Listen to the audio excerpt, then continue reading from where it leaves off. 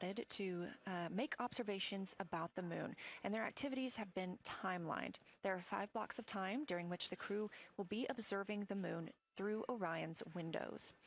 At any time, we have 2 crew members working at the windows in a pair. One will be taking photos and the other one will be making annotations, and they're both going to be making audio recordings of what they are seeing.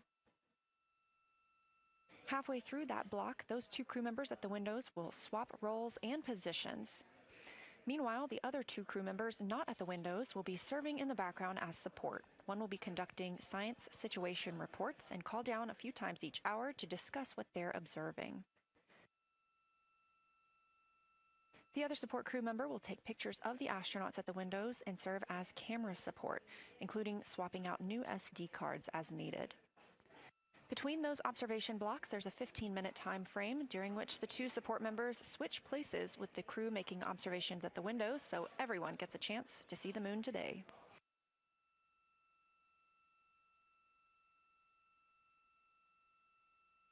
During 2 of the blocks, 2 crew members will take turns eating their midday meals. We're also looking forward to seeing an eclipse today. This crew will be the first to see an eclipse from the far side of the moon. If the past couple of days have been any indication, we expect to get great reports from the crew about what they're seeing. They've been training for this day with the science team for years.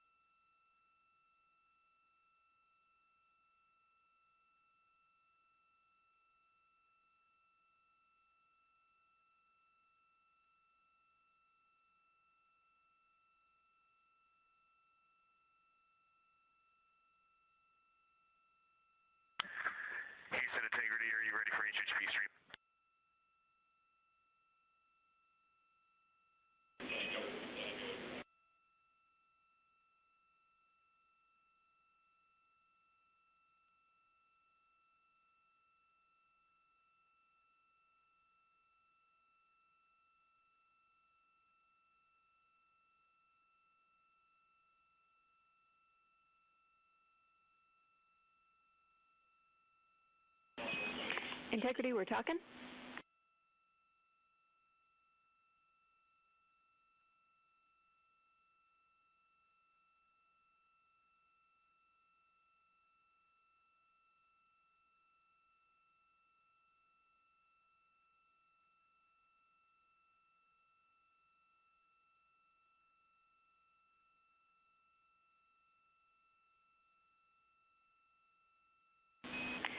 Integrity, we are just finishing off a couple of downlinks. It'll be a couple minutes, and we'll be ready to be on board with you soon.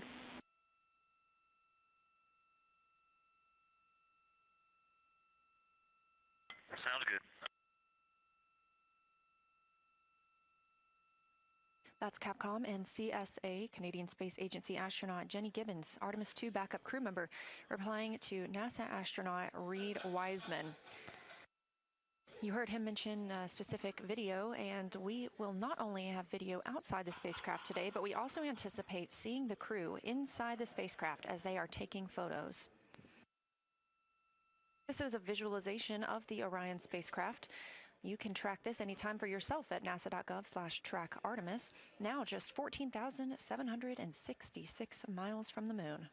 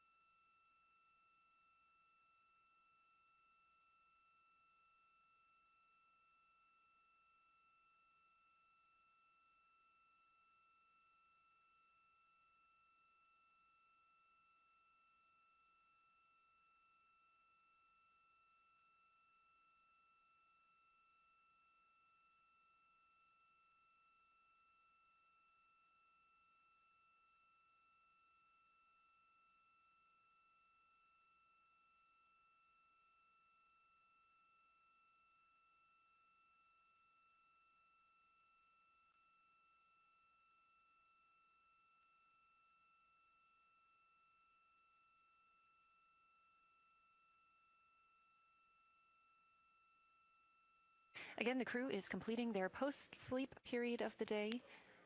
They were woken up this morning. Integrity Houston, we are go for the HHP stream when you're ready.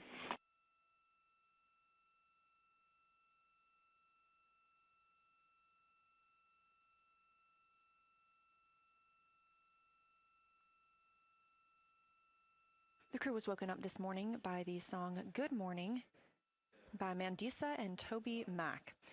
They then heard a message from Apollo astronaut Jim Lovell, recorded prior to his passing, welcoming them to his old neighborhood.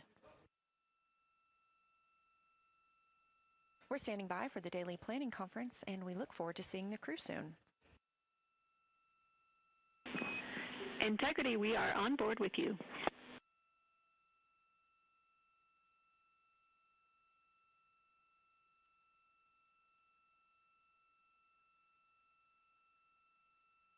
This view inside the Orion capsule, 4 crew members getting ready to fly around the moon, the first humans to do so in over 50 years.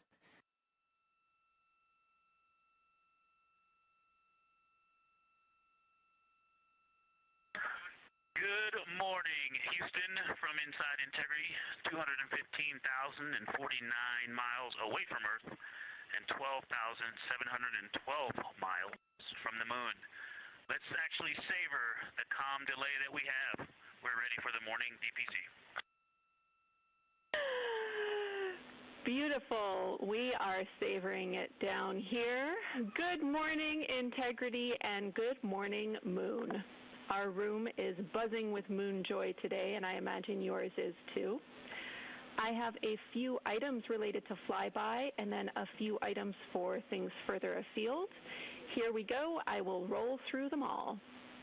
First off, we are looking forward to having science follow up with your observations as required on Orion to Earth throughout the flyby. Today, you will pass the Apollo 13 record distance at the end of the pre-lunar flyby conference. We are planning to call you with milestone words at that point at the end of the conference, not later in the allocated PAO time on Optimus. That will be your opportunity to share your thoughts to celebrate the occasion. As of now, we have one more liquid toilet use left until we hit our nominal limit, and then we will talk about what to do about it more soon.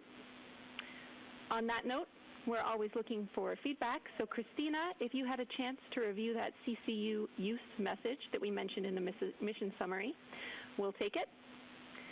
And finally, we want you to know that after yesterday, the entry folks are talking about allotting additional time for entry prep, including cabin config. It's not related to today's operations, obviously, but it is going on, so you can plan for more on that tomorrow as we focus on the flyby today. That's all I have for you for now. What do you have for me?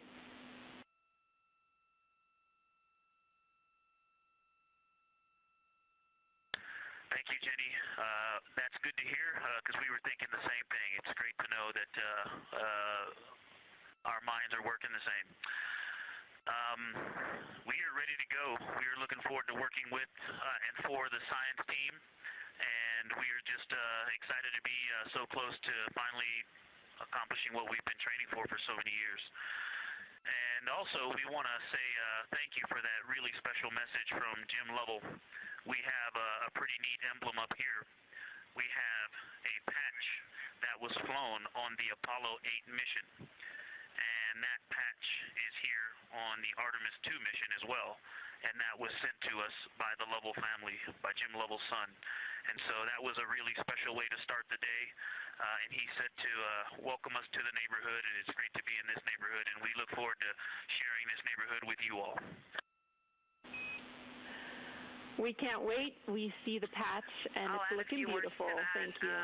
When this showed up in our office from his family, we were completely honored, and the Earthrise, which this crew is responsible for taking that photo, has been instrumental both to our crew as our ethos and values, but also just personally to myself.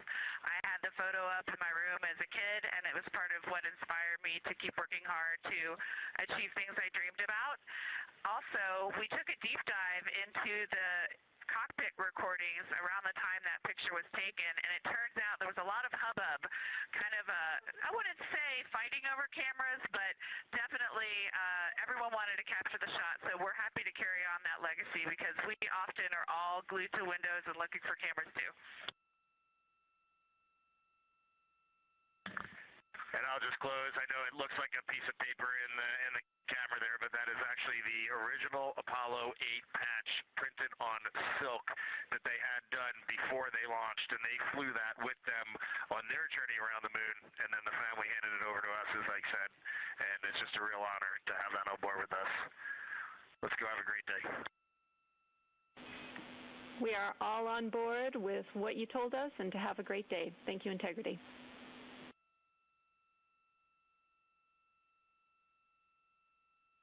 Exciting words from the ground and crew this morning. Have a great day, Houston and Huntsville. For Avatar, all lights lit except for 15 and 16.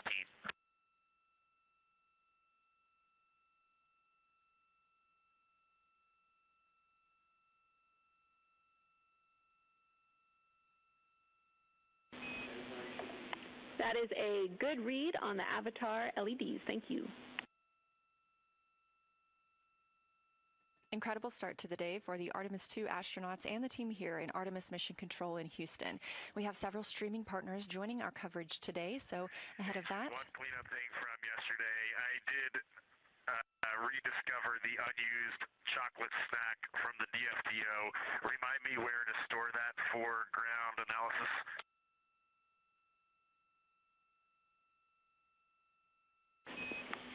Hooray for a found snack. You can stow that in locker A1. Thank you, Reed. With our streaming partners joining us today, we will be going to a slate ahead of our broadcast start in just a few minutes. So just for those next few minutes, you can watch our live coverage on our YouTube stream, our second stream, but we'll be right back here at the top of the hour to kick off Flyby Day.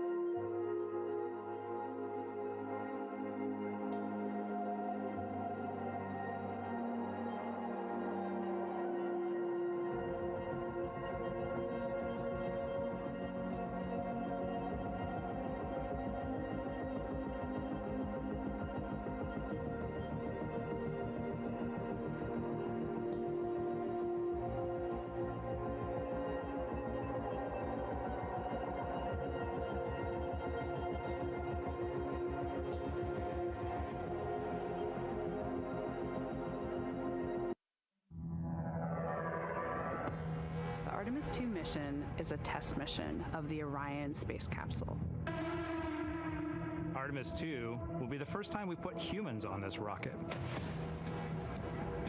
We're going back to the moon because it's the next step in our journey to Mars. We were always going to the moon. Pushing ourselves to explore is just core to who we are. It's a part of being a human. And lift off. We shall return. Continuing to test out every bit of Orion. Coming back to Earth, 7 miles a second.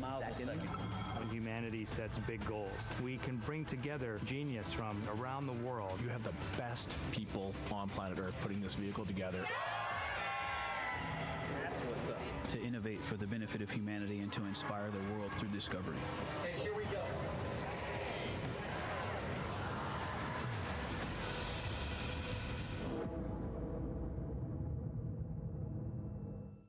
Welcome to Artemis Mission Control here at Johnson Space Center in Houston, Texas. I'm Leah Cheshire Mustachio.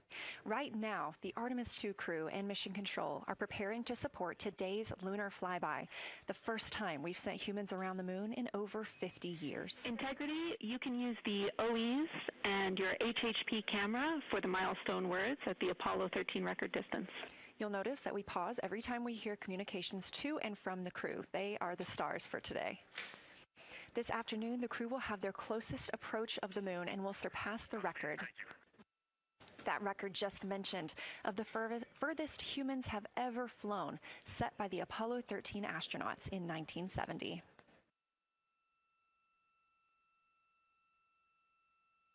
You're looking at a live view inside the Orion spacecraft and at our Artemis II crew members. They have just completed their post-sleep period, during which they conduct any hygiene and cabin setup for the day. They also had a chance to eat breakfast before we got into our daily planning conference. The flight control team here in Mission Control Houston collecting information from all consoles around the room that we could relay up to the crew ahead of this monumental day. As you can see on your right, NASA astronaut Christina Cook taking a video of NASA astronaut Victor Glover. We expect to have great views of the crew throughout the day, as well as, of course, the moon.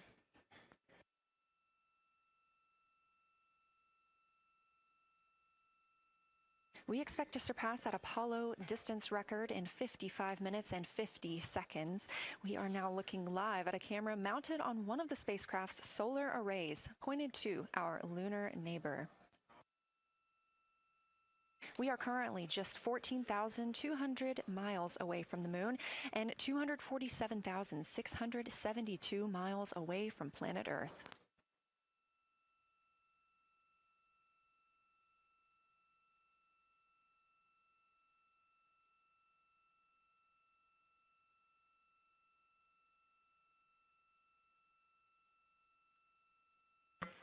Houston, integrity for AGA. Ready to copy.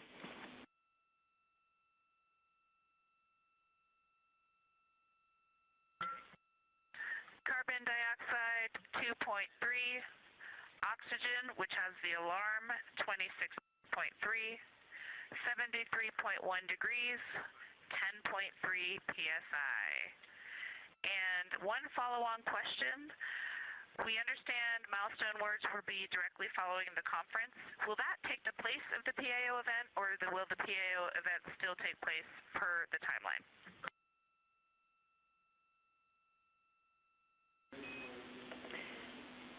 Good question, Christina.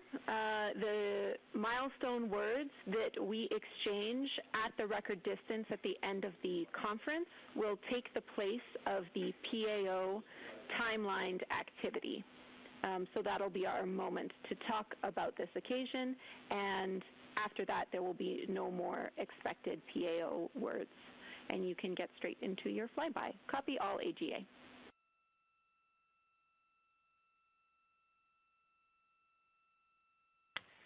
Okay, thank you. And final clarification, even though it's taking the place of it, it will all just be on OE1 with HHP camera, no additional video.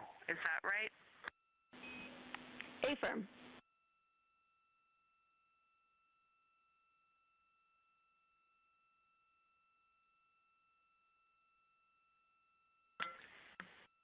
Okay, thank you. Yep, some of us had already heard that. Sorry about the second question. We appreciate it. Talk to you soon. No problem.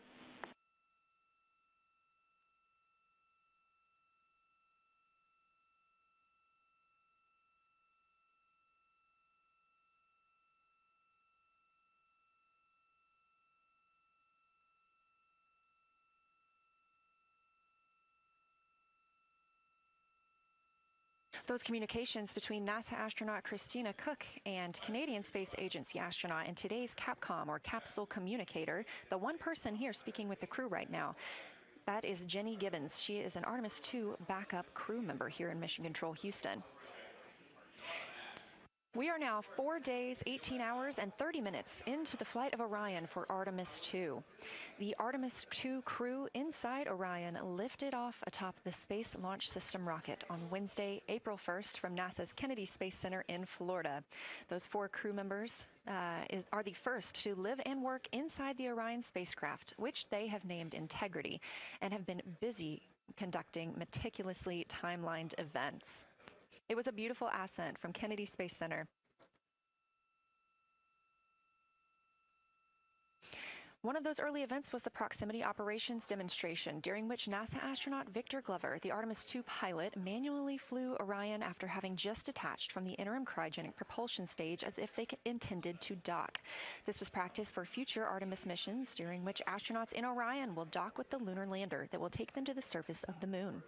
About 24 hours after launch, 25 hours actually, Orion then conducted TLI, the translunar injection burn. This 5-minute, 50-second burn committed Orion to departing high Earth orbit and set us up for today's flyby. That translunar injection burn also served as the spacecraft's deorbit burn. It slingshots Orion around the moon and sends the crew on a free return trajectory, with splashdown approximately 7:07 p.m. Central on Friday, April 10th. Last night on Flight Day 5, the crew entered the lunar sphere of influence, the point at which the pull of the moon's gravity will become stronger than the pull of Earth's.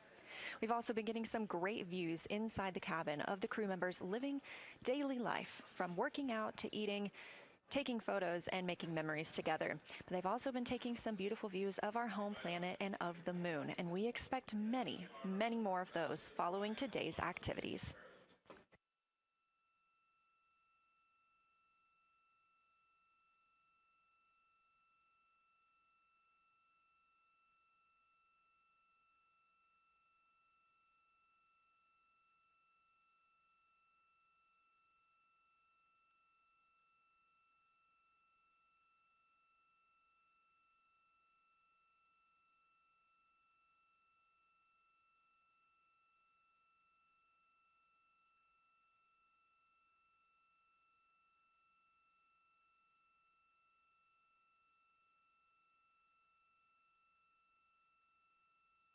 These live views back inside the cabin of Orion, but before we get into flyby, let's take a minute to get reacquainted with our crew.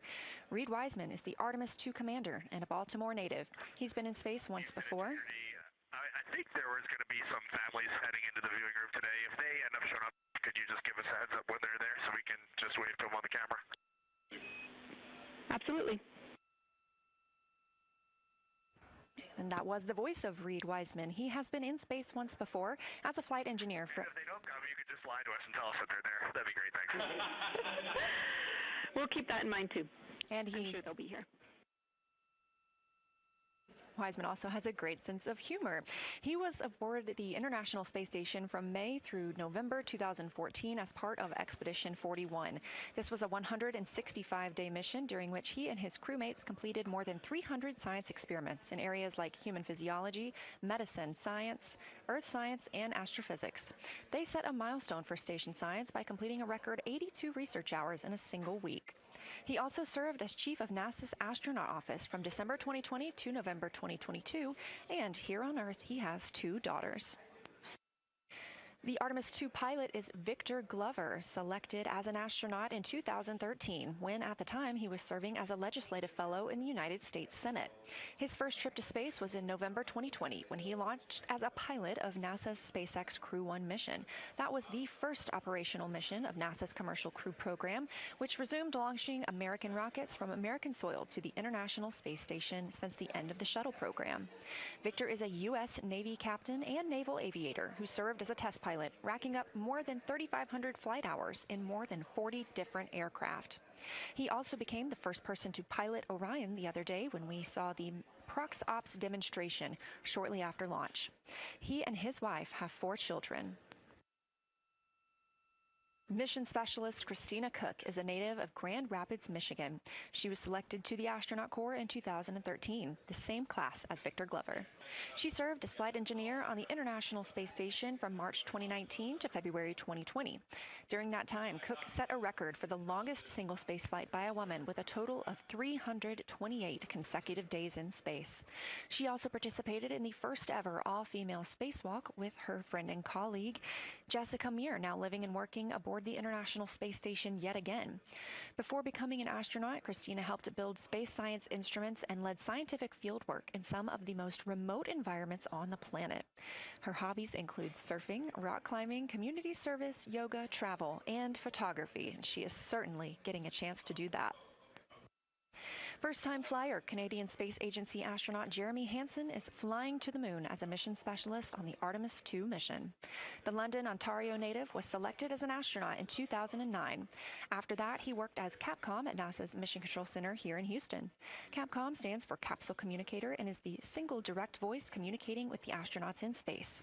He also participated in training exercises like living on the ocean floor off the coast of Florida to simulate deep space exploration for 7 days. In 2017, he became the first Canadian to lead a NASA astronaut class, and he also enjoys getting out on a sailboat, rock climbing, and mountain biking. And he and his wife have 3 children.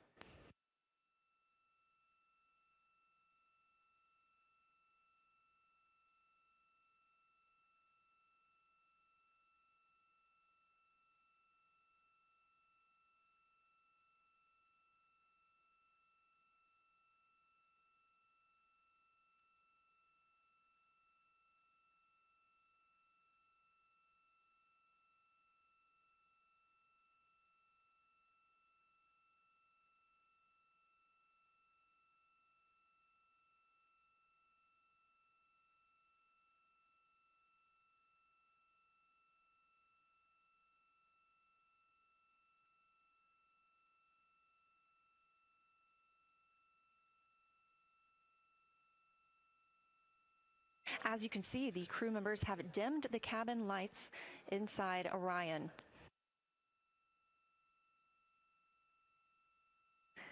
As they prepare for their lunar flyby, they'll be configuring the cabin as they'd like to have it to allow for proper positioning as they move about to and from the windows, taking photos of the moon. Dimming the lights also helps prevent reflections from inside Orion onto the windows. Ahead of this lunar flyby, let's dive in and explain what you can expect over the next several hours. The crew has about 6 hours allotted to make observations about the moon. Throughout the flyby, their activities have been precisely timelined. There are 5 blocks of time during which the crew will be observing the moon from Orion's windows. At any time, 2 members will be at the windows working in a pair. One crew member will be taking photos from window 2 with a blue shroud over the window. This can help prevent that glare or reflection from inside Orion. They have an 80 to 400 millimeter zoom lens to use. The other astronaut will be in window 3 using their portable computing device as PCD to make annotations. Both of these crew members will make audio recordings of what they are seeing, and they'll wear headsets connected to those PCDs. Those audio recordings will be sent to the science team at a later date. We will not hear them live. The 2 crew members at the windows will swap roles and positions halfway through their timelined block. The other 2 crew members who won't be at the windows at that time will be serving in the background as support. One will be conducting the science sit reps, or situation reports. This is what we will hear live from the crew. They'll be calling down a few times each hour to discuss what they are observing. Those situation reports include how the crew is positioned, any missed targets, or anything unexpected they saw, lunar target descriptions, any hardware issues, and of course, their emotions and reactions as they fly by the moon. The other support crew member will take pictures of the astronauts at the windows and serve as camera support, providing new SD cards when needed. There's a 15-minute time frame between each observation block, during which the two support members switch places with the crew making observations.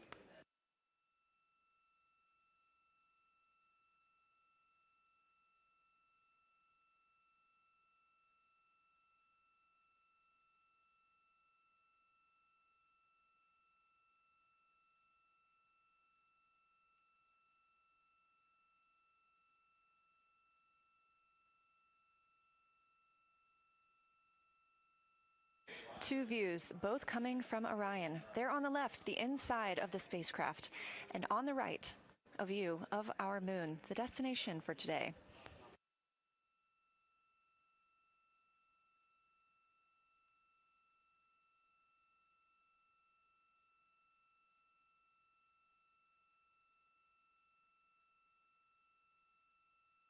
During the lunar flyby today, Orion will provide astronauts with a full disk view of the lunar surface. They'll have a higher vantage point, much farther than Apollo's lunar orbits on average. And these astronauts can observe both holes and large-scale geologic features in a single view. And due to our April 1st launch date and current illumination conditions, the Artemis II astronauts have become the first humans to directly observe certain far-side regions of the moon with unaided eyes.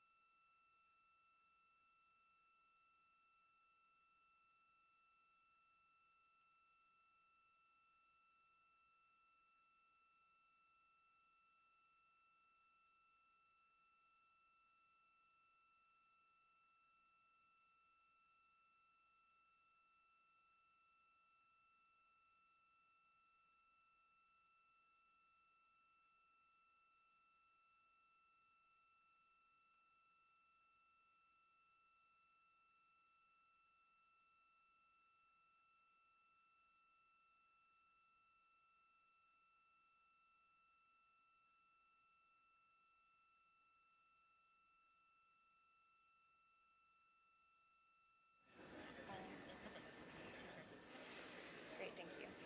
You ready? Go. That's okay. How do I, is it all?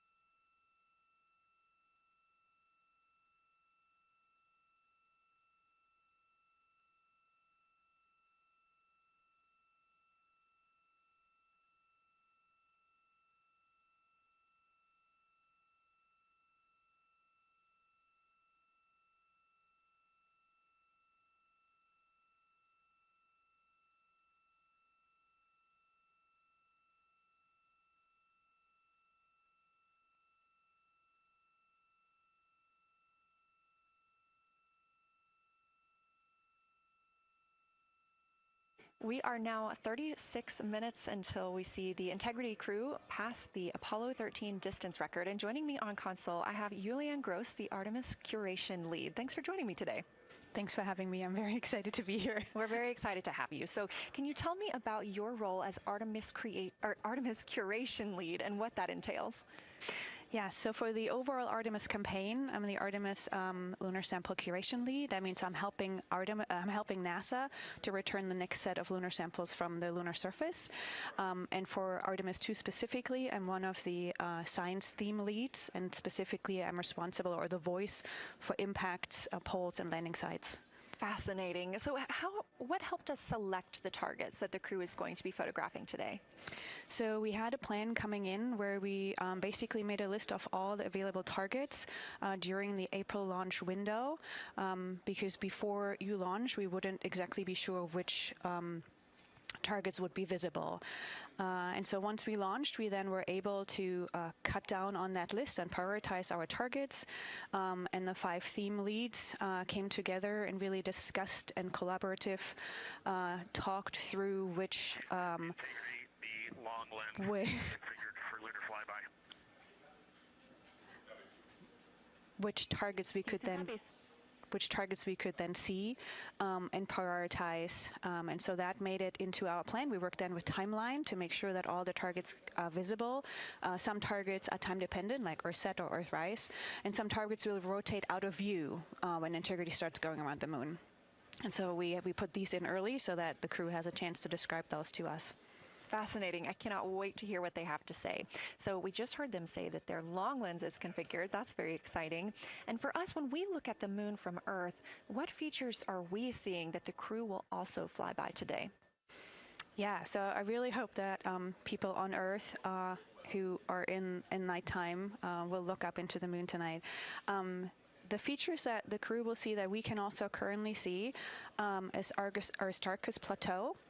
Grimaldi is another feature. They're going to be sort of on our limb. And then Oceanus Procellarum, that really dark, large area on the near side that we can see. The crew is going to see that in the beginning. The more they fly around, the less of that they will see. So those are targets we will hear them describe early on in the flyby. Fascinating. Well, and the crew has been training for years for this day. And so we're going to hear them make a lot of calls about what they are seeing on the moon. And they're going to use a lot of interesting terms that I myself need some brushing up on. So could you walk us through a few of the things that we'll hear them use to describe the moon, like albedo, exosphere, ejecta, just some of those major terms we expect to hear from the crew? Yeah, of course. Albedo is basically a term of a reflectiveness of the surface. And so high albedo usually for the moon means bright areas, and low albedo means like darker areas. And so when you look into the night sky, you can see the high albedo areas are the white parts and the low albedo ones are the darker areas. Ejecta is when you have an impact and it ejects or throws out material that then ends up on the surface, and you can see that as sort of rays or ray systems. So you might hear them describe, I can see for example, with its rays. It has an asymmetric rays coming out, and so we're excited to hear them describe that. You might hopefully hear stuff about color or color hues, and so if they can see any changes in those color hues from like white to gray to maybe brownish, we're excited to hear about that. Exosphere is the almost no existing atmosphere of the moon. It's barely there. But there is dust on the lunar surface that can get lofted up through electrostatic forces. And when the sun goes behind the moon, it can scatter forward on those dust particles and sort of like create a little glow on the horizon. And so we're really excited to see if the crew can actually see that. This is so exciting. Thank you so much for walking through all of that with us. Julian Gross, Artemis Curation Lead, we really appreciate you joining us here today, and good luck to your team. Thank you. I'm really excited to be here. We are now MET 4 days, 18 hours, and 49 minutes into the flight of Orion. This view of the moon from the Orion spacecraft as we get closer and closer.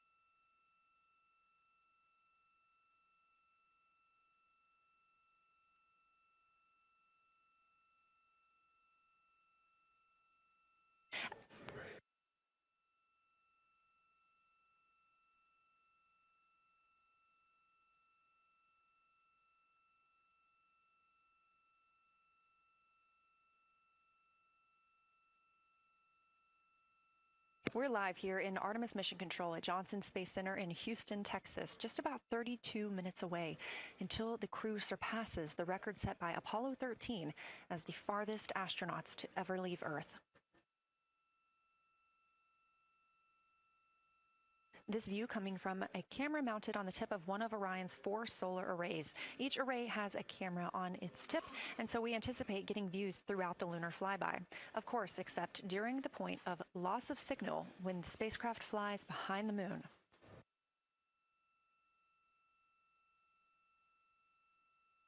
Inside the cabin, the crew are configuring the inside of Orion for today's flyby, making sure they have everything just where they want it to help them take the pictures that they are aiming for the science team here on the ground.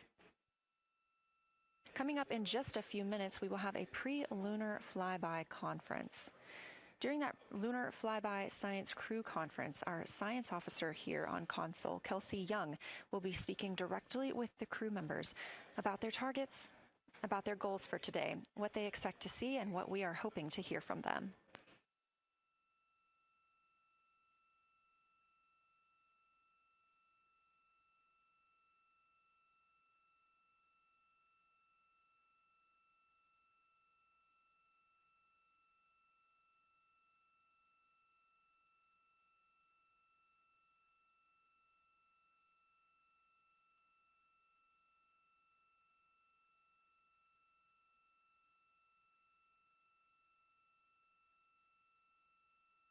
We have a lot of milestones coming up today, so make sure you don't miss them. The first coming up again at 1:56 p.m. Eastern Time, the crew will pass the distance from Earth record set by Apollo 13 in 1970. At 2:45 p.m., lunar flyby officially begins. The crew will have that time on their schedules to begin photographing and providing audio recordings of what they are seeing on the moon. At 7:02 p.m., Orion will make its closest approach to the moon, approximately 4,070 miles away. Of course, all of these numbers are going to have to be confirmed following the flyby. These are estimates, and we are working with orbital mechanics. At 7:07 p.m., Orion reaches its maximum distance from Earth, approximately 252,760 miles away from us all. At 8:35 p.m., the spacecraft will enter a solar eclipse. The crew will become the first to see a solar eclipse from the moon.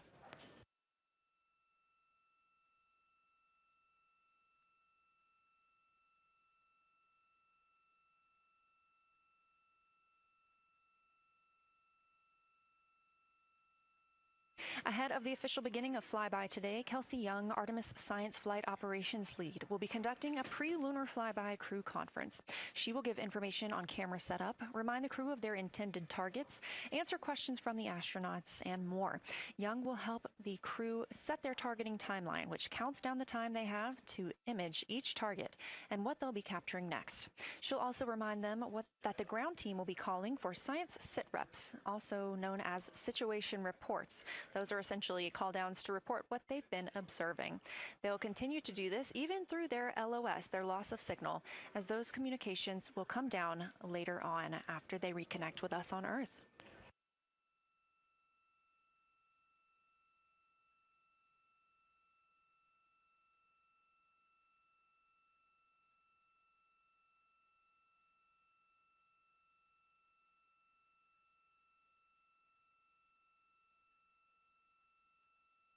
This view in the cabin, you can see the crew members are already using their cameras, getting set up, and they have dimmed the cabin lights to allow them better visibility outside of the windows and fewer reflections. Now, 28 minutes until they become the humans to travel farthest from our planet.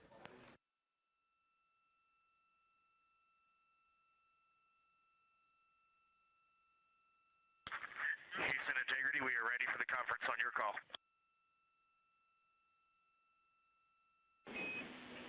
Houston is ready for the conference, passing you over to Science.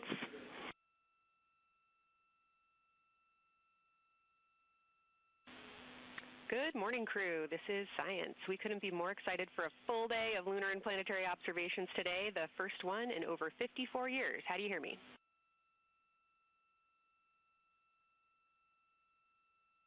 We hear you loud and clear, and Kelsey, you just got to know you're pulling us away from the moon right now, so let's go. Message received. I will keep it tight here.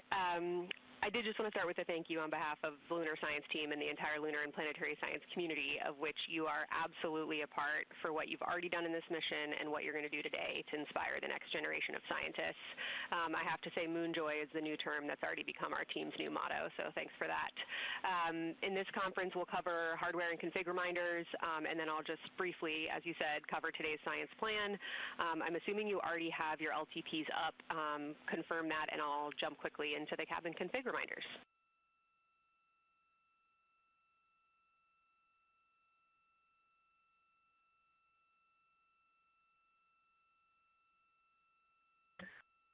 Okay, we have the LTP up just to give you a sit rep on board. You've got Reed and Christina on one PCD, and Ike has his own, and Jeremy has his own.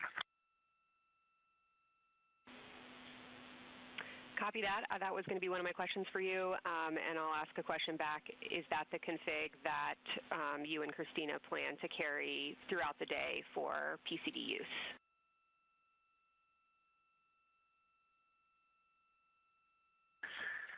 Negative, Kelsey. Our plan for PCD use is we have run the power cables to Windows 2 and 3, and we are going to leave one PCD. The yellow PCD will be in window 2, and the green PCD will be in window 3, and we will do that the whole day, and then the red PCD will be a rover. Understood. Super helpful. Recommend when you guys switch in and out of PCDs to add your initials to your OneNote annotations, just so we can keep track of whose is who. And then given that you have 3 PCDs instead of 4 for the data transfer at the end of the day, recommend making a new subdirectory entitled For Science for your own photos, or with your initials, that we can keep track of which pictures came from which flashcards.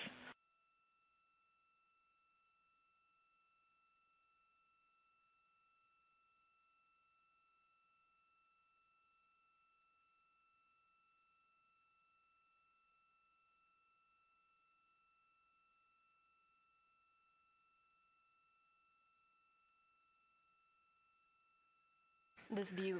So, Kelsey, I just want to here's what we're doing. We have community cards in all cameras on board, and then when each astronaut approaches their camera, the intent is they will put their card into that camera for photos and then put the community card back in at the end of the session. But just know it is harder to manage cards than we thought, and we don't want to miss science, so it might end up a bit more disorganized. Understood. Thanks for that essay. Just read the flashcard numbers down when you get a chance, and we'll follow your lead on the best thing to do operationally during the flyby. With that, I'll move on to Windows. So the window characterization DFTO you guys did a few days ago confirmed that window 2 is ideal for imaging, so no change to config of photographer in window 2, observer in window 3, and science sit reps in window 1.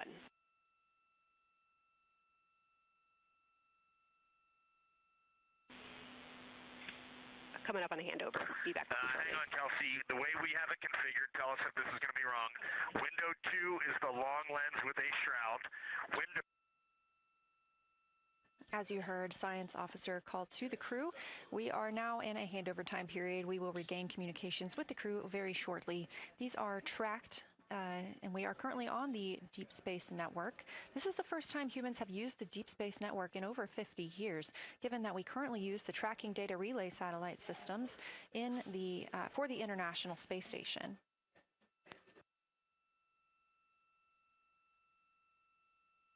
This view from Artemis Mission Control on the right is Kelsey Young. That's who you hear speaking with the crew. Young is the Artemis Science Flight Operations Lead, and we also look forward to speaking with her here today.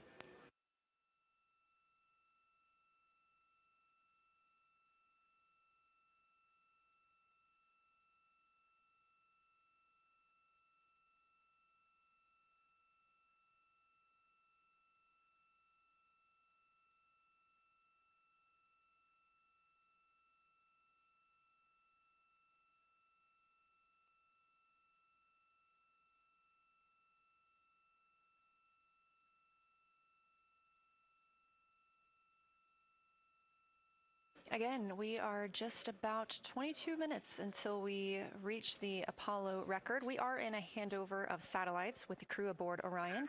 The T-shirt shroud for the Z9 and solar, and then window 3 will be for visual observations, and window 4 is for floater. And thanks, Integrity, for that. Reed, we had a handover during that time, so I'm going to have to ask you to give that read back on window orientation for the crew again.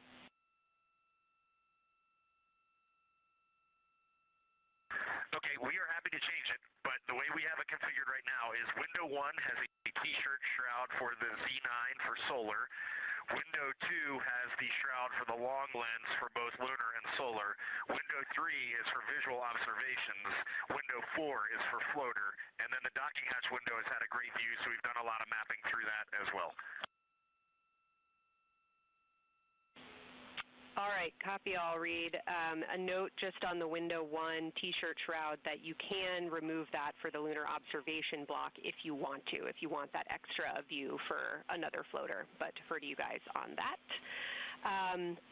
You are go to use the full 400 millimeter zoom on the long lens, but where possible, try to keep the end of the lens flush with the window to prevent imaging through the multiple window panes at an angle. And if you have to take an image at an angle, recommend you limit the max focal length to 200 millimeters or simply acquire the images at multiple focal lengths. Last imaging update as a result of the DFTO is that if you can take the images out of the left side of window 2 where possible, that is the best half the window. Understand that might not be possible with the shroud. Any other imaging questions from you?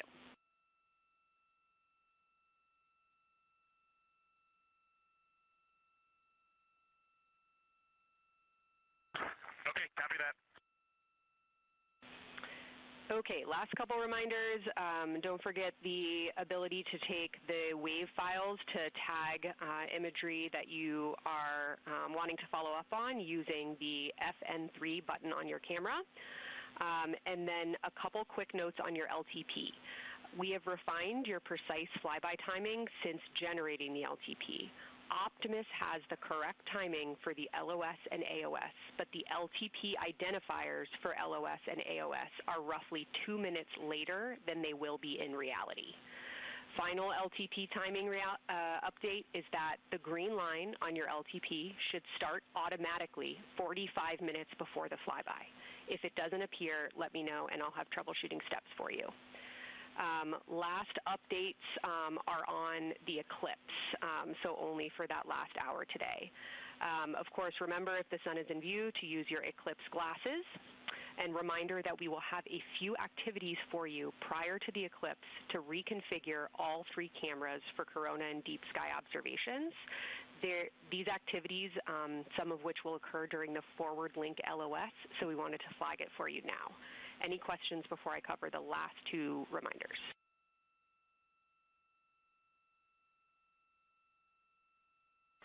No, we have no questions on that.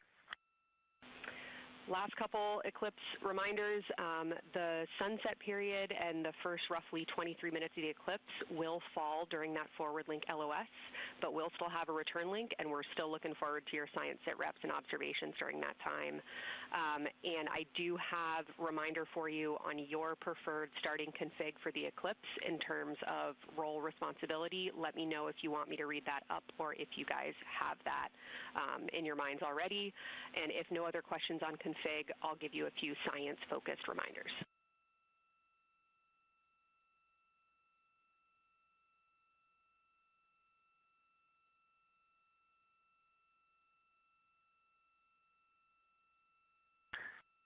Give us a quick high level, but we see it in Optimus, and I think we got it squared away. But give us your quick Kelsey high level.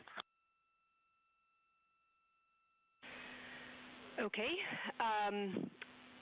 A couple changes from the first LTP you studied is that Glushko is the only feature that the same pair will view twice. That's Reed and Jeremy. That's why that's the only target you see that is marked as one of one and one of two and two of two. So Ohm and Oriental are in there twice, but they're by different pairs, which is why you don't see them marked accordingly. A note from feedback on your observations so far over the last couple days, a reminder that if you note structure and texture as well as color and albedo, please note any correlation between the two, and also a reminder that negative observations are still valuable science. So a lack of color or a lack of structure associated with color is also valuable. A reminder also that your observations so far indicate it will likely take some time for your eyes to adjust. We especially heard that around your terminator observations and your color observations. So reminder to know that your eye adaptation is going to kind of come in throughout your shift, and let us know when you start to see that nuance. Last reminder is around Earthset and Earthrise. When you're viewing us back here at home, you'll be looking directly at Asia, Africa, and Oceania. So I'm sure people watching from those places here on Earth will want to give you all a wave as you take their picture. Any other questions for me?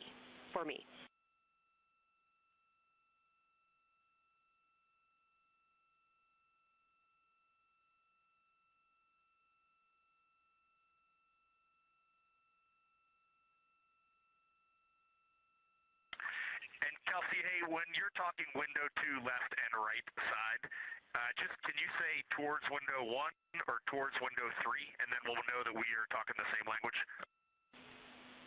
Absolutely. So I mean that the side of window 2 closest to window 3 is preferred for imaging.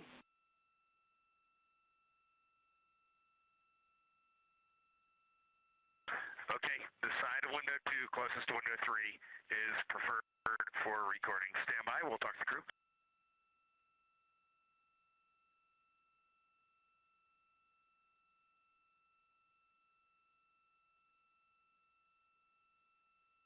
Again, we are in our pre-lunar flyby science conference with Kelsey Young. Kelsey Young is the Artemis Science Flight Operations Lead, speaking with the crew aboard Orion. They've been training for this moment for years, and this is their last opportunity to get some further pointers and information. Kelsey, for the T-shirt shroud, what window does the science team think will have the best view? Is it window 1 or window 4? The only time we're strongly recommending use of the window shroud. The T-shirt window shroud for the eclipse viewing, which window is primary for Z9? Window 1.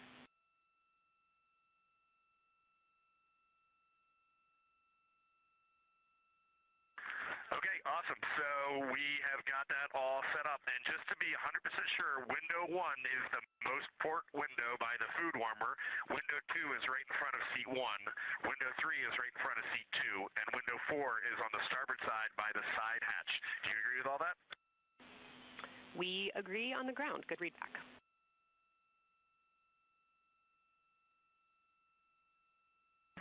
Okay, that's awesome. Kelsey, we're going to close with happy words. It's just incredible. I wish you were up here to see all the smiling faces, to hear all these terminologies being thrown around, and we are just fired up to get started on this day.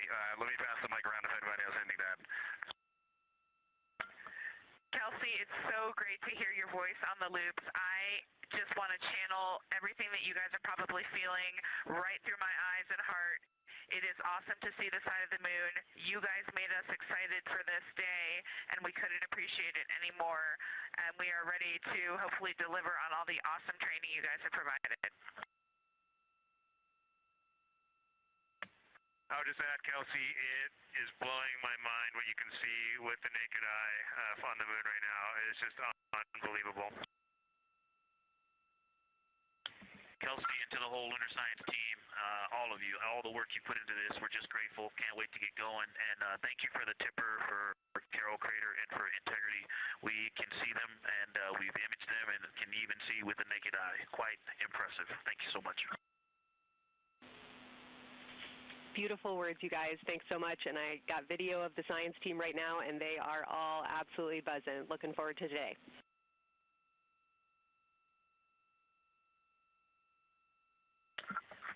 heading into the timeline. Cheers, guys.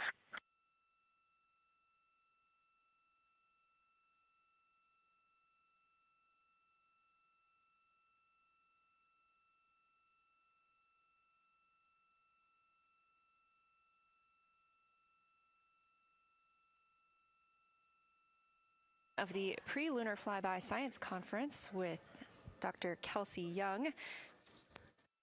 Young has served as the Artemis Science Flight Operations Lead, getting the crew ready. And we're live in Artemis Mission Control in Houston, but we are not the only room monitoring today's flyby. As you heard Young mention, in this same building and just down the hall, a multidisciplinary lunar science team supports the Artemis II crew in real time, including experts in lunar geology, impact cratering, volcanism, polar science, imaging, and visualization. There are two integrated facilities, and the first is the SIR, which is what you have right here. That's the Science Evaluation Room. They are embedded within Mission Control to provide science input during live operations like what we see today. Additionally, and not pictured, we have the Science Mission Operations Room, a back room that processes data, evaluates imagery, and supports rapid analysis. Our science officer on console in Mission Control Houston serves as the primary interface between the science team and the flight controllers, ensuring science priorities are represented during mission execution. Again, today, that's Dr. Kelsey Young, who will be speaking with the crew during the time they're behind the moon. We will be speaking with her once the crew is behind the moon and out of communication with Earth.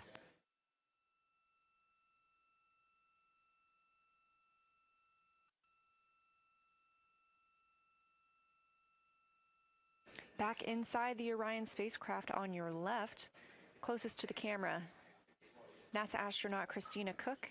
To her left, NASA astronaut Reid Wiseman. To his left, Canadian Space Agency astronaut Jeremy Hansen. And all the way in the back, NASA astronaut Victor Glover, our Artemis II crew.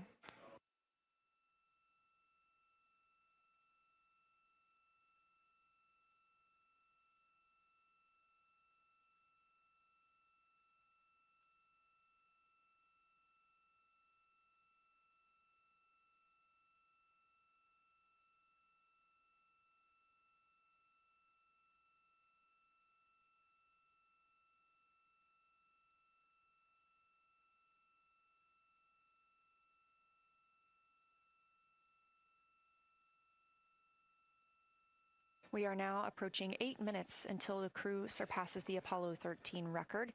Currently 12,599 miles away from the moon, 248,507 miles away from Earth.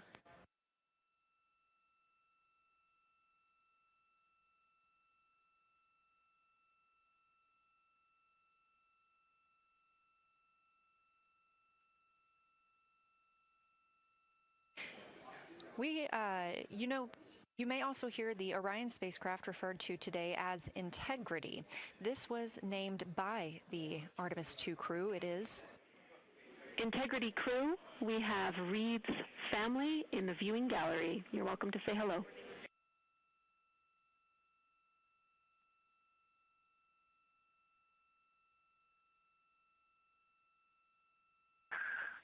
Well, whether you're being serious or you're kidding around, that is awesome to hear. Thanks, Jenny.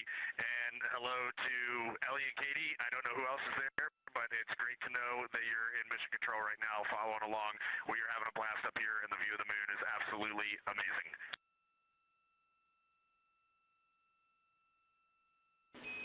I'm seeing a lot of hearts come out of the viewing gallery and even more smiles. Thanks, Reid.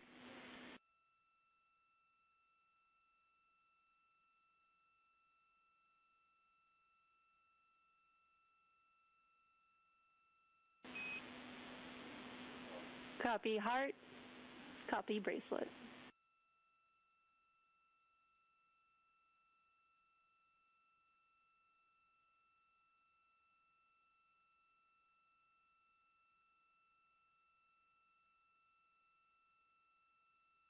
that call from Capcom Jenny Gibbons, Canadian Space Agency astronaut and Artemis II backup crew member, letting Reid Wiseman know that he has family here to support him today in the Artemis Mission Control viewing room.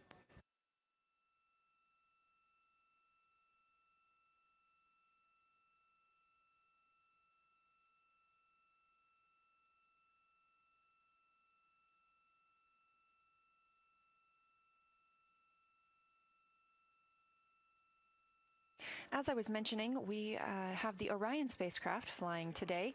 However, the Artemis crew members named their Orion spacecraft Integrity, so you will hear calls to this entire crew with the name Integrity. They say that the name Integrity embodies the foundation of trust, respect, candor, and humility across the crew and the many engineers, technicians, scientists, planners, and dreamers required for mission success.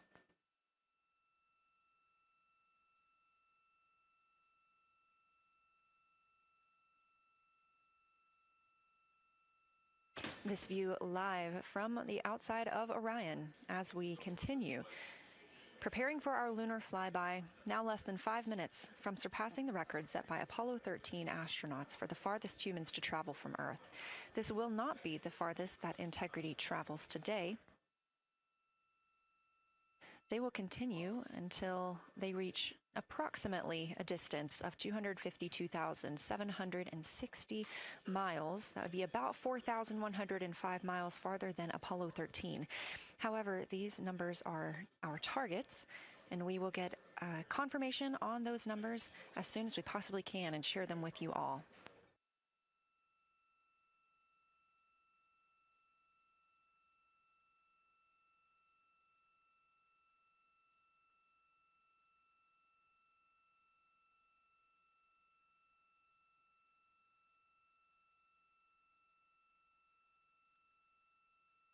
We've talked a little bit about what to expect from the crew, whether that's taking photos or making audio recordings. To get a little more detailed, Reed Wiseman and Jeremy Hansen will be up first to capture imagery and record audio on the portable computing devices. You hear those referred to as PCDs, while Victor and Christina serve as the support members. The crew will switch windows and roles halfway through their shift, and 1 hour and 5 minutes later, Victor Glover and Christina Cook will be the next crew members at windows 2 and 3 to take photos and make annotations, while Reed and Jeremy take on those support roles.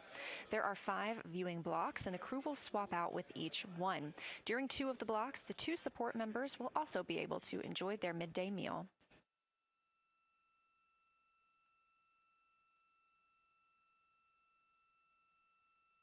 At least 3 times per block is a science sit rep. Again, situational report. This is partially an operational status, reporting back if they missed any targets or gotten any specific ones, if they have issues with their camera or any other operational items. The other part is an actual description of the moon. This task is done by one of the support team astronauts, so that's not the crew currently taking photos or making annotations, but they do have windows 1 and 4 that they can float up and provide that information from. If you watch the entirety of the flyby, you'll also notice the crew will be photographing some targets multiple times to get observations in different lighting conditions. This is due to Orion changing their location throughout the flyby.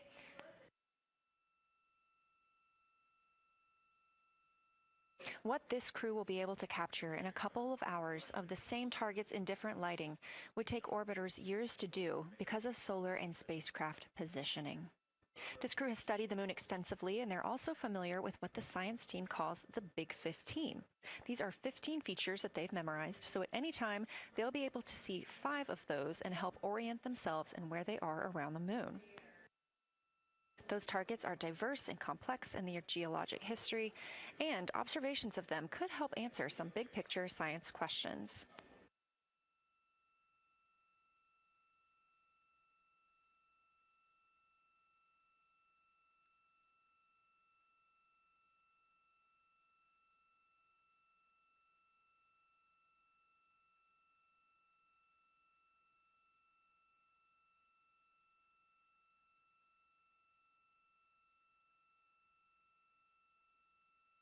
If you've been following the mission, you can see that the configuration of the cabin is a little bit different than what it looked like on launch day. After ascent, the crew were allowed to reconfigure their spacecraft, and you can see that they've taken down seats. They have also taken away footrests. This gives them more opportunity to move about the spacecraft.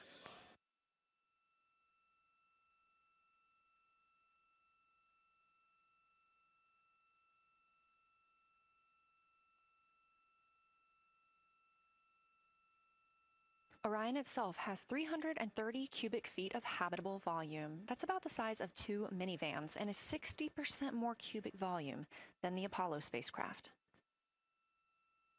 We are standing by for the Integrity crew aboard Orion to surpass the Apollo 13 record.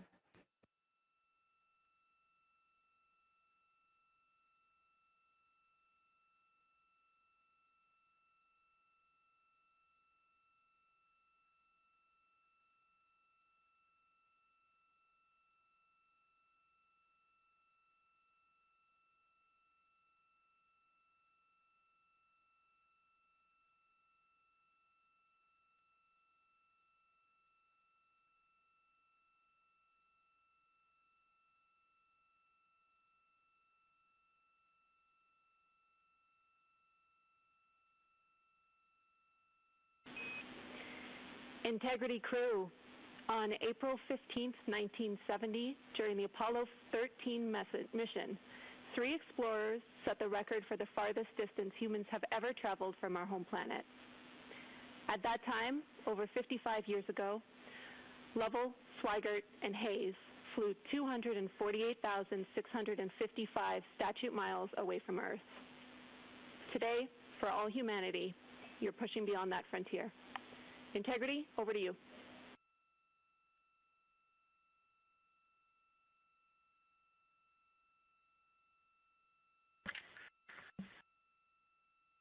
Yeah, from the cabin of Integrity here as we surpass the furthest distance humans have ever traveled from planet Earth. We do so in honoring the extraordinary efforts and feats of our predecessors in human space exploration. We will continue our journey even further into space before Mother Earth succeeds in pulling us back to everything that we hold dear. But we most importantly choose this moment to challenge this generation and the next to make sure this record is not long-lived.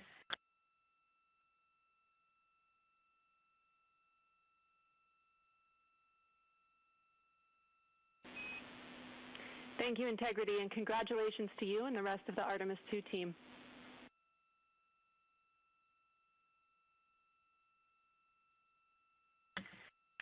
Thank you, Houston. We have a couple more things we'd like to take this moment for. Our science team helped us out with a couple of relatively fresh craters on the moon that have not been previously named, and our crew would like to propose a couple of potential names for those items or those areas. And we spent a bit of time this morning looking out the window, and we're able to see them now both with our naked eye and through the long lens, and so we feel this is a good time to send this down, and a special shout out to Kelsey for helping us with this. The first one we'd like to suggest is a named crater in honor of our great spacecraft, Integrity. And so if you were to look at Oriental on the far side and then draw a line straight up to Ohm on the far side, relatively in the middle is an unnamed crater, and we would like to suggest it be called Integrity in the future.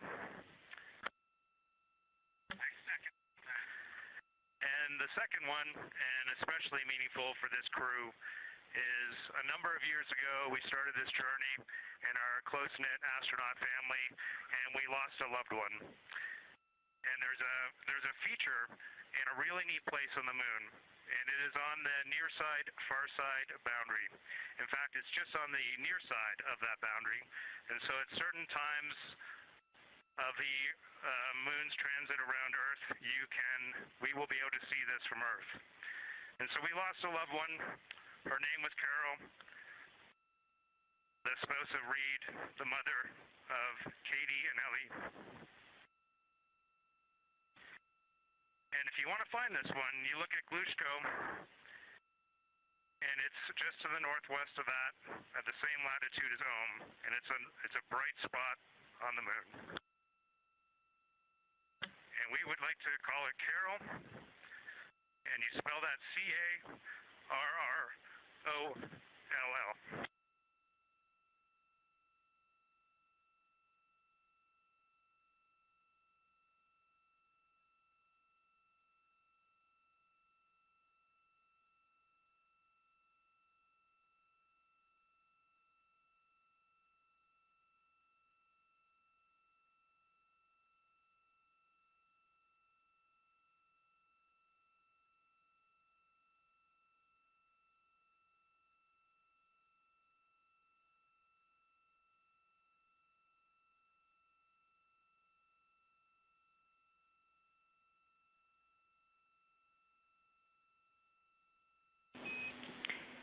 Integrity and Carol Crater.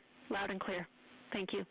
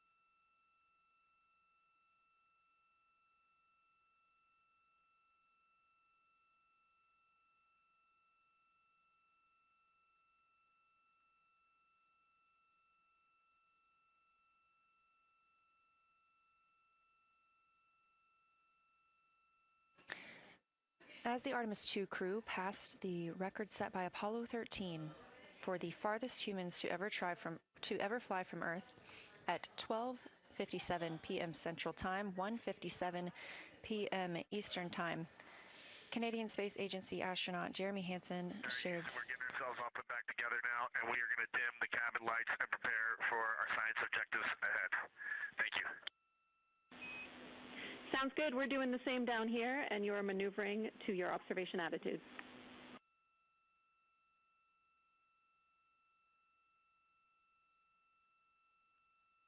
As we pass that Apollo 13 record of the furthest humans to ever fly from Earth at 12:57 p.m. Central Time, 1:57 p.m. Eastern Time, the Artemis II crew shared some poignant words, specifically Canadian Space Agency astronaut Jeremy Hansen.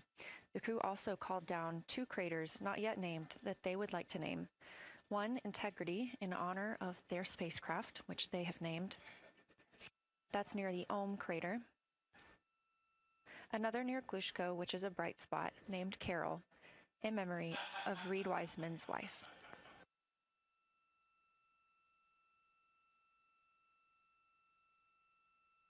There was a moment of silence here in Mission Control Houston. And now the team and the Artemis II crew are ready to begin their lunar flyby.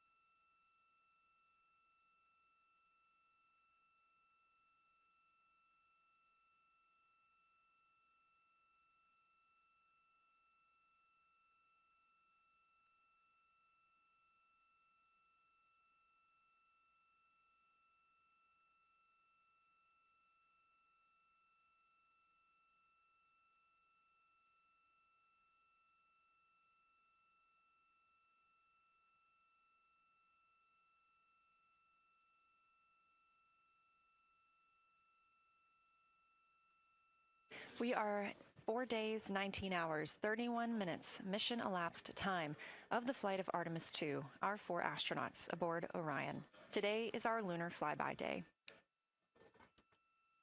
The spacecraft is currently about 12,000 miles away from the moon, and you can keep up with the distance from Orion to the moon and Earth by visiting nasa.gov/track Artemis. Or you can just stay with us here because we're going to be telling you throughout the day. They are currently 248,834 miles away from planet Earth.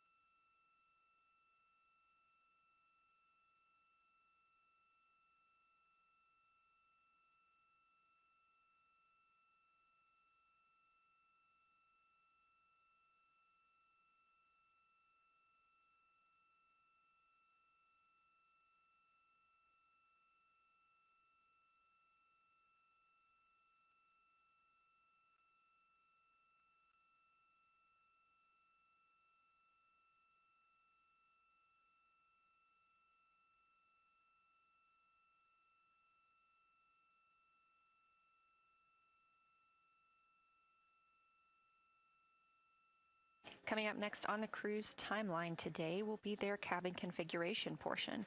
You heard some calls down to Science Officer Dr. Kelsey Young earlier about how they have configured the cabin so far. This is just a little bit more of timelined activity for them if they need to further do so.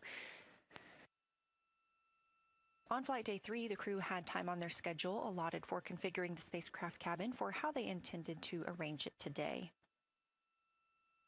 Of course, they had to take down that configuration for another test yesterday of their Orion Crew Survival System suits. But configuring it on flight day 3 allows them the opportunity to get a chance to see what works for them now that they are in the microgravity environment.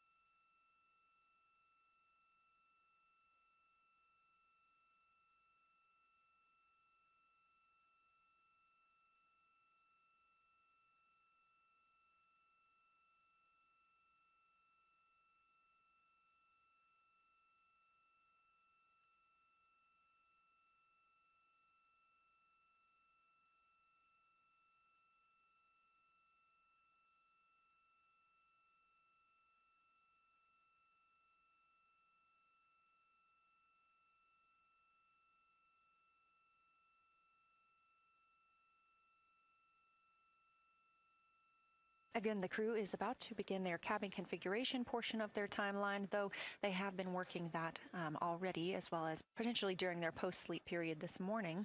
The official lunar flyby observations are slated to begin in just about 40 minutes.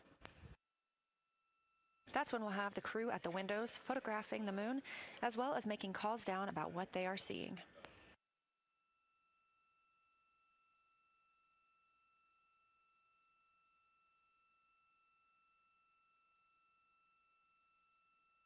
Again, we are live here in Artemis Mission Control for the duration of the flyby.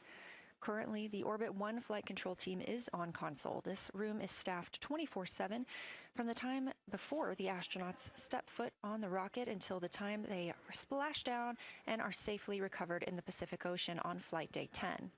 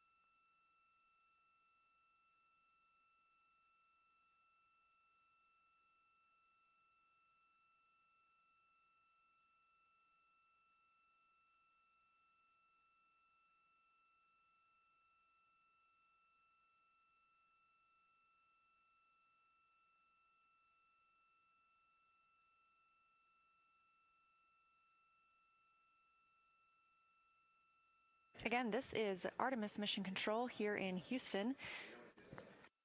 We are now 11,777 miles away from the moon. We did pass the Apollo 13 record of farthest humans away from Earth at 12:57 p.m. Central Time, 1:57 p.m. Eastern Time. That distance, 248,655 statute miles from the Earth, continuing to be exceeded by the crew. They will reach their farthest distance from the Earth around 6:07 p.m. Central Time. At that time, they will be in an LOS, or a loss of signal, with us on Earth, as they'll be flying behind the moon.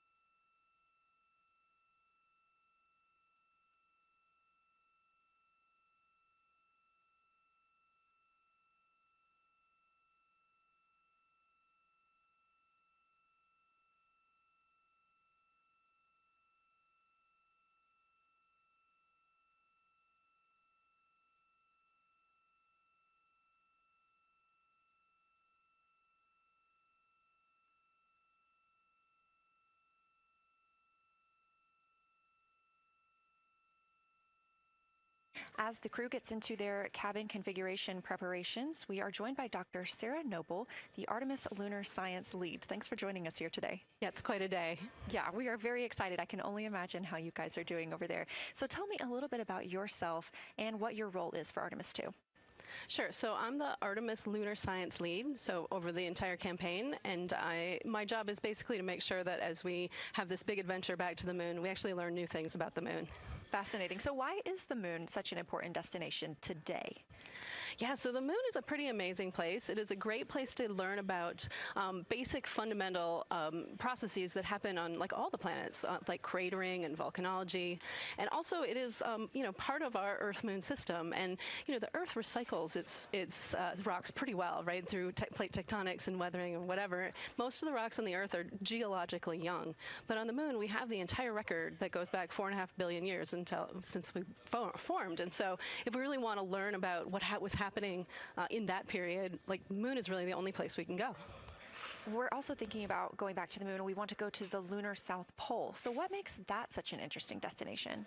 Yeah, the South Pole is cool, right? It's far away from the places we went during Apollo. It's different kinds of rocks there, some of the oldest rocks on the moon. It's also a place where we think there might be resources like water. There are craters that really never can see the sun because of the low sun angles there, and they get very cold. And we think that water and other things can build up in those craters, and so we're very interested to see what that might do for us. I'm very interested as well. So for some of our viewers who might be new to this, what does lunar science look like during an Artemis mission? Yeah, it's pretty exciting for us as we have really sort of built this from scratch to try to understand how we can best use the crew to support our science. And so, we've developed a system. We've got a team in place. We've got a back room here in this building called the SIR, the Science Evaluation Room. And there's in fact a back room to that back room over in another building here at Johnson Space Center where we've got our teams of scientists working really hard. They're actually speaking to this room through our science officer. This is now the first time we've ever had a science officer in flight control room. So we're pretty excited about that. So we have a really voice out and up to the crew. I know, it's been so exciting to hear Dr. Kelsey Young speaking directly with the crew today, now so close to the moon. And we have a live view here of the science operation, or the science evaluation room. So this is where the majority of your team is today, is that right? Yeah, that's right. This is a big chunk of our scientists. You can see them in there now working hard, trying to get ready for the day. And then again, there's a second room where we have a lot of our data folks, where the data will first come down and they'll sort of sift through the data and get it ready for this team to take. What's the mood like right now in the SIR? It is, I would say, giddy. I think we are all, we've worked very hard for this. They have done simulation after simulation. They have worked really hard over the last couple of years to get ready for this moment. And I think everybody's just really excited to see, even already we've had some descriptions from the crew coming down, and it's so great to see their joy and our joy, our love for the moon come through. Yes, we are in for a real treat today if it's been anything like their observations the past couple of days. So how are the lunar science teams using this test flight to prepare for future missions to the moon? Yeah, absolutely. This is the way that we are building our foundation for the future, from everything from, how do you train a crew to be a geologist, right? And so, working through that, getting them classroom training, field training, building the science team, building these physical rooms that we are in, designing the software that the teams are using, and then, figuring out what happens to that data. They're going to take this data and it's going to come down, and how do we get it out to not only our team, but out to the world and the rest of the science community? Yeah, that's a great point, because when you hear these crew members talk, you would never know that they're not geologists. Your team has trained them so well. They have been very good students. Who can blame them? It's a pretty great topic. One more question for you. How does the science that we're doing on Artemis help support long-term exploration and including our sustained presence on the moon?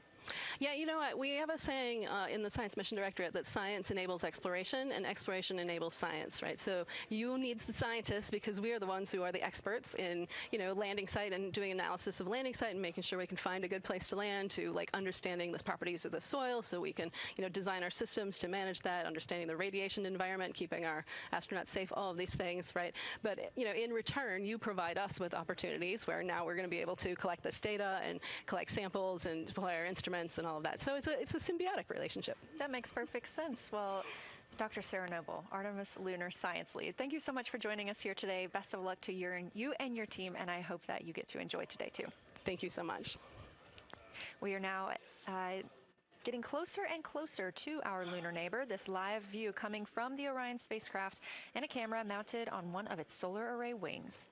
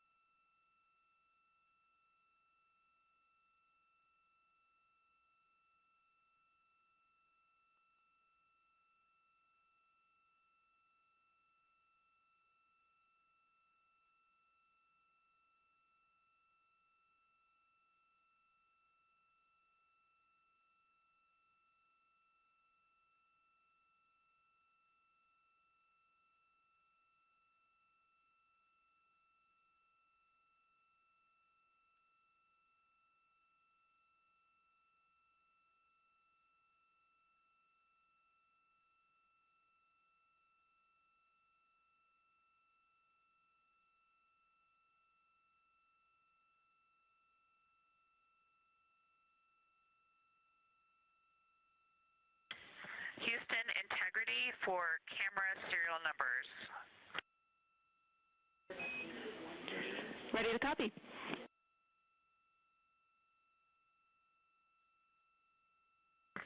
Hey Jenny, these are card numbers for the various positions. For the long lens on the D5, we will have individual cards. Victor's 1008, Jeremy 1019, Reed 1012, myself 1015. For the Z9, we will have one card that is dedicated for today, serial number 1007. For the cabin camera D5, we will have one dedicated card for today, serial number 1022.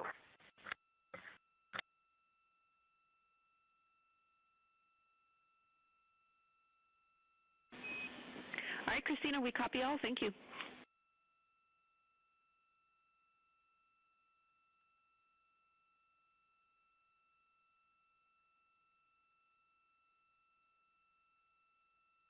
We just realized that we have Earth out window 1 and Moon out window 2, and Earth out window 4 and Moon out window 3, and it gives you the best idea of scale we have had yet. The Moon is about 3 to 4 times the size of the Earth, and it is almost full, and the Earth is just a small crescent out there. It's magnificent. I got a picture of it with the wide lens. Such a majestic view out here. Amaze, amaze, amaze. Thank you, Reed.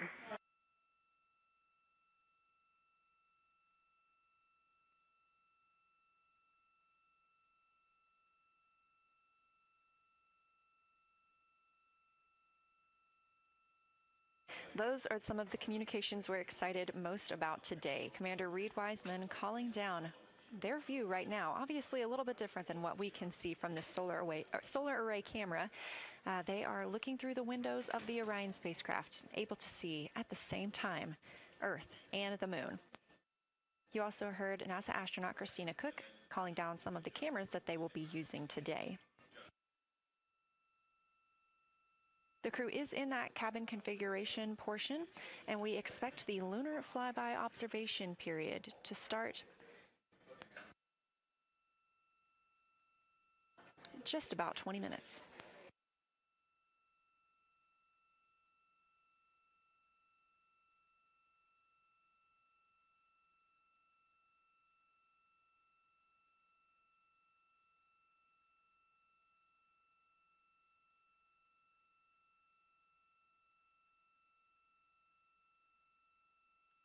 Checking in on Orion's distance and speed, they are currently traveling 1,071 miles per hour, 249,159 miles away from Earth, 11,293 miles away from the Moon, and continuing to grow closer.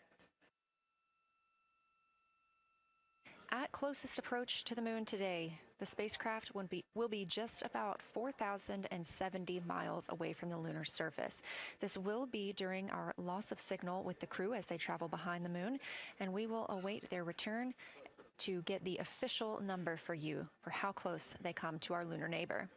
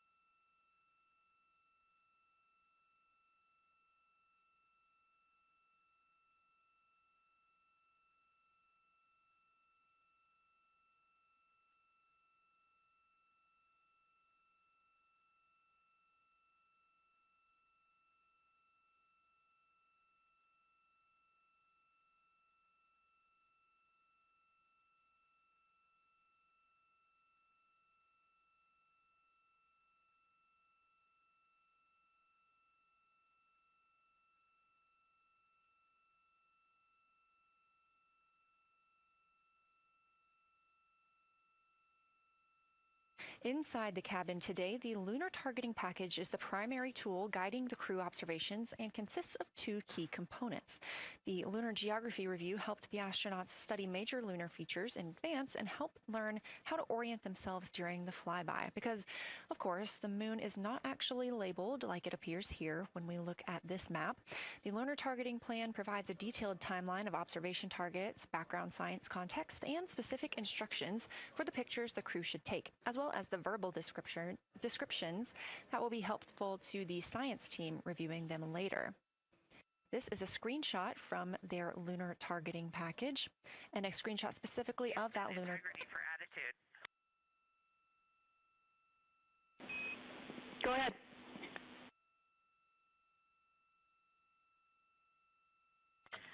Hey, Jenny. Understanding we are in final attitude now for the lunar flyby, would it be possible to pitch the vehicle down 5 degrees? That would allow us to get the D5 long lens flush and have the least amount of window distortion. We're checking. That call from Christina Cook, NASA astronaut and mission specialist on Artemis II. Copy. The Orion spacecraft is positioned in a specific attitude to allow the crew to best see the moon outside of their windows today for this imaging opportunity. That call was a request for a potential attitude shift just slightly, another 5 degrees, to give them a better view and to give them a better opportunity to use their long lens camera. They'll also be using that lunar targeting package we were discussing. I am following along with that real time, so I'll be able to share with you exactly what targets the crew is looking at and when. They also trained with a lunar science passport. It's a little reference guide used on Earth to reinforce recognition of key lunar features. It is not on the flight, but it was a significant study tool for the crew to get them ready for launch. The apparent size of the moon will change throughout the flyby, and it'll appear roughly like a basketball held at arm's length at the crew's closest approach. That reinforces the need for careful planning and practiced observation techniques.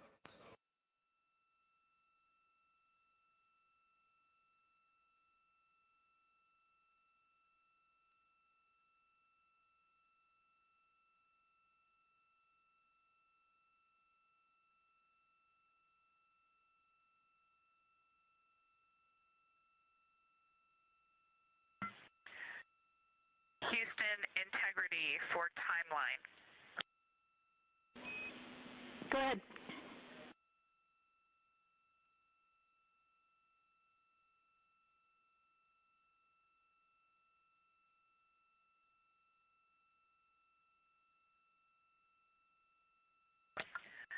Hey, Jenny, just to make absolutely sure that we start observations when expected, we are showing in Optimus that observation time starts in about 15 minutes, and in LTP that our first target, discussion 1, starts in about 29 minutes.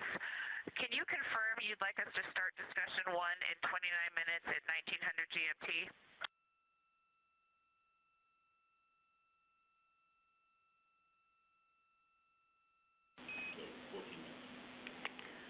Christina, we are tracking that discussion 1 should start at 18:45. That's 15 minutes from now.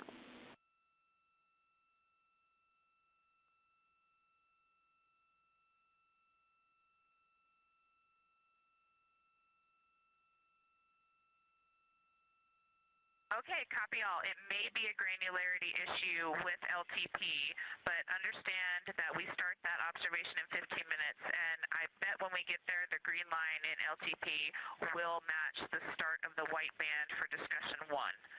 I think it's just a matter of the labeling and the granularity. Thanks for confirming. Copy, and we'll look into that a little bit more on our side as well.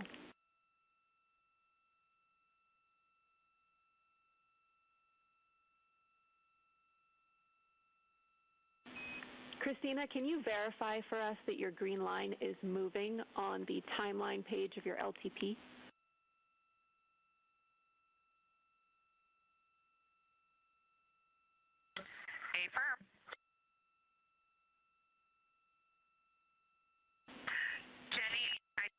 we're good. Looking closer, I see the labels are just not aligned with start or end times of the white visible bands. It fully makes sense now, so I think we are all set. We'll look forward to starting some observations in about 13 minutes. Copy. Thanks, Christina.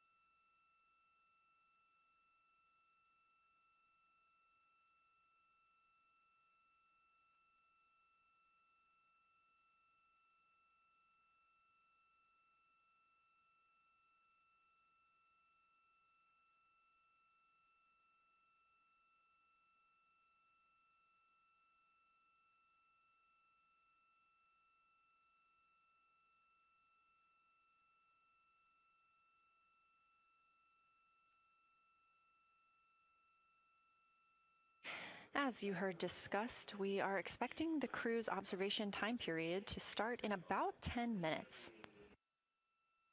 First, they'll be conducting a warm-up, warming up to their science observations of the moon. They'll be discussing with each other, helping each other orient using the major landmarks that they've studied, asking what is familiar. If we roll left, port 5 degrees, that would get the moon closer to the left side of window 2.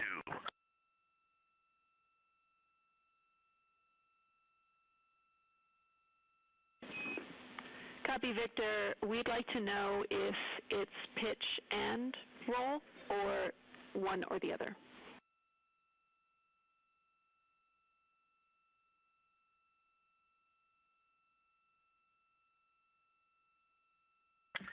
Jenny, we actually thought you already put the pitch in.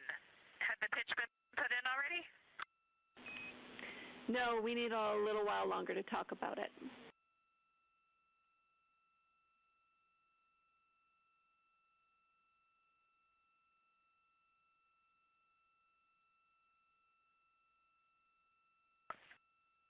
So, Jenny, I guess what's happening is just as our orbit's changing, where it is in the window is changing, so maybe these fancy little adjustments aren't worth it. It's going to continue to move in the window. Or is the spacecraft going to keep the moon at the same point of the window if we adjust the attitude? I assume the previous.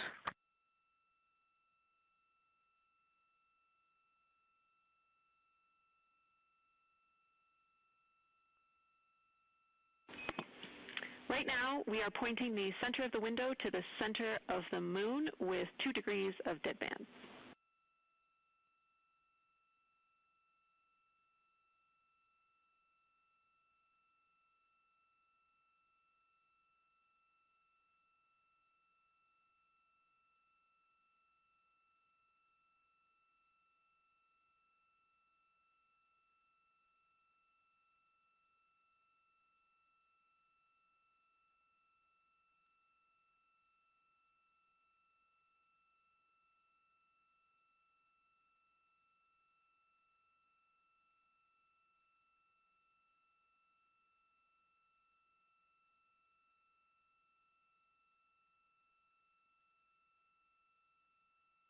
The conversation you hear happening now between the astronauts aboard Orion and Artemis Mission Control here at Johnson Space Center in Houston, Texas. They are in the center of your screen, seated at the CAPCOM, or Capsule Communicator Console. That's Jenny Gibbons, Canadian Space Agency astronaut, and Artemis II backup. She was also the lead Capcom for Expedition 63 aboard the International Space Station.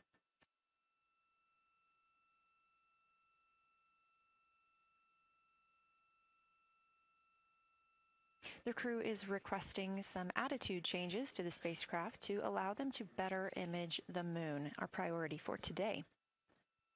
Of course, those have to be discussed on the ground before they are put into work aboard the spacecraft, so the team is taking some time to do so. You also heard Gibbons reference that we are into deadbands. Deadbands are essentially keeping us in the lane in which we're traveling. If you're familiar with lane assist in your car, very similar in this case.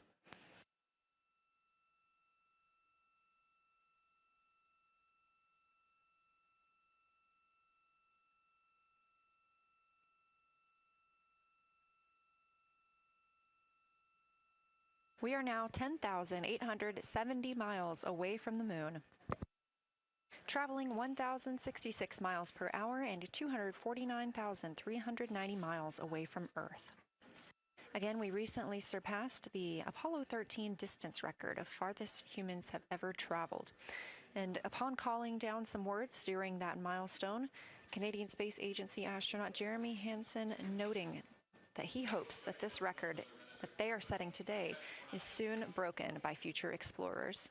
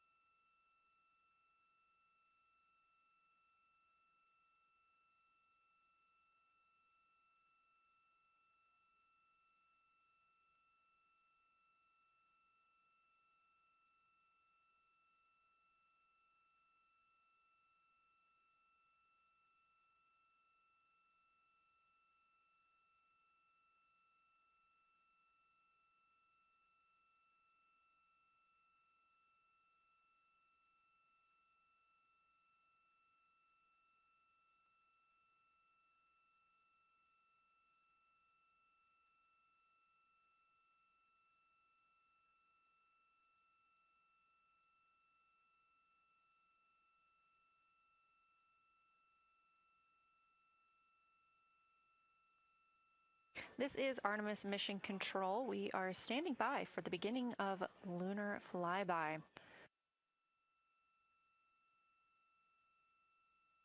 Expecting that to start in just a few minutes when the crew will begin a warm-up discussion preparing for the day.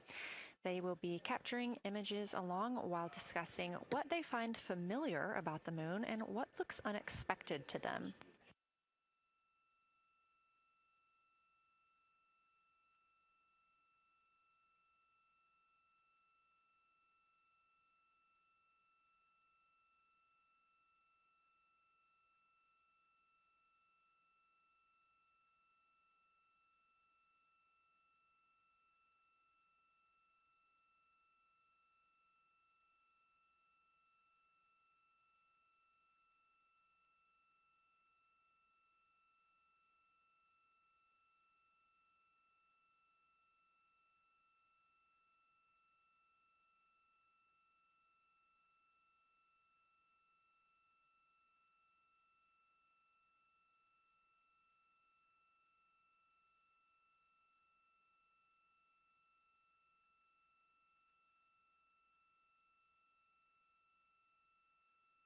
Again, just minutes away from the official start of lunar flyby, or when it is timelined for the crew. We are currently 10,726 miles away from the moon. This view on the left side of your screen coming from the camera on one of Orion's solar arrays.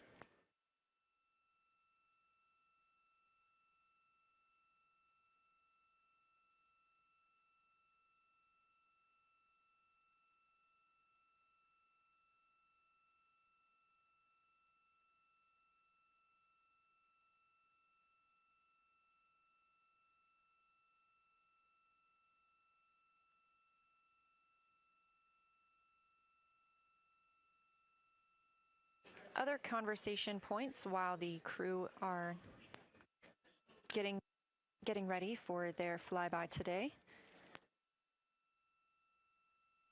They'll be looking to orient themselves using major landmarks and annotating their observations along with their discussion.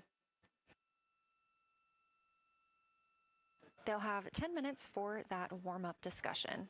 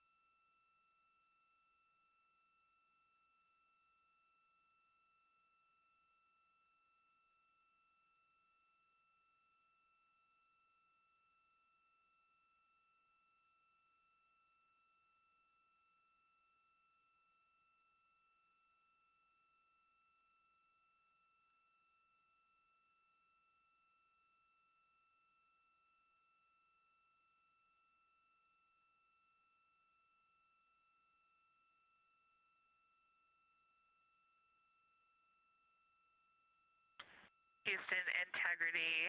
We have two folks at the window deep in discussion talking about all of the awesome features that they're seeing.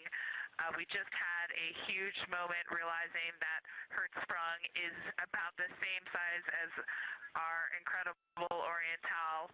We're really excited about this target that's kind of new to us. We're orienting on things like how we talk about albedo, finding some of the prevalent things that we're used to from all of our training, and just overall taking in this view. We also are noticing that the moon is still getting noticeably bigger as we go, even when you're watching it continuously. It's great to see these two guys get warmed up.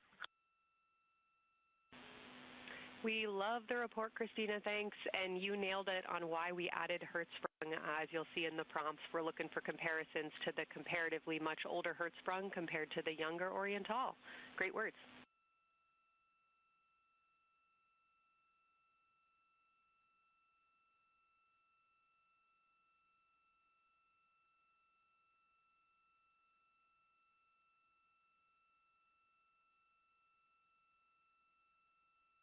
This is Artemis Mission Control. That was the voice of Dr. Kelsey Young speaking with the astronauts aboard Orion as they begin their observation period and lunar flyby. NASA astronaut Christina Cook reporting their view of Hertzsprung Basin. The team here is looking for centered images of the basin at a full zoom, and they're hoping that the astronauts can image and describe the inner and outer rings. This is considered a degraded basin with a floor, rings, and ejecta compared to a younger Oriental basin.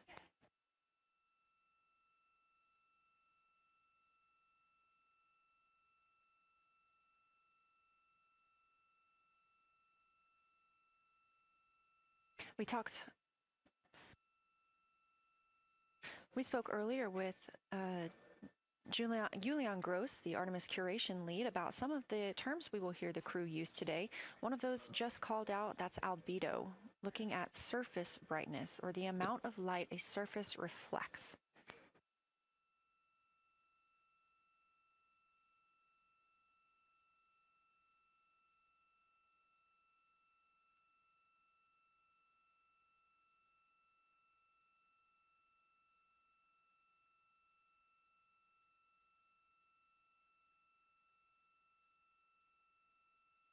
A few more terms that we hope to hear today during the crew's sit-reps or situation reports include embaying. This refers to one feature that surrounds another. That usually is a higher relief feature. Houston Integrity, one report from the crew at the windows. We can actually see the moon and Earth at the same time right now.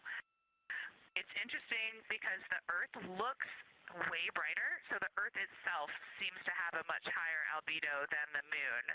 We think this is independent of our eyes focusing because, of course, the Earth is much smaller than the moon in our view, so you could think that your eyes focus for the darker sky, and that it means that it only has apparent brightness more than the moon, but since we're seeing both in the same view, we do think that this can be inferred as the Earth as a whole has a higher albedo.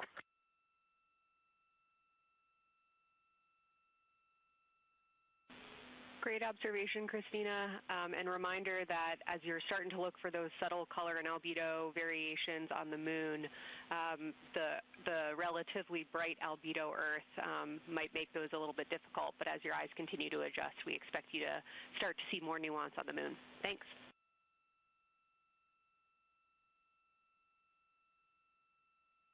Great call. Thanks for the reminder.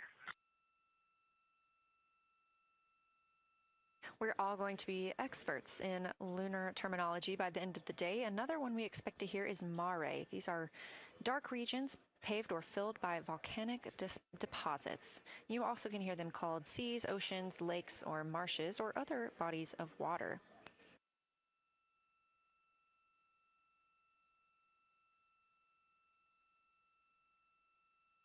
Again, we are live in Artemis Mission Control, but on the right side of your screen, that is the Science Evaluation Room, team members who have been preparing for this day for years.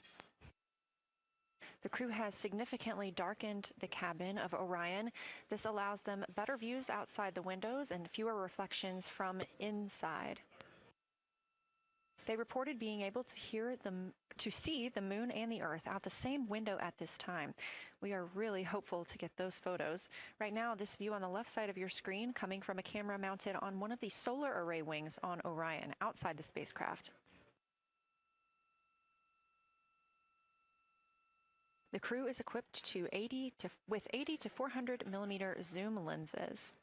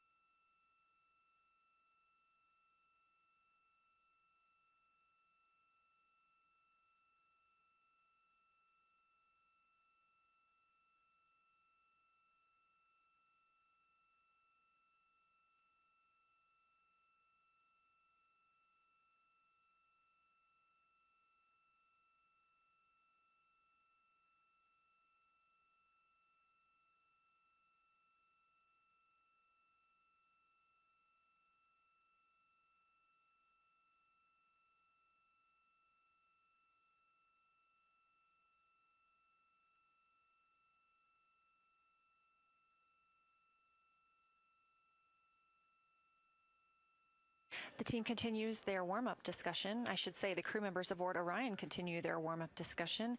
However, they are about to be prompted to move on to discussion number 2, which is near side and far side.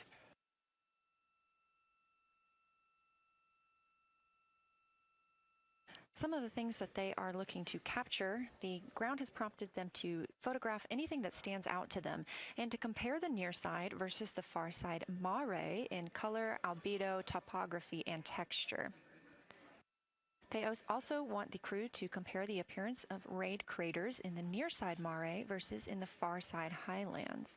Of course, a reminder that some of the items that the crew, or some of the landmarks the crew are seeing today, is the first time that humans have ever laid eyes on those portions of the moon.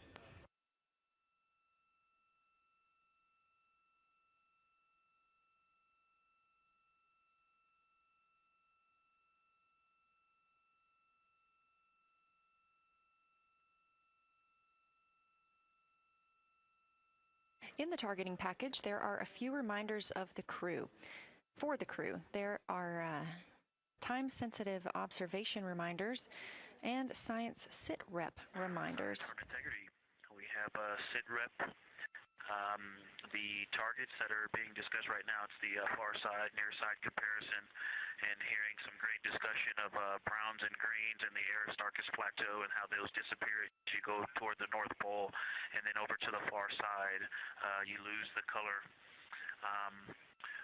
You've got Jeremy in window 2, Reed in window 1, having a great discussion. Christina's under window, I'm sorry, Reed is in window 3. Christina's under window 1, documenting the discussion. And we've got the lights completely off in the cabin. There are some LEDs that we cannot put out that do provide some light scatter. But we have all of the internal lights off. And are letting our eyes adjust as best we can. The window 4 view, you only get about a third of the moon. Tycho is going to go over the horizon soon, and you can see Aristarchus, and then you start to lose the view as you go to the west in Oceanus and Procellarum. So far, the team is on the plan, and the long lens is being put to good use, and recordings are being made, and internal documentation of the configuration and the observations is ongoing. Science, do you have any questions for us at this time? Integrity Science. Victor, very glad that you provided the first formal science sit-rep, as these were indeed your idea. One follow-up question, any relationship between those browns and greens you described? Do you see them blending into one another, and do you see any topography associated with either color?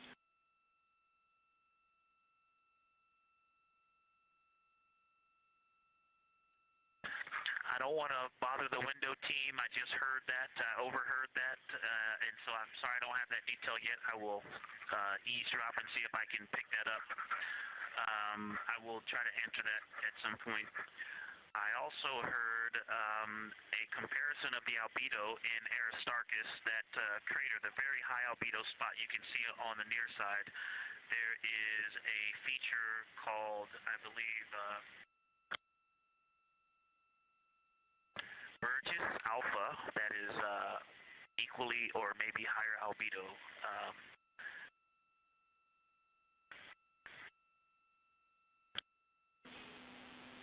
I apologize for the gaps. I'm trying to listen and talk at the same time, but I will try to get some more information to correlate those colors from Aristarchus for you.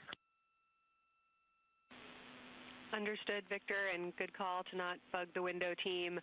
Really like the brightness comparisons to Burgess A. Really helpful for the science team. Keep them coming. Thanks.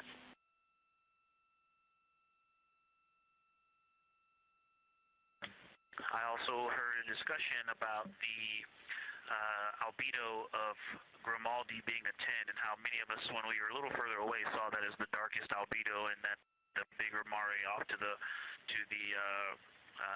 west, sorry, to the east was still dark, but maybe a 7-8. We still think that, but you are seeing color variation, albedo variation inside of Grimaldi as well, and that even on the west side, there's still a very dark part of it. but it is still the darkest. It is just not as uniform as it looked when we were farther away. We're starting to differentiate the striations of albedo inside of Grimaldi. Copy all, Victor, and you read our mind. Superlatives like darkest, biggest are really, really helpful for us, so keep those coming.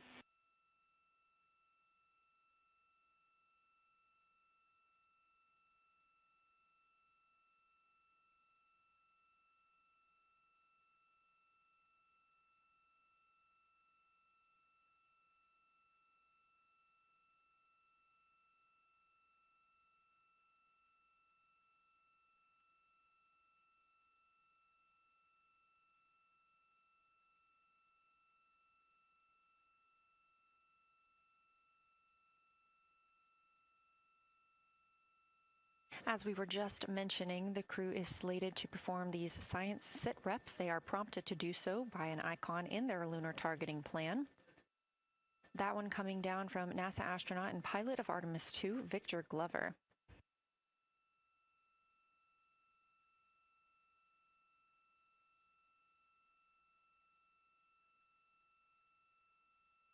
As we discussed, the Capcom is usually the only person in the room speaking with the crew, the capsule communicator. However, today, the science officer, Dr. Kelsey Young, she is the Artemis Science Flight Operations Lead, is speaking with the crew during the flyby to ask any questions that the team may have.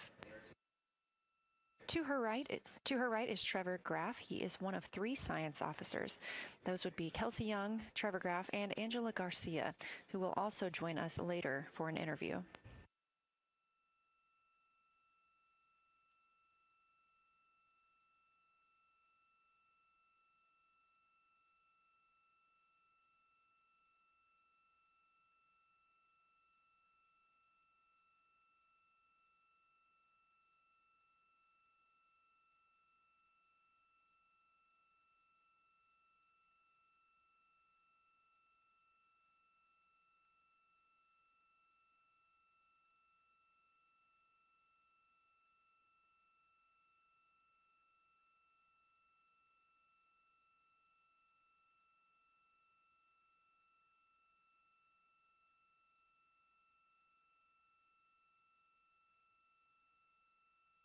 Houston Integrity Science Integrity was able to get a view out of window 1, which is a beautiful view. I can see the entire moon that they're looking at.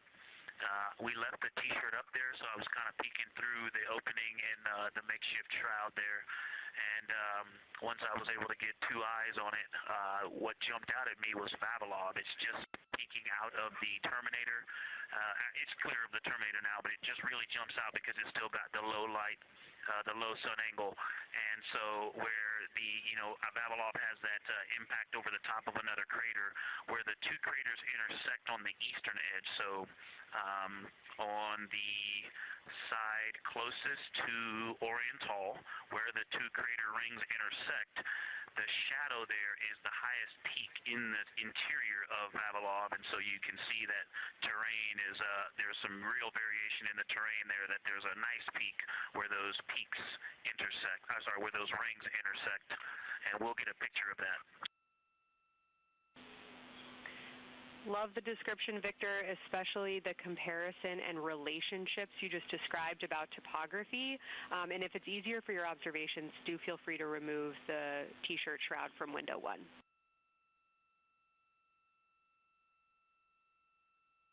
Yeah, absolutely, we will do. Thank you.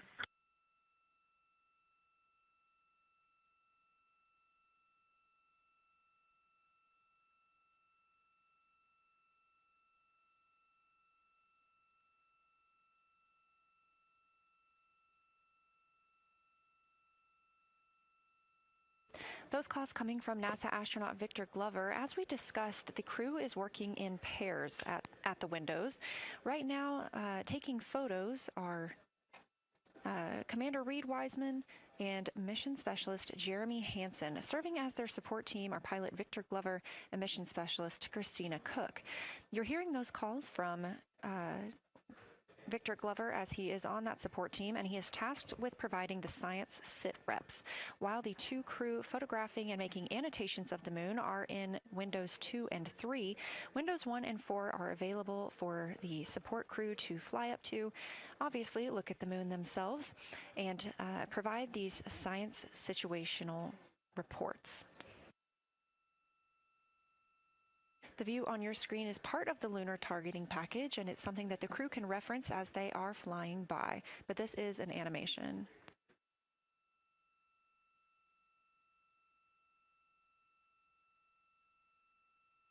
You also heard Glover mention Oriental. Oriental is a major feature that the team is interested in today, and it's known as the Grand Canyon of the Moon. Until this mission, the Oriental Basin had never been seen in sunlight by human eyes. Oriental Basin and its surrounding ejecta could fit within a straight line distance from NASA's Johnson Space Center, where we are at today, to Kennedy Space Center.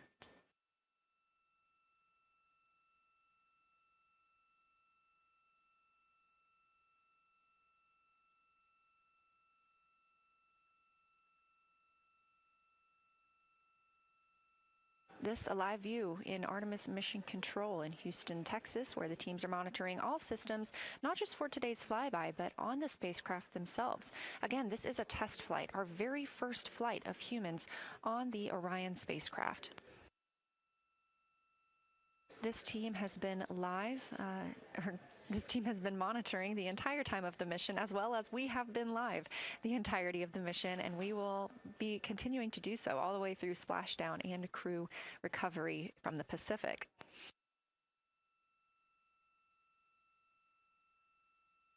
This is a visualization from ARROW, the Artemis Real-Time Orbit website that you can also access at any time by visiting nasa.gov/trackartemis, showing us that we are now under 10,000 miles from the moon, 9,948 to be specific, and continuing to count down.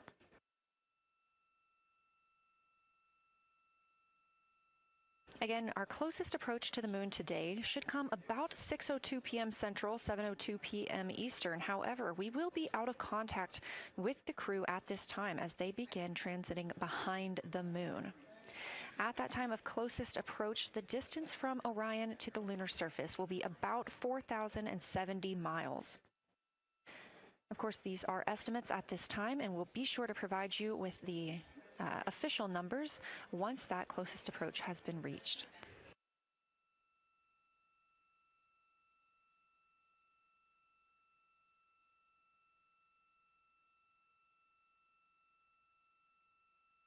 This shot live inside the Orion spacecraft, where our 4 crew members are continuing with their lunar flyby activities.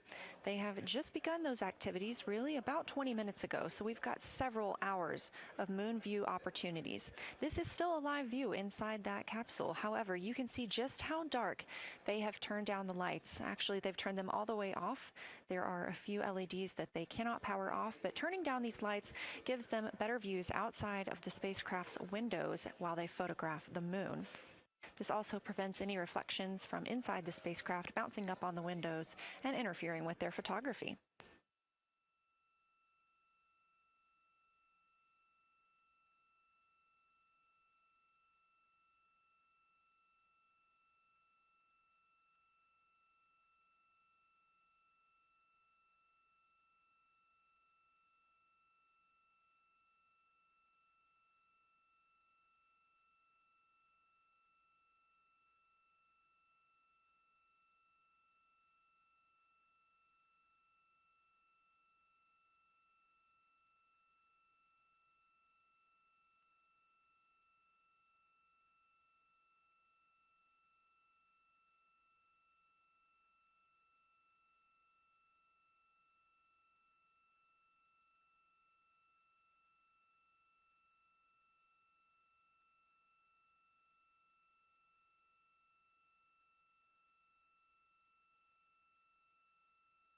as we were previously discussing, the crew members are serving on teams. The first team being Commander Reed Wiseman and Mission Specialist Jeremy Hansen at the windows photographing what they see. We heard reports earlier that they could see both the moon and the Earth in the same view, and we are looking forward to seeing the moon and the Earth in the same view as well. That Earth set coming up in just a few hours.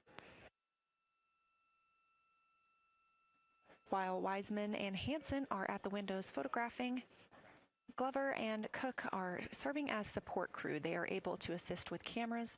They are also providing those situation reports, letting us know how the team is working inside the spacecraft, what they're seeing, and how they're feeling about it. Those first blocks of teams will last about an hour, and the crew members are approaching the halfway point into their first observation block. A reminder, we have 5 of those blocks today. So they're approaching this halfway point during which the crew at the window will switch roles. One will begin taking pictures, and the other will be making annotations on their PCD, that's portable computing device.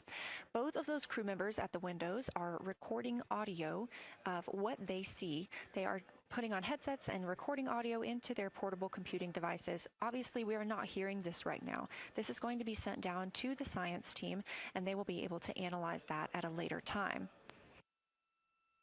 What we are hearing, though, and will continue to hear, are those science sit reps a few times every block.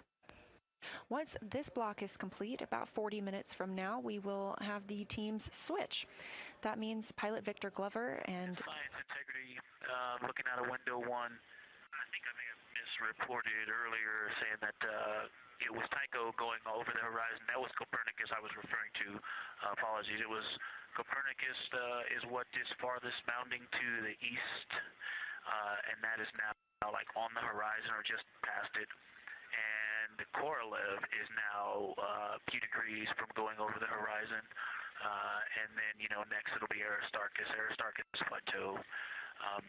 And so on the west, we are getting a much better view of the Terminator. It looks like we have about 80% illumination of the moon. And Vavilov and 1 Vavilov diameter to the west is where the Terminator is right now. And so other features are starting to peek out there. The center of the illuminated part of the moon is to the lower part is Oriental, and just around Oriental, a lot of light structure is starting to show up. A lot of high albedo, similar to the feature, I cannot remember, Burgess Alpha and Aristarchus type high albedo in the ring. So when you look at the interior ring and the external ring, it's almost as if the edges are starting to dry up and turn white. If it was something that was wet and got dry, the edges would be the part to dry first. You just kind of outline all the topography in the interior of that wall is like it was dusted with chalk or is starting to dry, or maybe dusted with snow. If this was the Earth, I would say there was snow dumped on some of the ridges on the interior of the rings of Oriental.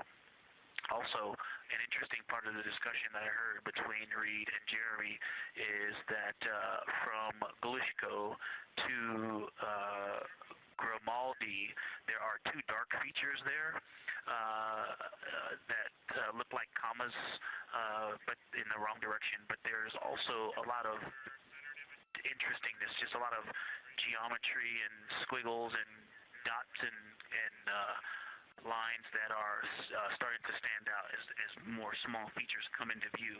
And there also is a lot of variation in albedo.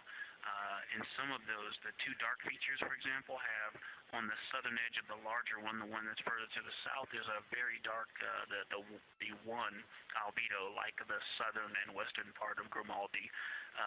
And the one to the north, closer to Glushko, is also that same dark albedo. And then around them, there are some very high albedo spots just to the north of the southern one, and just to the west, the smaller one to the north. Very high albedo, almost approaching the 10, a 9 or a 10, like Aristarchus. and lots of little bright spots are just starting to pop up on in this view. To the north, as you look up at the North Pole, there is a very distinct crater with a lot of a very defined central peak that is also 3 in albedo, and all of that area past it, going to the horizon, gets lighter and lighter, and is very, very high albedo. And I will go look and find the name of that feature if I can look that up. And then to the south, really getting some interesting geography and topography in the South Pole Aiken Basin. And the view of the South Pole is quite amazing. We've got some Terminator there, as well as the limb view, and there is a very distinct crater right at the South Pole. And I'm going to go look up, I don't believe that is Aiken, but I'm going to go look up the name of that one because it's also giving a lot of good topography due to the shadows that I'm seeing. But that's, I was trying to bound the view that I'm seeing for it and got distracted by all of these interesting albedo variations that are popping up in the interior. But that's the view that we see just a Vavilov diameter to the west beyond is where the Terminator is. Just beyond, I think Copernicus is the easternmost feature that we can see. A very nice ringed, very nice structure crater to the north with a great high albedo central uplift to the north, and the south is dotted by a very characteristic crater with a lot of terrain, shadow features, and I will go try to find some landmarks to put names with those. Any questions for the observation team? Integrity Science, love the descriptions. You're definitely looking odd up there. Appreciate seeing the training being implemented. Especially interested in your descriptions of the dark patches. You compared the comma-looking features to the albedo you see in Grimaldi and noticed that you're starting to see those color differences popping out. Any observations you want to make, especially when you get on, the PCD in a little bit, would really help us tease out the differences in those dark Mare deposits. Great description, Victor. Keep them coming.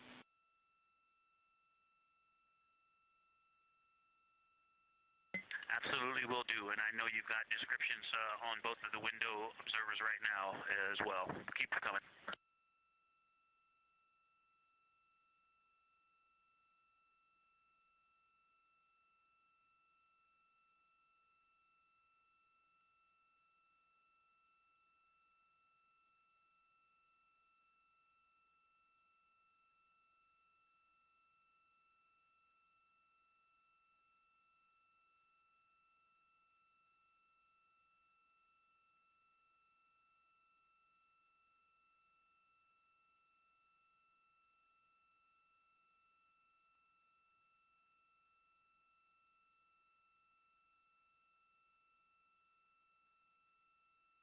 Great evidence of how well trained this crew is by the science team.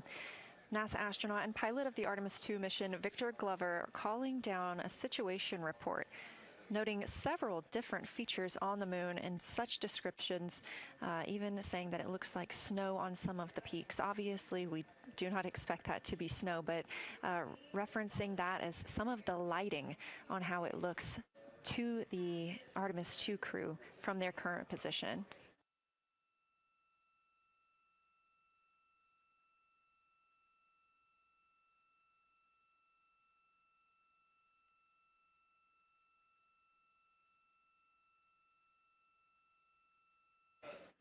The team is slated to be switching their positions at the windows now. Both Reed Wiseman and Jeremy Hansen have been at windows 2 and 3, one taking photos, one making observations and annotations on their portable computing device. At this time, we also anticipate that they are looking at a crater duo. One of those is Glushko, and the other is Ohm.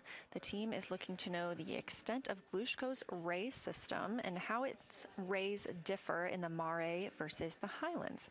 They also want the team to compare the ray systems of Glushko to Ohm.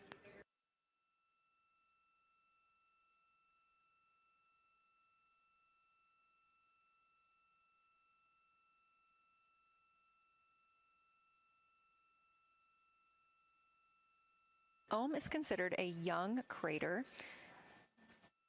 And if you've ever seen a photo of the Richat structure, it's also known as the Eye of the Sahara. It's 40 kilometers in diameter, and that could fit within Ohm's interior.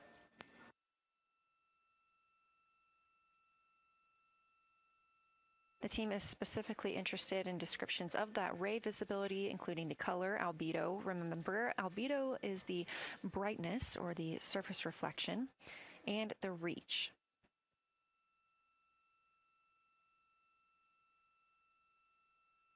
Again, I am using the same lunar targeting package that the crew is referencing on board right now. This helps keep them on time as well as prompt them for when they need to make a call down to the science team and report what they're saying.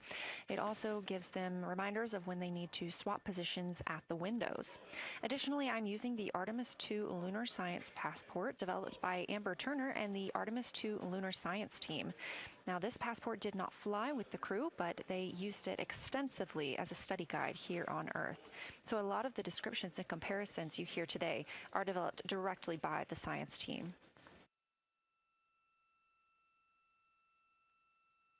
We are now 4 days, 20 hours, and 43 minutes. Science, integrity, that crater to the north, that is, it's like we've got one in the north that looks like just a textbook crater, and one on the South Pole as well. The one on the north, I think, is Pythagoras. And what I wanted to highlight about that is it is either a very distinct central uplift or just a very defined area of high albedo. If a majority of the crater, especially the floor of the crater, is, say, an albedo of 5, this center, and gosh, only a tenth of the diameter of Pythagoras is an albedo of 2, maybe 3, but it is very bright and it stands out. And then between that crater and the actual, what is the horizon from here, there seems to be another crater right on the horizon, and right on the edge of that is another patch of that albedo. It seems to be between the two craters. It's hard to tell from this grazing angle, but there is another spot just further north beyond Pythagoras. Between the two, I can draw a picture of this one and show you where that very high albedo, again, another 2 albedo surrounded by 5 and most of the area bounding it.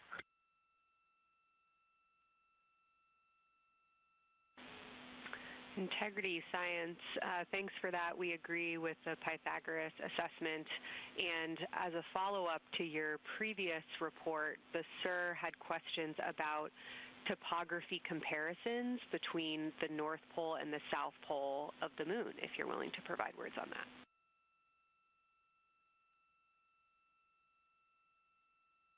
Topography comparisons, absolutely. And if you have any idea what... if you draw a line between Pythagoras and the western edge of the outer defined ring of Oriental, it intersects a beautiful textbook crater on the south. I would love to know the name of that. The topography differences, now the South Pole has a little bit of a benefit that it has more of the terminator, and I can see a little more shadowing there, but there's a nice crater right at the South Pole, so that's the main thing defining the topography there.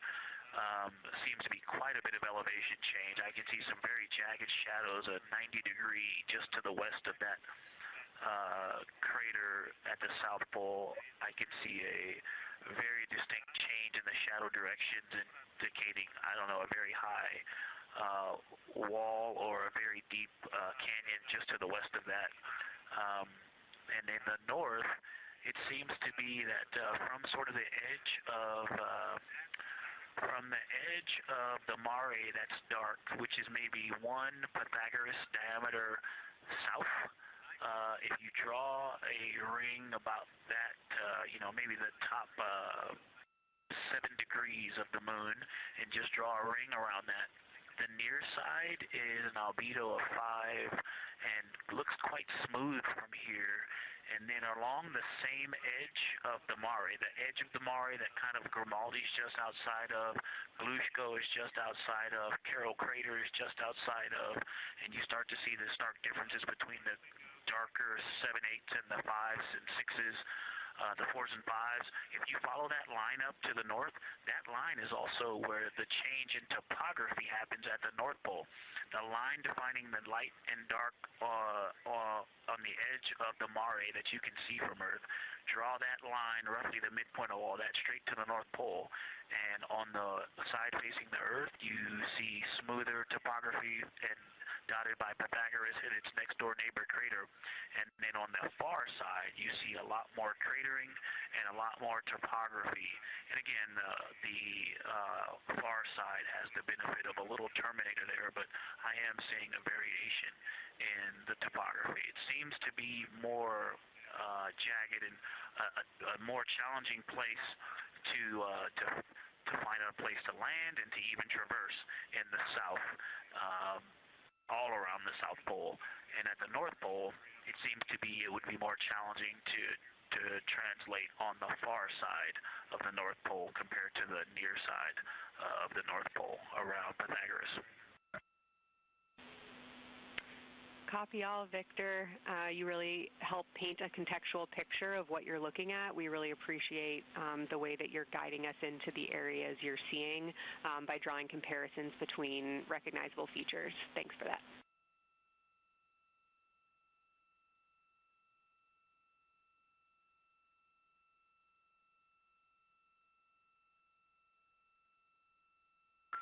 And Kelsey, another little science sit-rep moment, something I just heard from the window team is the more I look at the moon, the browner and browner it looks. I thought that was an interesting observation. The 2 observers have been on timeline, no hardware issues. They did start to talk a little bit about another feature that you'll hear more about on the recordings that they call the handprint. That was at the end of their Glushko and before they moved into their current target. They thought that was worth chatting a little bit more about. And they're preparing to switch after this. Houston copies and concurs.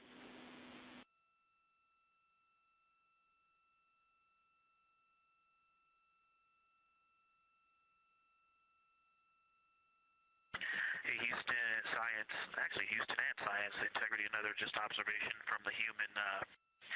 My eyes have shifted a little bit since I've been up here. I've been wearing my reading glasses to look at the PCD.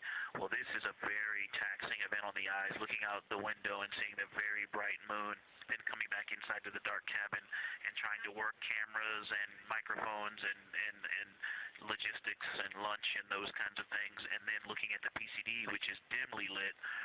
It's just been an exercise. It is a difficult thing to manage it. I'm up and down on the glasses and then having to wait as my eyes adjust when I come back in. As soon as I look back into the cabin from looking out the window, I can feel my eyes adjusting, and I just have to work through it as they adjust. Appreciate that report, Victor, and know that we are prepared to read you up targets from the ground if that would give you the ability to keep your eyes focused on the moon and not having to swap between that and the PCD. Just let us know.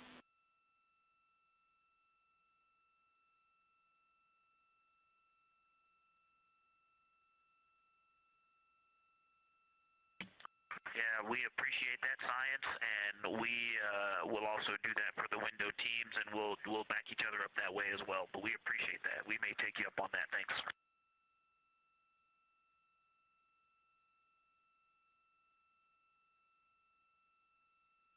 Continued detailed descriptions from the Artemis II crew aboard Orion.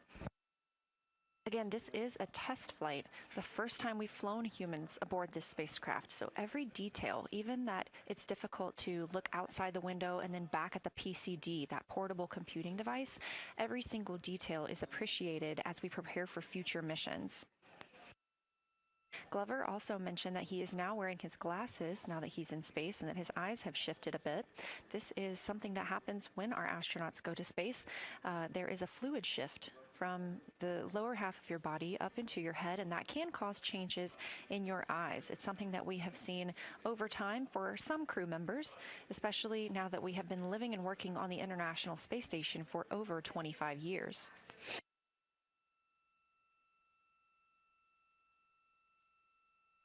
Again, it's clear that these Artemis II astronauts have undergone extensive lunar science training, including classroom instruction, fieldwork, and high-fidelity simulations. Training expeditions even took place in analog environments like the Icelandic Highlands and the Kemasassen impact crater in Labrador, where crews practiced identifying and describing geologic features under varying conditions.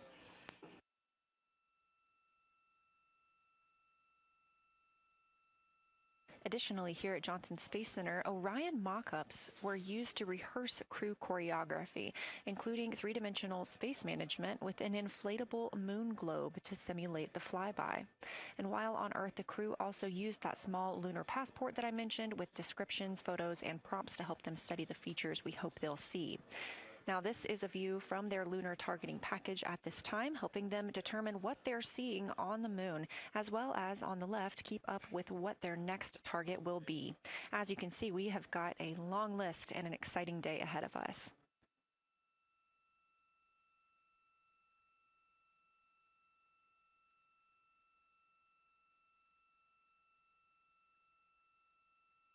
It's now been 4 days, 20 hours, and 53 minutes since Orion launched atop the Space Launch System rocket from Kennedy Space Center in Florida with our 4 crew members aboard.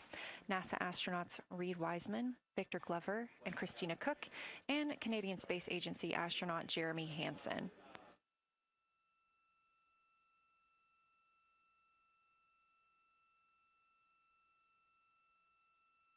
The Artemis II crew passed a major milestone today when they passed the Apollo 13 distance record at 12:57 p.m. Central, 1:57 p.m. Eastern. That Apollo 13 distance record was 248,655 statute miles from Earth. And Houston, another observation, whole moon. When you look at the moon, something I've never seen in photographs before but is very apparent, all the really bright new craters. Some of them are super tiny. Most of them are pretty small. There's a couple that really stand out, obviously. And what it really looks like is like a lampshade with tiny pinprick holes and the light shining through. They are so bright compared to the rest of the moon. We copy, Christina. Thank you. Looks like you guys might be doing it, but remind you to swap positions at the window and take your SD cards with you. We're loving everything that you're calling down, so keep it up.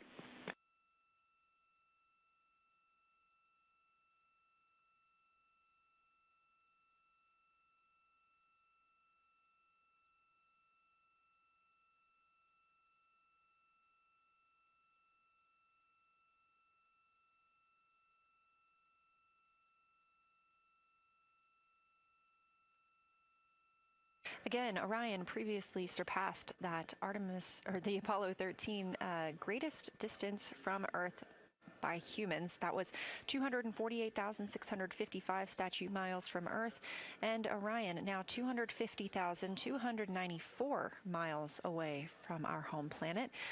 The spacecraft is 9,033 miles away from the moon and growing ever closer. At its closest approach, it'll be about 4,070 miles away, and we will make sure we confirm what that distance ends up being. This is an approximation and an estimate ahead of that moment. We're anticipating them to make that closest approach at 6:02 p.m. Central, 7:02 Eastern, when they are in a loss of signal, transiting behind the moon.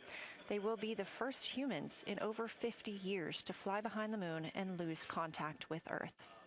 We will regain that contact about 40 minutes later as they reconnect to the Deep Space Network, emerging from behind the moon, and we will look forward to seeing an Earthrise.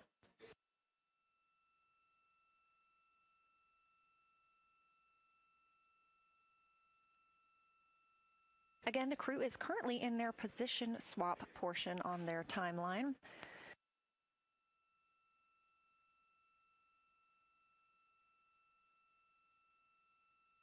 This allows crew members the opportunity and the experience of all roles necessary during today's flyby.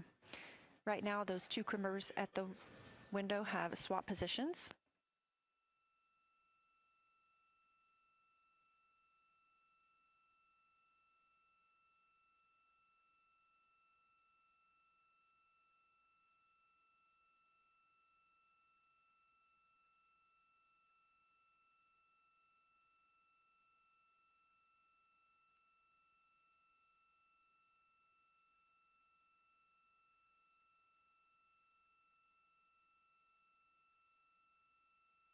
Again, the crew at the windows swapping positions. Right now, that crew is Commander Reed Wiseman and Mission Specialist Jeremy Hansen, while Victor Glover and Christina Cook serve as their support flyby crew members. That's why you are hearing Victor and Christina during those science situation reports. Those voices will change in about 30 minutes when they take a turn, taking photos and making annotations while at the window.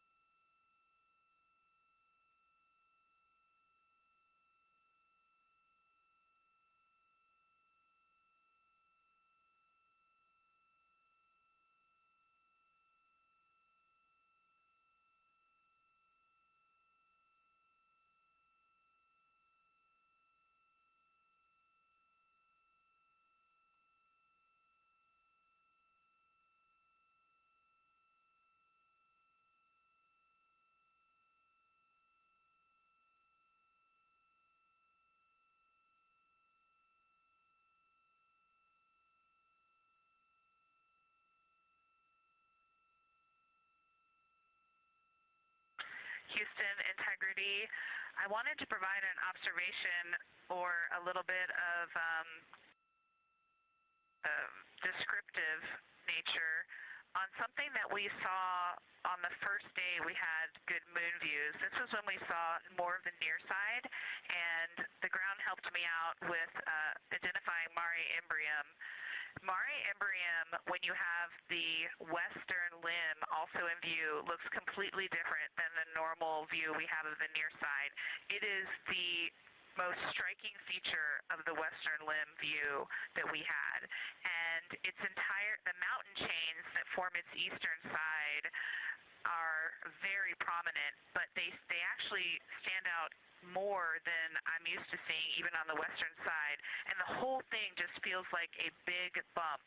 It actually looks like a large healing wound with a high albedo forming the mountain chain around the impact basin. And I just don't think I had enough chance to describe how striking it was on that western limb view as we were coming in a couple days ago. Christina, science, absolutely love that, especially since that's a feature that all of us here on Earth can observe from home. So I'm sure tonight everyone's going to be going out and looking for evidence of that beautiful topography you just said. Thanks for those words.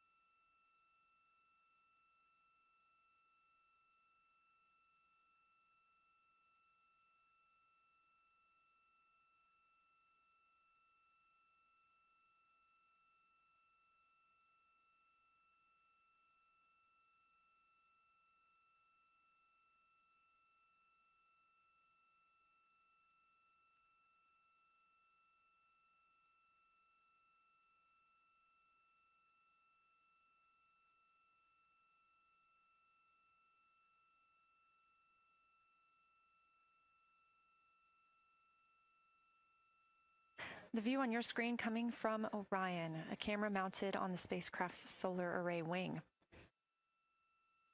Toward the right of your screen, the near side is the hemisphere we see from Earth. That is identifiable by those dark splotches, which are ancient lava flows. Science integrity. A question and a comment.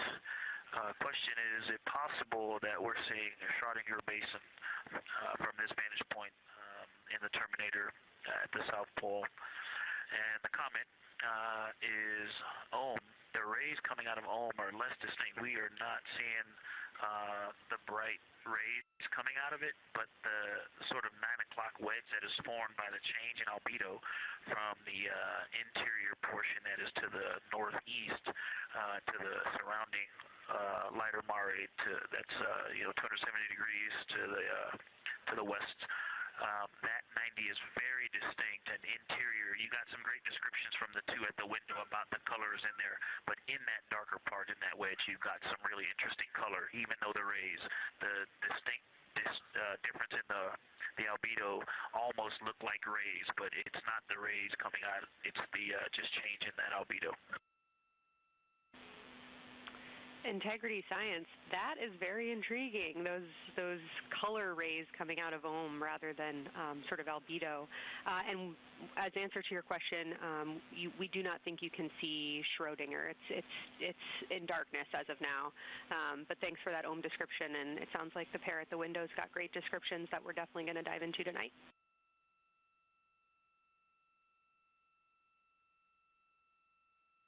Okay. If you could help me, I would still love to know what it is. There's a very nice crater. You're going to likely have a lot of pictures of it. What would be right in the Terminator at the South Pole or close to the South Pole, where it's intersecting the Terminator right now? Yeah, Victor, we're assuming you're talking about, kind of if you're looking at the Terminator, it's basically like 70% down from the North Pole. Is that where you're looking?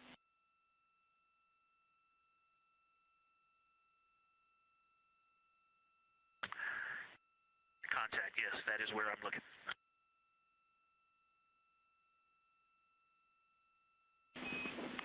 Integrity Houston, that is an enabled caution for wastewater dump required. We have hit our limit. As expected, no crew action.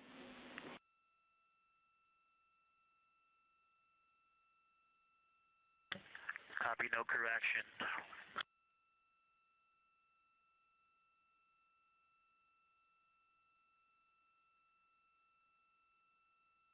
You are. And integrity science, we're trying to figure out what you're looking at there. Is it like right on the Terminator, or is it in the illuminated portion next to the Terminator?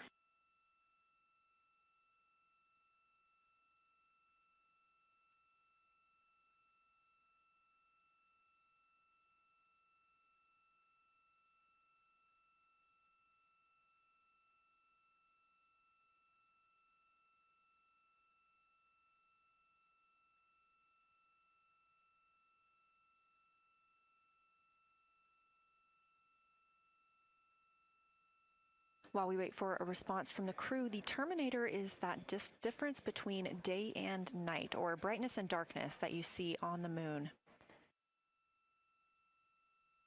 We see this from the International Space Station as well, looking down at Earth. And science from integrity, excuse my space orientation adaptation.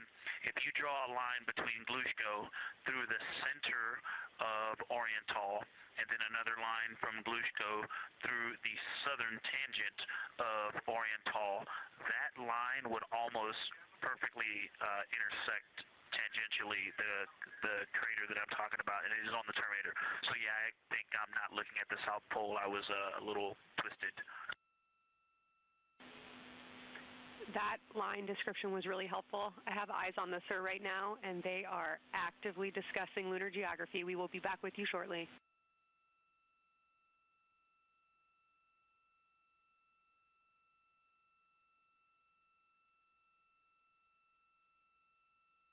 You're hearing a couple of voices today in Mission Control Houston. One of those is Dr. Kelsey Young. Integrity science, we believe that's Zeeman crater.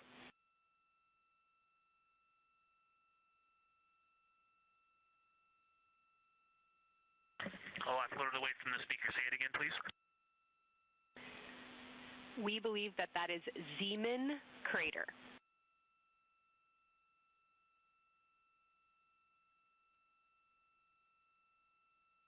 Zeeman. Okay, and can you say the first letter? I may be pronouncing that wrong. What's the first letter of that word?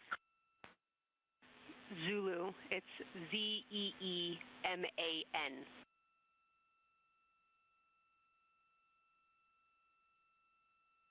Copy. Thank you for that. Yes, we've got a great view of that. And when I went back to the window just now, the view has completely changed. Our trajectory is taking us to a new view, and I'm looking more into Babalov. I've got a nice, great view into Babalov. I'm actually away from the window right now, so I'm going to go try to give you some bounding words on the view that we're seeing. But I've got to get back to a window in a minute. Understood, Victor. You're defining new views of the moon in more ways than one.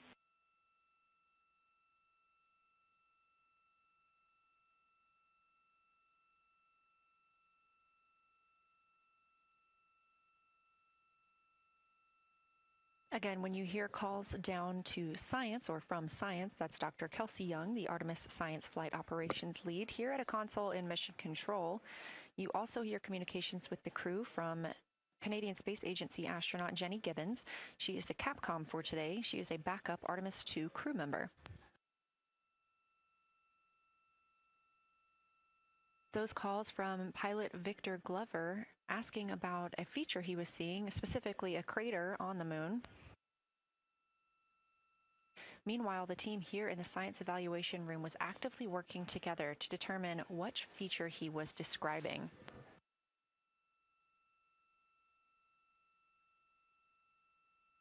The teams at the window have continued to move through their targets, including Aristarchus Plateau, Reiner Gamma, and we are preparing for the cabin and window teams to swap.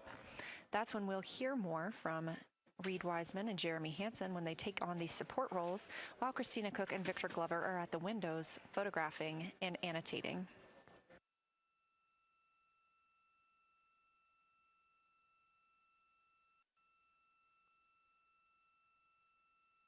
As we briefly mentioned, if you look towards the right side of the moon, essentially,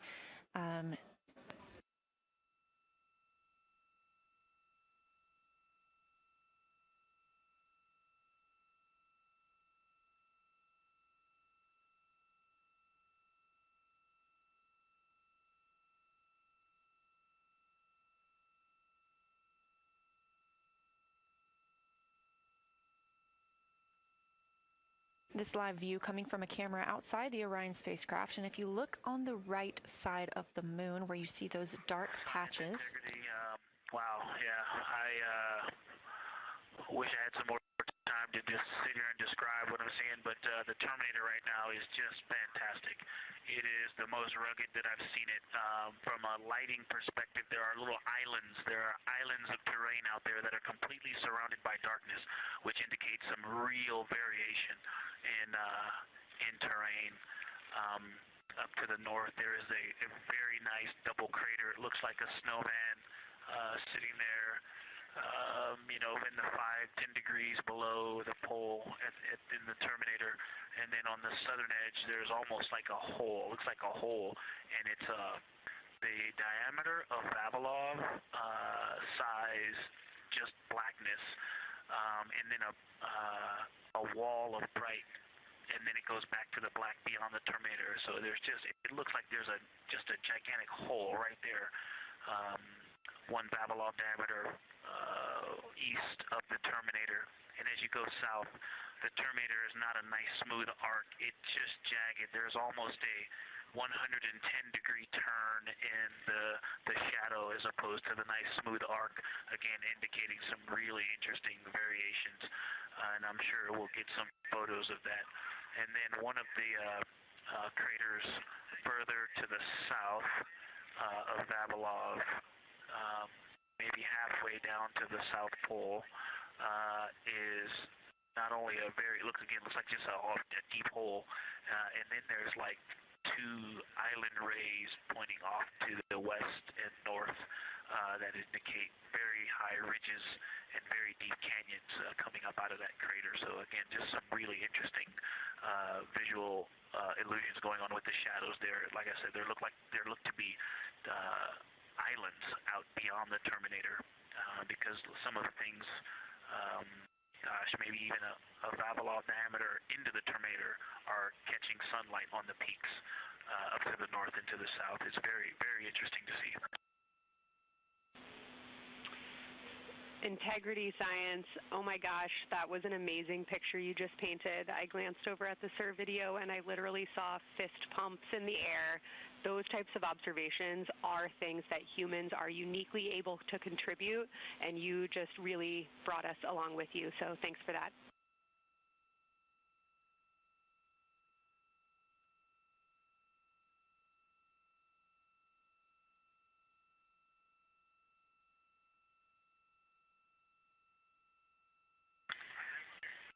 That's awesome, Kelsey. Did you get a sit rep updating you on a slight change in logistics for PCD use? Christina, this is Houston. We did not, but we will take it now.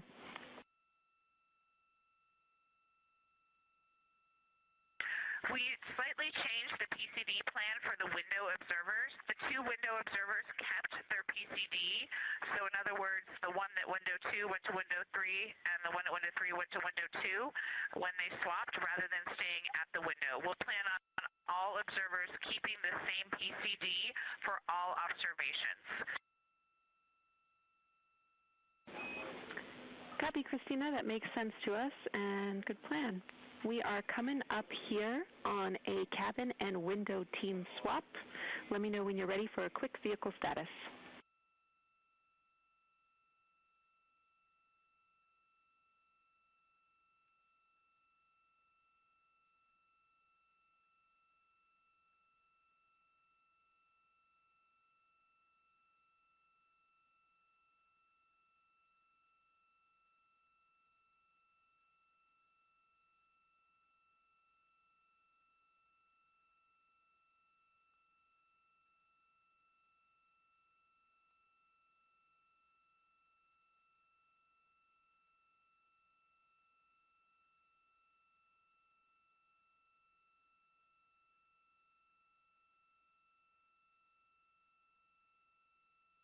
As you heard, science. Houston, go for the vehicle system update. Howdy, Reed. We don't have much for you. We just wanted to let you know that toilet right now is no-go for use as we stick with the predetermined limit for now. All crew members, please use CCUs. Otherwise, Orion is looking very good. And you have 15 minutes in this handover time where we expect Victor and Christina to switch to the windows and you and Jeremy to be in the cabin assisting. Let us know if you have any questions.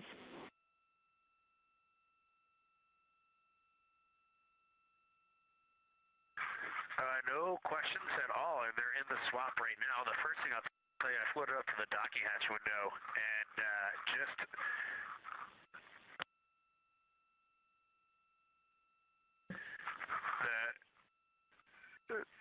what I'm going to call the Mari around Oriental just looks so different out the docking hatch right now. It's quite a bit darker. It's the same darkness, if not a little darker than Grimaldi, but it's cool after just being in the 400 mil for the last half hour. Looking up close, I got pictures of everything Ike was just describing on the Terminator. It really is a fascinating Terminator. And then Oriental just looks so dynamic right now. It's very three-dimensional out the docking hatch compared to what I was just looking at through the 400 mil. We love it. We are getting a sneak preview from one of our SAW cameras at what you're looking at, and we see some of what you're describing. We cannot wait to see your photos. Thanks.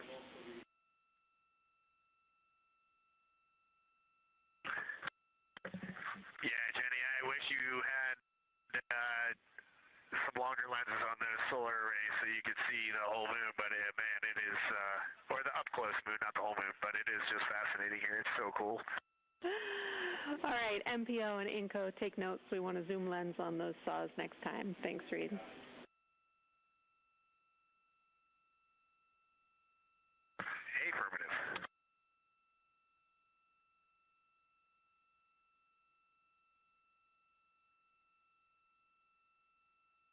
As the crew gets ready to switch positions from the window crew going back to the support crew and the support crew flying up to the windows. This view inside the room, Capcom Jenny Gibbons speaking with the crew, Canadian Space Agency astronaut. The crew has continued to provide excellent descriptions of what they are seeing on the lunar surface. In this picture, or in this live view actually, from Orion and a camera mounted on its solar array wing, if you look at the dark portion on the right side of the screen, those are visible from Earth. That's considered the near side. Those are ancient lava flows from a time early in the moon's history when it was volcanically active. And if you look towards the left, there's that dark, large crater that appears to the left of those lava flows. That's Oriental Basin. It's about 600 miles wide, and it straddles the moon's near and far side. And this mission is the first time that humans have ever been able to see this with their eyes in the daylight. Again, you hear conversation about that terminator. You have a great view of that as well. That's the difference between light and darkness on the moon. Victor Glover explaining that as a very jagged looking terminator due to the peaks that they're seeing and the craters that they're seeing as they prepare to cross over the far side.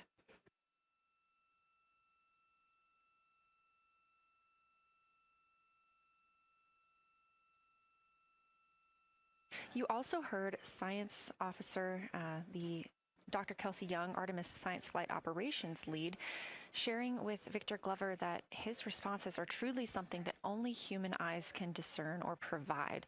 So we've previously discussed how having humans observing the moon on this mission is being combined with lunar robotic data to help us maximize what we know about the moon. So part of that data comes from the Lunar Reconnaissance Orbiter, or LRO. This orbiter provides the robotic foundation that makes Artemis II lunar science possible. LRO has been orbiting the moon for 17 years, which makes it the longest operated lunar orbiter in history. And it's also the only American spacecraft dedicated specifically to lunar science and exploration. Artemis II lunar observations are designed to complement data like the detailed surface images from LRO. So while LRO provides those detailed high-resolution maps of the moon's surface, the Artemis II crew adds human observations that focus on regional context and relationships between features, giving scientists a larger geologic picture. Now, this combination of robotic and human observations strengthens lunar science. LRO delivers precise and repeatable measurements over long periods of time, while the Artemis II crew contributes real-time visual descriptions and context that robotic instruments alone cannot provide. The best description I've heard while preparing for this mission is to compare the difference in looking at the moon with your own eyes on Earth and trying to take a picture with a camera. The camera truly never does it justice, and it's much easier to describe and perceive what you're seeing with your own eyes than to take a photo. These Artemis II astronauts can rapidly scan wide areas and adjust their focus in real time, as well as describe relationships between features. The crew will also observe the same regions multiple times under changing lighting conditions during the flyby and provide perspectives that would take robotic missions years to accumulate. During the Artemis II mission, LRO is also attempting to observe some of the same lunar features that the astronauts are studying. Collecting this data simultaneously highlights how different instruments and human eyes provide complementary information about the moon. This LRO data plays a direct role in preparing for future Artemis missions. Its measurements of topography, surface temperature, composition, radiation, and lighting conditions are used to assess hazards, identify safe landing sites, and locate potential resources such as water ice near the lunar South Pole. This mission, Artemis II, represents the point where years of robotic preparation are paired with human exploration for the first time in the Artemis era. So together, LRO, the Lunar Reconnaissance Orbiter, and Artemis II are demonstrating how NASA moved from mapping the moon robotically to exploring it with humans. We are laying the groundwork for future Artemis missions and sustained lunar operations. A check-in with Orion. We are now 4 days, 21 hours, and 22 minutes into the flight of Artemis II, our crew aboard the Orion spacecraft. We are now 8,153 miles away from the moon, 250,742 miles away from Earth. The spacecraft is traveling at 1,030 miles per hour.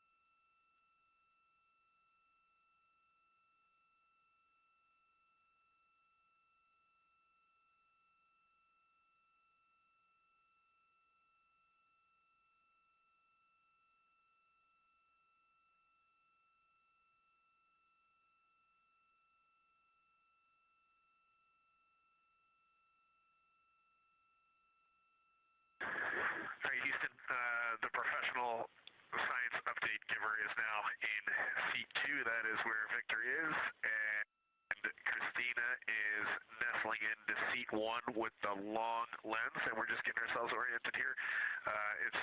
It's a cool view in the cabin. It's actually a cool view to be off the camera now and looking at my crewmates getting up to their observation post and looking in. It's super fun.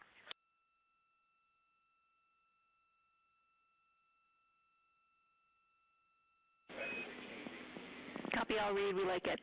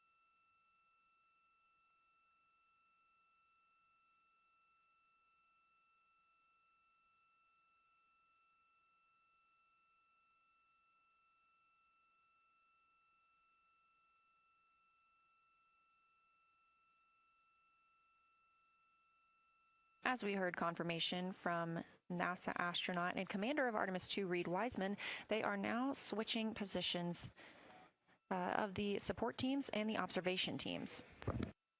So initially, Reid Wiseman and Jeremy Hansen were at windows 2 and 3 in the Orion spacecraft, taking photos and making annotations in their PCDs, portable computing devices.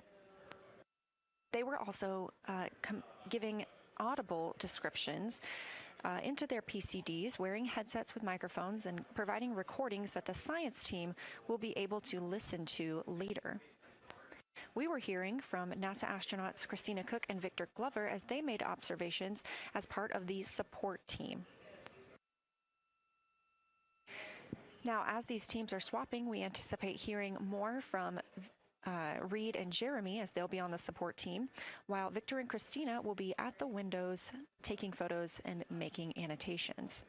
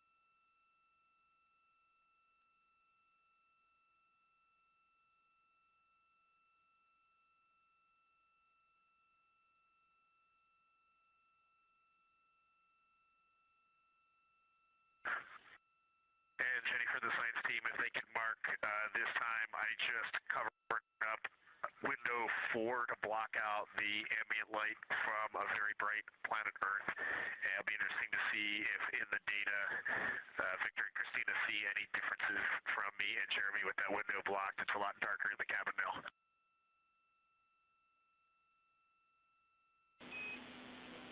Copy, Reed. We're taking note, and we'd be curious too.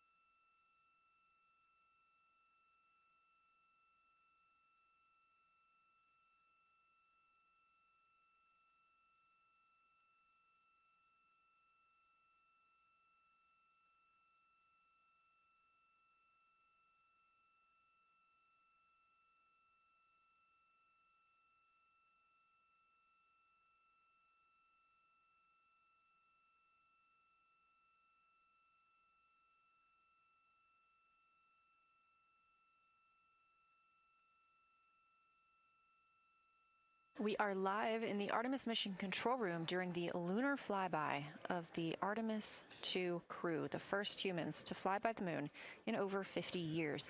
Orion launched 4 days, 21 hours, and 30 minutes ago atop the SLS rocket, Space Launch System rocket from Kennedy Space Center in Florida.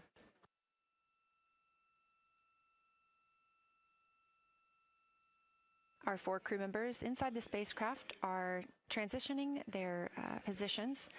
The cabin and window teams have swapped. Currently at the window, we have Victor Glover and Christina Cook, NASA astronauts, and serving as support, Reed Wiseman and Jeremy Hansen.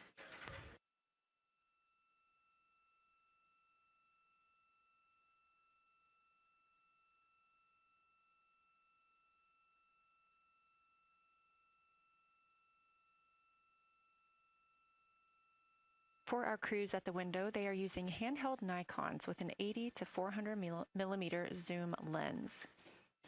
There are also GoPros on each of the solar arrays on Orion, and that's where this view is coming from right now. We have an interior camera of the crew as well, but they have dimmed the cabin lights. They've actually turned off the cabin lights to allow them to better see outside of the spacecraft. This also helps prevent any reflections from lights inside the spacecraft reflecting onto the windows while they are photographing the moon.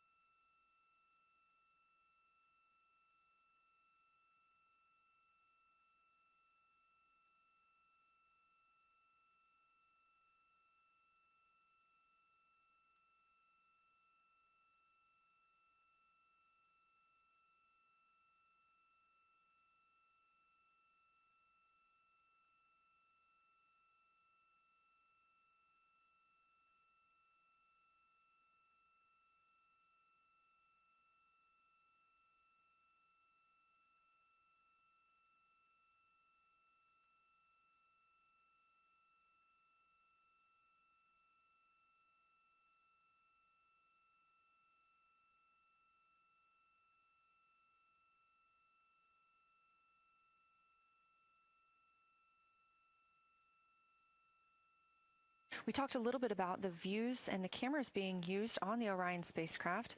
And again, we do have GoPros on the tip of each solar array wing. Now, the bandwidth is a little bit limited because having a crew on board, we do have to downlink a lot more data. That includes their environmental control and life support system. We are not the only data, this view that you see, coming down from the spacecraft, and so we do rely on sharing some of that with the other flight controllers in mission control. This helps the team monitor all systems aboard the spacecraft and ensure the safety of our astronauts.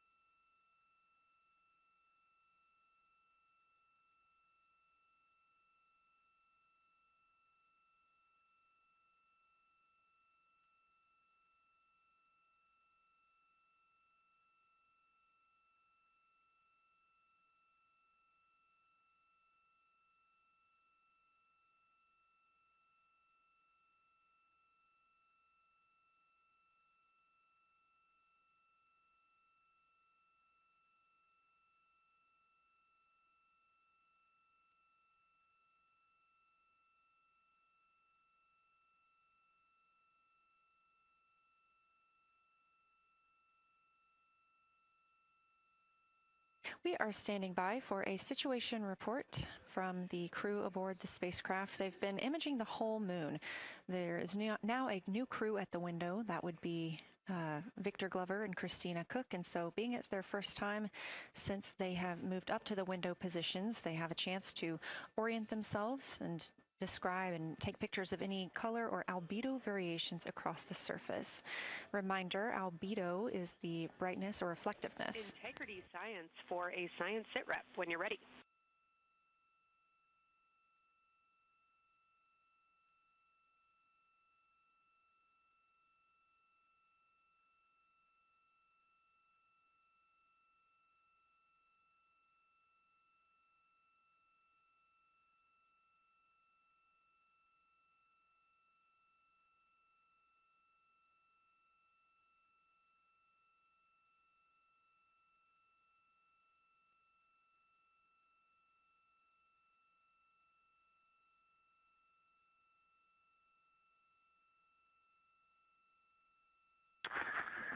Houston Integrity, we have no external view of the moon right now for the floating crew members, so my only science sit rep is that we have Victor in window 3 doing observations and Christina in window 2 with the long lens.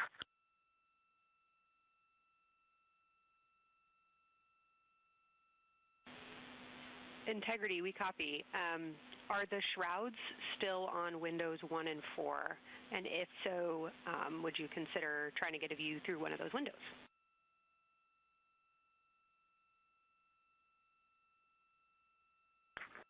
We cannot take the shroud off of 4 because the Earth is too bright and it's impacting Ike's peripheral vision. And then I can get a grazing glimpse out the docking hatch window. I can see Oriental south down to the South Pole. And the primary thing that I see from Oriental right now is just the long trenches that come out. And, you know, when you come out the north side of Oriental, the ejecta kind of boulders across the northern half of the far side. But coming out the southern half of Oriental, I just see those large, here they look like gorges. They're almost like rain when it comes down the Grand Canyon and fingers off into the desert, kind of what it looks like. Also, Burgess Alpha is extremely bright. It's the brightest thing that I can see. Even brighter now than Aristarchus, which is heading off to the Terminator. It's almost impossible now to see Aristarchus, the thing that Jeremy and I looked so much at. I can just barely see the crater rays from Ohm, and I would say for albedo right now, I would go back to Grimati is still extremely dark, especially in that southwest corner, and there are parts of Oriental and the outer ring of Oriental that reach that same level of darkness, especially the rings of Oriental reach the same level of darkness as Grimati. And then south of Grimati, Jeremy and I were noting a few other just really dark areas of cratering, mare there, and those have that same darker albedo. But Burgesshoff is the brightest, and Grimati is the darkest. Integrity Science, that was a great description. Thank you, and thanks for the docking window geometry to give us that description. Any comments before you go on the annular ring in Oriental?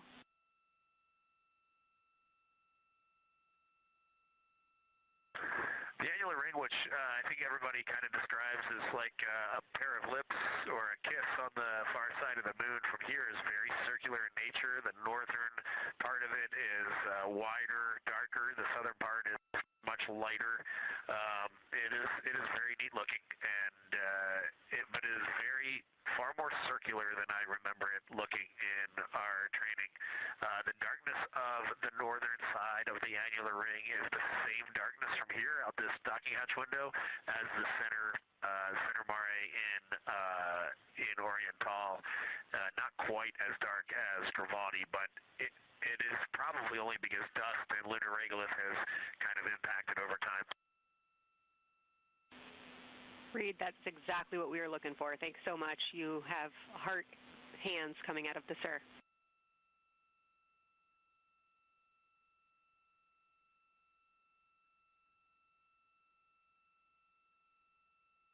Say that again, Kelsey. Just saying that the SIR was really excited about that. That annular ring was something we were really eager to hear about, so thanks.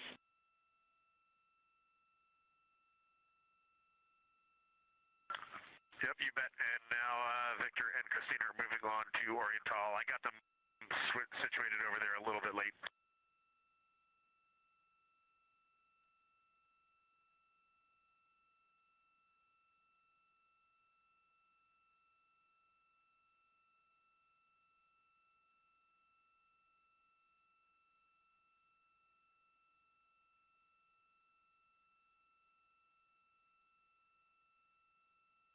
That was NASA astronaut Reed Wiseman, now providing a science sit rep as he is away from the windows most of the time. He is working as the support person along with Jeremy Hansen in the spacecraft, as Victor Glover and Christina Cook are now at windows 2 and 3, able to photograph the moon.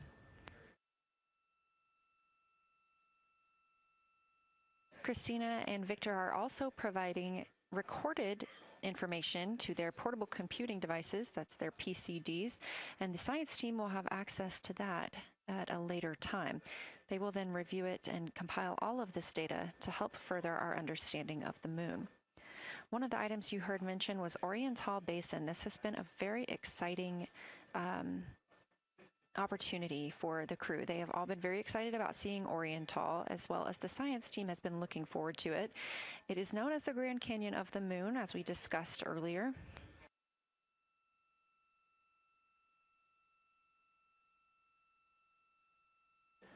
From the pictures, the science team is hoping that the crew will take centered images of the entire basin and surrounding craters in a single frame, but also use those 80 to 400 millimeter zoom lenses to create a mosaic entire basin.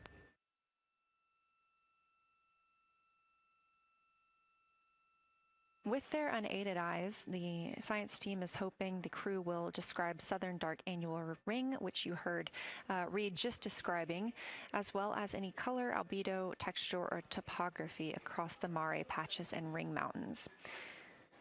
Science team reports that the observations will be used to study the geologic evolution of the youngest lunar basin and to inform formation hypotheses for the annular ring.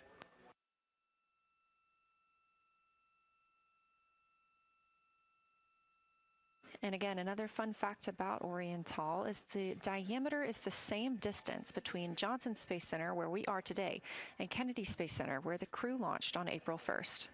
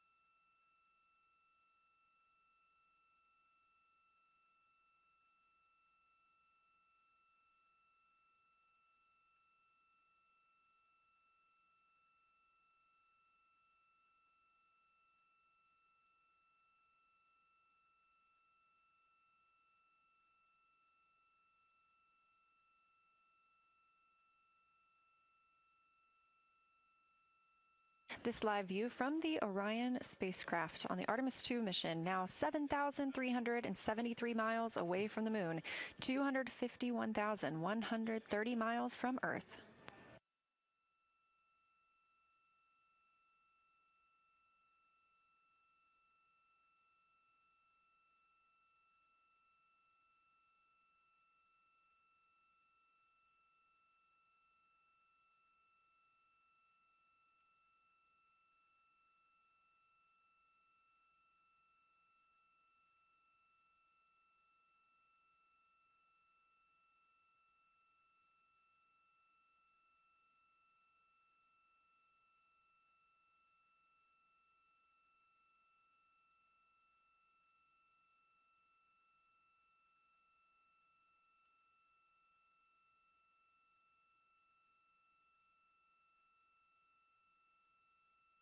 Again, the Artemis II crew passed the Apollo 13 record of the humans farthest from the Earth today at 12:57 p.m. Central Time, 1:57 p.m. Eastern Time.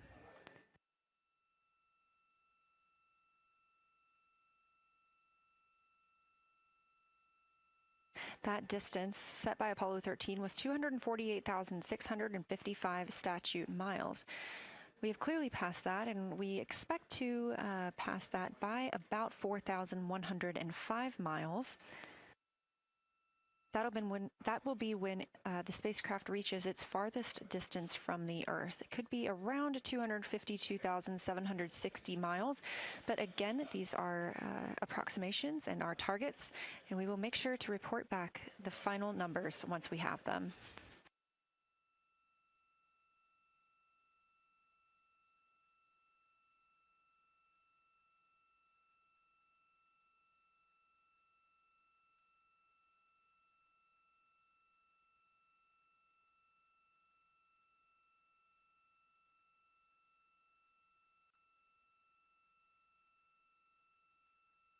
We have some refined times of when we expect to have Earth set of Earth behind the moon while Orion flies behind the moon. That would be about 5:41 p.m. Central, 6:41 Eastern. The spacecraft would make its closest approach to the moon at 6 o'clock Central, 7 Eastern, and that would be about 4,066 miles. And then at 6:02 p.m. Central, and the spacecraft will reach its farthest distance from the Earth. We anticipate that'll be about 252,755 miles, which would be 4,111 miles farther than Apollo 13. We would see Earthrise again at 6:21 p.m. Central Time, and a few minutes later, regain communications with the crew.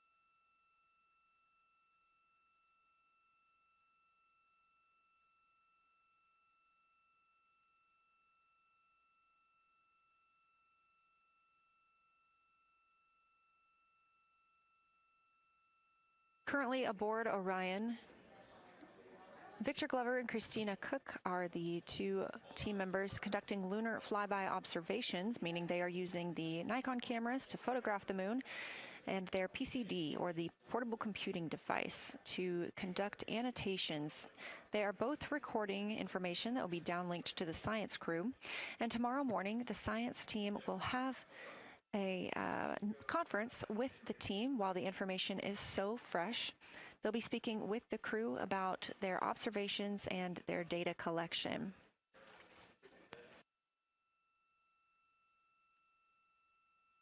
Otherwise, most of tomorrow, Flight Day 7, is considered an off day.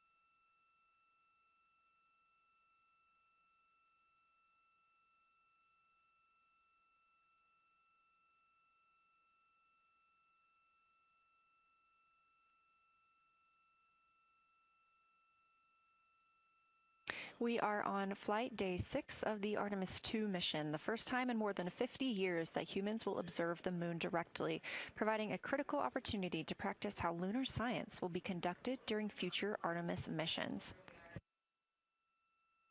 If you're just joining us, the crew is well into their lunar flyby observations, and we anticipate that we will hear from them soon.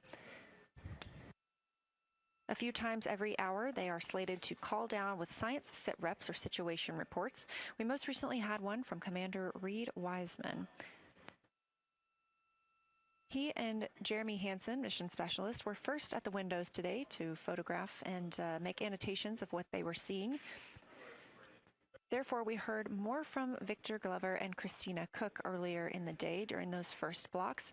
But now that Reed Wiseman and Jeremy Hansen are on the support side, they are the ones calling down what they are seeing from windows 1 and 4. Earlier, we heard that the Earth is so bright in window 4, they have had to temporarily cover it with a t-shirt.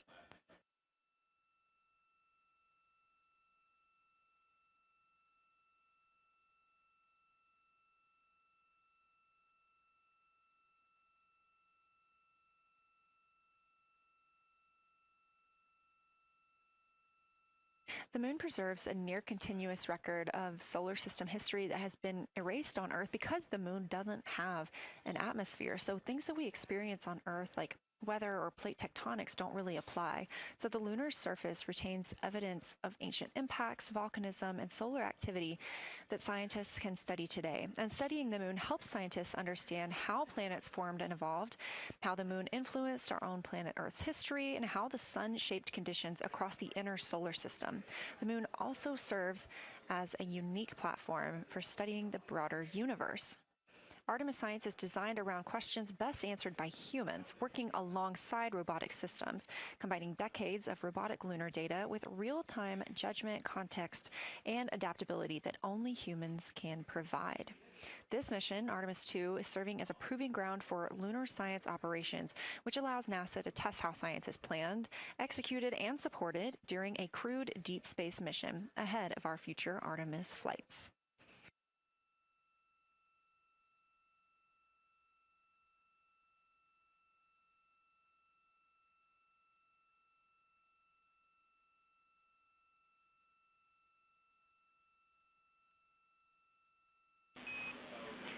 Integrity, time for a window team position swap. So Victor and Christina, please switch places if you've not done so already, and remember your SD card for the camera.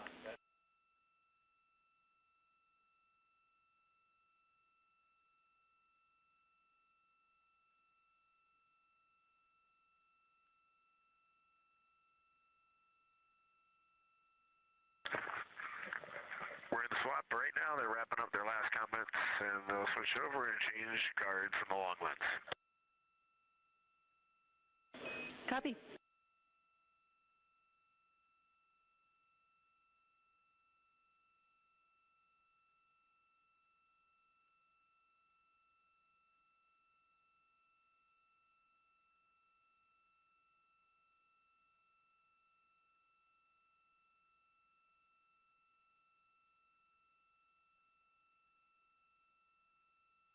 As you heard in that call, it is now time for the team members at the window to swap positions.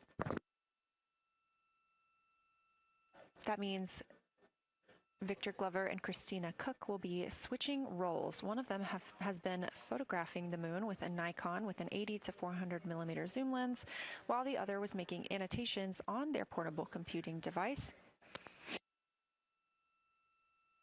And both are recording audio that the science team will be able to listen to.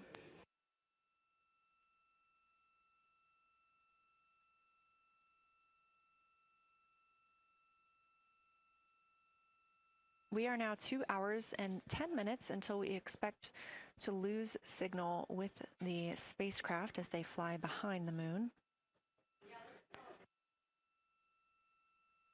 And the next target for the crew is considered a crew choice event.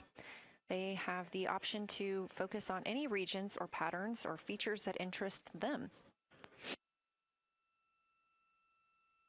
The science team has asked the crew to capture pictures that illustrate their choice, as well as at different zoom levels, and to describe why those certain features or regions caught their eye.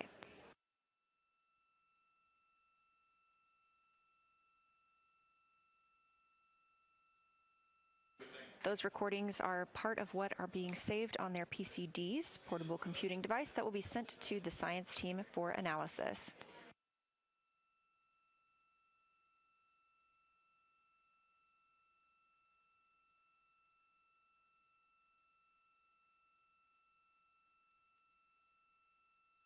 The crew has been allotted 8 minutes for this crew choice event, and it's also a time for a scheduled sit rep or situation report. So we expect to hear them calling down what they are seeing soon.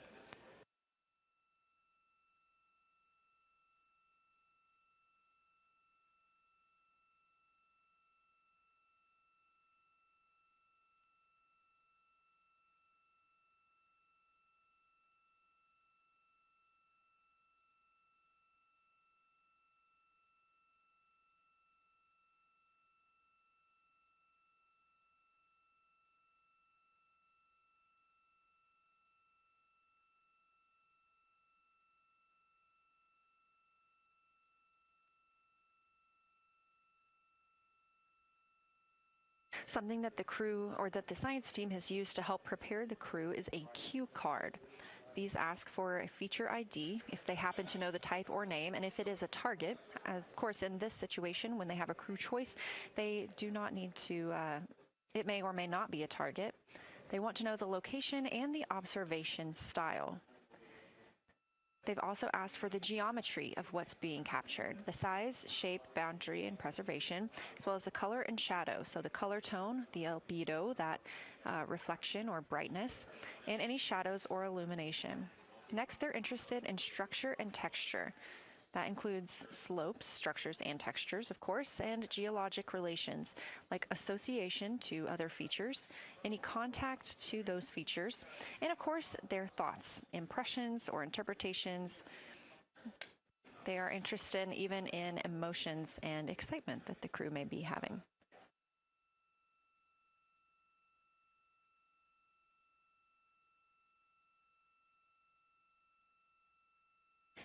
This flyby day has been practiced in many ways, even in sims here in Mission Control Houston. The team also conducted some field work, learning how to look for specific geologic features.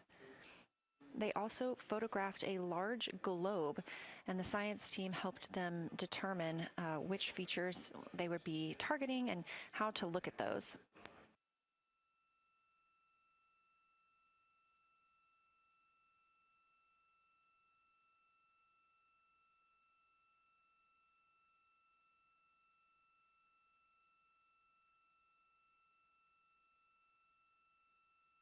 We have a few more minutes that the crew would be photographing their crew choice. Again, this is NASA astronauts Victor Glover and Christina Cook at the windows.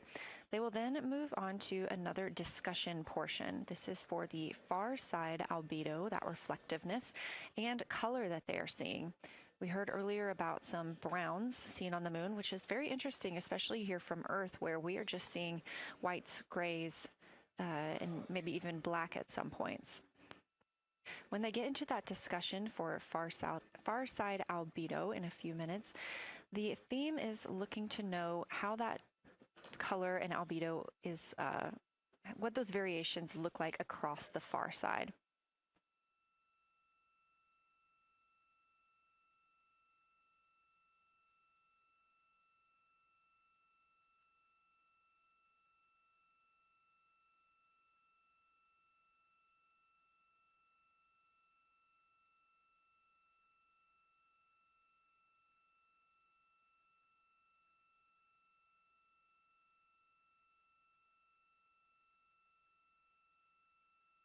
On the right side of your screen, the Science Evaluation Room, or SIR, where team members are looking real time at what the crew is seeing.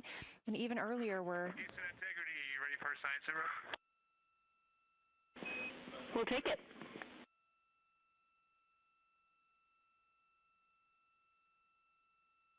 Okay, the crew has swapped positions. They're in their crew choice. voice element. I've been listening to both of them for a little bit, and they're really enjoying. They both decided to pick the Terminator, and they're spending a lot of time looking at the Terminator, just talking about the resolution that they can see, the depth of the craters, and the various interesting and unique excavations that they can see. So Victor is on the long lens, and Christina is just looking out the window, and I'm sneaking a peek in T-shirt window. It looks like, I don't have the best angle here, but it looks like Aristarchus is on the limb of the moon now. It's amazing how quickly it changes as we speed around the far side of the moon, stuff that's leaving our field of view, and now we have a lot of the dark side of the moon that, it's missing for us right now, but it would be in view if it was lit at all. Jeremy, science, thanks for that sit rep. Do have a question. A few times we've heard you and the other crew describe change during the course of your flyby. Would be interested in future descriptions of more verbosity about how it's changing. Thanks for the great sit rep.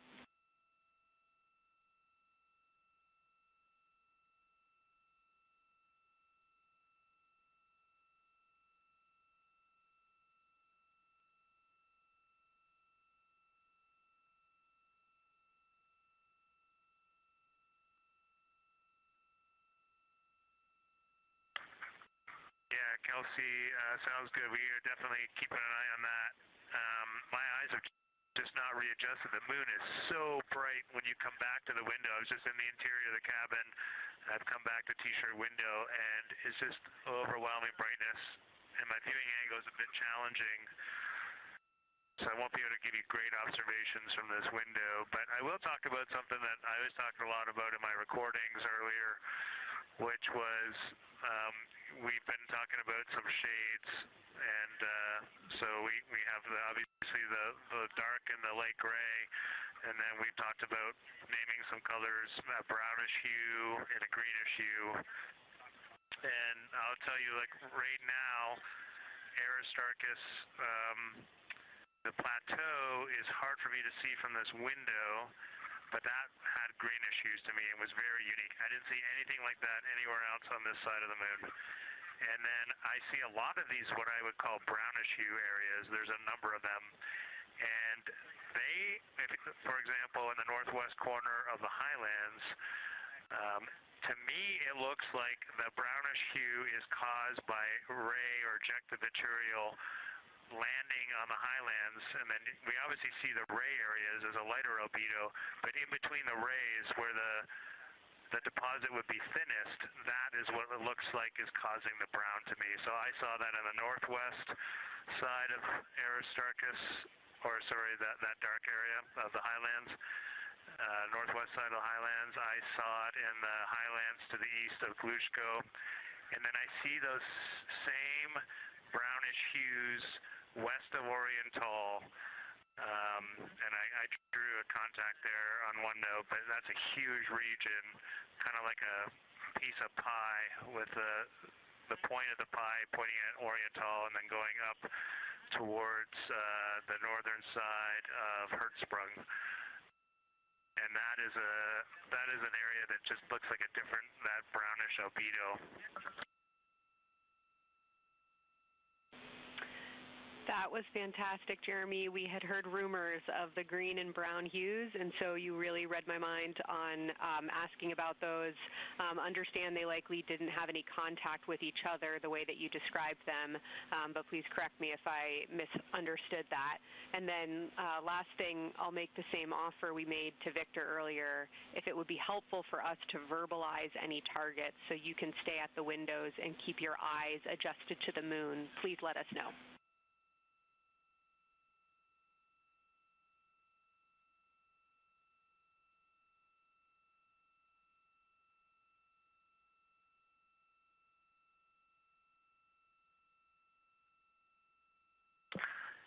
If you got something you want us to look at, Kelsey, you can send it on up.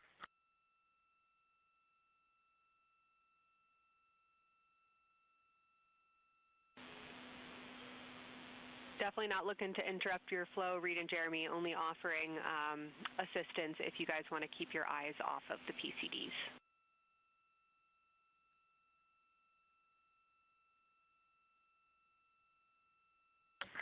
Oh, I see what you're saying, okay.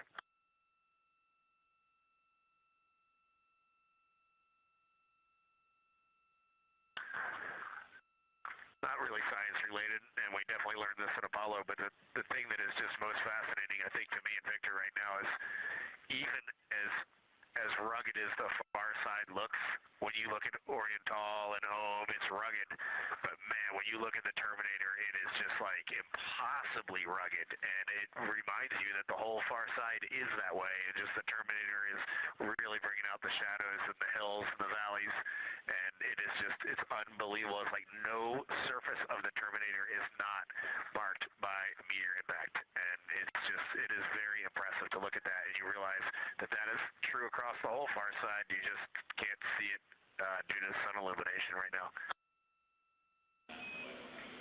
Reed, Houston copies, and we were commenting on the same thing. Even from our view, the Terminator looks absolutely alien because there's just so much texture in there that we're just not used to seeing. So thanks for sharing that with us.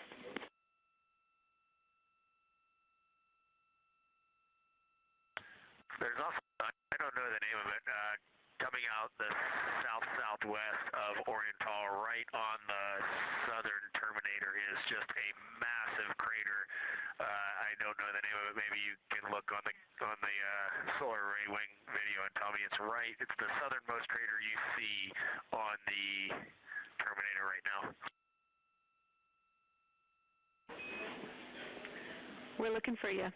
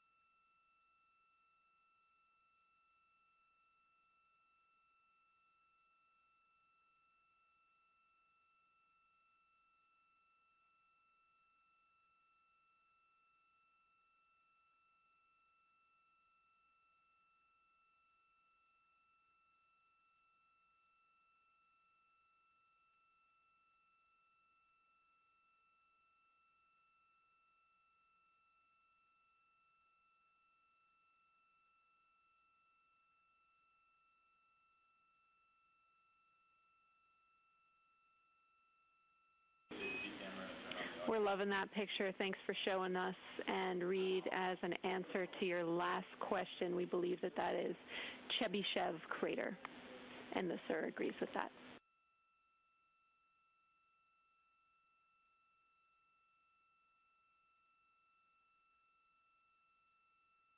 Okay, that picture I was just showing you is an 8X iPhone out the docking hatch for the high grazing angle. It's just amazing.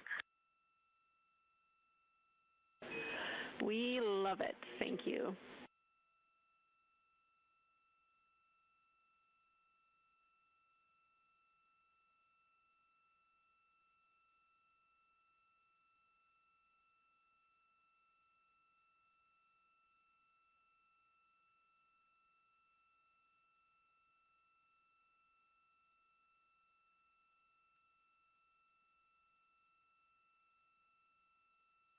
This is Artemis Mission Control in Houston, Texas. Mission elapsed time, 4 days, 22 hours, 12 minutes into the flight of Orion.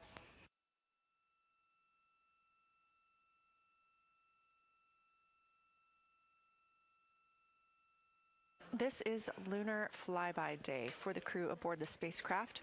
Reed Wiseman, Victor Glover, Christina Cook, and Jeremy Hansen are now the farthest people to have ever traveled from Earth.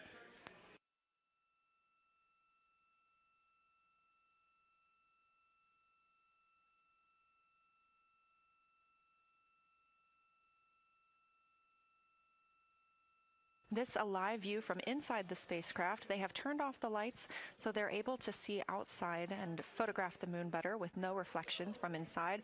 And for a very brief moment there. Integrity Science, thanks for those iPhone views. It's helpful to see what you're seeing.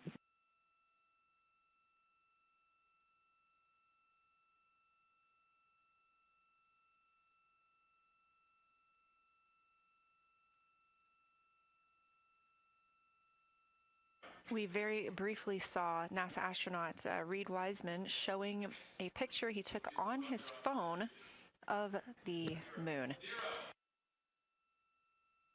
We do expect to get all of the photos that the crew is taking today, and we cannot wait to share some of those with you.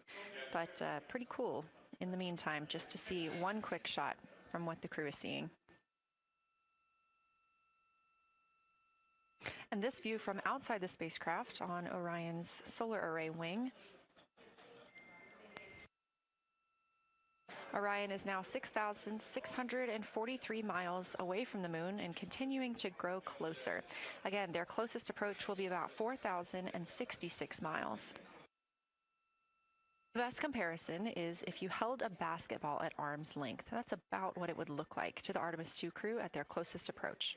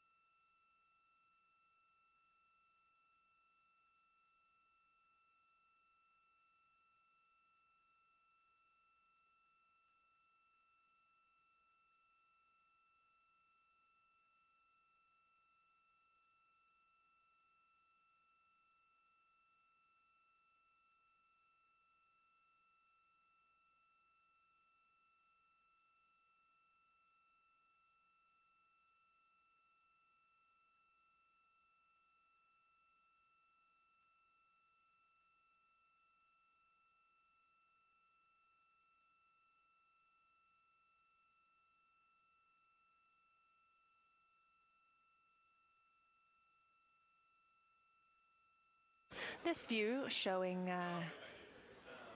at the very top, a camera coming from Orion, continuing their flyby of the moon.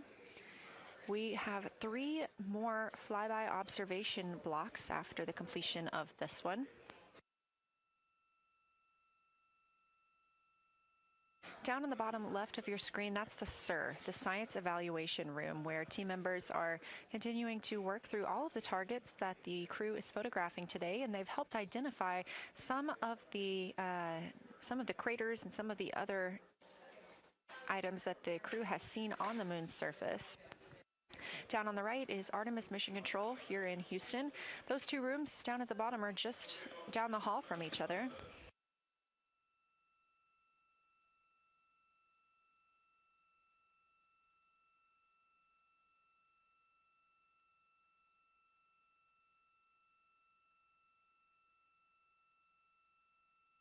And we are just a few minutes away from the next cabin and window team swap. That means Victor and Christina, who have been at the windows, will fly to the cabin, the background essentially, and be their support crew for Reed and Jeremy. Reed and Jeremy will move back up to the windows.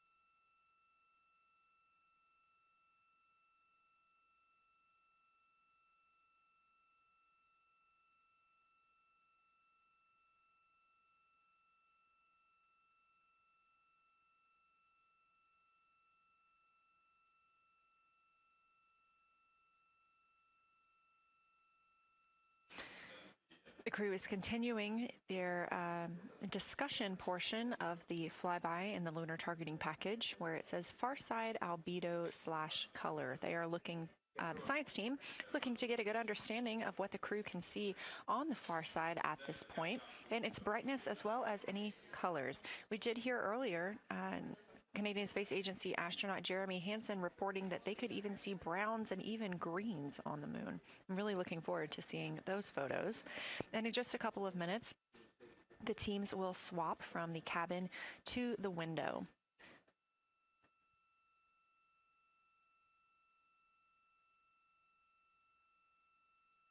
Another rundown of just how this flyby is choreographed inside the spacecraft today. So these activities have been timelined, and there are these 5 blocks of time during which the crew is going to be observing the moon from Orion's windows.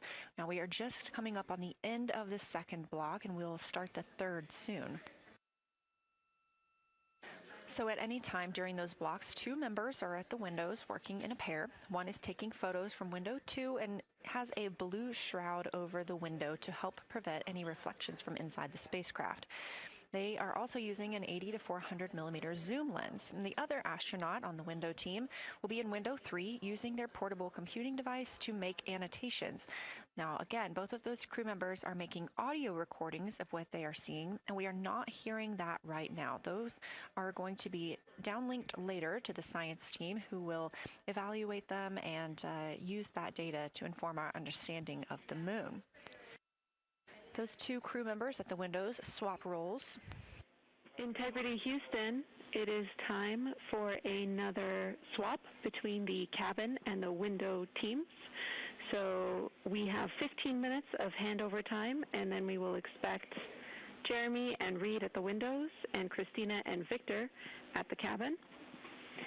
I have no new vehicle updates for you, but I do have a photo location for some photos on Ike's PCD, and I want to let you know that Jeremy's family have arrived in the viewing gallery.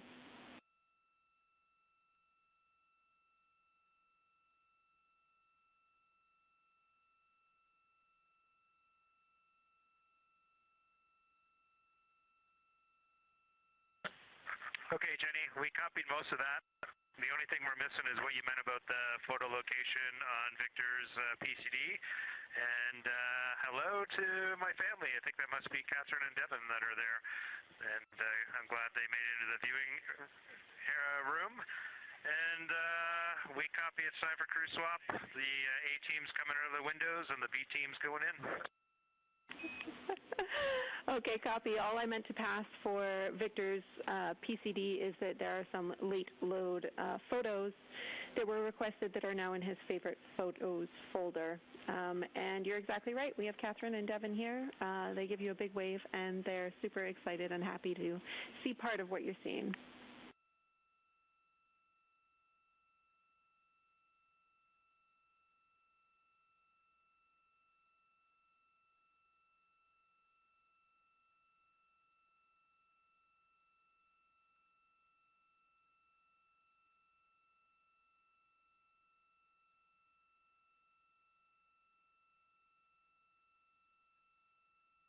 Okay, copy, Jenny. We're not sure what we're looking for in the PCD, but we're going to poke around, and we may be calling you back about that one.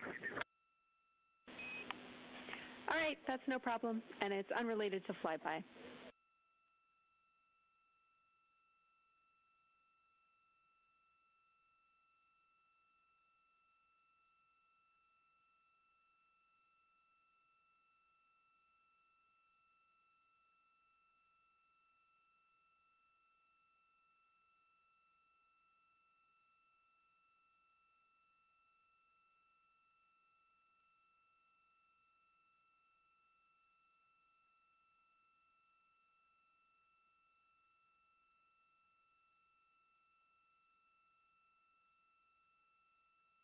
This is Artemis Mission Control here at Johnson Space Center in Houston, Texas. And as you just heard, Capcom, or Capsule Communicator Jenny Gibbons, Canadian Space Agency astronaut and Artemis II crew backup, relaying to the teams in Orion that it is time for a swap from the cabin to the window teams. We're We're now at the tail end of the second lunar flyby observation block. Again, we have 5 of these today. Most recently, Victor Glover and Christina Cook were at the windows photographing and making annotations, while Reed Wiseman and Jeremy Hansen were in the cabin providing support, whether that is SD card help, but also science sit reps, calling down any situation reports for what they are seeing on the moon or anything about the vehicle status. With that call to make a swap, Reed and Jeremy will be back at the windows, making observations for what they see at the moon and taking photos.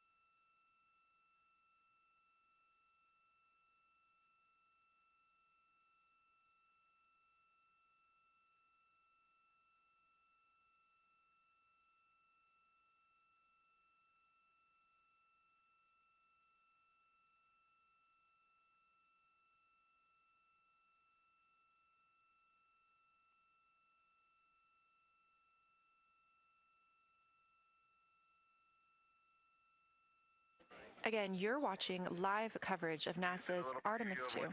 But something that's really awesome up here is we now have the moon and the Earth in window 3 simultaneously, and the moon is a gibbous, and the Earth is a crescent. And I'm guessing in about 45 minutes we'll have 2 identical crescents as we change our position in the universe. That is pretty darn cool. Thank you.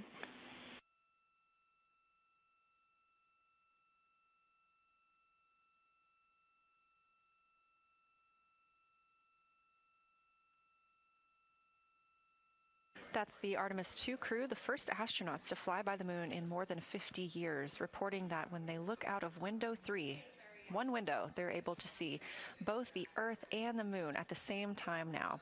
Now, obviously, our view is from a camera on the solar array wing pointed at the moon, and we hope to see that view of both the Earth and the moon soon.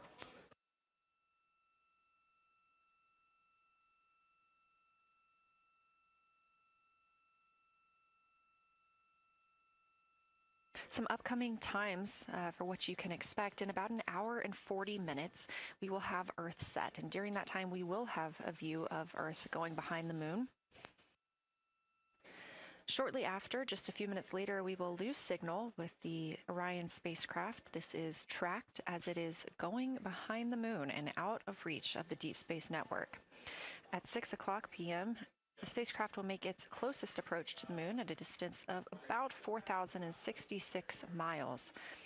At 6:02 Central, the spacecraft will reach its farthest distance from Earth at about 252,755 miles. Of course, these are approximate, and we will make sure to provide you with the final distances once those are confirmed. At 6:21 p.m., we will have Earthrise from the Orion spacecraft, but we will not have communications with the spacecraft until 6:25 p.m. Central, when we expect to acquire signal with them after they've emerged from behind the moon.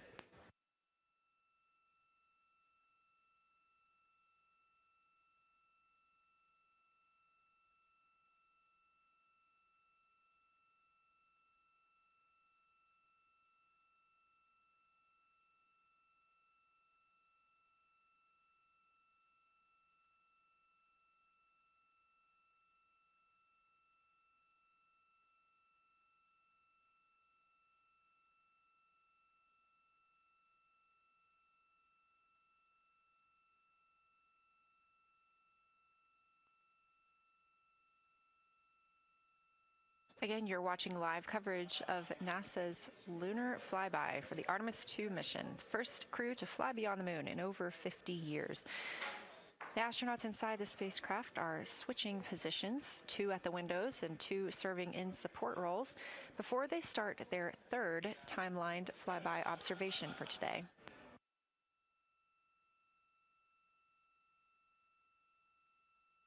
We've heard great calls from the crew so far describing what they're seeing, all well trained by the science team here on the ground.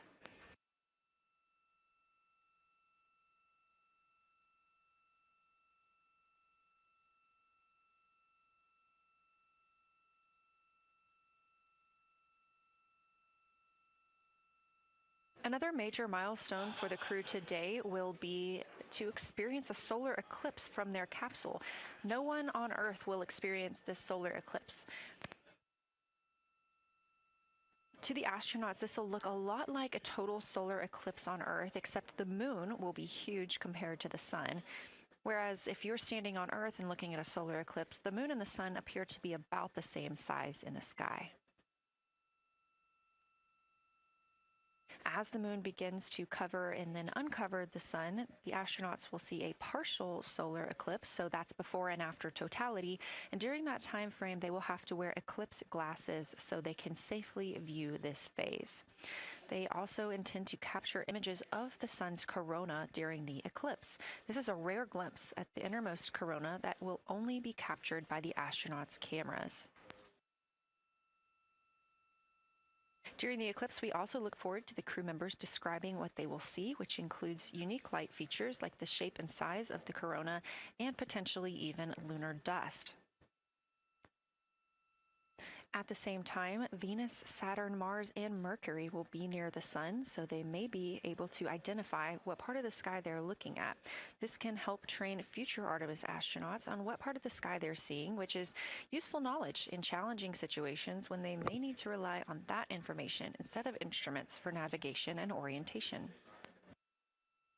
That eclipse window will last about an hour, and it'll happen near the end of the day today, closer to 7:35 p.m. Central, 8:35 Eastern.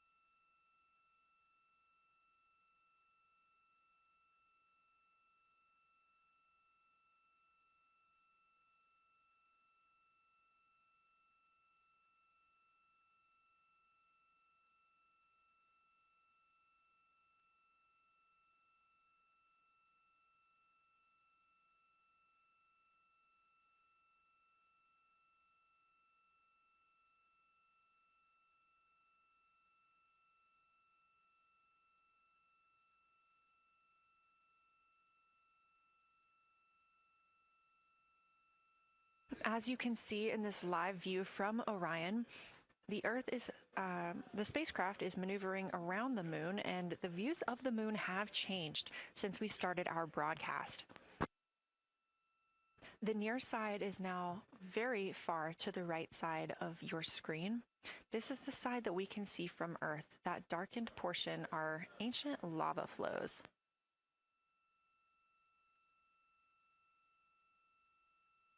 The crater down towards the bottom of the moon is Oriental, and this is a crater that was previously never seen before by human eyes until this mission.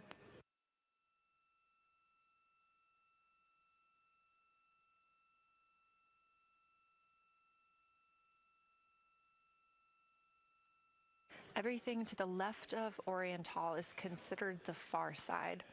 And this is what we typically do not see from Earth.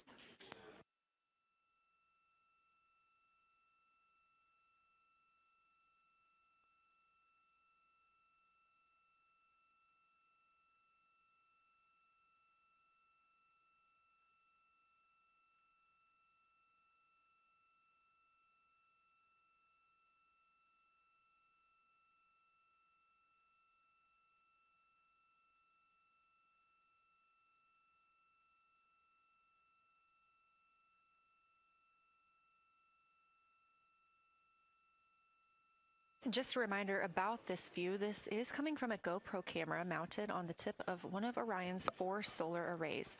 Each solar array has a camera mounted on it, and the bandwidth is limited due to we have a crew on board, and this is our first flight of crew aboard the Orion spacecraft. So having a crew means we have to have an environmental control and life support system. There's a lot of data around, a lot of data to bring down for the crew members to keep us up to date on everything happening aboard the spacecraft. So we have to share our bandwidth when it comes to imagery and data.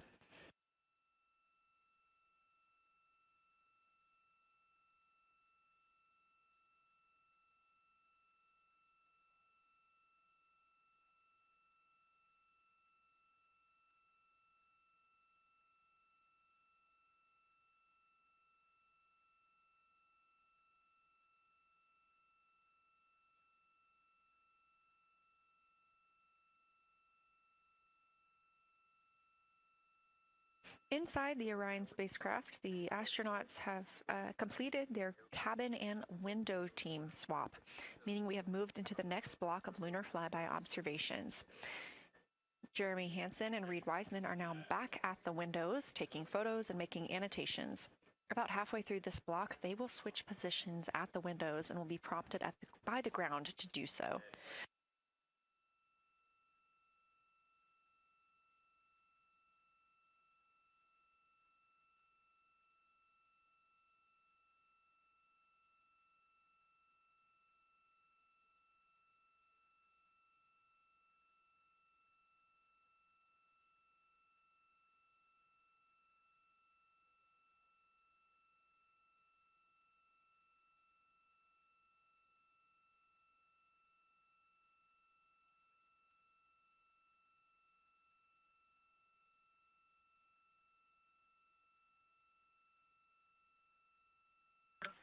Houston integrity for SITREP. First of all, I'll just talk about the experience that I had during Victor and my observation time. It was an incredible experience. We definitely noted how much more you can see with the zoom lens. Even though we have a great visible eye image, there's just a lot of texture that just pops right out at you when you can zoom in. So almost just using it like a telescope, the camera lens. We really enjoyed our discussion time. That was a great innovation on the lunar targeting plan. We were both able to describe a lot more kind of with flow, I would say, when we were talking to each other. And it was also, we sort of were able to bounce ideas off of each other and come to new conclusions. We had, I think, a very successful talking through of some contacts between different color areas, both in the mare and in the highlands, and we identified some really unique texture areas as well. At one point, towards the end of the images of my time in window 3, I just had an overwhelming sense of being moved by looking at the moon. It lasted just a second or two, and I actually couldn't even make it happen again. But something just drew me in suddenly to the lunar landscape, and it became real. And the truth is, the moon really is its own body in the universe. It's not just a poster in the sky that goes by. It is a real place. And when we have that perspective and we compare it to our home of the Earth, it just reminds us how much we have in common. Everything we need, the Earth provides, and that in and of itself is somewhat of a miracle, and one that you can't truly know until you've had the perspective of the other. I'll switch into some logistics stuff. The Peltors, both their batteries stopped providing the active listening, but we have verified they are still recording, and so we are able to have discussion time and hear outside our recordings by just moving the ear cup off of the ear. Other than that, everything's working well technically, and we've been able to find all our targets, and we're having a really great time. Thanks, Christina. We copy those logistics for the Peltors, and also thanks for bringing us into the cabin with you with that description.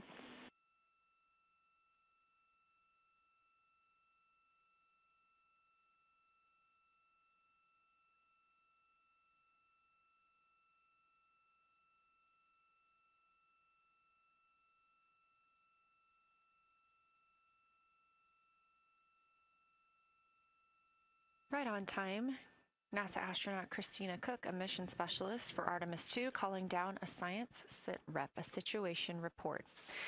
Good news, reporting that she and her teammates have been able to capture all targets that were listed.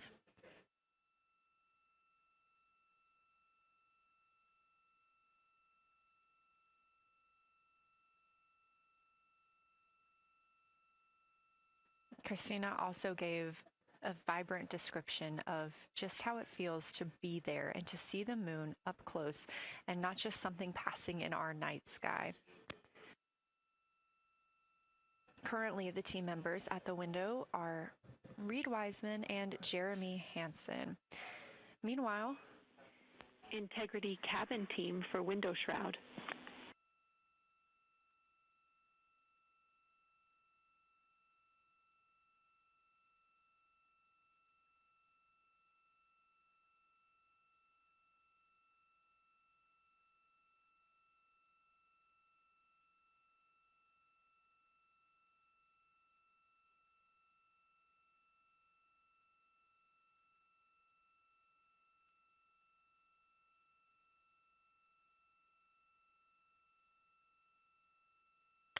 We're listening. Go ahead, Jenny. Hey, Victor, we have a temperature constraint on the windows, and the shroud might be getting us close, so we just want to check on the state of window 4's shroud, whether you believe it's still necessary because maybe things have changed with our viewing, and if so, we would like to request to have the shroud removed.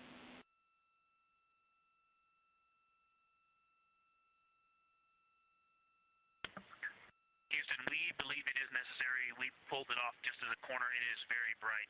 It definitely would affect our night vision and maybe comfort. But is there a time? Can you tell us when we would have to take it off by?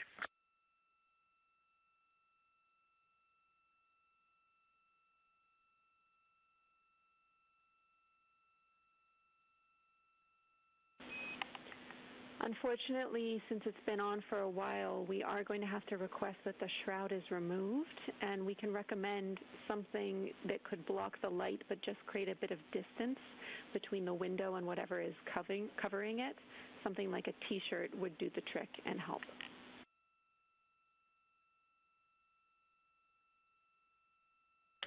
Okay, we're removing the shroud, and we'll make it work. Thanks.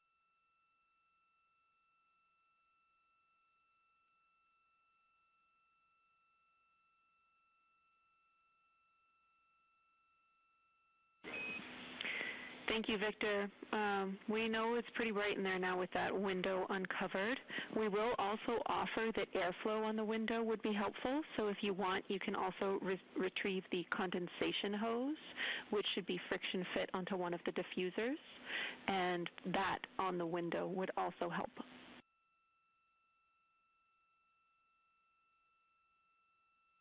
We can easily point a diffuser at the window, so we're going to start with that, and it's pointing at the window now.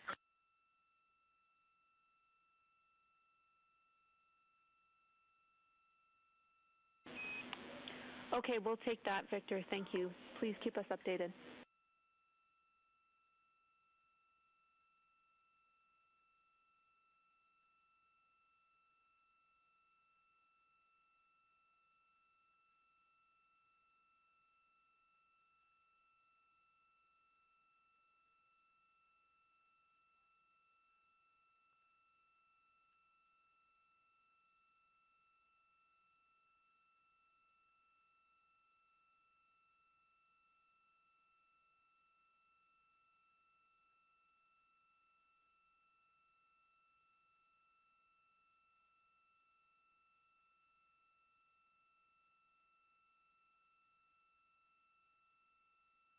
That call from Capcom, Jenny Gibbons, CSA astronaut and Artemis II crew backup, to the crew aboard Orion, letting them know that they will need to remove the window shroud they had placed on window 4.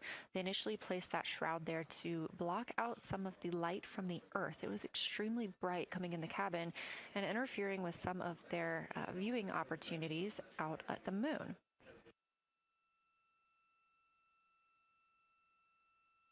This was a request from ground teams to ensure that they are protecting other systems, and the crew has been offered the opportunity to use something else to cover the window.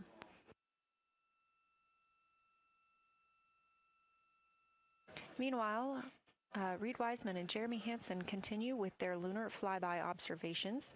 They have just looked at Glushko crater. That's about when we heard that call down from Christina Cook with that description of everything she had been seeing during her her observation period and what she was seeing at that time. The science team asked this crew to take centered images of the entire crater and their ray system in one frame. They're also interested in knowing the brightness, texture, and extent of Glushko's rays and how they differ in the mare, or that sea area, versus the highlands. Glushko is considered a young lunar crater, and these observations can help understand material properties of those craters.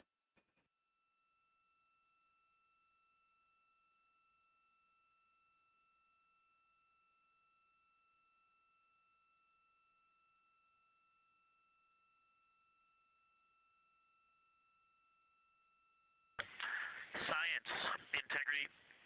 First, I wanted to start off with connecting with what Christina said, that it was very moving to look out the window. I had the unfortunate sequence to start looking out the window and then moved to the long lens, and it was hard to speak looking through the zoom because I went straight where Christina went, and I was walking around down there on the surface, climbing and off-roading on that amazing terrain. I also want to underscore something that she said.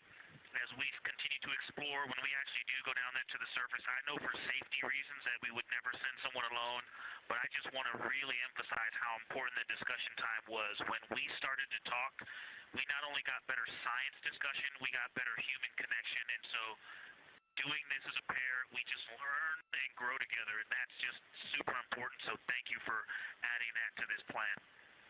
Reed just passed me a note that the Oriental Basin annular ring has a similar albedo to the center, but a different color. It has more brownish tones in it, and he said it's very distinct now that he's been staring at it.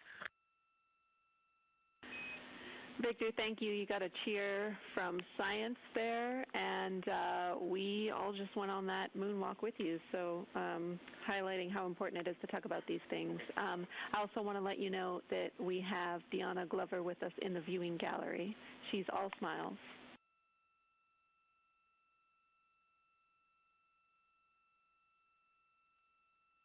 Well, you just got a bunch of cheers up here. Hey, babe. I love you from the moon. We love that we got a hey babe too, and we also have one of your lovely daughters here watching you guys work.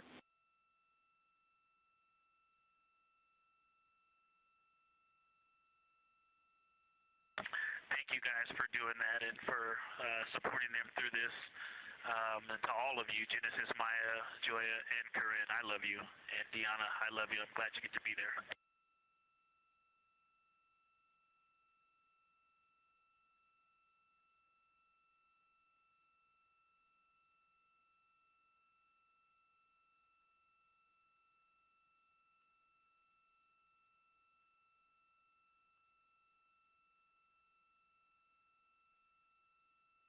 We've had some really sweet words from the crew members aboard Orion today, as their families have been able to filter in and out of the viewing room here at Artemis Mission Control at Johnson Space Center in Houston. Victor Glover also giving a great science sit rep and just a description of how it must feel if you were down on the lunar surface while he was looking through that 80 to 400 millimeter zoom lens. He also expressed how important it was to be able to talk through that real time with Christina Koch and stressed the importance of that on future missions, that it not only made their discussions better, but also more human. Glover and Cook are in the support roles right now, not taking photos or making annotations at the windows, but they are also encouraged to have their midday meal at this time. For lunch today, those two crew members have options of beef ravioli, salmon, butternut squash, sweet and savory kale, pickled beets, cherry blueberry cobbler, tuna noodle casserole, tomatoes and artichokes, broccoli, and chocolate peanut butter bar.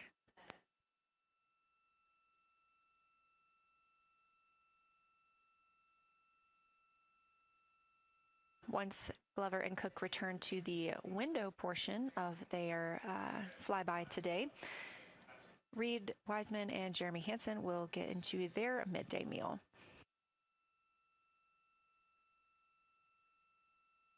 Again, this is the third of 5 scheduled blocks for our lunar viewing today, and if you were watching at the start of the broadcast, you can definitely tell the difference and the distance from the moon. We are now 5,518 miles away from the lunar surface, and again, expecting the crew to get about 4,066 miles away. They are currently 252,050 miles away from Earth, and every mile is a new record, having surpassed the Apollo 13 milestone for furthest distance earlier today.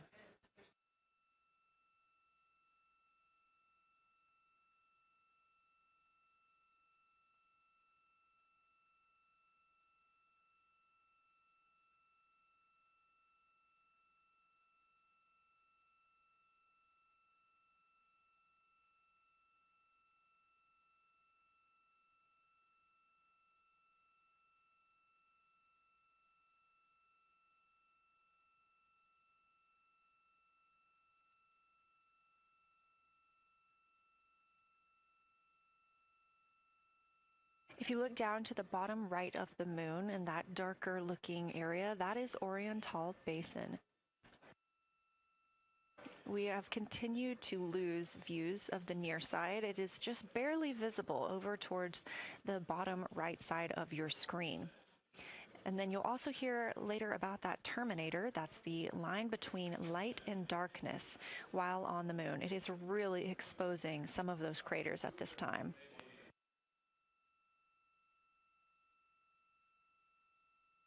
A couple of the other features in view right now are Hertzsprung Basin and Vavilov Crater. Hertzsprung Basin is nearer to the center of the moon, closer to that terminator line right now, and Vavilov Crater is just on the outskirts of it, closer again to the terminator.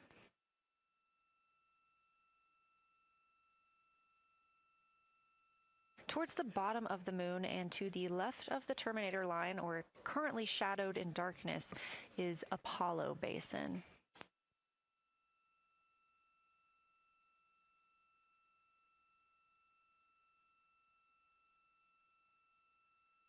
Science from integrity. Let me find out how far we are from the moon right now. But our view is about a third of the moon is in eclipse. That beautiful terminator is out there calling to me. We're 4,691 miles from the moon. And what looked like in the terminator about a third of the way up from the southernmost part of the terminator looked like a dinosaur print if one was running to the northwest. Now is clearly a crater with a bunch of craters around it. And that terminator, I can only see about half of it. I'm looking through the docking hatch window right now because we have the Z9 in window 1. But that terminator has moved. I guess I've been using Vavilov the whole time, so it's gone 2 more Vavilov craters to the west, and so a few more features are starting to peek out into the sunlight there with that low sun angle, and so you still have ridges and valleys showing up very clearly, a very jagged terminator, and a few islands of light out there with some high elevation shining in the sunlight in that darkness. And on the eastern side of the moon, let's see, Grimaldi appears to be one of the farthest east features, and that is maybe 5 degrees from being right on the limb and going off over the horizon. It is interesting, just looking at Oriental, that my first impression of it is all of the dark areas appear lighter, which I think makes sense because it is now facing, well, it's still relatively the same to the sun, but my angle to it is different. So I'm looking at it from a little more, even further to the side as we pass it. But all the darker features appear to be just a little bit lighter from this vantage point. The darker ring structure in the outer and inner ring and the interior, as well as the annular ring portion, everything seems to be just a smidge lighter at this point. Thanks for that description, Ike. Any additional words you can provide on Oriental would be wonderful, as that is such a high priority target for us. And while I have you, as we get closer to target 15, which is the Terminator target, if you can find Zeeman crater again that you were looking at earlier, everything to your left of Zeeman would be getting into the South Pole Aiken area to help you orient yourself.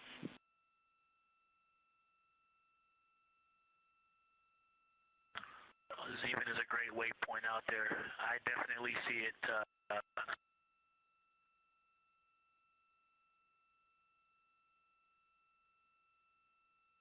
Yeah, Zeeman is very easy to find, and that is awesome. Thank you for pointing that out. Feel free to do that as often as you think of things.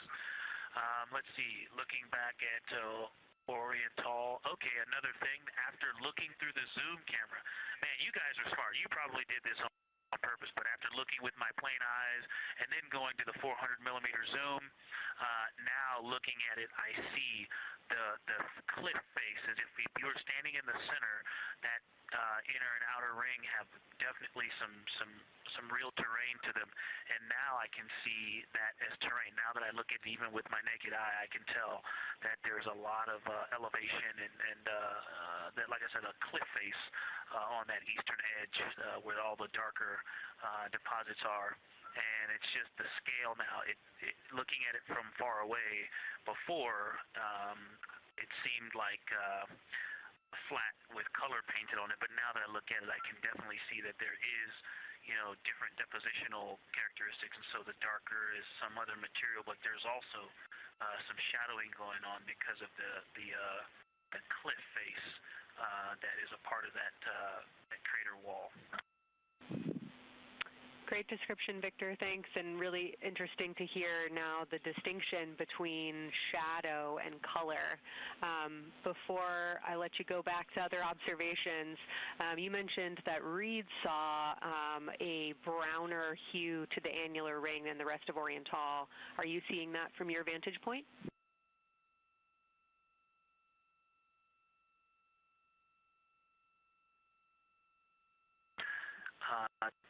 The way that I'm looking at Oriental, again, I'm still in the docking hatch window. There's like a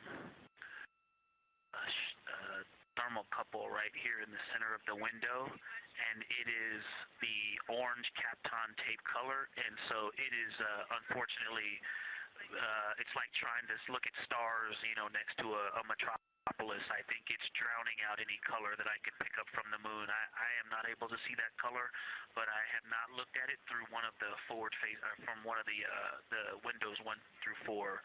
I think when I get away from this Kapton tape strip that I would be able to see the variation that Reed's talking about.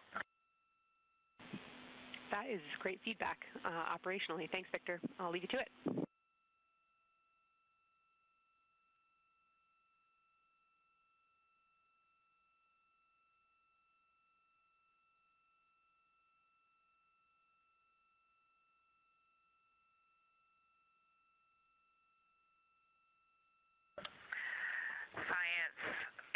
Integrity with a question from the window team. Integrity, this is Science, here with you.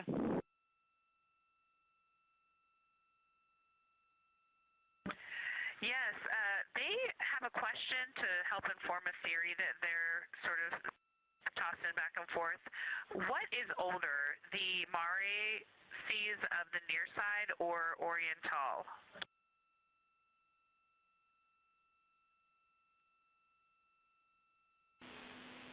Stand by, Integrity. We're going to get you a little geologic history here.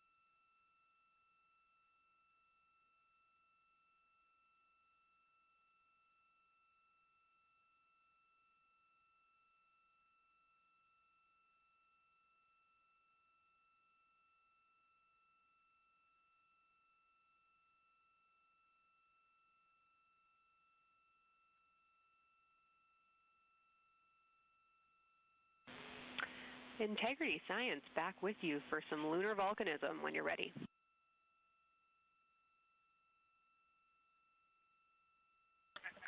Go ahead. You're making our day down here getting to talk about lunar volcanoes. Oriental, as far as Mare go, is younger than almost all of the Mare on the near side. The exception are features like Aristarchus, which really pop out to you guys and really pop out to us here on Earth. That is younger, but other than that, Oriental is pretty young as far as Mare go.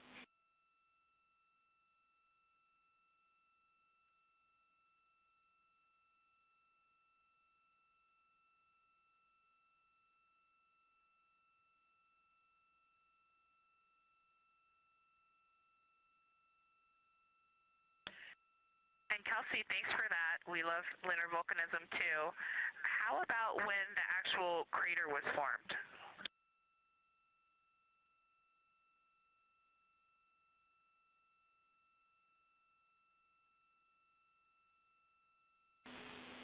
Yeah, we're going to get you an age for Oriental, and while we're getting that, Christina, can you, maybe you've heard the window team talk about the sort of contacts around Oriental, but because that material is so much younger, if anything pops out to you about physical relationship between that and surrounding terrain, we'd love to hear it.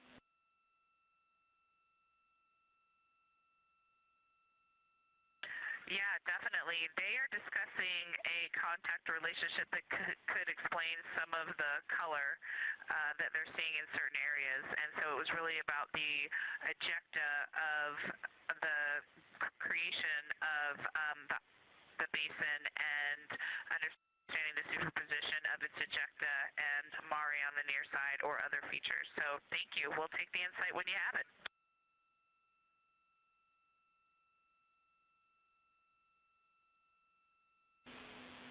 Thank you, Integrity. And I know Jenny wants to get to you with some topics, so I'll leave you with Oriental is 3.8 billion years old.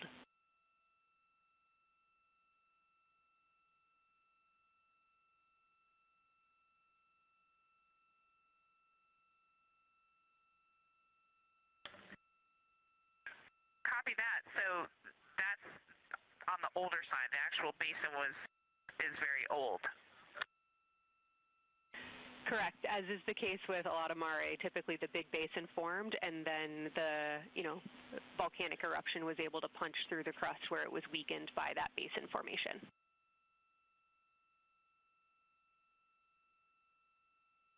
Perfect. Tracking. Thank you.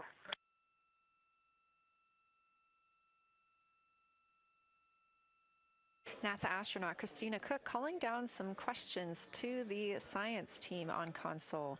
The voice you're hearing with those answers is Dr. Kelsey Young. She is joined by Trevor Graff on console today. Christina asking about the age of Oriental, and specifically the mare regions. Those are those dark regions that you see. They are paved or filled by volcanic deposits.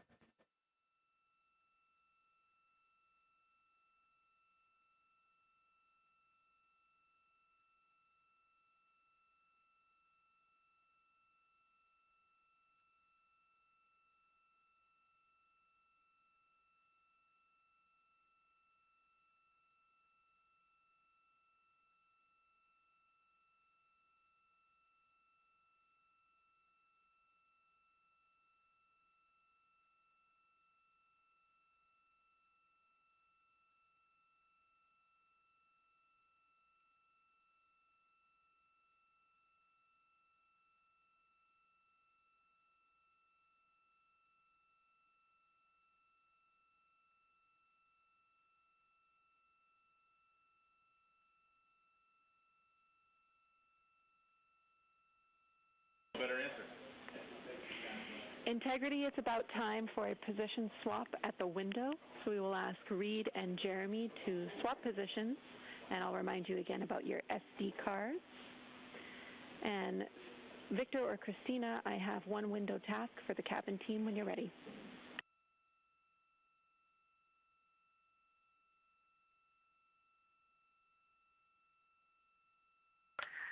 They are swapping, and I'm ready.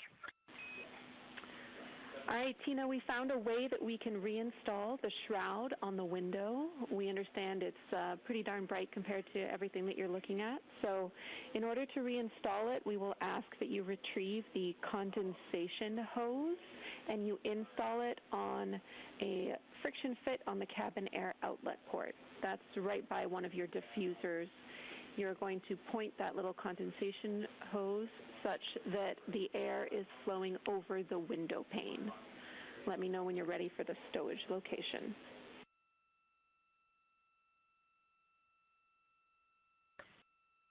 Ready.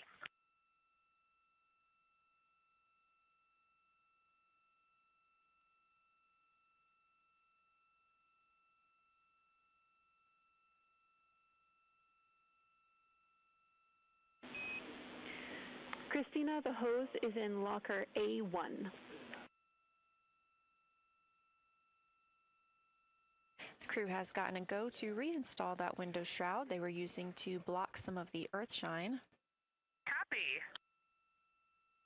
This view coming from inside the Orion spacecraft as the crew members are swapping windows, specifically Reed Wiseman and Jeremy Hansen. They've been our crew members at the windows taking photos, making annotations, and making recordings that'll be downlinked later to the science team for review. The science team will have a conference tomorrow morning with the crew to get any fresh perspectives or things that they learned during the flyby.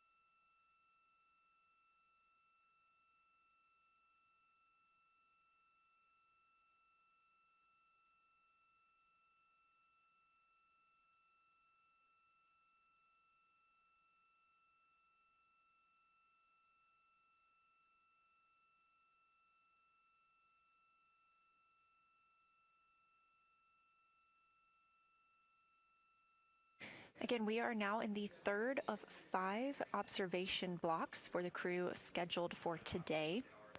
During this flyby, Orion is passing around between 4,000 and 6,000 miles from the moon and providing the crew with a full view of the lunar surface.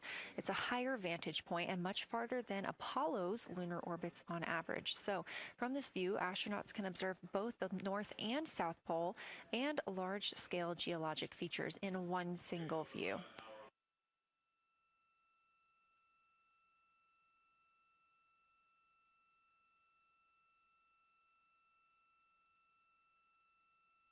We are now just under an hour until Orion passes behind the moon, and we lose communication with the crew. They will be out of reach with any of our deep space network antennas. That loss of signal will last about 40 minutes, and we expect to regain communications with them once they fly behind the other side of the moon. While they are behind the moon, they will also reach their max Earth altitude as well as their closest approach to the lunar surface.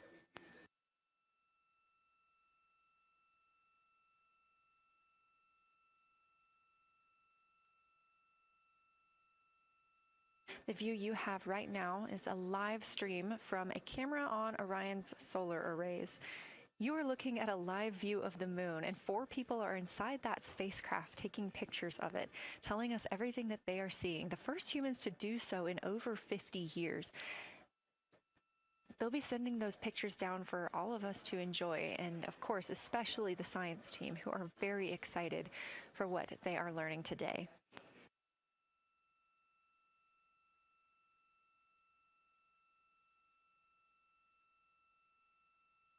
It appears the Artemis II spacecraft, Orion, is now under 5,000 miles away from the moon. Again, we expect their closest distance to the moon be about 4,066 miles.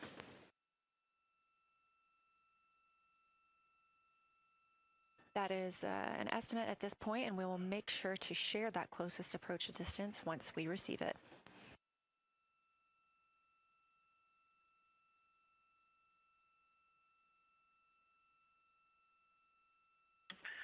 Houston integrity question, did you just want us to cool the window with the condensation hose, or did you want us to put the shroud back on and cool the window at the same time?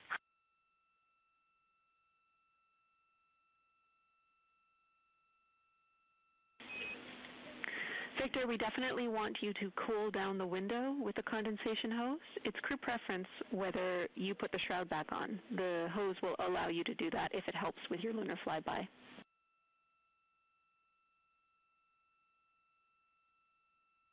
Okay, copy. We're going to do both at the same time. Thank you. Houston copies.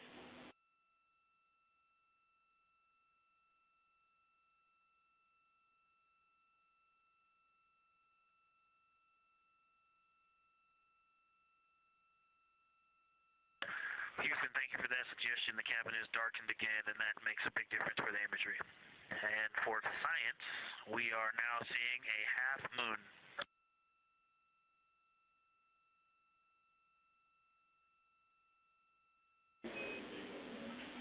Thank you, Victor. We're happy to hear it. And we see half moon, full moon joy still.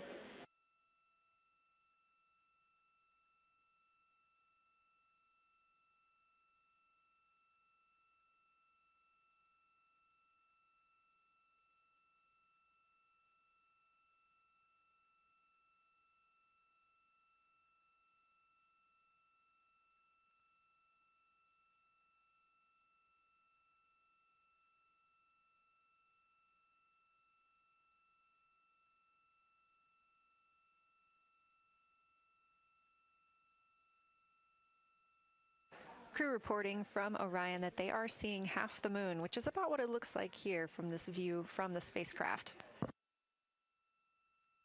However, what has become a little bit of a catchphrase for this mission, everyone is reporting full moon joy.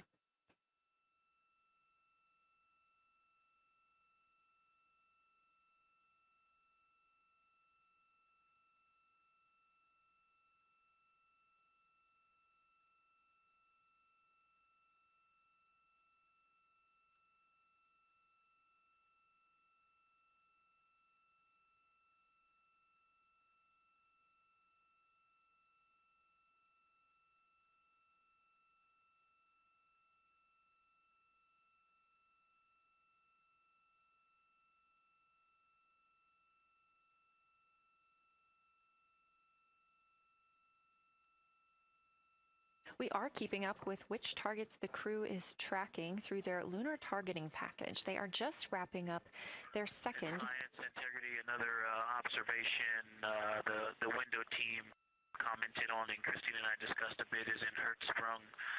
The solid and intact crater is very smooth.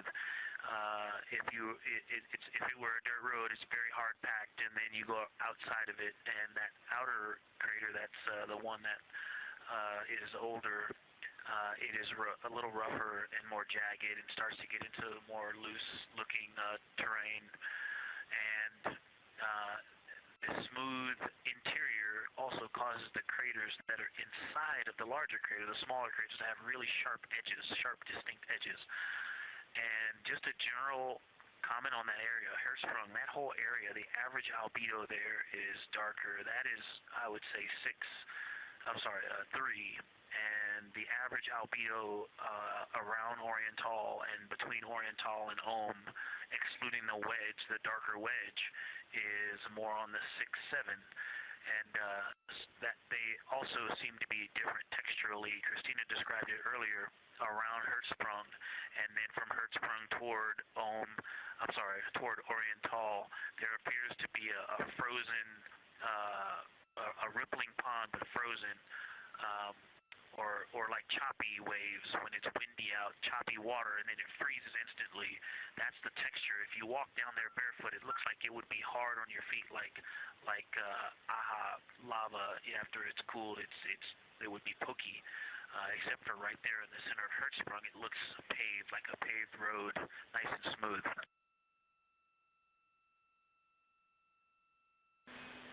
Victor, that's a wonderful description. Going from a paved road to lava reminds us of the Icelandic highlands. Thanks for that.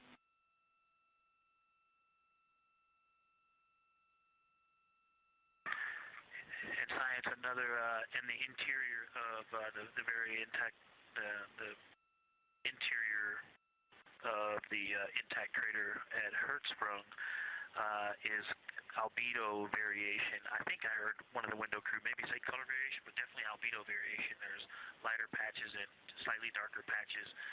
It's not swirling, it's just patchy. It just has spots that are lighter, and I would say a predominantly darker average area. Great descriptions, Victor. Thanks. Not swirly, just patchy is really helpful for us.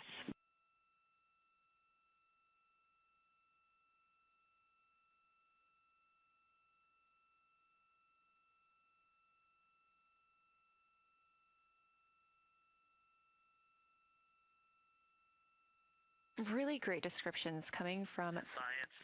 The window team is hitting all the targets. They are on plan and starting the discussion of the Terminator. And boy, I'm loving the Terminator. I think I know it's not purely a moon feature, but what it does to the features of the moon, to the terrain, I've probably spent the most time describing into my recordings and thinking about and looking at the Terminator. There's just so much magic in the Terminator. The islands of light, the valleys that would look like black holes. You'd fall straight to the center of the moon if you stepped in some of those. It's just so visually captivating that the Terminator is the most striking thing that I've seen so far.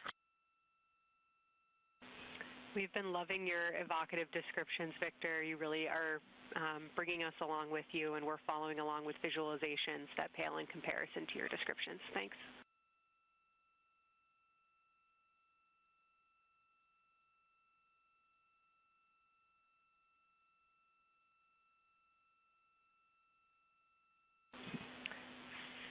Integrity Science, one more question on a status of what the window team chose to observe for crew choice.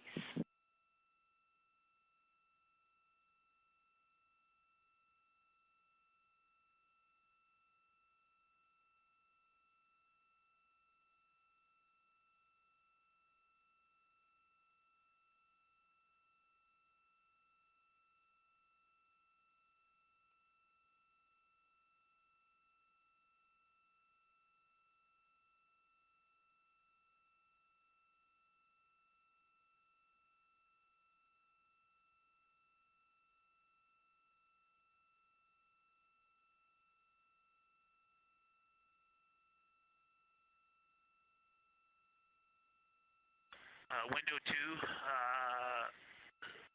talked about Vavilov, looked for suspended dust, and the Terminator. And window 3 about the experience and about the three-dimensionality of the moon this close. Wonderful. And another observation about Oriental, I would say, is the features going off to the southwest, the two large, almost look like scratches in the surface. I don't know if they're rays or canyons or collapsed lava tubes, but two distinct features that are almost parallel going off southwest from Oriental Basin. They are the first thing that made me notice parallax of our trajectory looking out at Oriental. That and in the inner walls of the east side of the crater rings, you really get a sense that we're flying over something with elevation and terrain, and they look different from this orientation. Love to hear it, Victor. And you had it that those chains are actually crater rays, secondary craters formed from the formation of Oriental.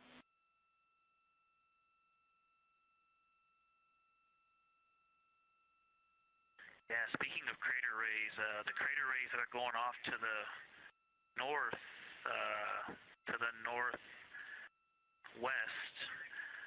that run off toward Hertzsprung and I believe toward Vavilov. I'm not looking at it right now, but those crater rays are very interesting. They're all very small. I know you've imaged this, but they're all small, and they look like, you know, a big impact launched rocks and things that made smaller impacts down the way.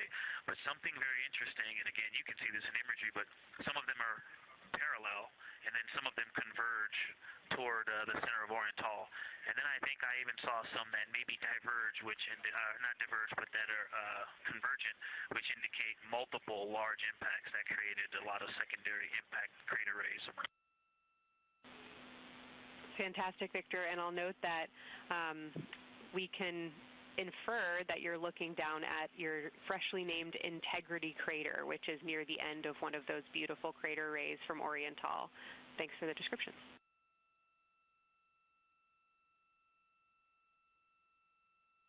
Yeah, you're welcome. And Integrity is easily identifiable with the naked eye from this point.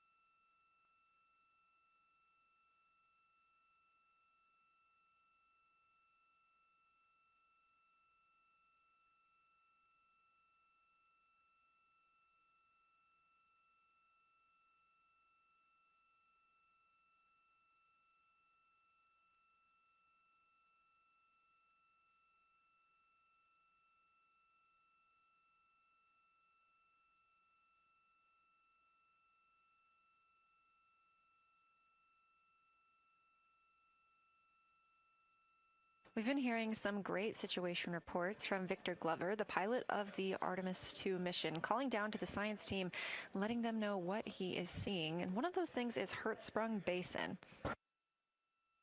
If you look just to the right of the Terminator, that is the difference between light and darkness on the moon. You can see what he's describing when he says Hertzsprung Basin and how it looks a little bit paved in the middle there. It's almost in the very center of the moon in this view, coming from the Orion spacecraft and a camera mounted on its solar array.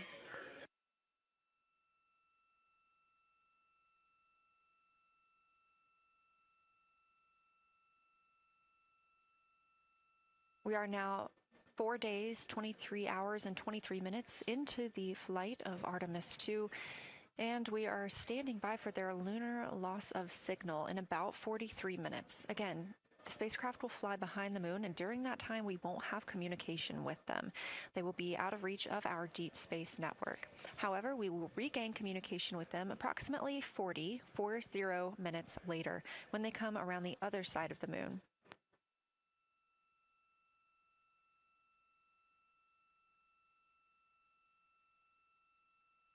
The crew aboard the spacecraft are currently discussing the Terminator, that difference between day and night. The science team is interested in learning about the topography and the color of the lunar surface, and it's already been very interesting to hear that they have seen colors like greens and browns while looking at the moon.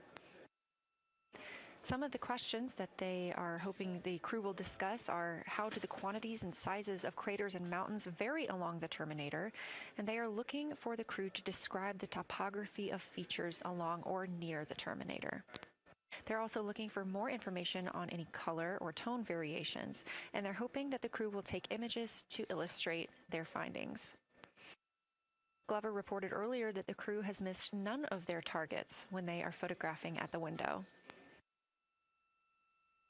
We aren't hearing the conversations that the crew is having right now, but these are being recorded to their personal computer devices, PCDs, and those will be sent down to the science team. The science team will have a conference with the crew tomorrow morning to discuss their findings and experience when looking at the moon today.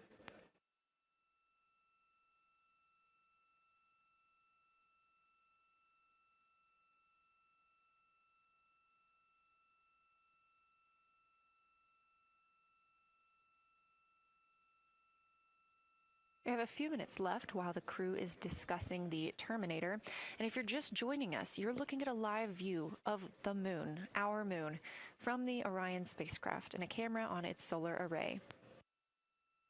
Inside that spacecraft, 4 astronauts, Reed Wiseman, Victor Glover, Christina Cook, and Jeremy Hansen, the first 4 people to fly around the moon in over 50 years.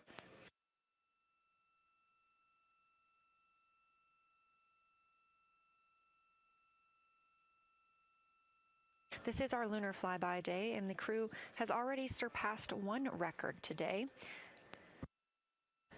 The crew passed the Apollo 13 distance record at 12:57 p.m. Central, 1:57 p.m. Eastern.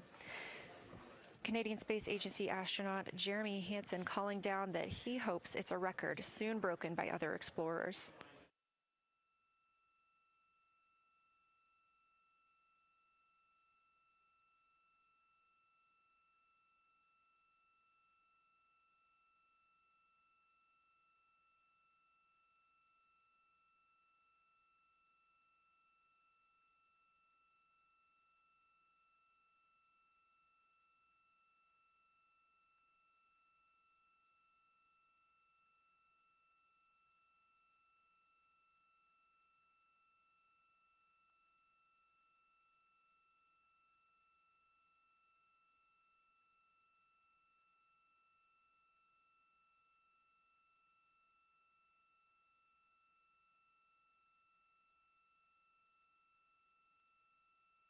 We are live in Artemis Mission Control in Houston, Texas, monitoring the flight of Artemis II.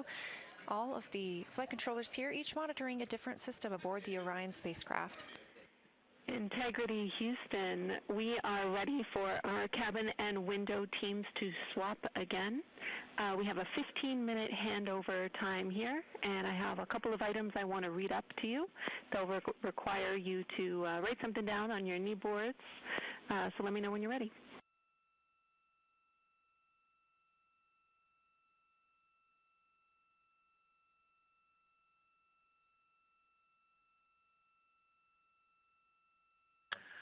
Okay, Houston, we are ready.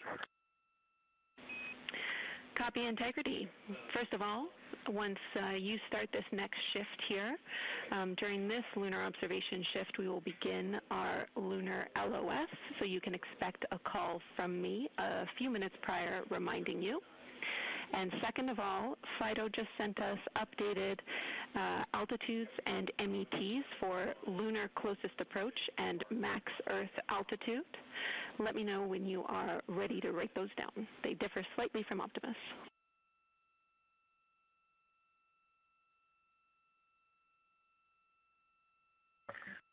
Thanks, Jenny. We are ready to copy.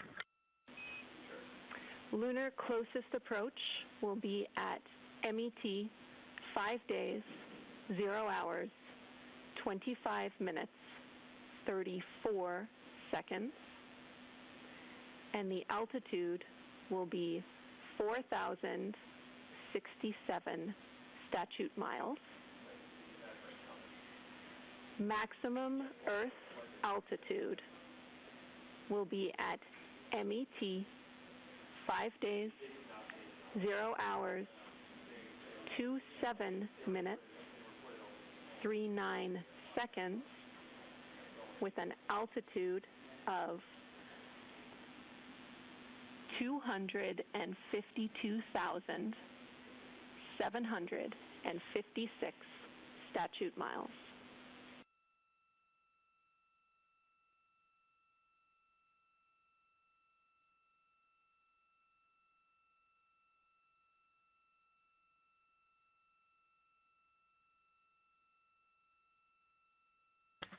The crew really wants to ask for that in kilometers and in parsecs, but thank you for those.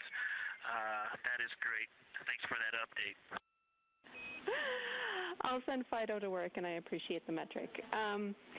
Other than that, I have no new vehicle statuses to pass to you. Enjoy your handover time, and we're looking forward to picking back up with you shortly.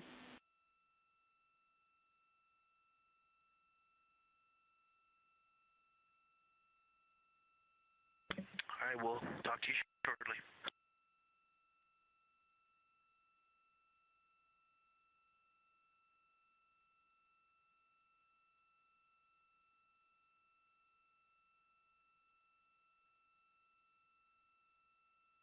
Those words called from Capcom Jenny Gibbons, CSA astronaut and Artemis II backup crew member, to the crew working aboard the Orion spacecraft. Had a little bit of a view inside the cabin. As you can see, it is very dark. The crew has turned off the lights, and the light that you were able to see is coming through the window, a reflection of Earthshine and from the moon.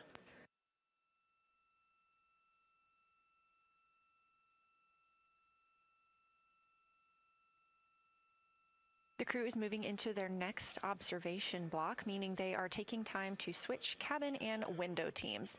We've had Reed Wiseman and Jeremy Hansen at the windows taking pictures and making annotations and recording some audio files that will be downlinked later to the science team.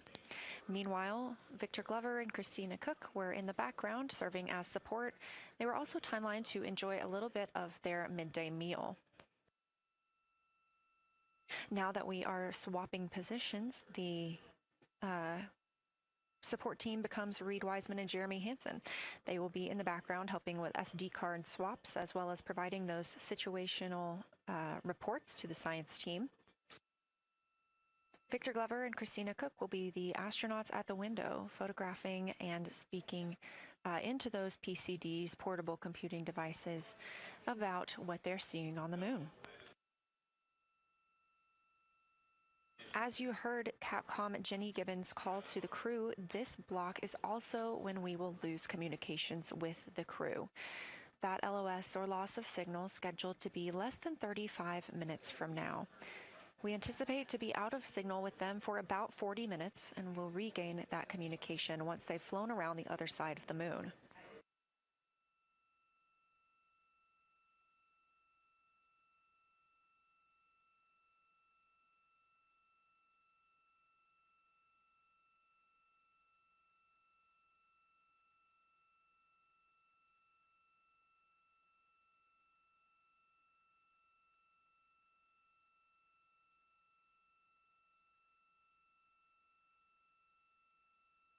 Now, even though the crew will be flying behind the moon, their observation period does not stop. They will still be taking pictures and making annotations of what they are seeing. They'll be looking for the limb of the moon, Earth set, and then Vavilov crater, which we have previously seen. They'll swap positions at the window before moving into a crew choice option. They will get to pick things that are interesting to them on the surface, take pictures, and explain why they find them that way. They'll also be looking for any impact flashes. These are short-lived flashes on the lunar surface caused by impact bombardment.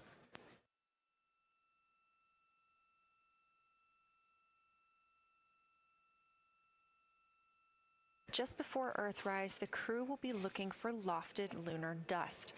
This may be lofted just above the lunar surface, and we could only see it just before Earthrise along the dark western limb. Any Earthshine would illuminate potential lofted dust. But once the crew is all the way around the Earth, the brightness of the Earth will wash out any of that dust they might be able to see. These were based on observations from Apollo missions and orbital spacecraft, and so we're very interested to see if the crew might be able to capture some of that lunar dust today.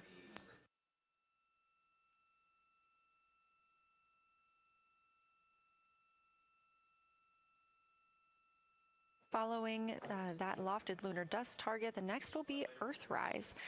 We will regain communications with the crew shortly after Earthrise.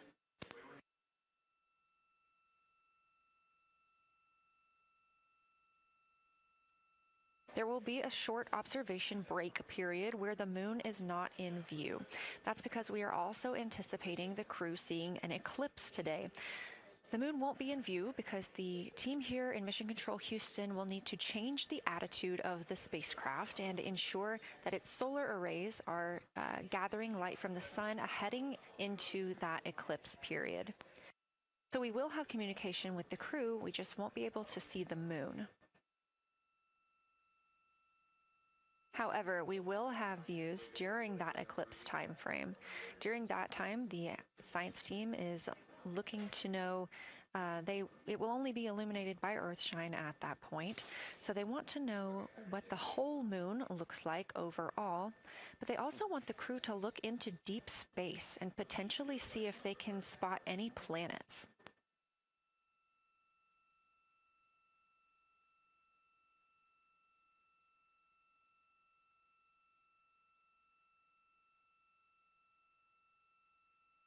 Once the eclipse is over, the lunar flyby period will have ended. We are live through the whole thing, and even once flyby is over today, we remain live 24/7 on NASA's YouTube.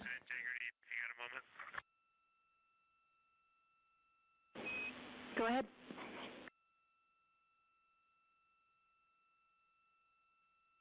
I don't know if Catherine and Devin are still there, but if they are, just wanted to just let them know how much fun we're having out here.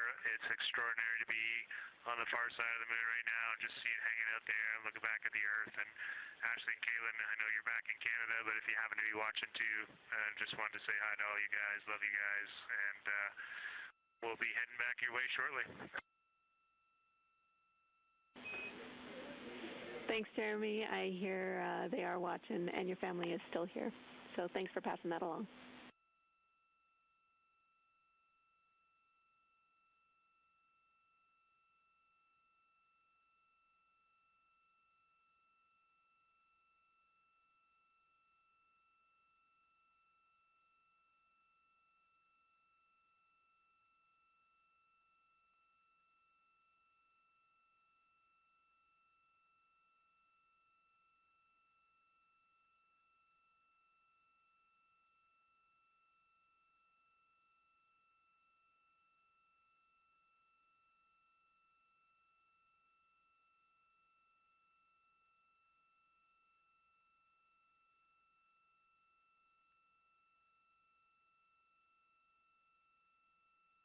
This view inside the Orion spacecraft, and it's a little hard to make out, but on the left there, that is Jeremy Hansen just calling down some well wishes to his family, joining us in the viewing room and watching online.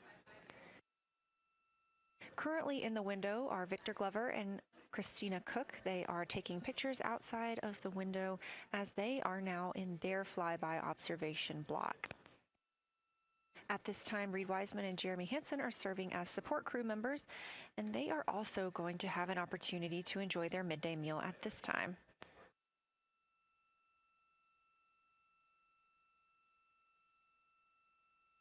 On the lunch menu today for Reed Wiseman and Jeremy Hansen, we have vegetarian chili, salmon croquettes, chicken with peanut sauce, sweet and savory kale, pickled beets, chocolate pudding, barbecued beef brisket, spaghetti and meat sauce, Italian vegetables, butternut squash, candy-coated chocolates, and maybe even a little bit of coffee.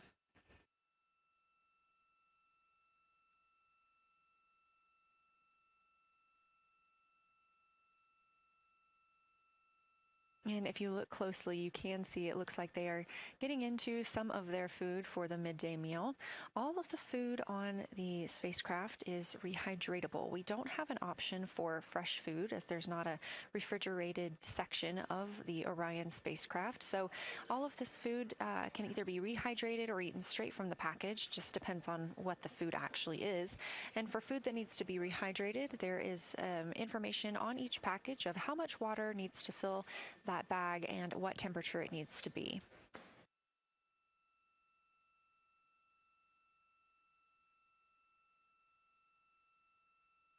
We are now 4 days, 23 hours, and 39 minutes, 40 minutes actually, into the flight of Artemis II, the spacecraft now under 4,500 miles from the moon.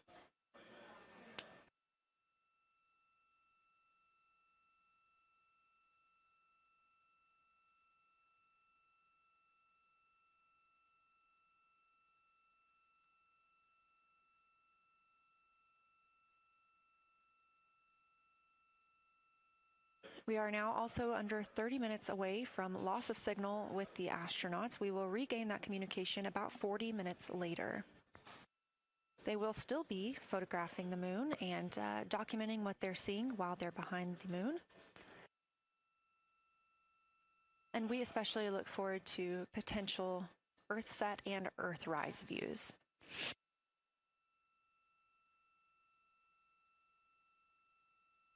As you can see on the left side of your screen, we are streaming this solar array camera view throughout the flyby. And the science team also plans to capture an occasional still photo with the solar array intermittently, perhaps one every 8 to 10 minutes. Still photos represent the highest resolution imagery from those GoPro cameras. So starting 5 minutes before Earthset and loss of signal, the science team will capture a series of photos, one every 30 seconds, to include Earthset all the way through 5 minutes after Earthrise and acquisition of signal. In order to capture these frequent photos, the solar array camera that we were streaming will need to switch to time-lapse photo mode. So during this time, the streaming video quality won't be as sharp as you have it right now, but we want to ensure that the science team captures the data that they need during these time frames. And we really look forward to seeing those higher resolution images once they're available. But with the view you are seeing right now, we are sharing bandwidth on the Orion spacecraft with every system that is keeping the spacecraft powered and the crew alive, especially the environmental control and life support system. As this is the first flight with crew, this is also the first flight of a life support system, keeping the crew healthy and safe on the way to the moon and the way home.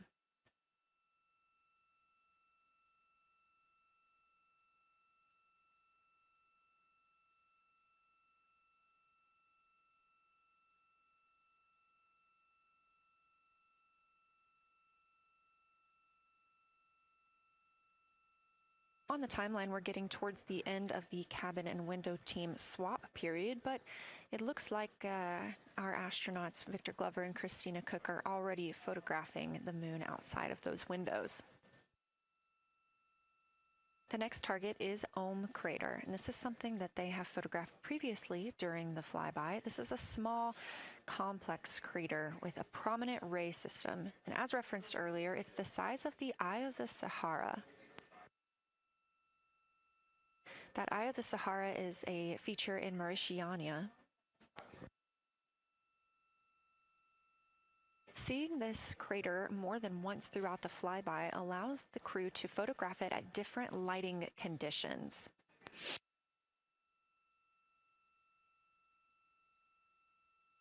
Those different lighting conditions help expose different portions of the target and can help the science team learn a little bit more about how it formed and what it is today.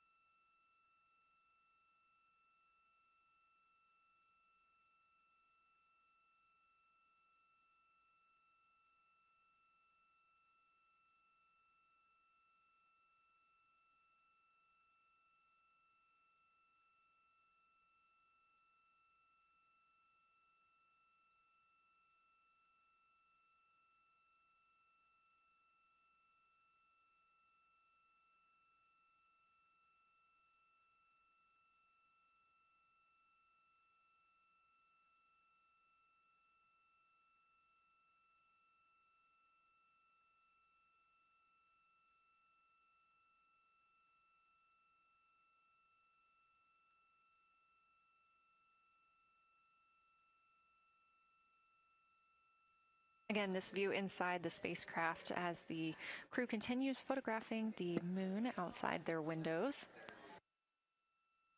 They have turned the lights off to allow them to better get photos of the moon, preventing any reflections from coming in from the spacecraft.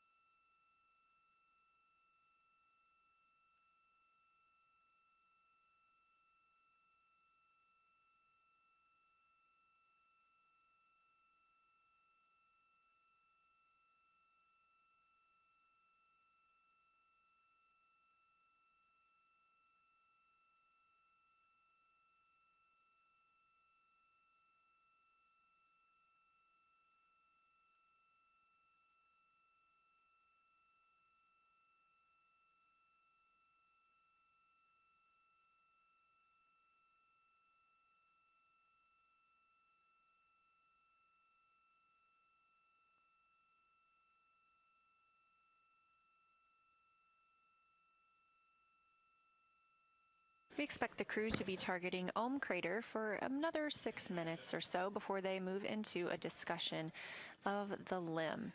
Now, the science team has asked for a science sit rep or situation report during that time, so we hope to hear calls from the crew on what they are observing.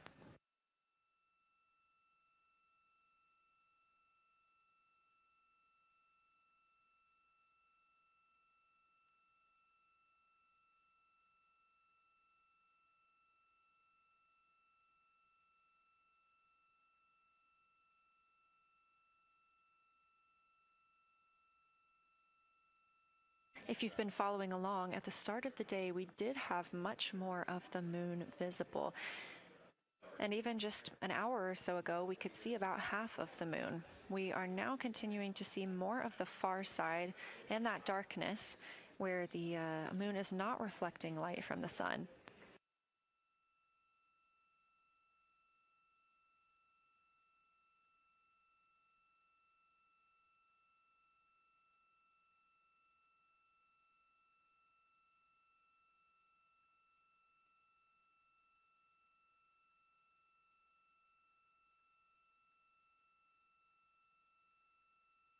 Earlier, we were also able to see some of those darker portions, that old lava flow that we often see on the near side of the moon and that we can all see from Earth.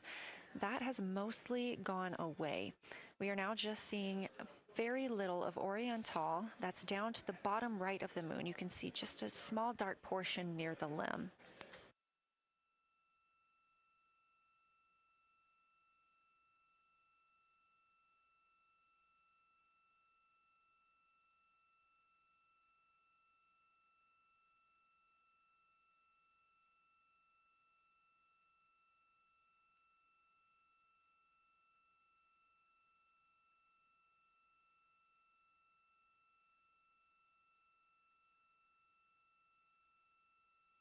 We are now about 18 minutes away from loss of signal with the Orion crew.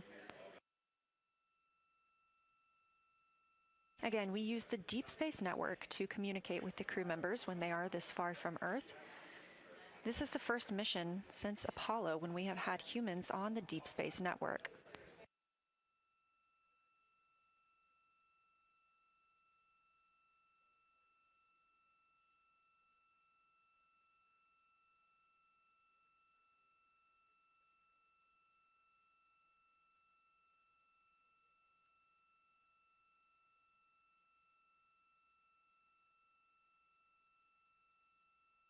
As you recently heard Capcom Jenny Gibbons call to the crew, We expect their closest approach to the moon to be at MET, or mission elapsed time, of 5 days, 25 minutes, and 34 seconds. At that time, their altitude would be 4,067 statute miles above the Earth's surface. Just over 2 minutes later, they will reach their maximum distance from Earth. At mission elapsed time, 5 days, 27 minutes, and 39 seconds. The altitude at that time would be 252,756 statute miles. These are our latest numbers, and we'll make sure to verify and confirm those once those milestones have been achieved. Obviously, we will be without communication to the spacecraft at that time, so once we regain communication, we will make sure to find out those numbers and report those to you.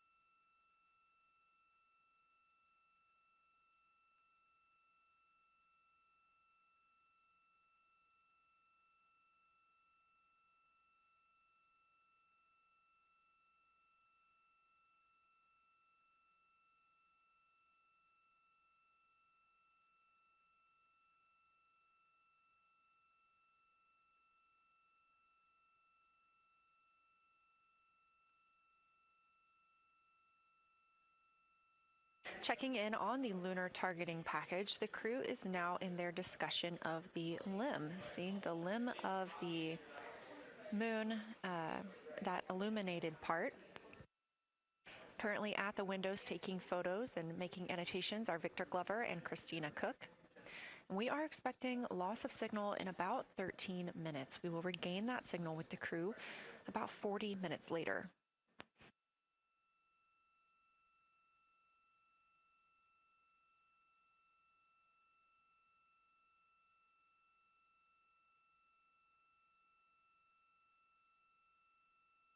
A milestone worth mentioning that this day marks the first time in more than 50 years that humans will observe the moon directly, a critical opportunity to practice how lunar science will be conducted during future Artemis missions.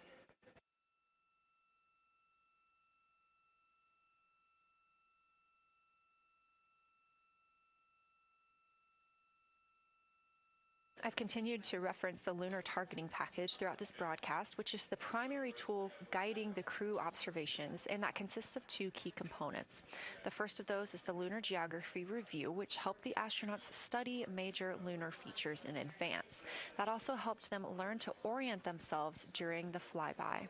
The Lunar Targeting Plan provides a detailed timeline of observation targets, background science context, and specific instructions for the picture the crew should take, and verbal descriptions of what will be helpful to the science team reviewing those pictures later. That's what we've been tracking real time and what the crew is using right now to keep up with their next milestones.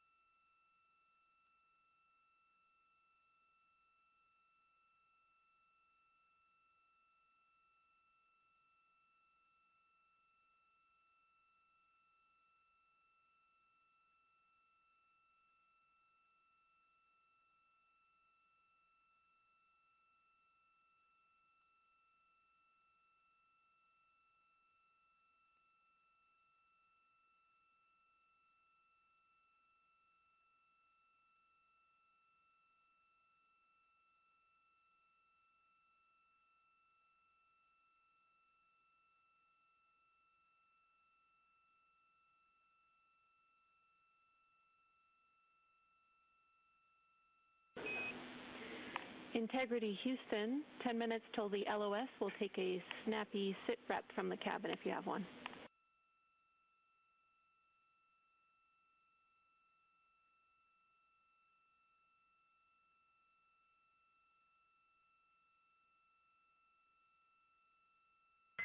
Okay, Jenny, that came, we missed most of that, but just a 10-minute warning, is that what you're saying? 10-minute warning for the LOS, and I'll take a quick sit rep from the cabin, please.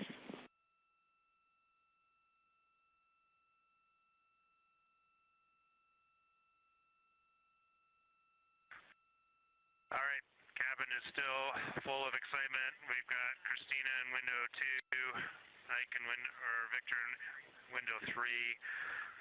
Reed's actually been trying to get some images out of the docking tunnel. We can see the Earth and the Moon and part of the Moon out of the docking tunnel, which is pretty good. And I'm just grabbing some footage right now with our interior cameras.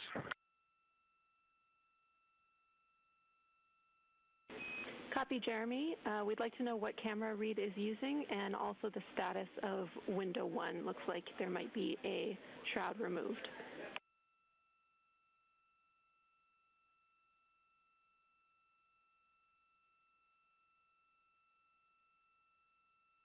Okay.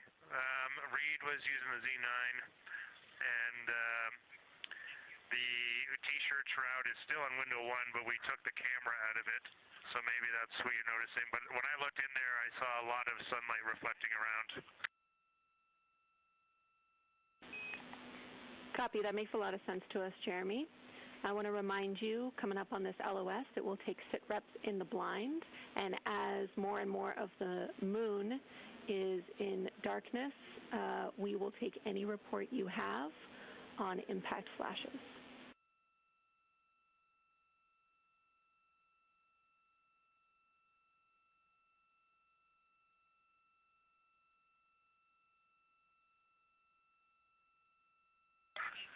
All right, Jenny, you'll have to say again your last. There's a lot of conversation here, and I was on the other side of the cabin, so I missed all of it.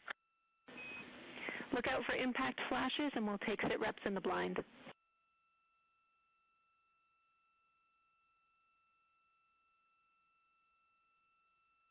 Okay, impact flashes, sit reps in the blind. We got it. And yeah, just so you understand what's going on with window 1, there is light coming through the outer hall from window 2 into the inside of window one, if that makes sense. Like I can see the inside of the vehicle when I look between the two panes of glass. Copy.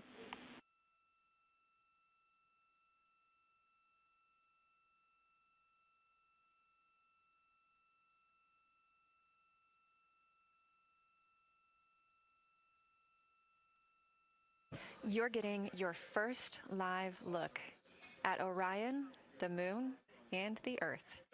Everyone in this picture.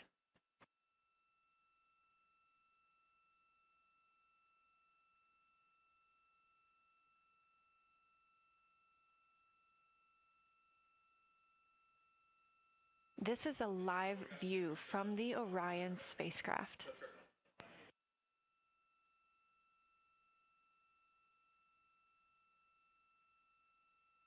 Currently aboard Orion, 4 crew members, Reed Wiseman, Victor Glover, Christina Cook, and Jeremy Hansen. And on the Earth, all of us, all of humanity. You can see the moon is starting to get a little bit dimmer as the astronauts are going to pass behind it. Now 6 minutes and 26 seconds away from that loss of signal. Again, we will be out of communication with them for about 40 minutes until they come around the other side of the moon and we can re-establish contact.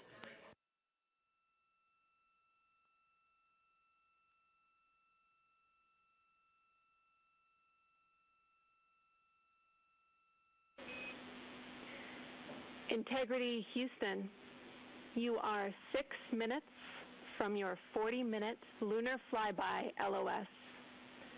From all of us, it's a privilege to witness you carrying the fire past our farthest reach. Thank you. Godspeed.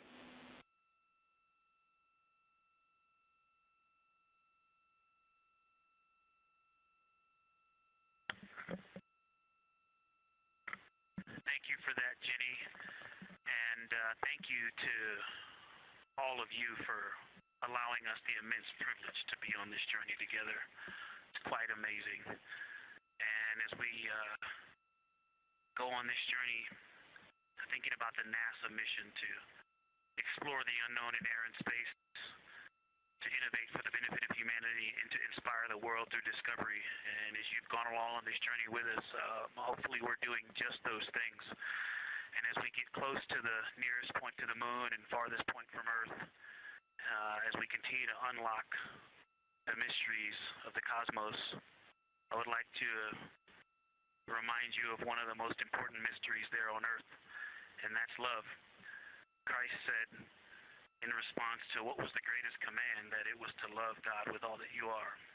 And he also, being a great teacher, said the second is equal to it, and that is to love your neighbor as yourself.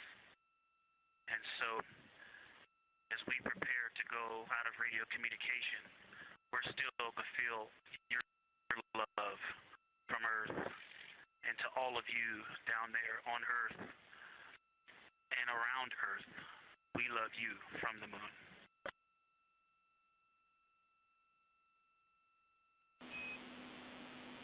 Houston copies. We'll see you on the other side.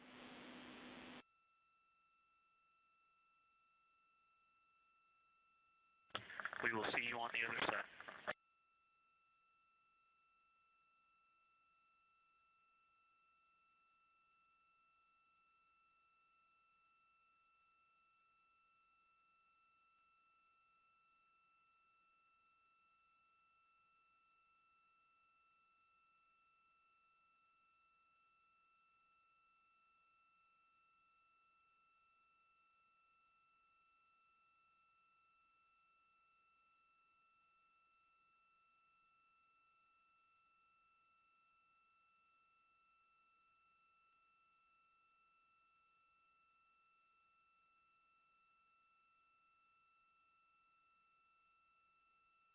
Poignant words from NASA astronaut Victor Glover, and a little bit of a love letter from the other side of the moon all the way to Earth. Glover touching on the teachings of Jesus, including to love your neighbor as yourself. We are now less than 3 minutes away from loss of signal with the Orion astronauts. The Artemis II crew will be out of signal for about 40 minutes as they are on the other side of the moon, continuing their work photographing the lunar surface, and they will reemerge, and we will also get this view on the other side.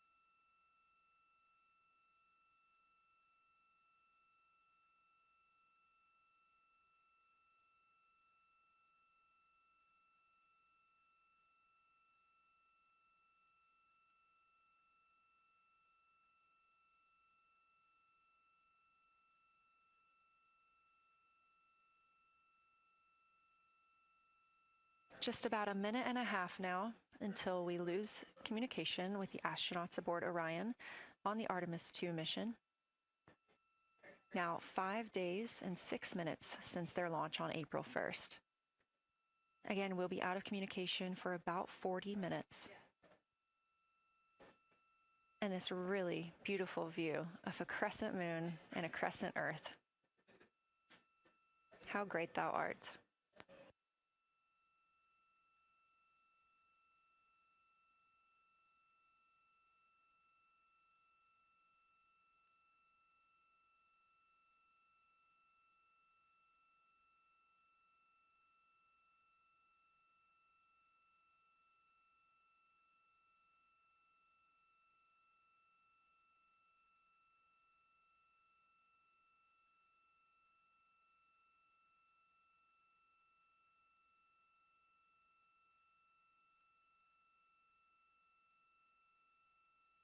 "30 seconds now until we expect loss of signal.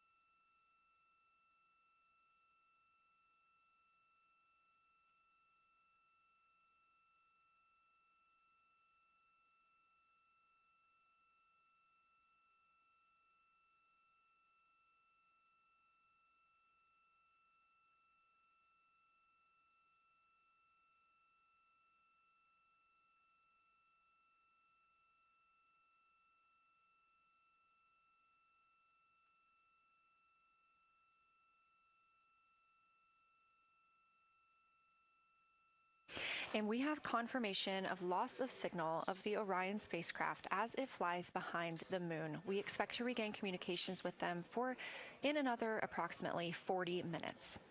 This was expected as their spacecraft is now out of direct line of sight with Earth and behind the moon. And this is a poignant moment as it's the first time in over 50 years that we have humans completely unreachable by anyone else on Earth. No matter how distant or secluded, we could reach anyone living on Earth, but while the crew flies behind the moon, it's simply impossible to make contact with them. This is a live view inside the Science Evaluation Room here at Johnson Space Center and just down the hall from Mission Control. This team has been monitoring the flyby all day as the team has continued capturing targets on the lunar surface.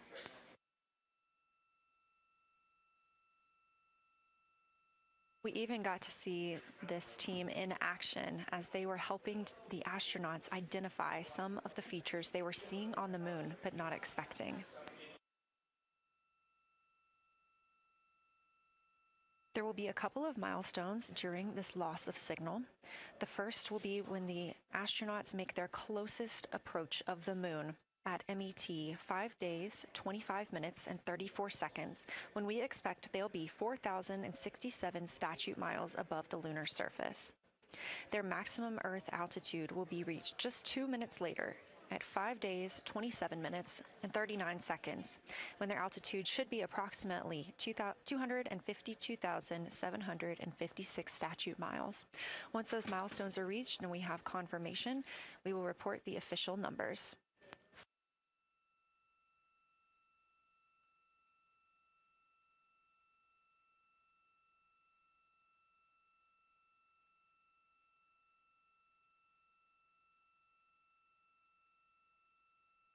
Throughout the Artemis II mission, astronaut voice, images, video, and vital mission data must traverse thousands of miles, carried on signals from NASA's powerful communications systems, the Near Space Network and the Deep Space Network. Let's learn a little bit more.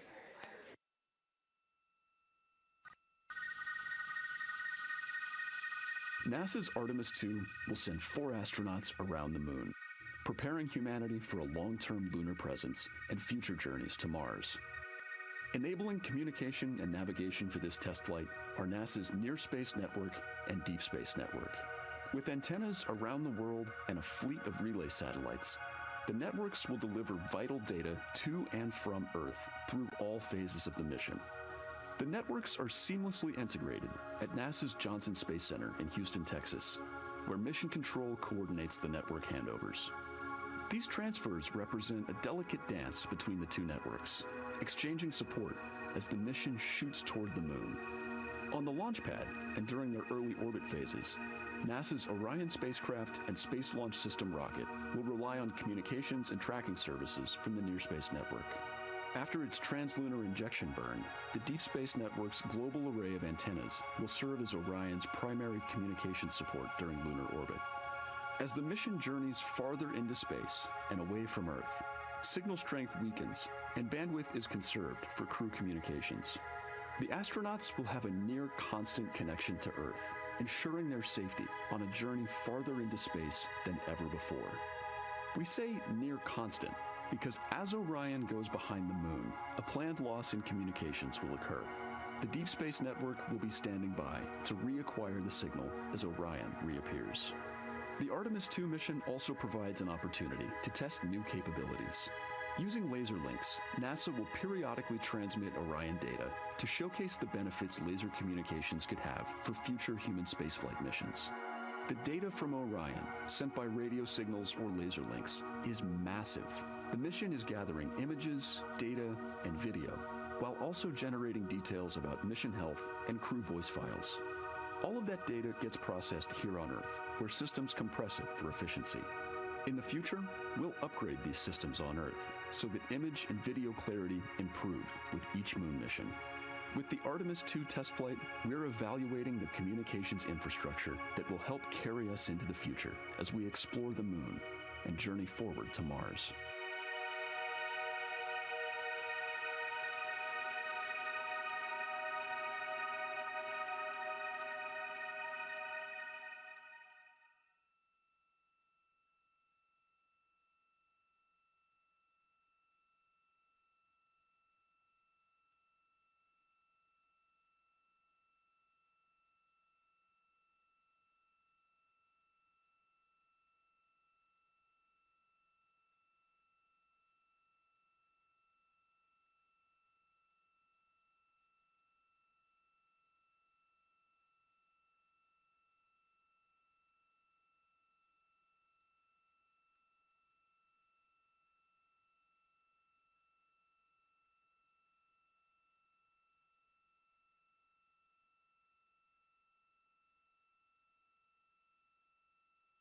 We are now about 33 minutes until we expect to regain communications with the astronauts aboard Orion. And in the meantime, I've got Dr. Kelsey Young, Artemis Science Flight Operations Lead, here with us. Thanks for joining me, Kelsey. Thanks for having me. This is such an exciting day. Oh, no kidding. It has been so cool to hear you communicating directly with the crew.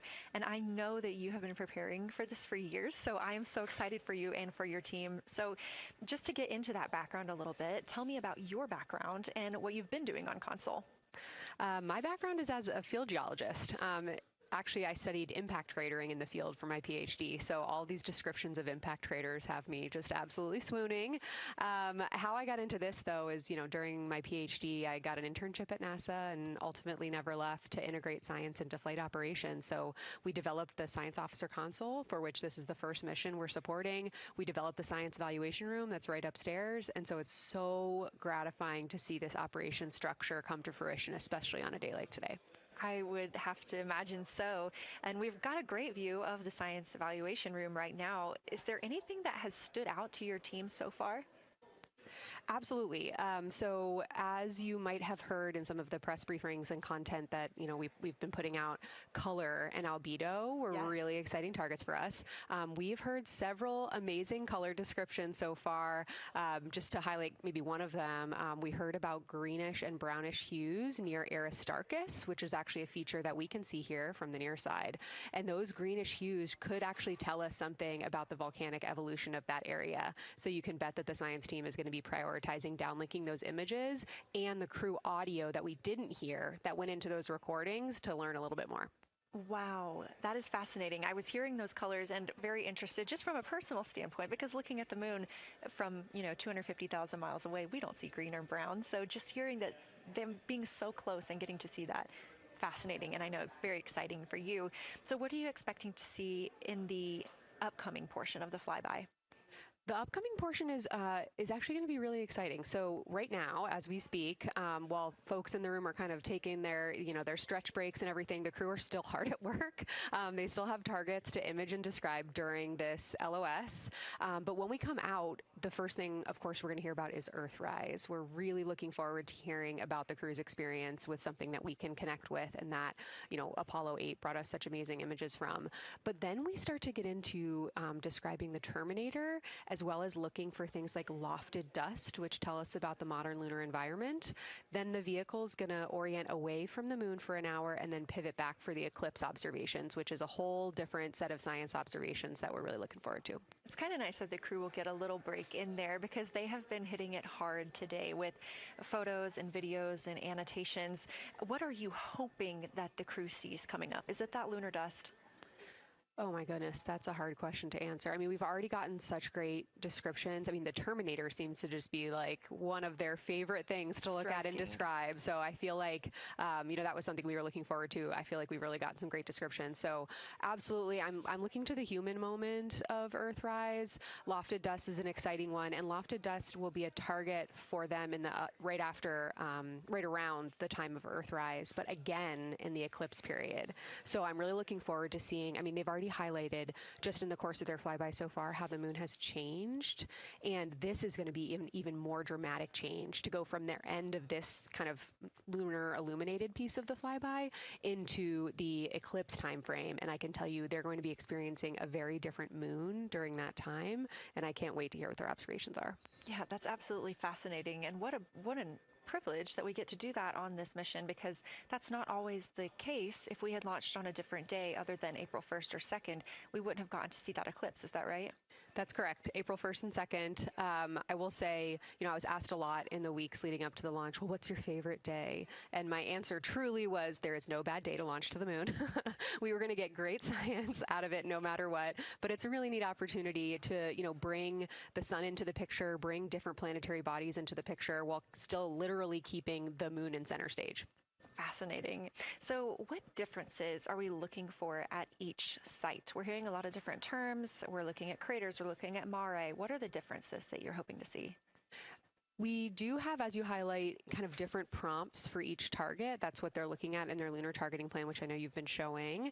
And we have even different prompts for the person with the, the really long lens on the camera versus the people with the unaided eye. And you've heard the crew talk about, oh my goodness, when I go from one to the other, I can really detect different nuances. And that's something that we experienced in simulations, but hearing them actually, see it for real has been really gratifying.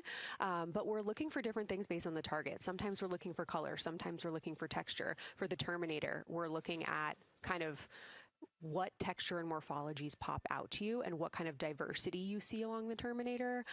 You've heard, Victor especially make some comments about future impacts for exploration. So already I think that their descriptions in this first part of the flyby have told us something scientifically, but also about future surface missions. Well, it was so interesting to hear Victor talking about he was imagining in his mind's eye being down on the surface and walking around. That was very cool to hear. And when we're thinking about targets, I know some of them are determined based on the launch day because that determines the lunar illumination. So the ones that we're looking at today, how and why were these selected? Such a wonderful question. This really gets at at the heart of some of our really highest priority science questions. Illumination conditions is a big one, right? So of course we need the targets that we're interested on the lunar future to be illuminated by the sun in order to view them, but the timing in which they see them during the flyby enables us to ask different questions. So you heard in the pre-flyby crew conference talking about, well, the same pair, Reed and Jeremy, will get to actually look at Glushko crater twice, and that looking at it from different illumination angles allows us to understand that feature better and connect color and albedo with topography and morphology. Then you have other craters where you want to look at it with the sun shining on it obliquely versus straight on, and that tells you something different about the scientific objective that drove the target being on the targeting plan in the first place. We've talked a little bit with the viewers today about what the crew is able to capture in this short time frame of those craters in different lighting conditions. Could take years for something robotic to be able to do based on attitude maneuvers and where the sun is at. So can you just talk a little bit about the importance of having both the robotic operation and having the crew? Absolutely. We definitely don't want to minimize the impact of orbiting spacecraft. Lunar Reconnaissance Orbiter is the one that's often referenced. Data from LRO and its payloads have really been instrumental in getting us, frankly, to this point for Artemis II and future missions. But the human experience, the crew observations that we've already been hearing about, it is such a perfect complement to the orbiting spacecraft data because they are able to have this unique perspective. They are far enough away where they can make these contextual observations. You've already heard it. How many times have we heard the crew and their science sit reps say, if I track this feature from all the way up here in the northern hemisphere down to the southern hemisphere, here are comparisons I can make.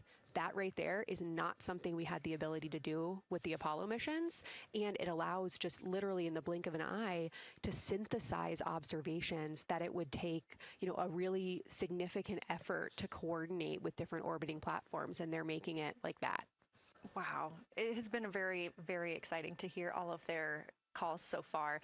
And so I've heard they were able to capture every single target so far too. Is that correct? I think that's correct. And I think it's important also to remember that, and I know the science team is anxiously awaiting this, we've been hearing from the crew members who are not at the forward windows, right?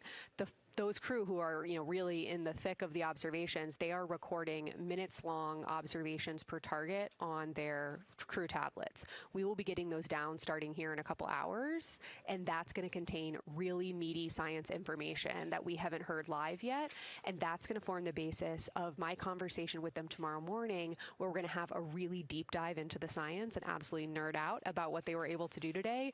One of the most gratifying things for me today is hearing multiple crew members say, thank you for putting the discussion times in the targeting plan, because when we have had the ability to put multiple brains on a problem, we have elevated each other. And I'm looking forward to them, sleeping on it overnight and then us actually being able to really, truly have an elevated science discourse tomorrow. Well, we're looking forward to it too, and I cannot wait to hear everything that you guys get to learn overnight from some of those audio recordings and just everything that they'll be able to share tomorrow. So, Kelsey, I know you are very busy. You've done a great job today, and thank you so much for joining us for this interview. Thanks for having me. It's such an exciting day. We are now expecting acquisition of signal in about 24 minutes. As a reminder, the Orion spacecraft has flown around the other side of the moon, where they are out of contact with our deep space network.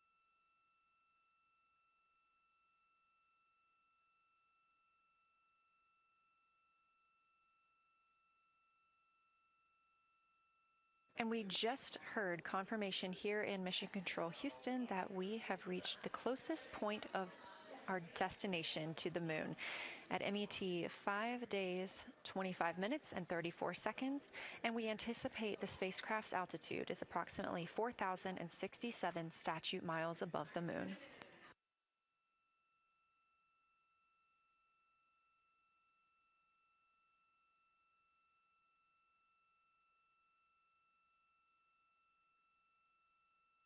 We're continuing to track what the crew is doing while around the other side of the moon. They are continuing to take pictures of the of the moon, the Earth now out of sight. What they're in right now is a crew choice event. The science team has encouraged them to find interesting features on the surface, to take photos of those, and describe why they were interesting. Something else that they'll be looking toward next, just momentarily, will be impact flashes. They've got a few minutes allotted to look at the darkest portions of the moon. They're interested in short-lived flashes on the lunar surface because these would be caused by impact bombardment. After their impact flash targeting, the team is interested in if the crew can see lofted lunar dust. This would only be visible just before Earthrise. Now 20 minutes until we expect to regain communications with integrity and the astronauts for Artemis II.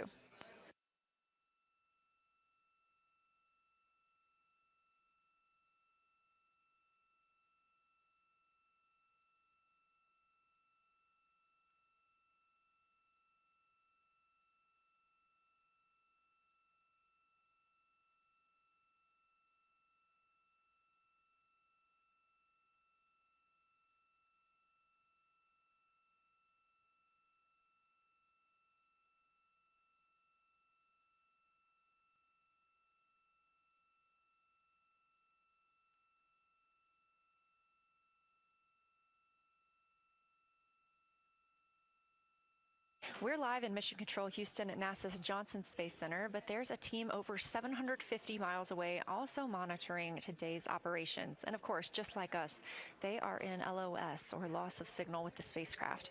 This is LUCA, the Lunar Utilization Control Area, and it's joined by LISA, the Lander Engineering Support Area, which are twin control rooms that will support missions and operations in lunar orbit or on the moon's surface in real time at NASA's Marshall Space Flight Center in Huntsville, Alabama. The LUCA and LISA are right next to each other and just a short walk away from the SLS Engineering Support Center, which is used during launch, and the POIC, where science on the International Space Station is monitored. LUCA primarily supports Artemis science operations, while LISA will provide engineering support for landing astronauts on the moon. During this mission, Artemis II, teams in the LUCA will use the facility to support first-of-its-kind science operations to better understand the deep space effects of microgravity and radiation on the crew's physiology, immune systems, and ability to complete various tasks. The data from these science operations will inform future crewed flights to the moon.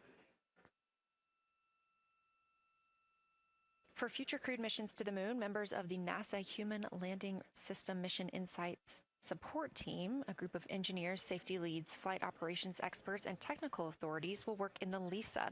There, they will monitor lander systems in real time and be involved in key decision-making processes throughout the mission. Teams are using the LISA during Artemis II to observe mission operations and using the opportunity to inform and prepare for future crewed landings to the moon's surface.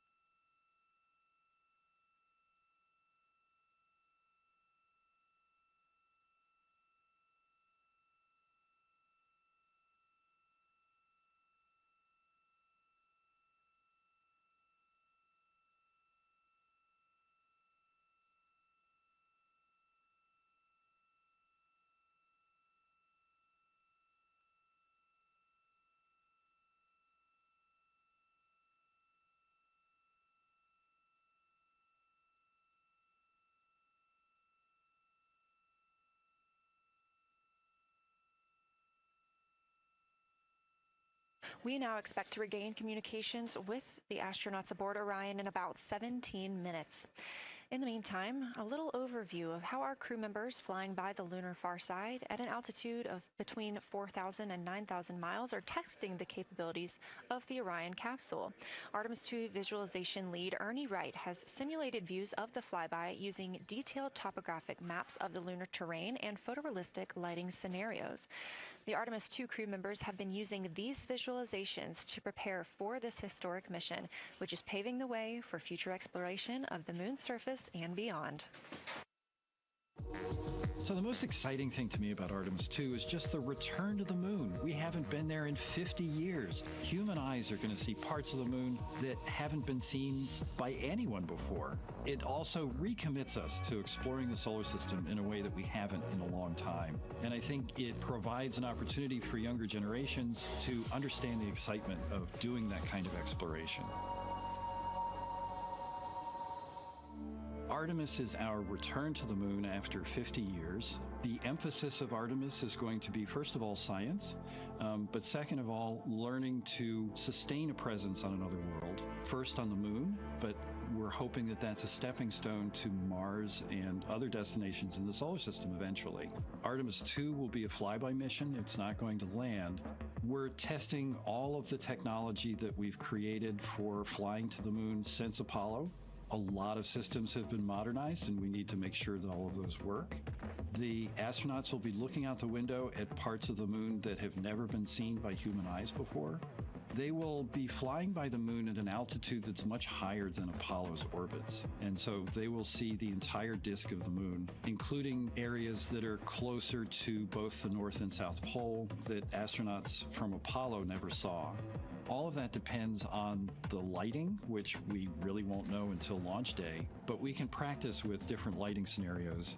It's hard for people to sort of picture that in their mind. If you can make a visualization of it, show them a movie, that helps everybody choose the targets and also practice aiming at those targets. The astronauts have actually been looking at these visualizations through the lens of the camera and practicing aiming at the various targets. This is a map of the surface of the moon, obviously, but it shows what the Apollo astronauts could see in sunlight while they were in orbit. The brighter parts are the parts that they could see. The darker parts, like this entire area here and places that are farther north and south, are places that they couldn't see in sunlight, either because it was nighttime there or because it was beyond the horizon of the astronauts. All of the Apollo flights orbited the moon at a distance of about 110 kilometers. Because the astronauts were flying at such a low altitude, their horizon was actually quite close, and they couldn't see the North and South poles. And this whole area over here was not in sunlight at the time. And it includes this amazing impact feature here called Oriental. Oriental is a very large impact feature. It's about 650 kilometers wide. It's got multiple rings. These are rings that form like ripples in a pond from the impact, but of course it's on a huge scale. The middle of Oriental has that sort of dark basalt lava covering it, like the dark spots that we see on the near side. It's one of the biggest ones that's more on the far side than the near. So seeing it with human eyes and sort of picking out features that maybe you don't even see in robotic cameras is an important goal for the mission.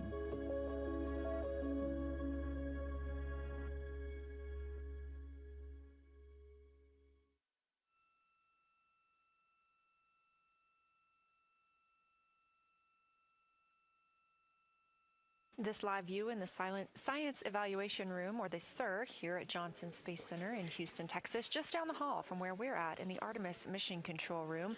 Teams continuing to monitor the flyby.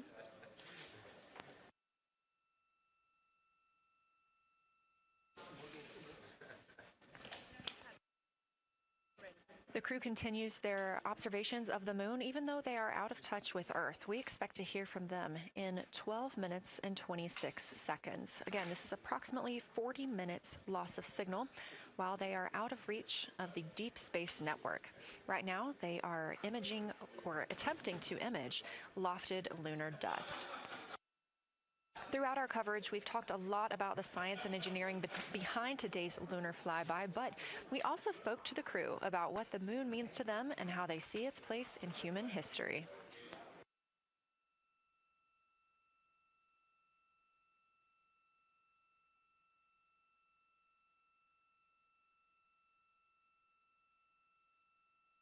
I remember being a little kid lying in bed at night and just looking out at the moon in whatever phase it was in, and I was thinking, man, my friends that live like 20 miles away, they can probably look out and see that same exact moon.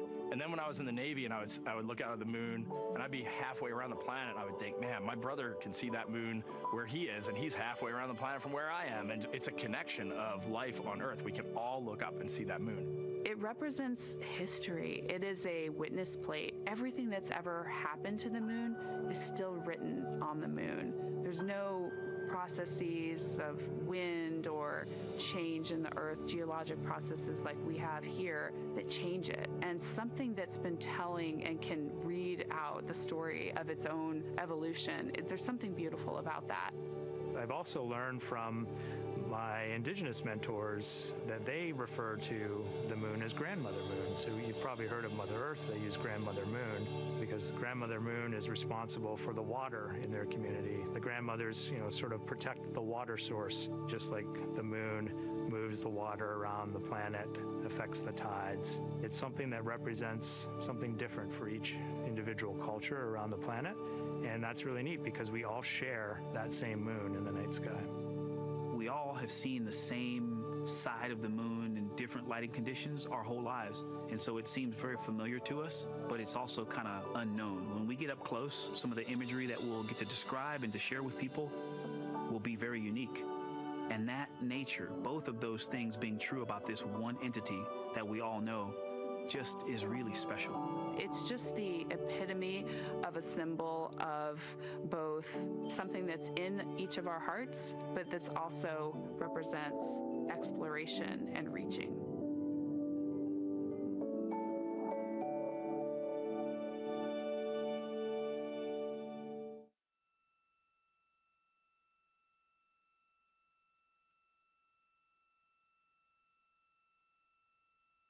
You're looking at a live view inside Artemis Mission Control here at Johnson Space Center in Houston, Texas. We are currently out of contact with the Artemis II crew. This was a planned, or not really a planned, but a tracked loss of signal that occurs when the crew flies behind the moon. We use the Deep Space Network to communicate with the crew, and when they are behind the moon, they are out of reach of that Deep Space Network. And when you consider our nonstop communications during the time in which we live, this is even more striking. For the Artemis II crew, they're only currently communicating with each other. Now, we expect in under 9 minutes from now, and we also are hopeful for a view of Earthrise. Despite being out of communication, the crew is continuously capturing imagery of their predetermined lunar targets.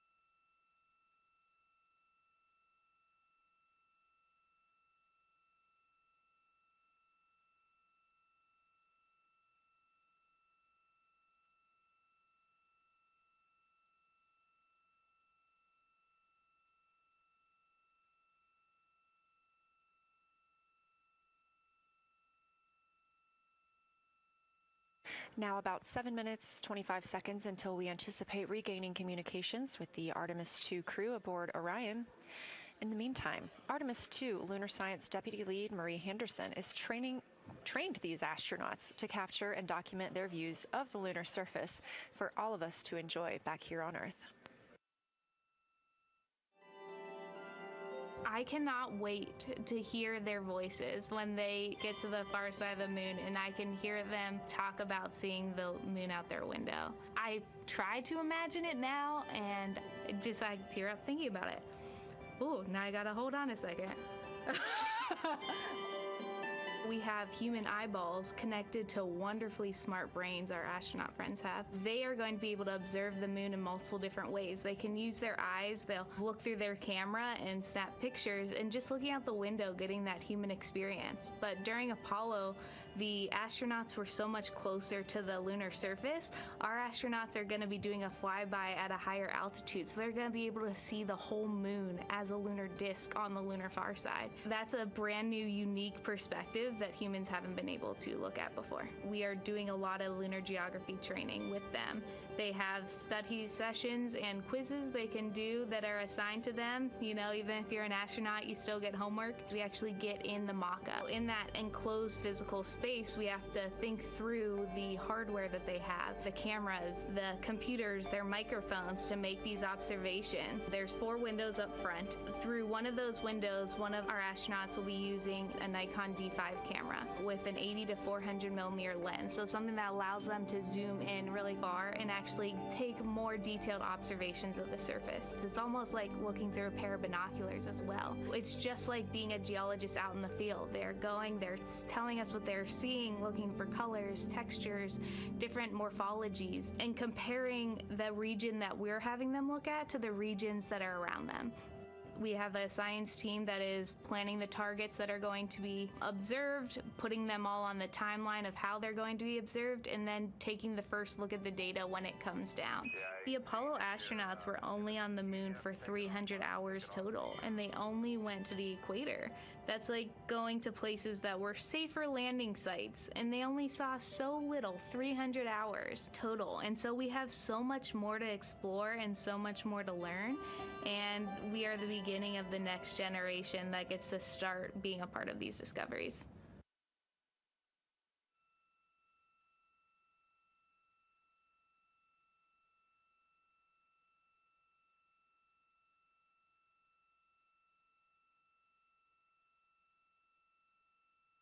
We are now 4 minutes and 28 seconds until we expect to regain communications with the astronauts flying aboard Orion on the Artemis II mission. They are now flying behind the moon. While behind the moon at an MET, or mission elapsed time, of 5 days, 25 minutes, and 34 seconds, we expect this was the point in which they made their closest approach, 4,067 statute miles above the lunar surface.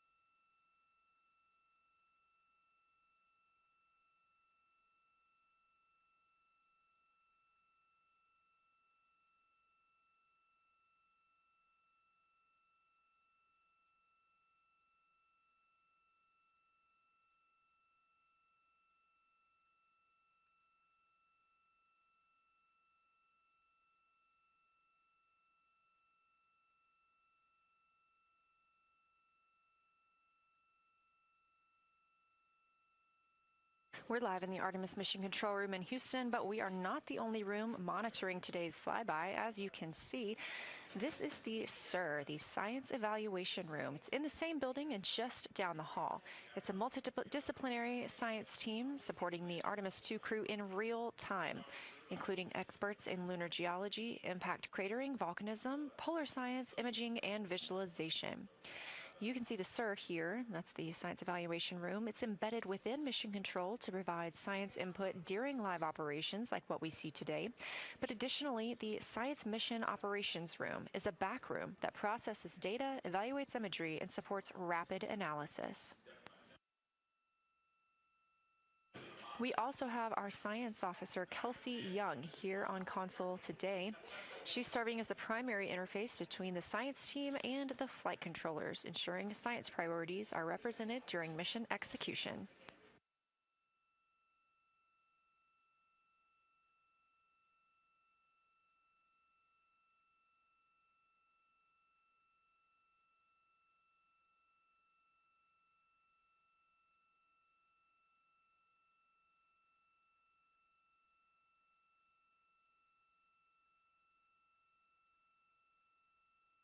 Coming up on 1 minute and 36 seconds until we contact Orion.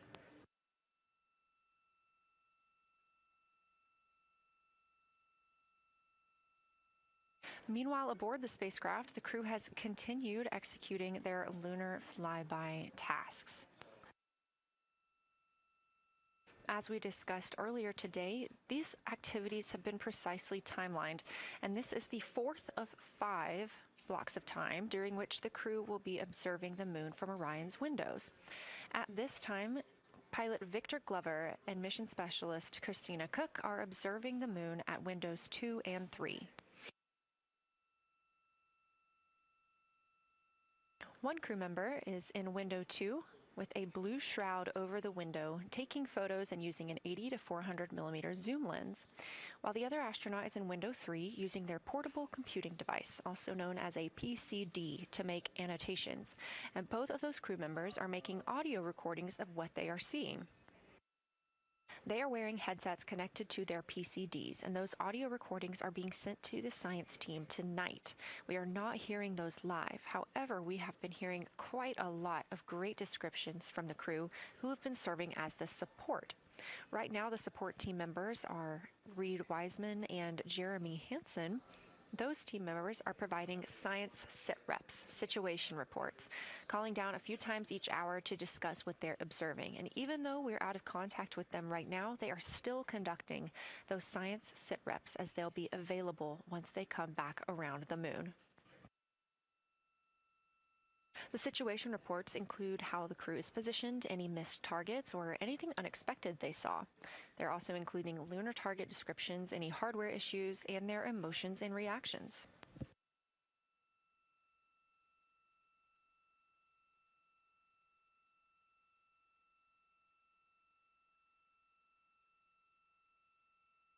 Again, we are standing by to acquire signal from the Orion spacecraft.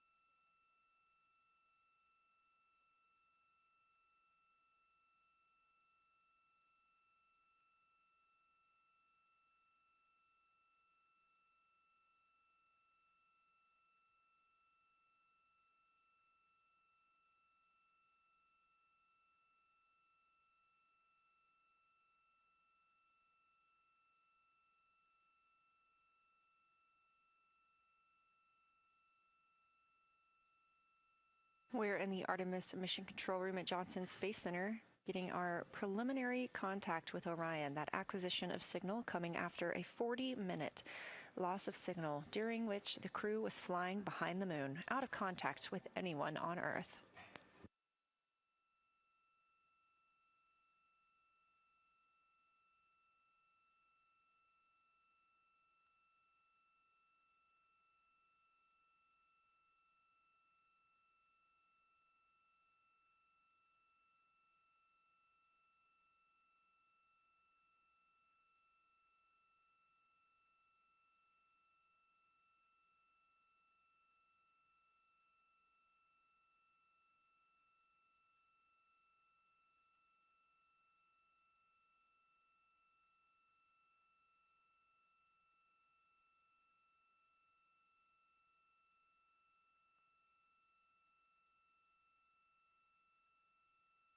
We are getting our first views from Orion after the loss of signal. Orion has come back around the other side of the moon, and that little crescent that you see is Earth, over 252,000 miles away.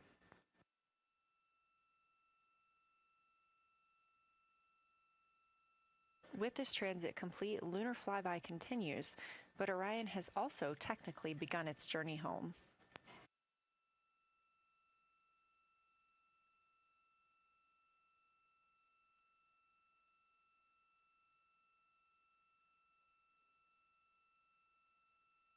Right now, the crew are getting a few moments to enjoy and take photos of Earthrise for themselves, and we expect to contact them shortly. But we do have good signal coming from Orion.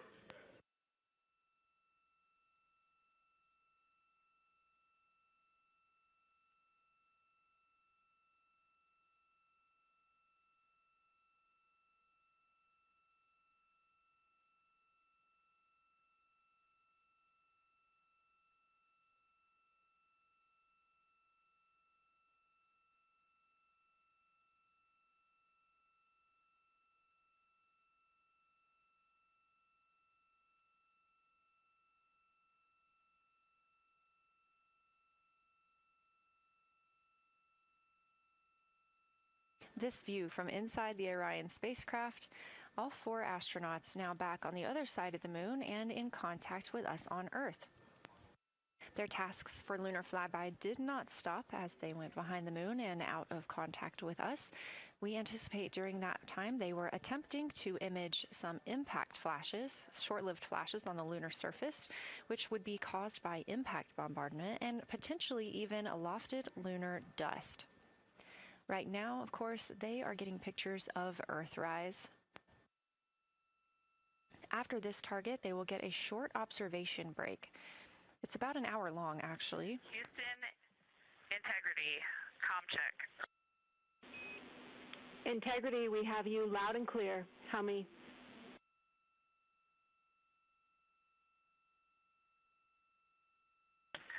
Houston, we have you the same, and it is so great to hear from Earth again.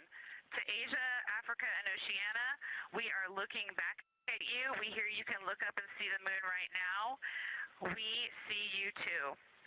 When we burned this burn towards the moon, I said that we do not leave Earth, but we choose it.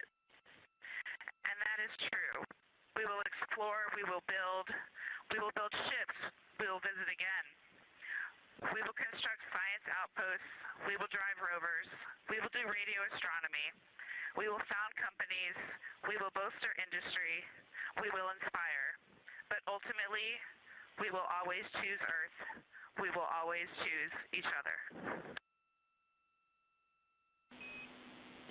Integrity from Earth, our single system, fragile and interconnected. We copy. Those of us that can are looking back.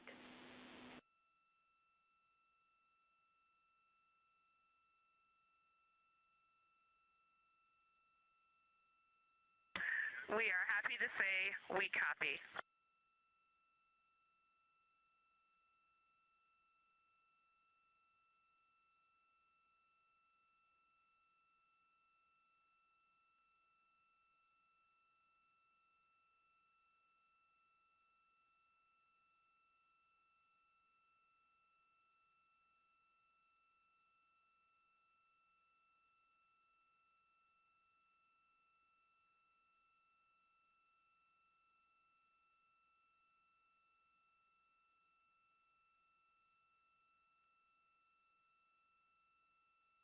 Those first communications back with the astronauts aboard Orion. Christina Cook calling back to what she said just before translunar injection burn, that with this burn, we do not leave Earth, we choose it. The translunar injection burn served as not only what put them on this trajectory to fly around the moon, but what also committed them to splashing down in the Pacific Ocean on Flight Day 10.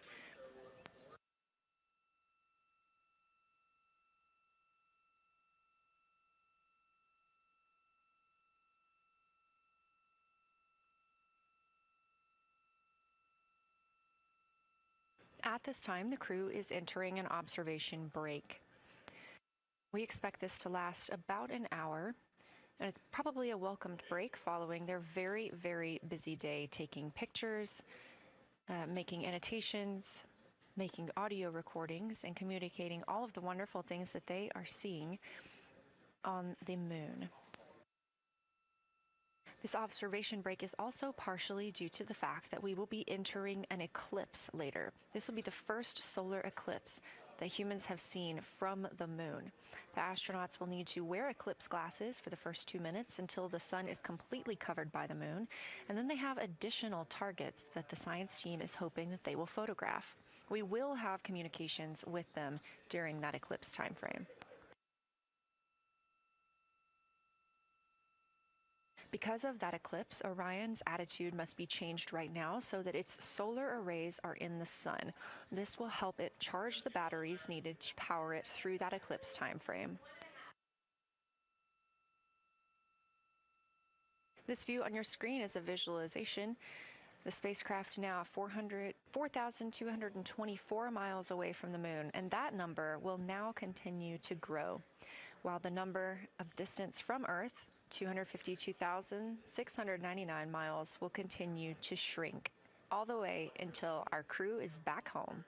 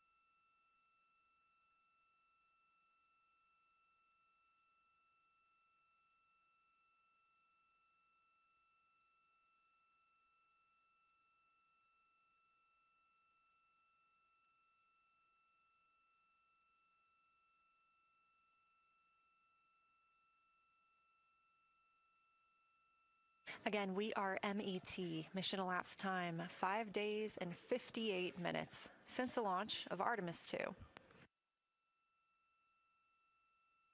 We have reestablished communications with the crew and the Orion spacecraft, now entering a little bit of a break while they are out of visibility, or the moon is out of their visibility. The spacecraft will be reoriented to view the moon ahead of an upcoming eclipse. This current attitude maneuver helps charge the solar arrays and batteries aboard Orion that will power them through the eclipse.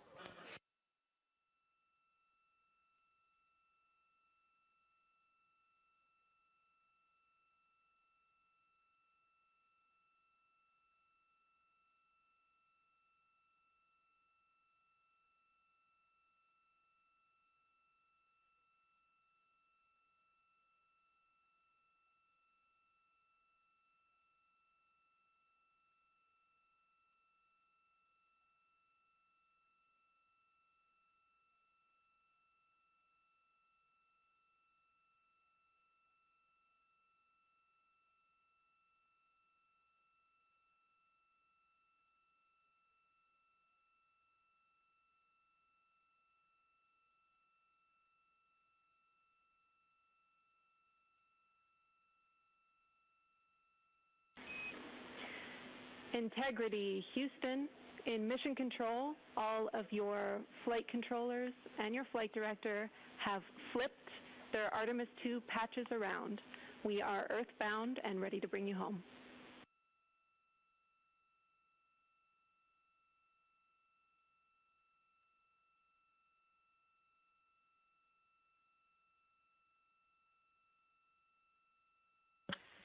That's great.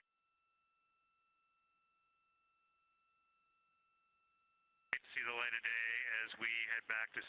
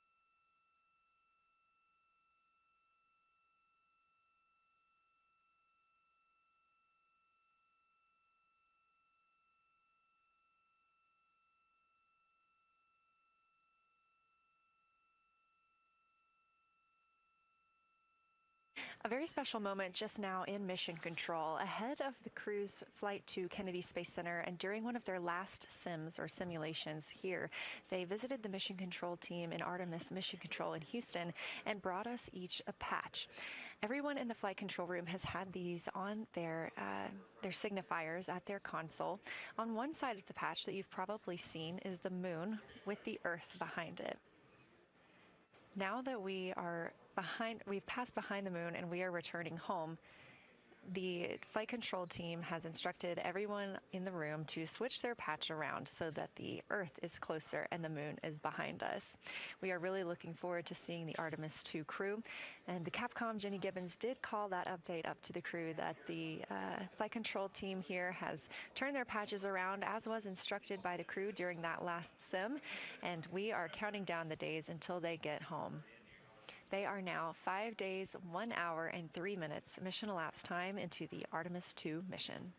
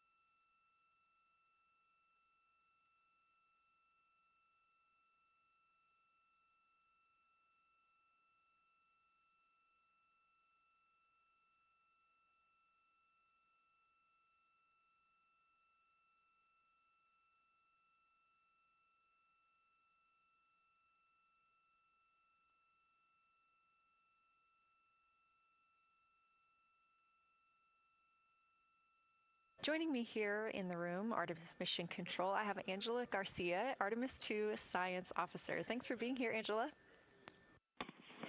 It is an honor to be here. What a day. Everyone's been buzzing. I can't contain myself. So it's been a really awesome day. So you're sitting on console at the science console now. Have you been in the SIR earlier today?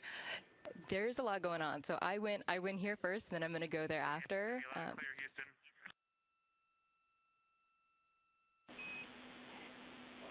All right, Integrity, we hear you. That was a little clipped, but I think we have a better link now. We experienced some blockage from a solar array. We moved it, and we are in bias, tail to sun.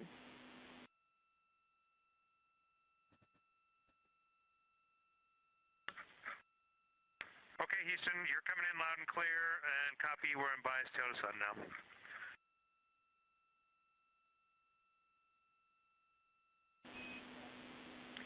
Affirm and Integrity, just so you know, we did not hear your response once we flipped our patches. Jeremy, we heard you call down, but you were clipped, and then we briefly lost comm. Glad we're back.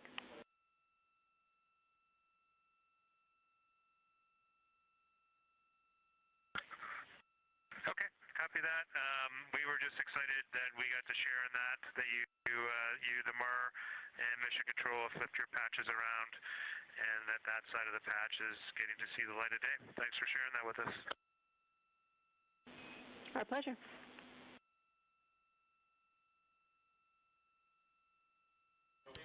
Okay, Angela, so can you tell me a little bit about your role supporting Artemis II and the science preparation for the mission? Yes, so I'm one of the 3 science officers. So Kelsey's been on console all day. I'll take over kind of closer to the end of the day. And then Trevor Graff is on the planning shift. And so it's the 3 of us in this 24-hour cycle supporting the mission. And so the science officer console is a brand new console to mission control. And it's not every day that you get a new discipline incorporated into mission control. So it's been such a significant milestone for us. And it's just a testament to like the commitment that the Flight Operations Directorate and NASA have, that they're going to be integrating science and maximizing science throughout Artemis. So it's really exciting. And then the science preparation. So I'm on the operations team, but I'm also on the training team. So all the incredible training and shout outs that you've gotten today, it warms my heart. It warms everybody's heart in the science evaluation room. I promise you that. But so all the classroom training, the field training, the mission simulations, right? We were part of all of it. And, that is what we did to get the crew to be, they are a part of the science team. And they are the forefront, that nice edge. And they're just been doing such a great job today. I know. I imagine that you have to be pretty proud of them. Their reports have been fantastic. So I would like to know a little bit about how you have developed procedures for this crew. What kind of science activities are they carrying out inside the spacecraft? Yeah, so the procedure development has been a unique challenge. I would say the exploration science that we're doing is inherently pretty flexible, and operations is, I'd say, inherently has more structure and rigidity. And so to marry the two and to operationalize the science that we want to get done has been a challenge. But I think we've been able to go through these processes and create good products at the end and have a good plan. And yeah, it's been really great. What was the second part of your question? Just what kind of these science activities that they're performing, which of those have you really had a hand in? Yeah, so a lot of the procedures help organize what the crew is doing in the cabin. And I know we've talked a lot about, what they've been doing, and they've been doing a lot, and it's been a little dark, so I can re-explain what some of those things that they're doing. So the observation blocks are about an hour long, and the crew is organized, the 4 crew members are organized into 2 pairs of 2, the window team and the cabin team. And the lunar targeting package that you've been showing up and that the crew have on their handheld tablets is really the instructions for the window team. So the window team, the 2 crew members are looking out the window. One has the camera with the long lens. One has, they're just looking out the window with their unaided eye, and they're taking these detailed observations. And then halfway in that observation block, they do the window team position swap. So that's what Capcom's been calling out, and they'll switch positions. So each crew member has a chance to have that long lens. And then that's just what the window team is doing. There's also the cabin team, where they also have duties that they're doing. We're asking a lot of the crew in this time. And then the cabin team, they have the interior camera, and they're taking images inside the cabin.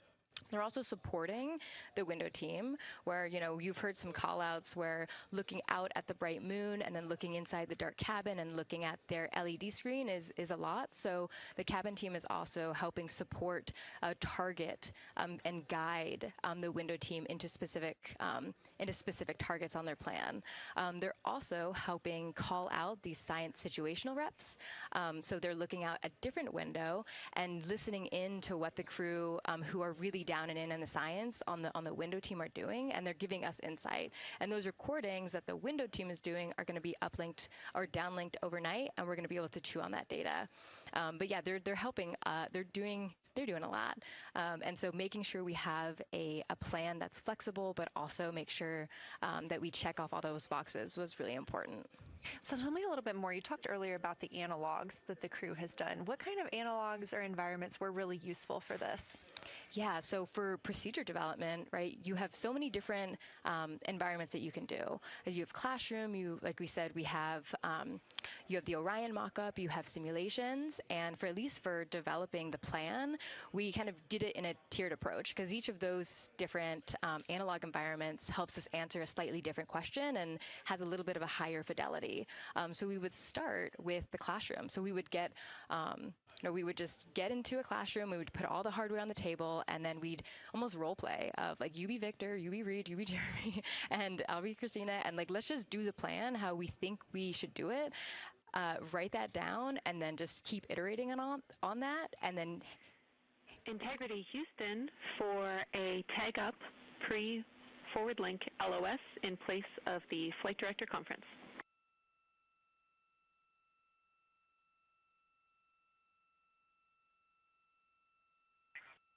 Okay, Jenny, we're ready. All right, crew, I'm going to roll through a couple of topics here. The first two are for timeline. First of all, read for your toilet maintenance. It is a shortened toilet maintenance where you do not have to do the oxone changeout. That portion of the procedure is canceled.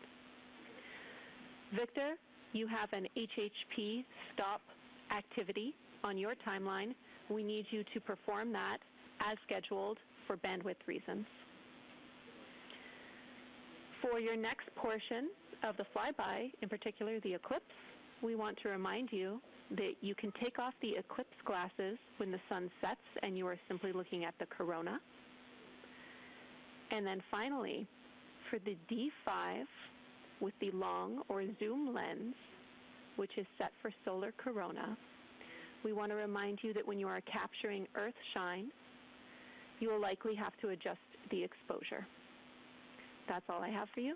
Let me know if you have anything for us.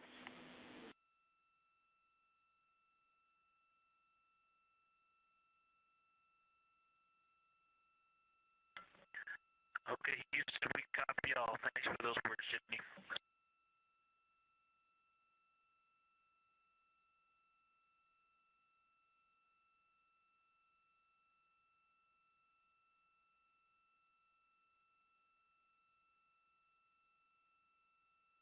All right, just a quick call up to the crew ahead of a forward link LOS, meaning that we won't be communicating with them, but we will be receiving their communications and data during that time frame. So, Angela, we were talking about analog environments. You were telling me about the classroom and getting in there and pretending who's Victor, who's Reed. Tell me more about this. Yeah, it works pretty well. So you're going to do the plan how you expect it to be, and then once we finalize that plan, we'll give it to a completely new group of people and have them practice it, and then they'll be like, these steps don't make sense, and we'll reiterate on it over and over. Then we'll take it to a higher fidelity environment like the Orion mock-up, and we'll do the same thing because that volume is smaller, the window placement, their seating, what things have we forgotten with this addition of this environment. And then once we reiterate on that, we'll take it then, we'll give it to the crew and have them execute off of it during mission simulations. That's the highest fidelity that we can do before we send it to space. So this is the first time we've had to do this because we're a brand new console, and it just sparks so many neurons of like, how are we going to do this for surface missions and integrate this in so many different ways. So excited to have kicked off this process, but there's so much more to come. Fascinating. And I think it was really well thought out too, because each crew member gets an opportunity to do each task. And so you're getting different perspectives and different insights from each crew member, maybe even about the same target, but something that one person sees could be completely different than something another person notices.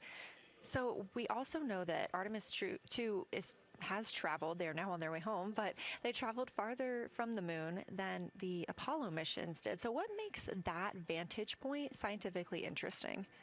Yeah, observations are so fundamental in the scientific toolkit, particularly observations from different perspectives, different scales, and with different techniques. And so we really tried to make the plan to optimize those.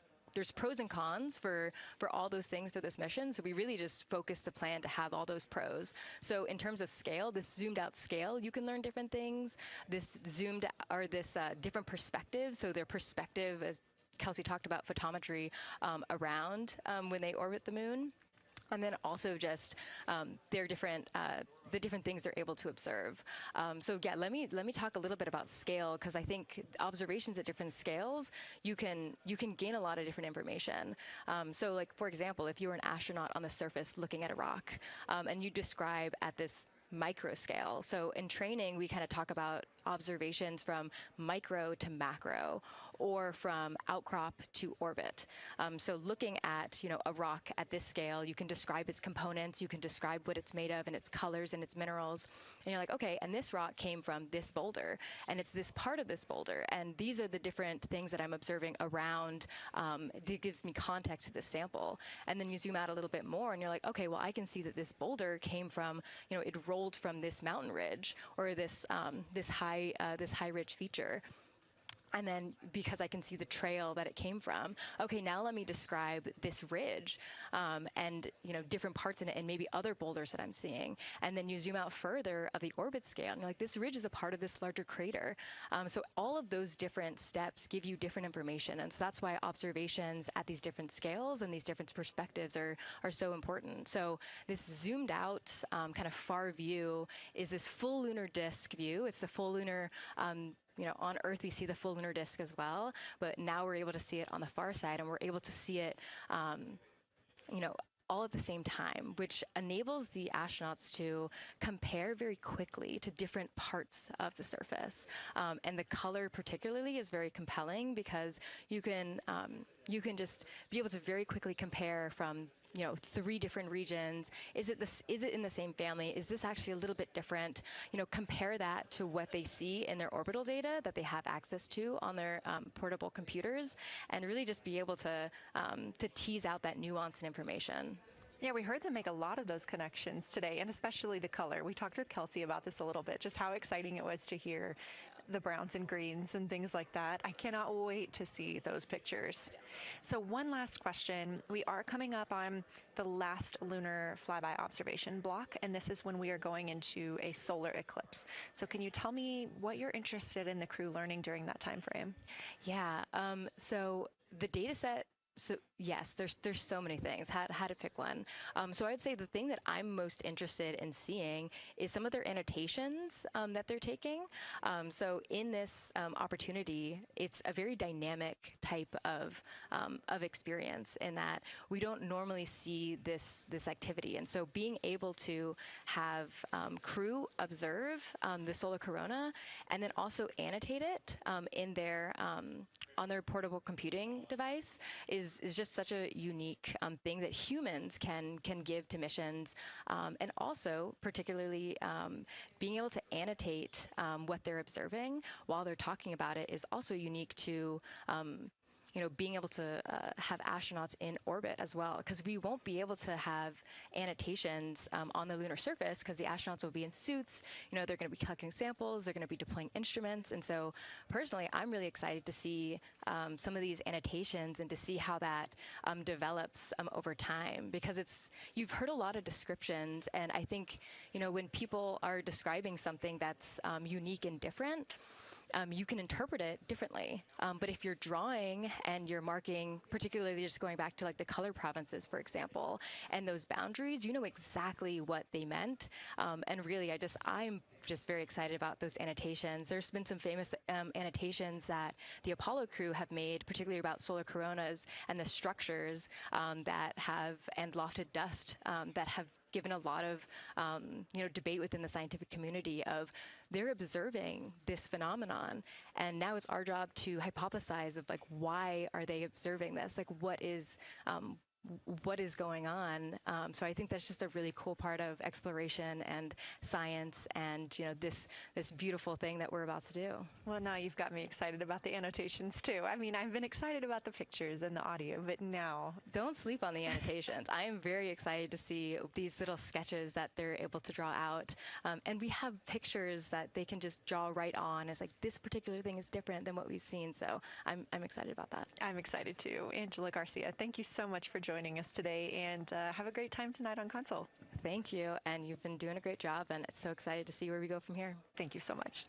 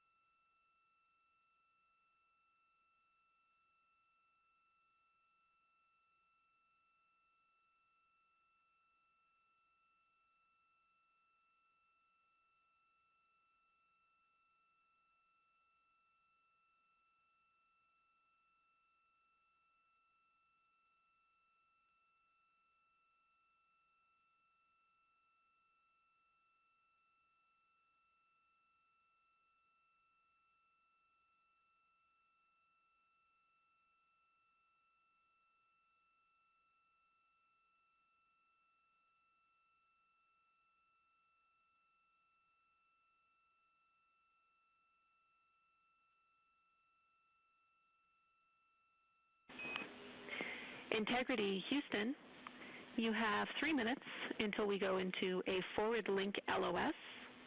We will be back up with you in about an hour during the eclipse on Madrid.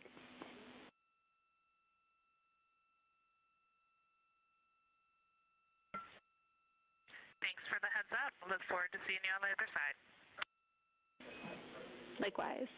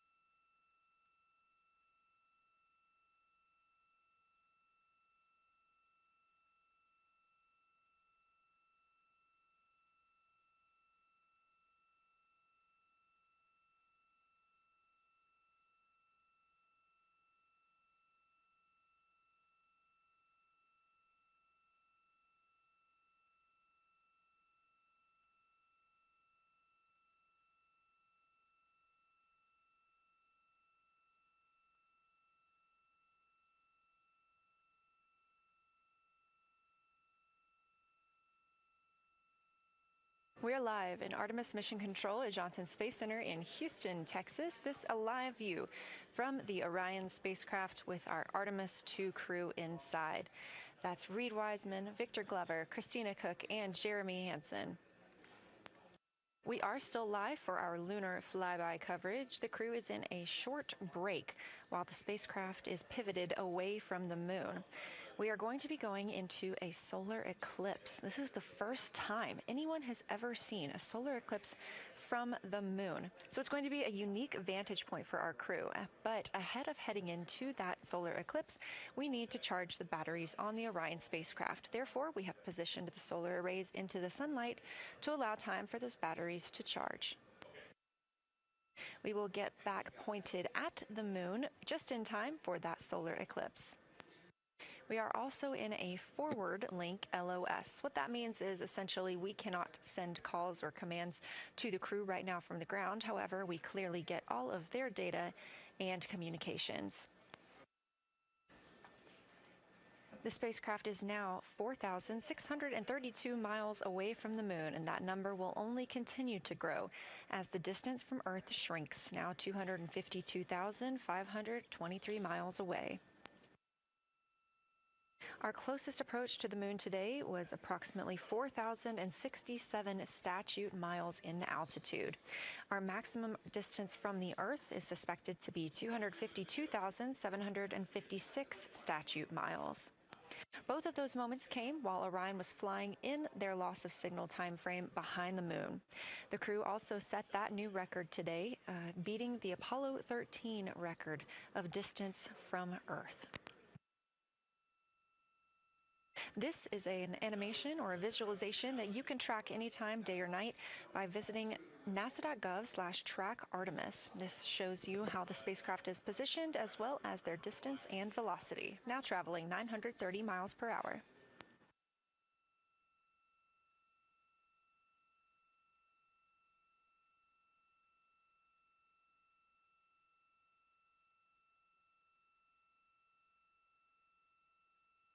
During this break in their time today, the crew is working on a couple of other tasks.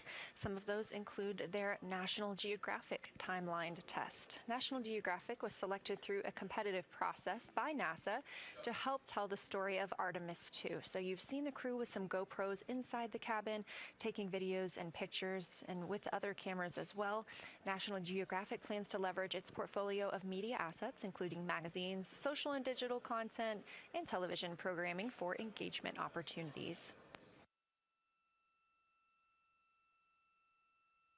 Throughout the flight, the crew has been timelined a little bit each day to film from a shot list provided by National Geographic, and that includes their morning routine, talking with their families, exercising, and just their overall thoughts about the mission.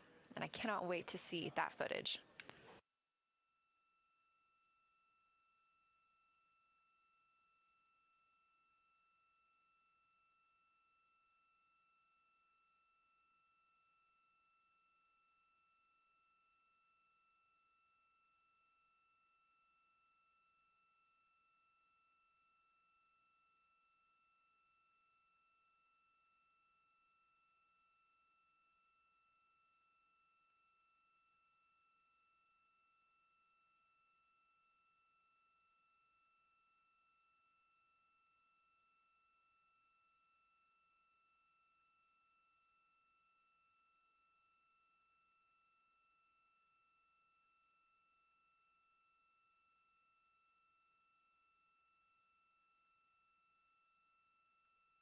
Teams on the ground reporting that the spacecraft is looking good and that the power aboard is good as well, all setting us up in a proper position before eclipse.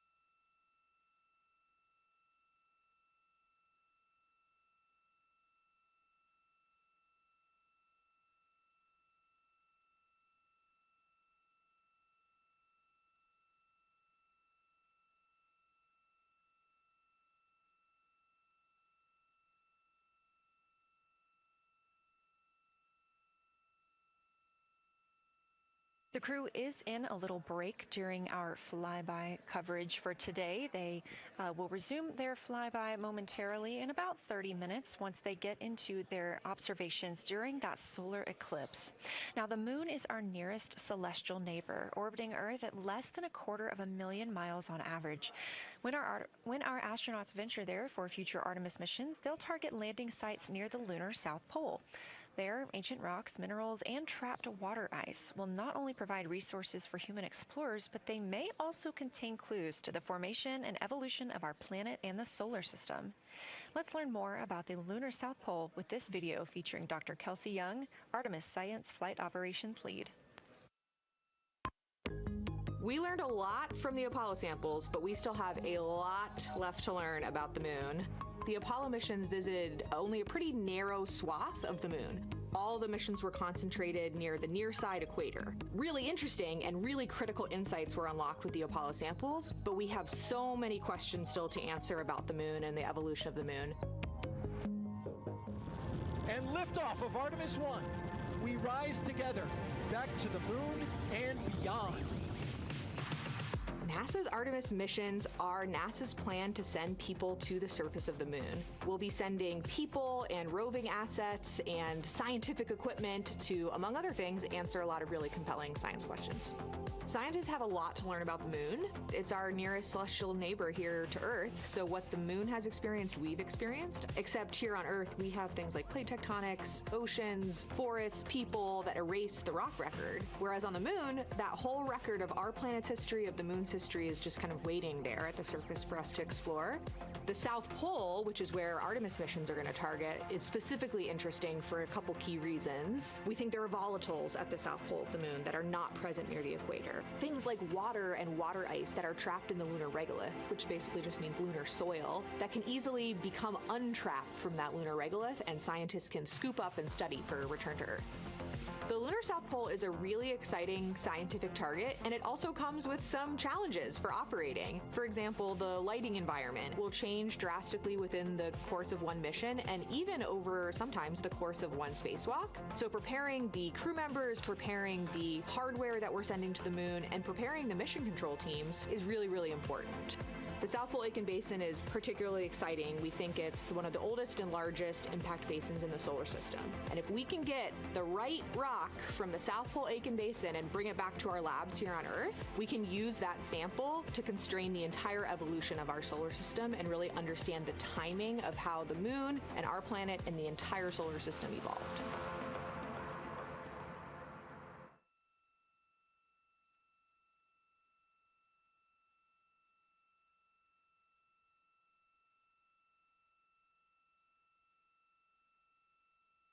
You're looking at a live view aboard the Orion spacecraft of the Artemis II crew, working in the middle of one of their breaks, or really their only break today during this lunar flyby period. Coming up next will be that solar eclipse.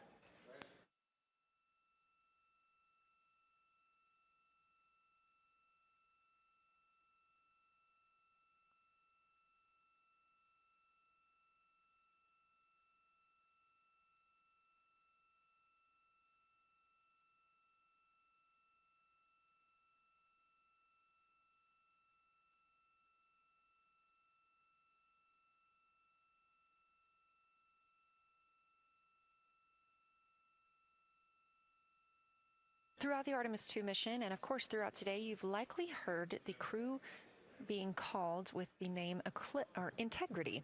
The Artemis II crew members named their Orion spacecraft Integrity during a news conference September 24th, 2025. The name Integrity embodies the foundation of trust, respect, candor, and humility across the crew and the many engineers, technicians, scientists, planners, and dreamers required for mission success. They said this name is also a nod to the extensive integrated effort from the more than 300,000 spacecraft components to the thousands of people across the world that must come together to venture to the moon and back, inspire the world, and set the course for a long-term presence at the moon. The crew also said that integrity is rooted in a shared core value of NASA, the agency's astronaut office, and the CSA, the Canadian Space Agency.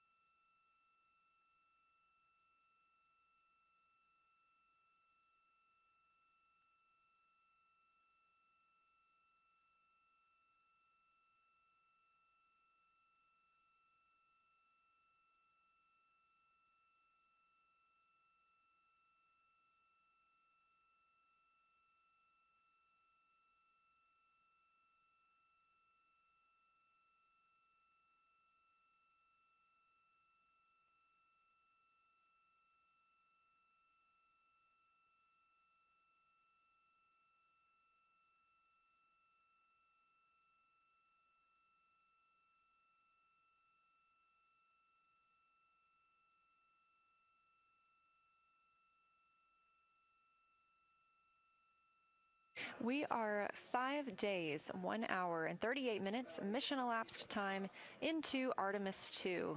In this view on the screen, you can see the crew starting to even look through some photos that they may have captured today. We really look forward to sharing these photos with you as soon as we possibly can. And the best way to keep up with those is to follow NASA on social media. You can do so at NASA, and for this mission specifically, at NASA Artemis.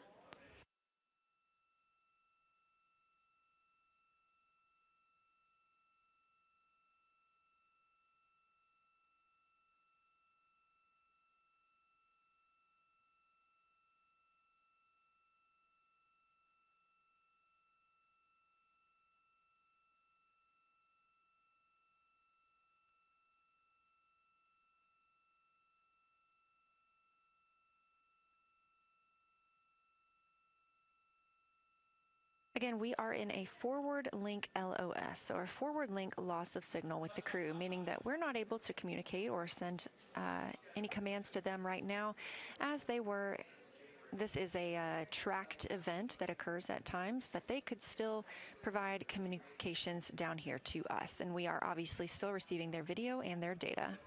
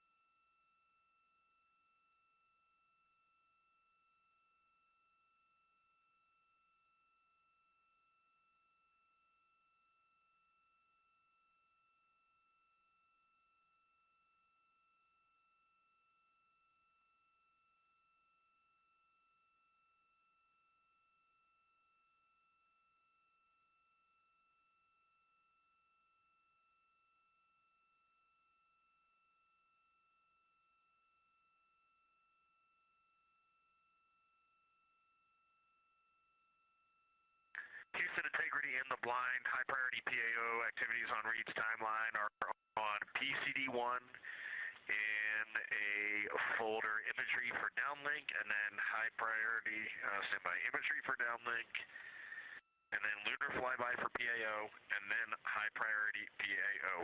Thank you.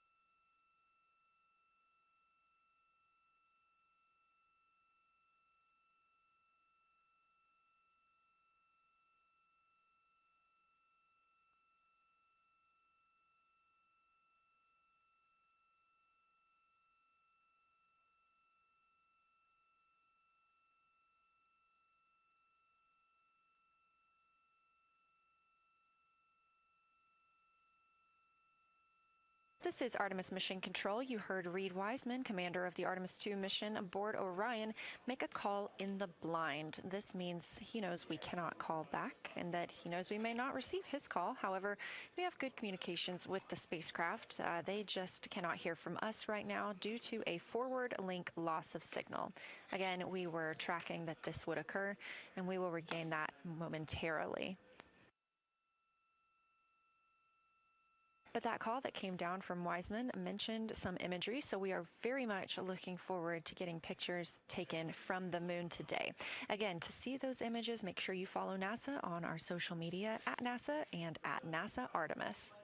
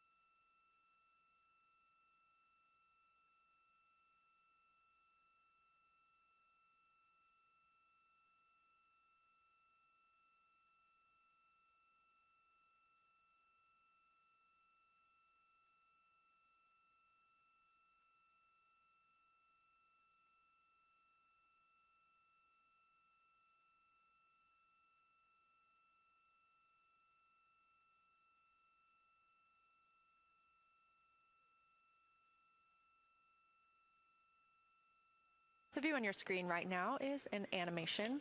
This is called Arrow, or Artemis Real-Time Orbit website. You can visit this for yourself at nasa.gov/track-Artemis, and you can watch as we continue to grow closer to Earth and farther away from the moon. It's all seemed to happen so fast so far, and we're coming up on splashdown now in 3 days, 23 hours and 31 minutes.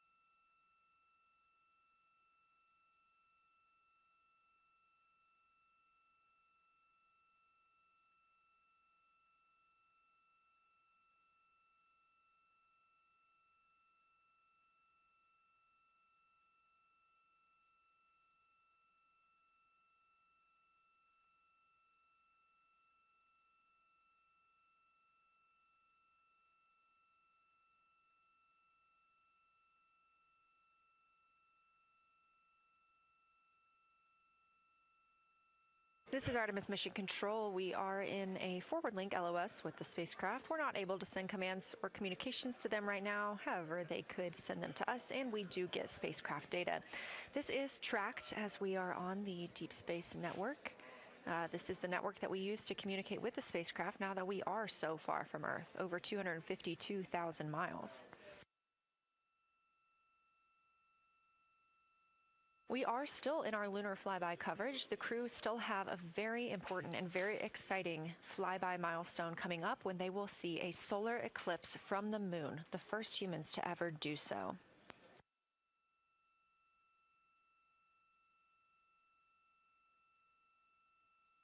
Something that we also have to consider when it comes to our missions and launches is space weather. So since the Apollo 16 and 17 missions, there were some solar eruptions near that time frame that could have been dangerous to our explorers. Over those 50 years since those storms, the data, technology, and resources available to NASA have improved, enabling advancements towards space weather forecasts and astronaut protection, which is key to NASA's Artemis program to return astronauts to the moon.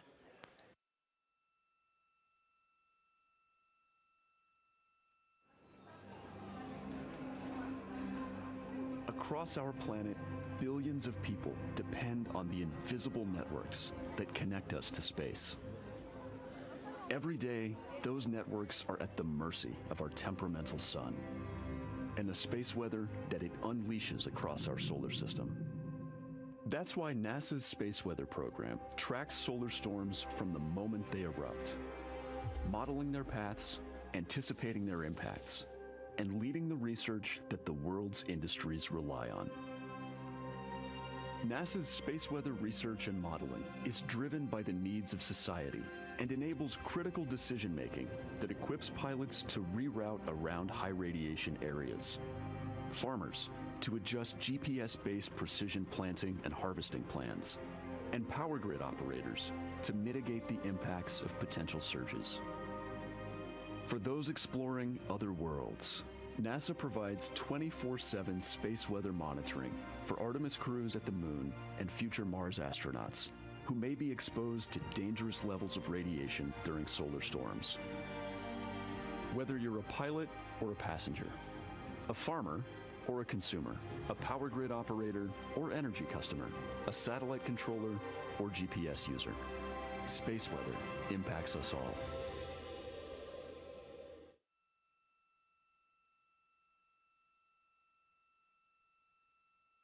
This is a live view from the Orion spacecraft on the Artemis II mission. It's now been 5 days, 1 hour, and 54 minutes since we launched.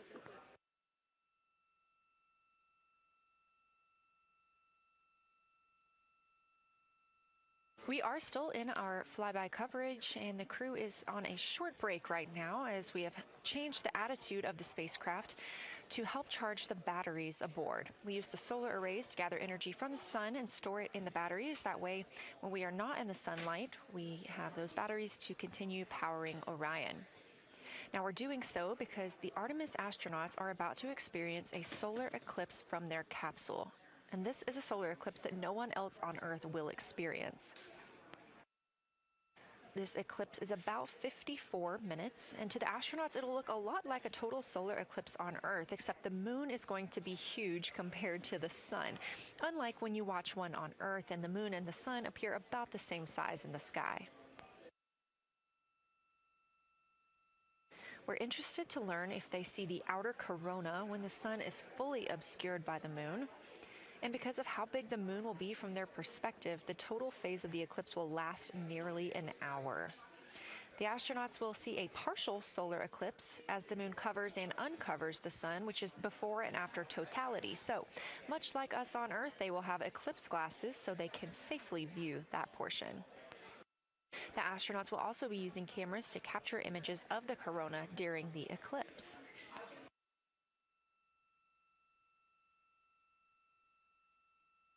There also may be some other planets visible during the eclipse, including Venus, Saturn, Mars, and Mercury. If they can identify what part of the sky they're looking at, this can help train future Artemis astronauts on what part of the sky they're seeing. This provides useful knowledge in challenging situations when they may need to rely on that information instead of instruments for navigation and orientation.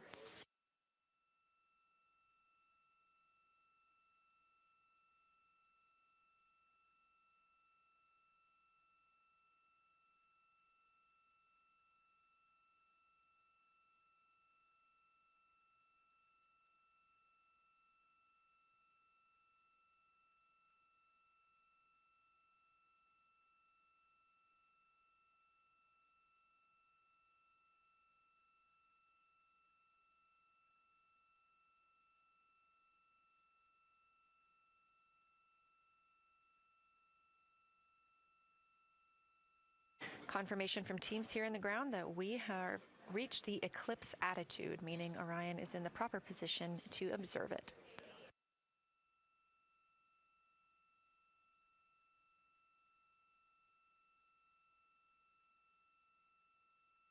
The astronauts' break during this observation period is now over, and we are resuming their lunar flyby observations. The first of these is sunset.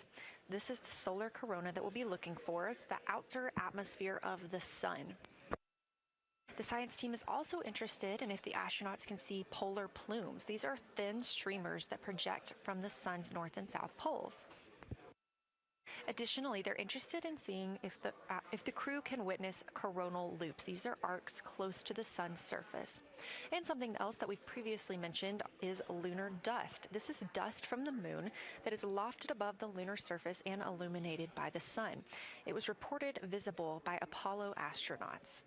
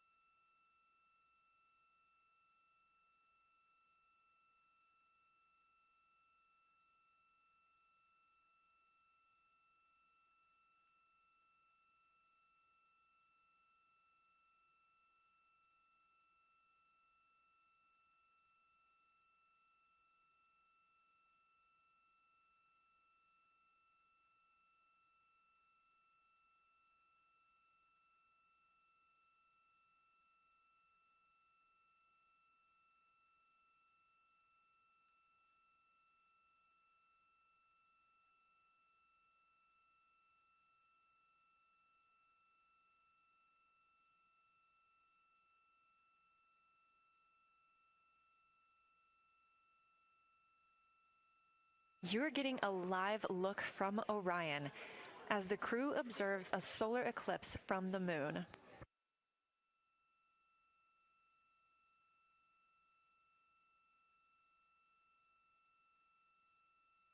And this solar eclipse is only visible to the crew on the spacecraft. It's not visible to anybody on Earth. The science team is interested in several different targets for them during this time frame. And we're personally looking forward to getting those images as well.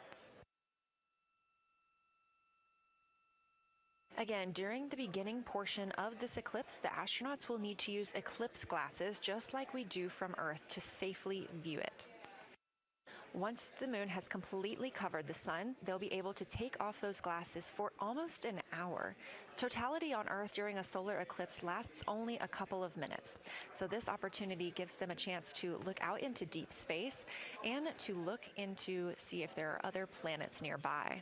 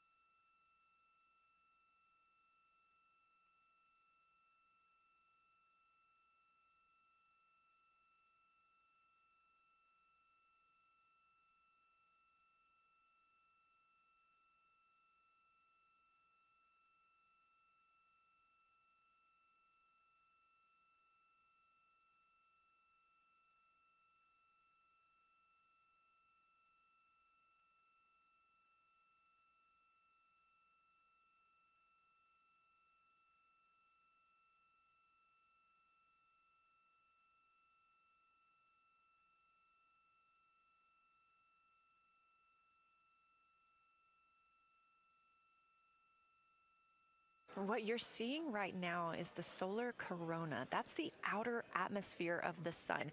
And the science team is very interested in any images that the crew can capture of this. They're hoping that they'll take pictures and describe the visibility, color, and shape of the solar corona as a whole and its substructures, those plumes and streamers.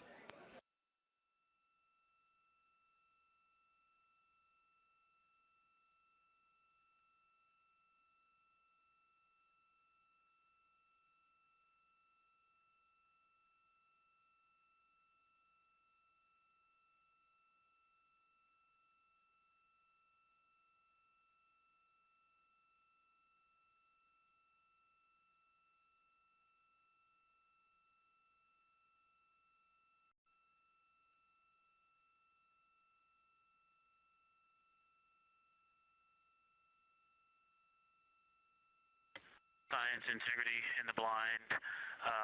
This is continues to be unreal. The sun has gone behind the moon, and the corona is still visible, and it's bright, and it creates a halo almost around the entire moon. But when you get to the Earth side, the Earth shine is already shown. I mean, almost seconds after the sun set behind the moon.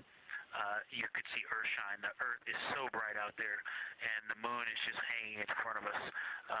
This black orb out in front of us, in front of now, not the blackness, but the gray that blends and drifts into the blackness. We can see stars and the planets behind it. And Christina is in window 1, Reed is in window 2 with the long lens, and Jeremy is describing it in window 3, and it is quite an impressive sight. You can still see the horizon lit up brighter where the sun set on that side of the moon. It is bright, and Earthshine is very distinct, and it creates quite an impressive visual illusion. Wow, it's amazing.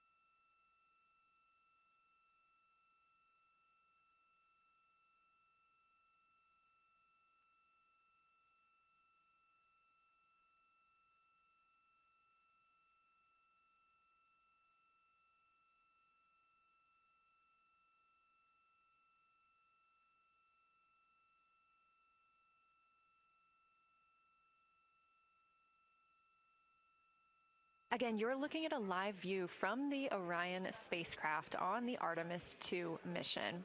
Orion is now 252,125 miles away from us all on Earth. We're here in the Artemis mission control room in Houston, Texas, and what you had just before we lost that view quickly was the corona of the sun peeking around the moon as the astronauts are entering a solar eclipse for this portion of the lunar flyby. We're now over 5,500 statute miles from the moon. That closest approach today was just about 4,067 statute miles away. And teams in the room beginning to get a little busier and filter in and out as we are stepping through a handover. The Orbit 1 team is handing over to Orbit 2, who will continue monitoring lunar flyby and all of the systems aboard the Orion spacecraft.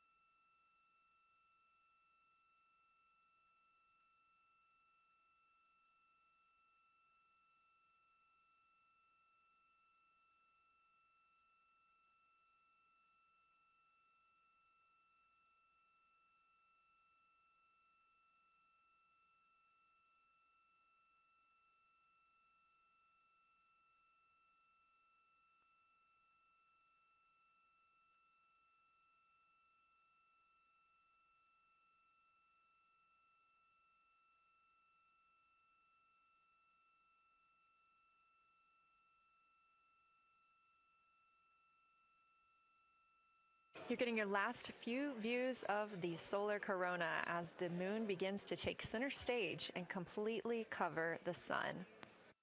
If you see that bright dot up near the top left of your screen, we think right now that that may be a part of the spacecraft, but we'll be sure to correct that if we end up figuring out later that it is something else entirely.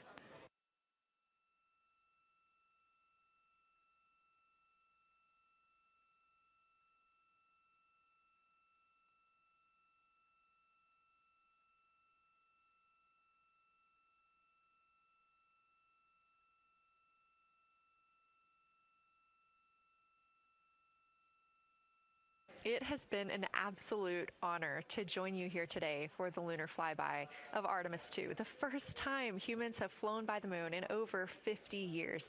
I'm Leah Cheshire Mustachio, and I'm excited now to hand over the team is shifting around in the windows, and we are transferring settings on a camera to pick up Earth shine. And it is amazing. The brightness where the sunset is still bright. I think there may still be corona visible, but that part of the horizon is still lit brighter, and you still have a distinct Earth shine.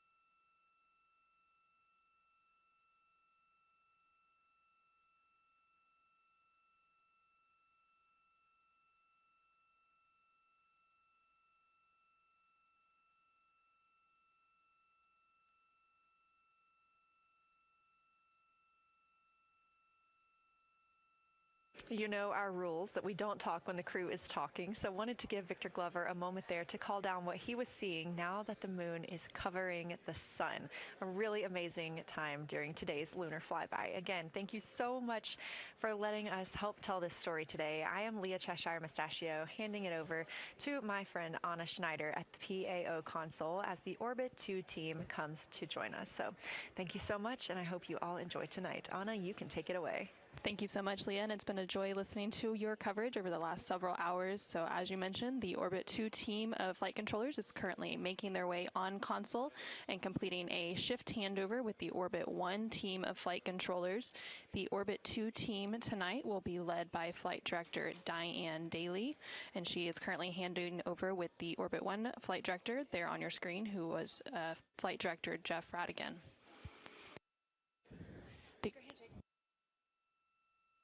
The Artemis II crew currently on board the Orion spacecraft. It continues to observe the eclipse that they are witnessing. There's about 43 minutes remaining in that eclipse period.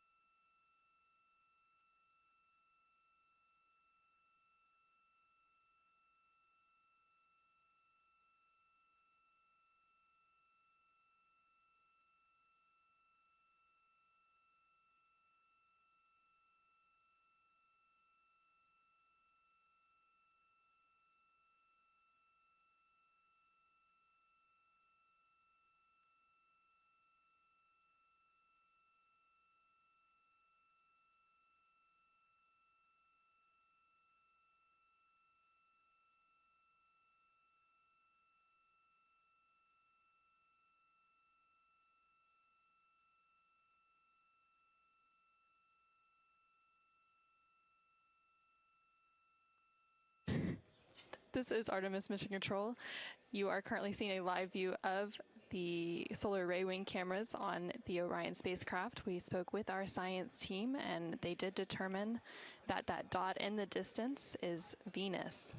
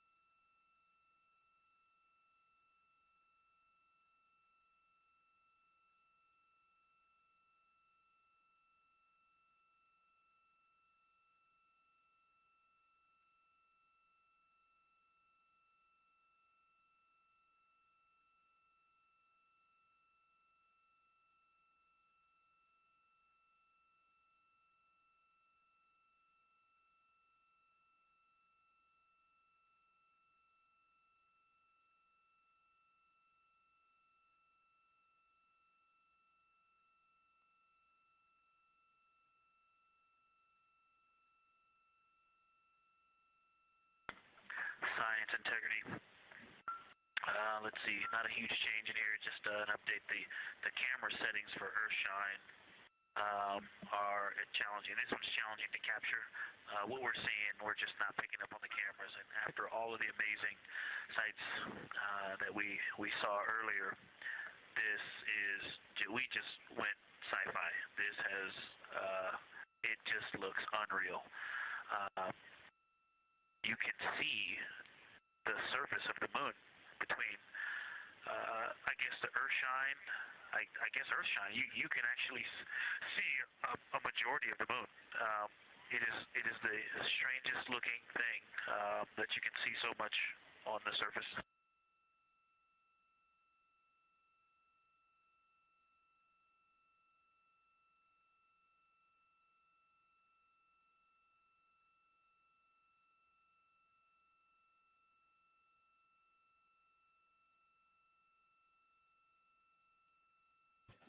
This is Artemis Mission Control. You were just hearing some communications called down from NASA astronaut Victor Glover, currently on board the Orion spacecraft.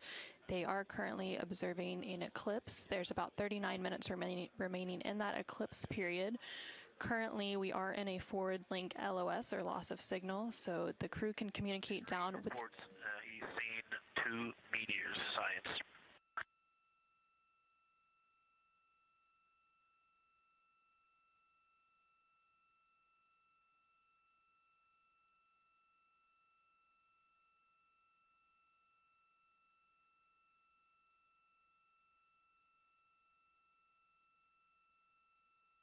So we are in a forward link loss of signal. We do expect to regain signal in about 3 minutes, and at that point then the ground can communicate back up to the crew on board the Orion spacecraft.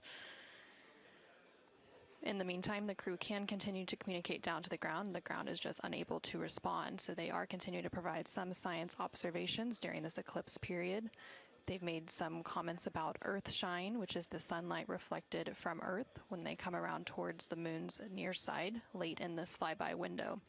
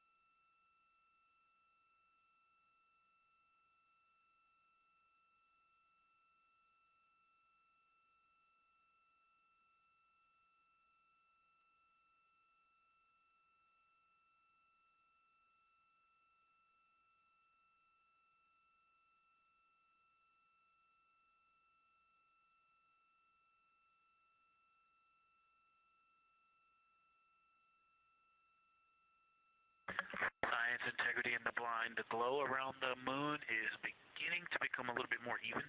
It's not so much distinct just where the sun set on the moon's horizon as we're flying through this trajectory, and then the sun's going to come up out of the other side. I think it's we're starting to see the glow around the moon get balanced out. I still see Earthshine, and the Earth is very bright out there. Still quite an unreal sight. Integrity Houston, we have that sit rep loud and clear, and we are back with you. How do you hear me?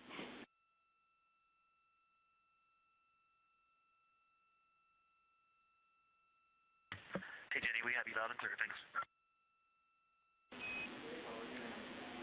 Copy. Victor, we're handing you over to science for some critical questions. Thanks for your report.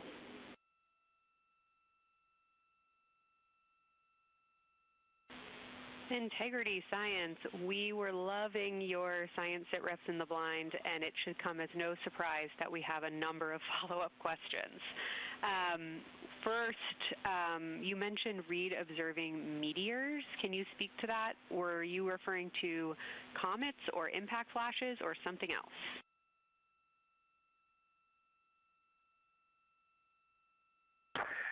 Yeah, there was a little bit of giddiness. We have seen 3 impact flashes so far.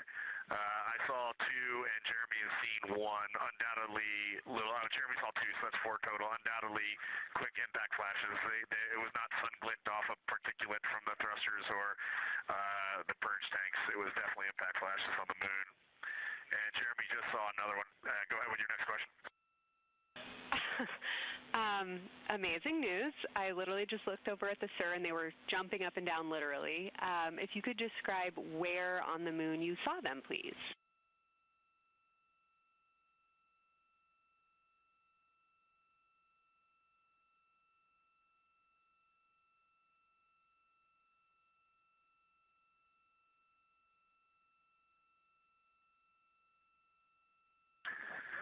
So they've all been either on or a bit south of the equator and on the Earth side of the moon. Stand by. All right, so Jeremy has seen them kind of on and south of the equator, kind of spread across the moon, and mine were both south of the equator and just a little bit left of center of the moon. Incredible news, Reed, and reminder, we have citizen scientists here on Earth looking for impact flashes, so hearing you saw them on the near side means that people saw them too.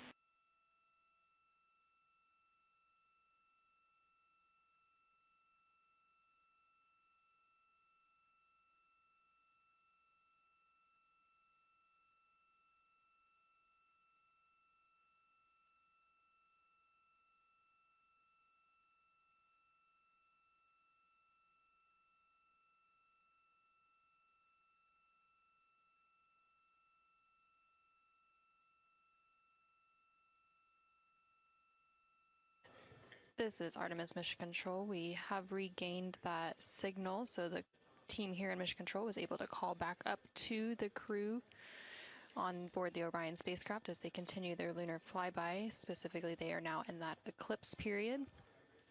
So the science team here in Mission Control was able to ask some questions about some of the situational reports they were providing during that loss of signal. Specifically, they were interested in some of the meteors that they mentioned seeing and those impact flashes, and they did provide confirmation that they did see at least 4 impact flashes during that lost signal. Are you still with us, Houston, or do we lose you? Integrity, I hear you loud and clear. How do you hear me?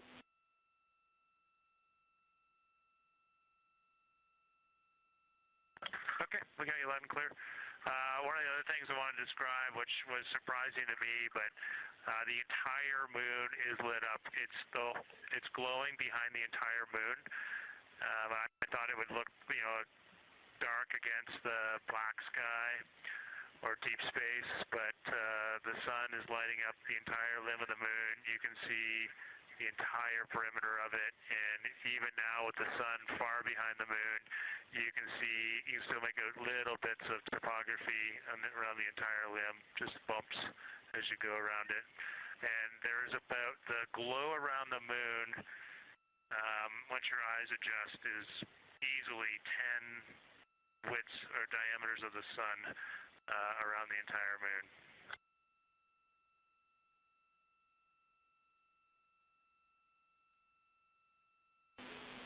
Incredible to hear, Jeremy. Were you able to actually pick out any discrete features on the lunar surface? And if so, how do they look different than when you observe them in solar illumination?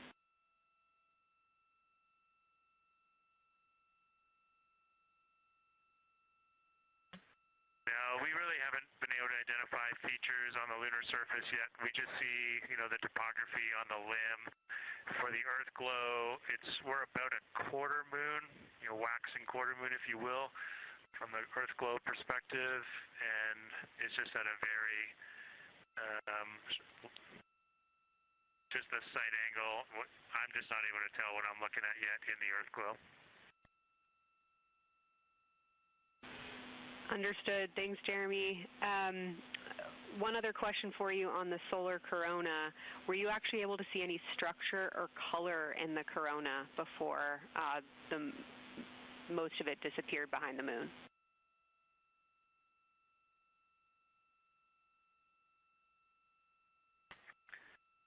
Yeah, I didn't pick out any color, but definitely structure. There were streamers, and they were not uniform at all.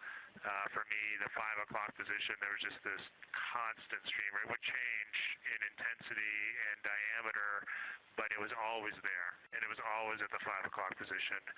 I only saw one plume, and it came out of basically the 3 o'clock position of the sun. That was very short-lived when I could see the plume.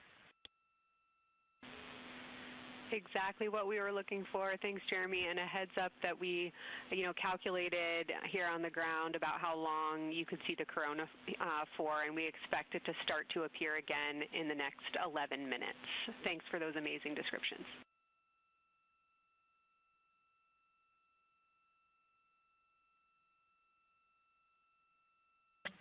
Okay, we're excited to see it all again.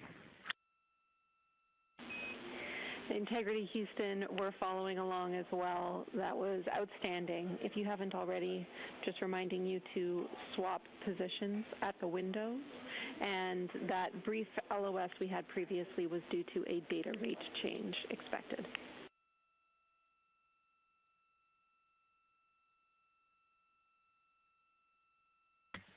Okay, we copy that, Jenny.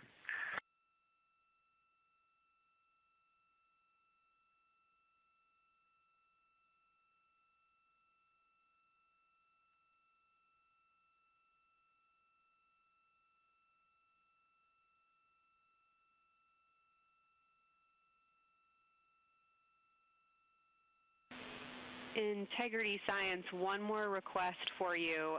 While it's still fresh in your mind, any annotations or sketches you want to make of what you're seeing either around the corona structures you just mentioned or even on Earthshine would be so appreciated.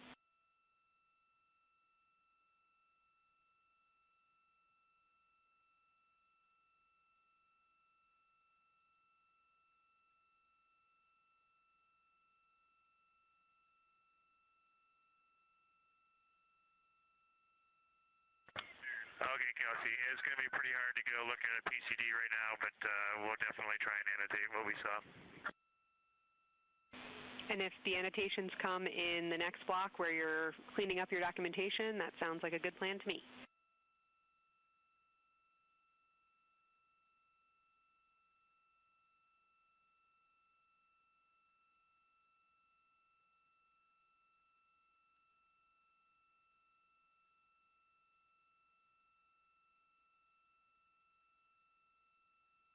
This is Artemis Mission Control. On the bottom right corner of your screen, you can see a view of the Science Officer Console here in Mission Control.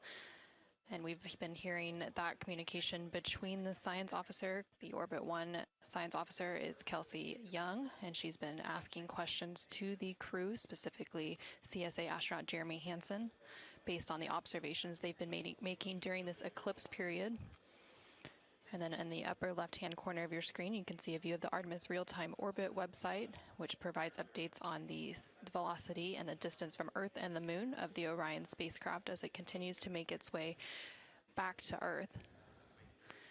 The distance from the Moon will continue to increase at this point. So right now, Orion and its crew are about 6,300 miles away from the Moon and about 251,000 miles away from the Earth.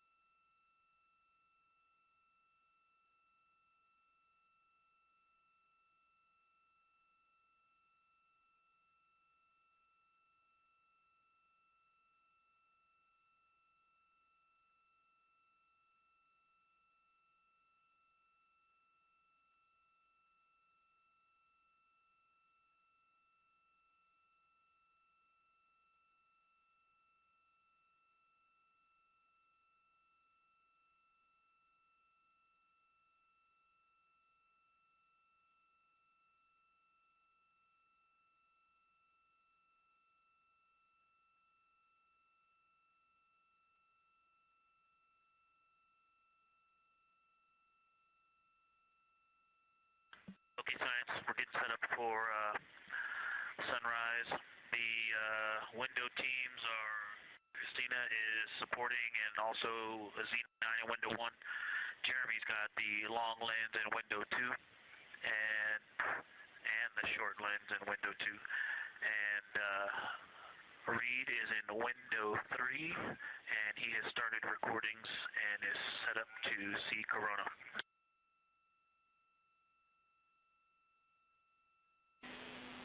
Great sit rep, Victor. That sounds like a good config, and we're showing coronal effects start to appear on your video camera. So in the next few minutes, we should start to hear your observations.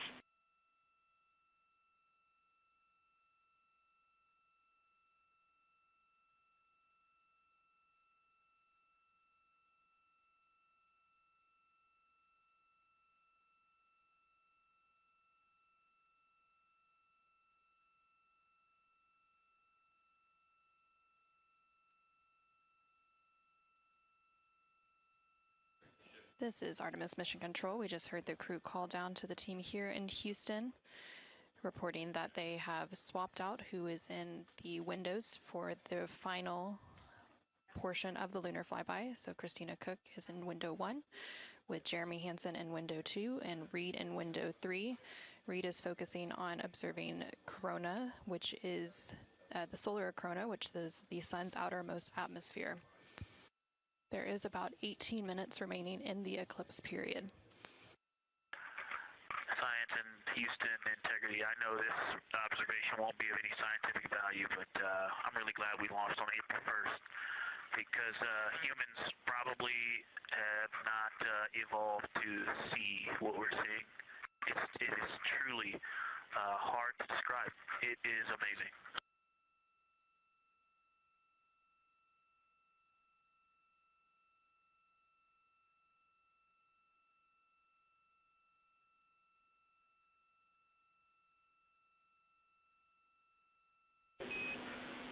Amazing. Thank you, Victor.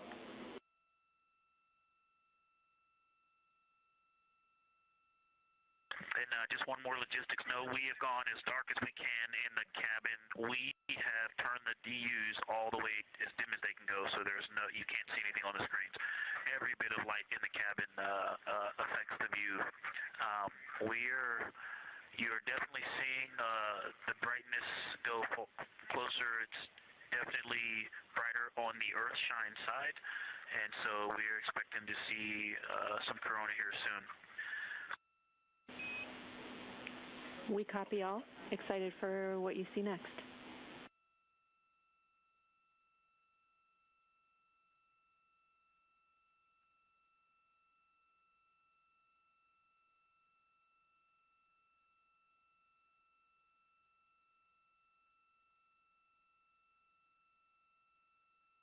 I'm not sure if we talked much about the star field, but we've got lots of stars. You've got the nice glow around the moon, but right off the well, we're upside down now, but from upside down 4 o'clock, right off the edge of the moon, looks like a planet. That line of planets, there's something a moon diameter to the left, and something right off the limb of the moon to the right, and then something orange. It looks orange to the right of that, about half the moon diameter. So. But anyway, there are definitely stars. I think some of those planets that you said we might see, we're seeing. And so in unreal view, yeah, the moon in the foreground is one of the darkest things we see out the window. And now it's deep space behind it is kind of dark blue like it looks from Earth, but we can also still see stars. It's quite a wicked view. Victor, Ike's doing the best job, and I'm not going to try to add on to what he's doing. It's indescribable. No matter how long we look at this, our brains are not processing this image in front of us. It is absolutely spectacular, surreal. There's no adjectives. I'm going to need to invent some new ones to describe what we are looking at out this window. This is just absolutely beautiful and inspiring to hear. And Victor, we suspect what you're seeing is Saturn and Mars. That reddish object is likely Mars. Good opportunity to look to the future of where we're going.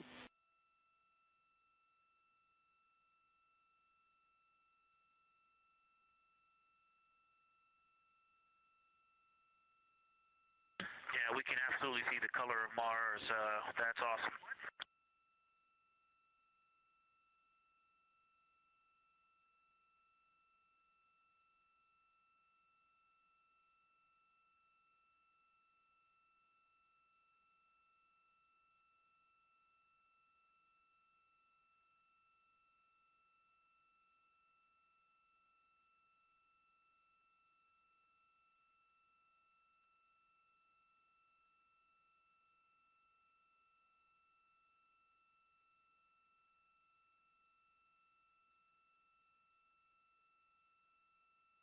Okay, and from this vantage point, the 4 o'clock on the Earth-shine side is definitely getting brighter, still no coronal structure.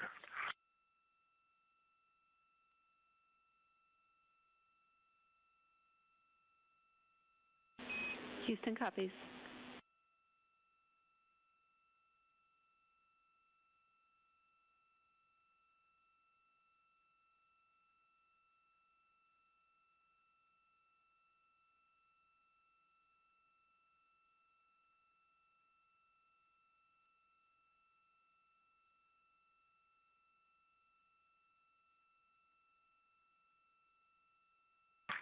We aren't able to distinguish which Mare is, but we can clearly see Mare in the Earth shine.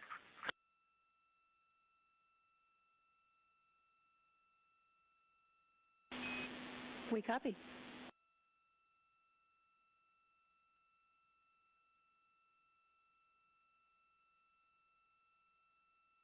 This is Artemis Mission Control in Houston, Texas. We have not seen an impact flash in the last 5 minutes.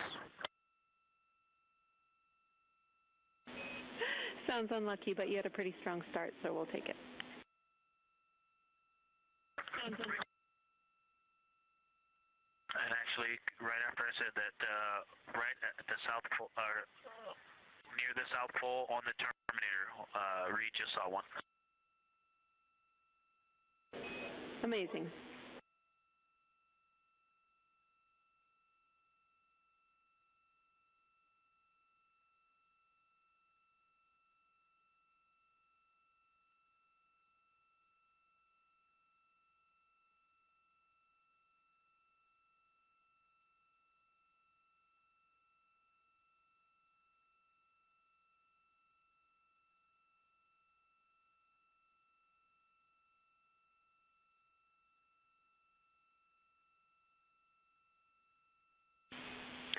Integrity Science, and as you look around our solar system neighborhood, you should see Saturn setting behind the moon right now.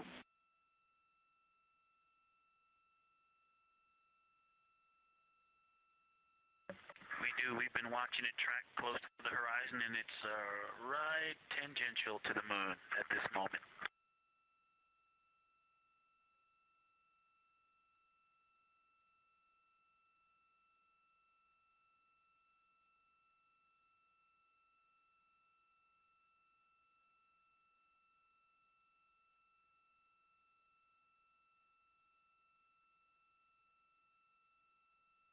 This is Artemis Mission Control in Houston, Texas. We are currently 5 days, 2 hours, and 44 minutes into the Artemis II mission, and we have about 11 minutes remaining in the eclipse at the latter half of the lunar flyby that the Artemis II crew is experiencing on board the Orion spacecraft.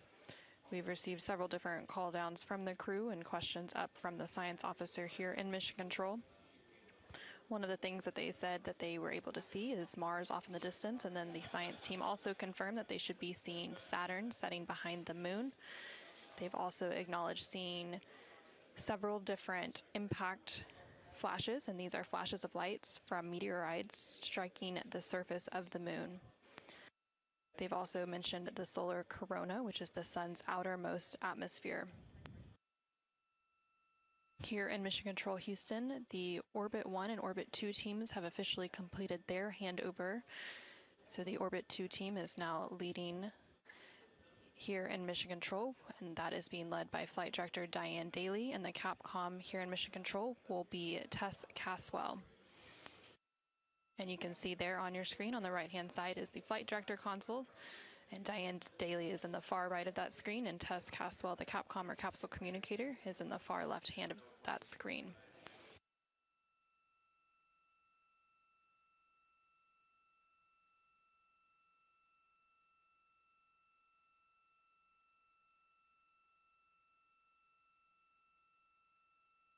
Light is continuing to grow in intensity. At about the 4 o'clock position on the, about the 8 o'clock position on the Earth shine side, Saturn has set. Mars is tracking towards the moon's horizon.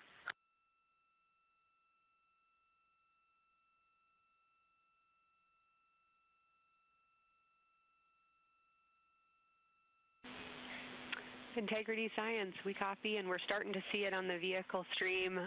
Looking forward to any coronal observations you can share with us.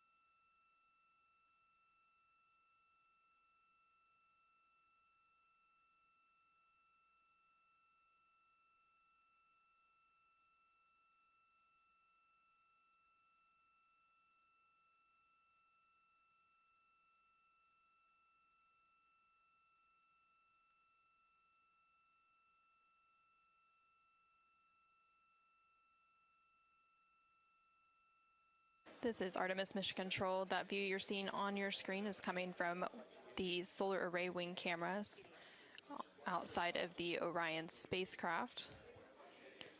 And you can see the light starting to come into view as the solar eclipse period is starting to end. Integrity, still no coronal structure at this time, just continue to grow in intensity.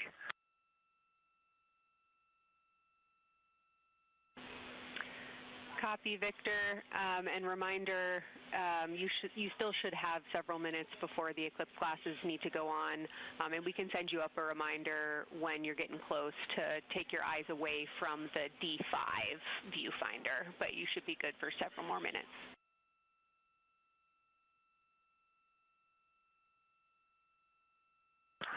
Copy, thank you, and yes, please send up the reminder. Thank you.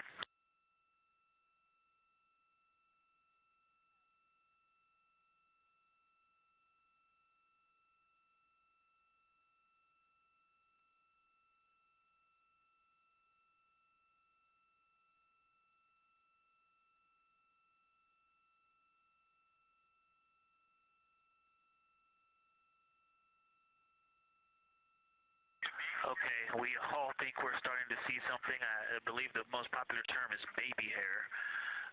As the light grows in intensity and the horizon on this side becomes very distinct. You can still see Earth shine, even though the sun's brightness is definitely growing in intensity.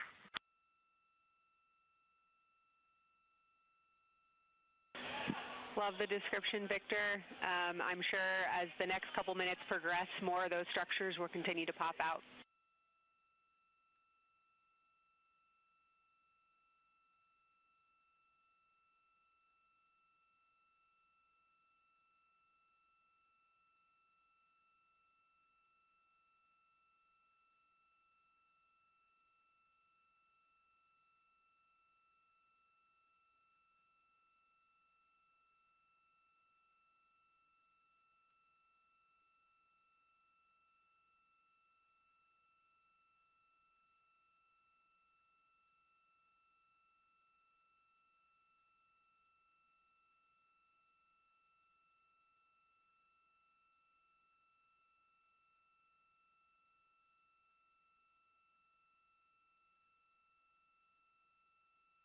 This is Artemis Mission Control in Houston, Texas. The Artemis II astronauts on board the Orion spacecraft are currently observing an eclipse.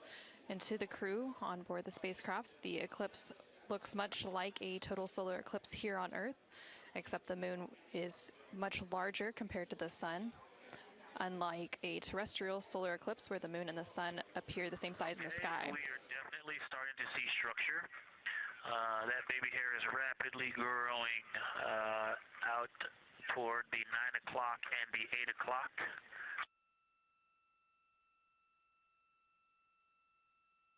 It's almost as if it were reaching out for Venus or for the Earth.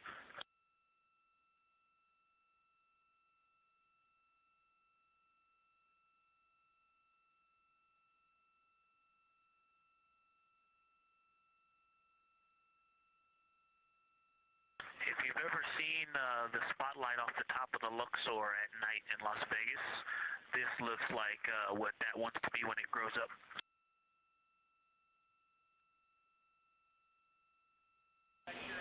Integrity Science, glad to hear you're following your training of tell it like you see it.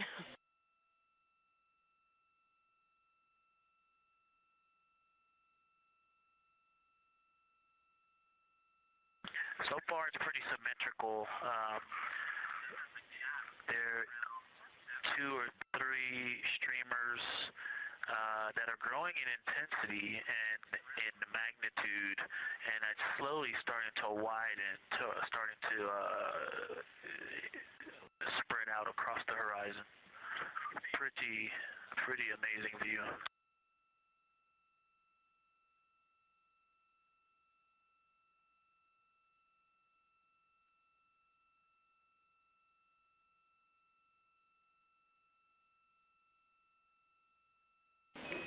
And Integrity Houston, great words. Reminder for you, we are approaching the brightness level at which you should no longer be using the viewfinder on the D5.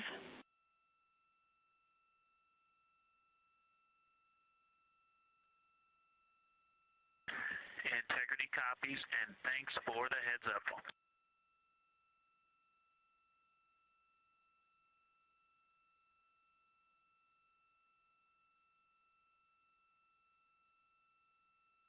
This is Artemis Mission Control. Oh, and I think we're seeing some directionality. Some of it is going in different directions because it appears to be moving and combining and recombining as it it's pointing in different directions, and some of it appears to be going like down toward the south pole of the moon, but it's and then coming back together and going out towards Venus and the Earth. And depending on how I stare at it, it looks like one large structure, but then it definitely has wisps, and you can see 3 or 4 structures inside of it. It's like watching a flame. It's like looking at a flame, and stand by. And so it has some inherent movement. Now there's a very bright spot. There's a very bright spot in the center of it. There's a towering light of and then there were like 2 streamers that were going 30 degrees out from it, and now it is just extremely bright.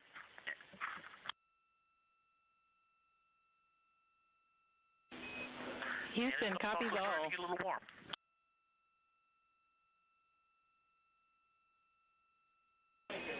And we copied all. We wanted to remind you at this point on the eclipse glasses. Should be about time for those.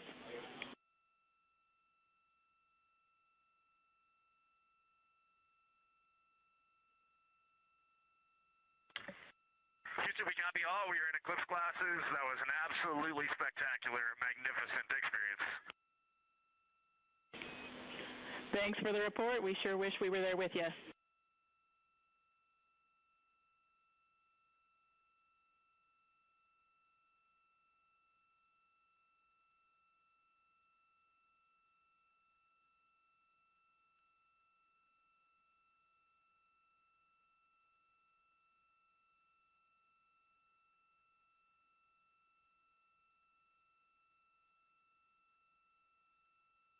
This is Artemis Mission Control.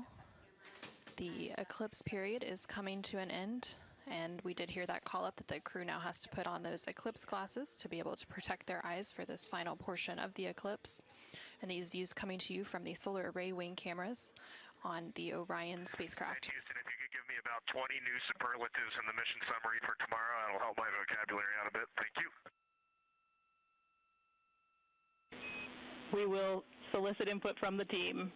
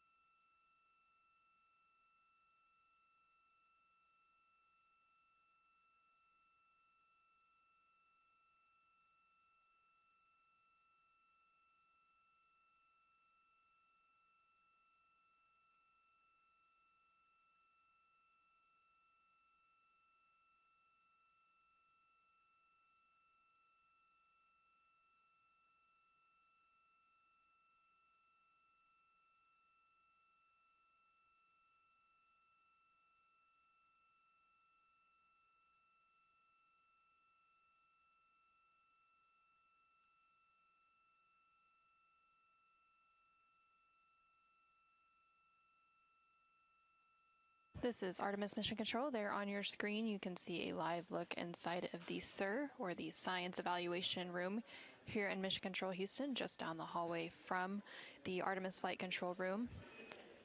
Integrity Houston, back with you after a data rate change. Regarding the SAW-3 camera T low caution, no action for you. It just got a little cool during the eclipse.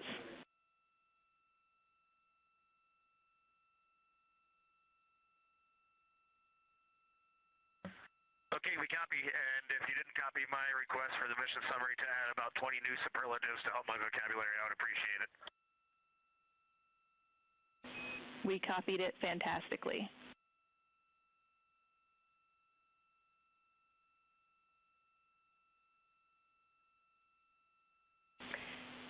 And Integrity Science, this is basically wrapping up your fly-by-day observations. I can't say enough how much science we've already learned and how much inspiration you've provided to our entire team, the lunar science community, and the entire world with what you were able to bring today. You really brought the moon closer for us today, and we cannot say thank you enough. And Science signing off, and can't wait to talk to you tomorrow morning.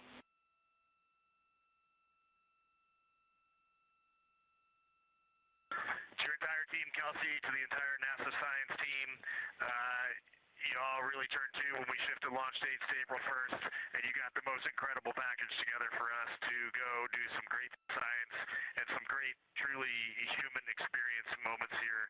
And we were well prepared, and we appreciate all of you. And this is what we do best when we all come together and work as a team. So you all knocked it out of the park. Thank you for giving us this opportunity.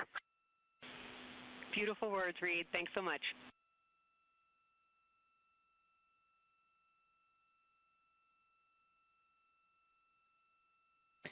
And this is Artemis Mission Control. The lunar flyby observation period is starting to come to a close following that eclipse. And there on your screen you can see a look into the Science Evaluation Room, or the SIR, which is embedded within Mission Control to provide science input. And they provided that input throughout the live flyby operations today.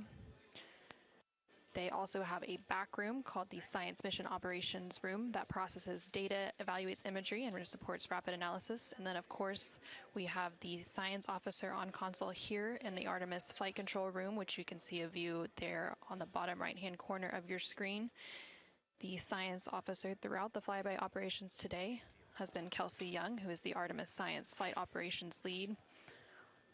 And then to her left is Angela Garcia, who will be the science officer taking over for Orbit 2.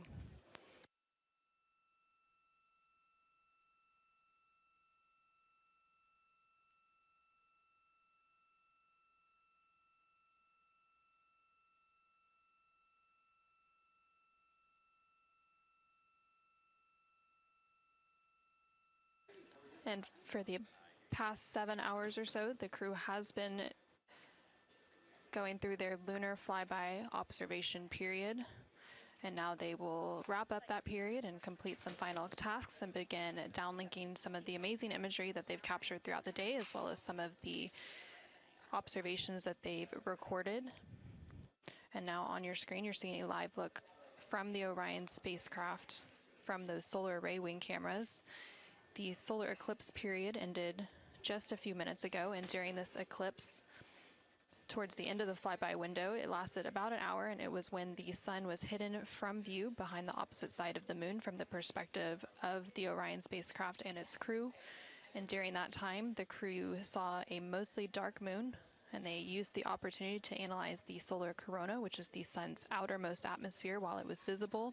And then once the sun was completely out of view behind the moon, the crew looked for impact flashes, which they reported seeing multiple impact flashes, and those are flashes of light from meteoroids striking the surface of the moon.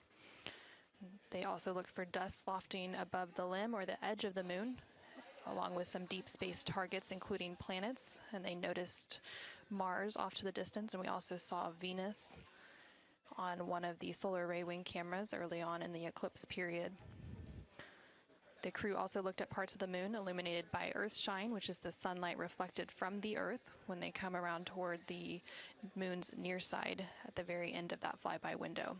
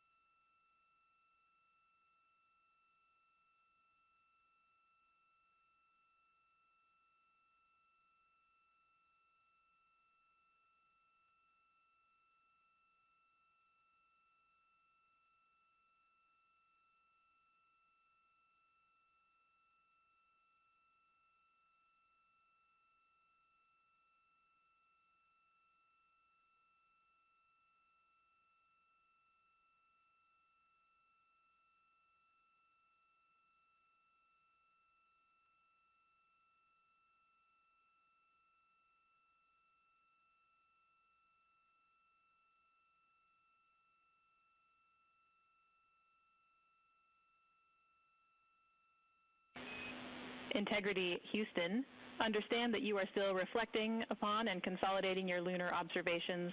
At your convenience, I have 2 items related to the upcoming VIP event.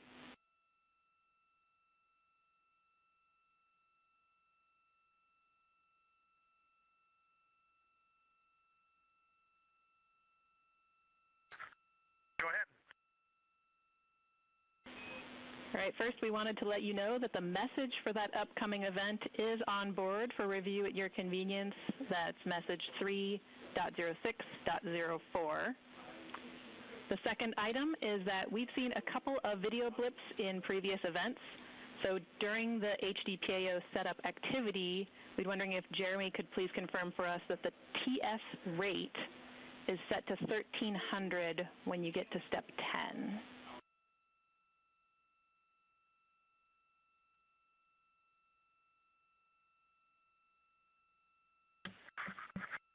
Okay, Jenny. Yeah, we're pretty sure we've been in 1300 for all the PAO events. We've been tracking that when we swap between the HHP and the D5. We copy, Jeremy. Thanks. And for the record, the phenomenal Jenny has gone on to her next appointment of the day, and you've now got Tess with you.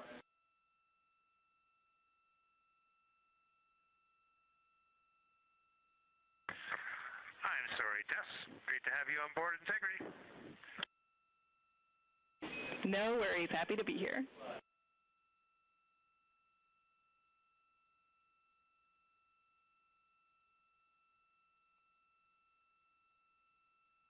This is Artemis Mission Control. We heard some communication there between the Capcom or capsule communicator here in Mission Control, which for Orbit 2 is Tess Caswell, and the CSA or Canadian Space Agency astronaut on board the Orion spacecraft, Jeremy Hansen.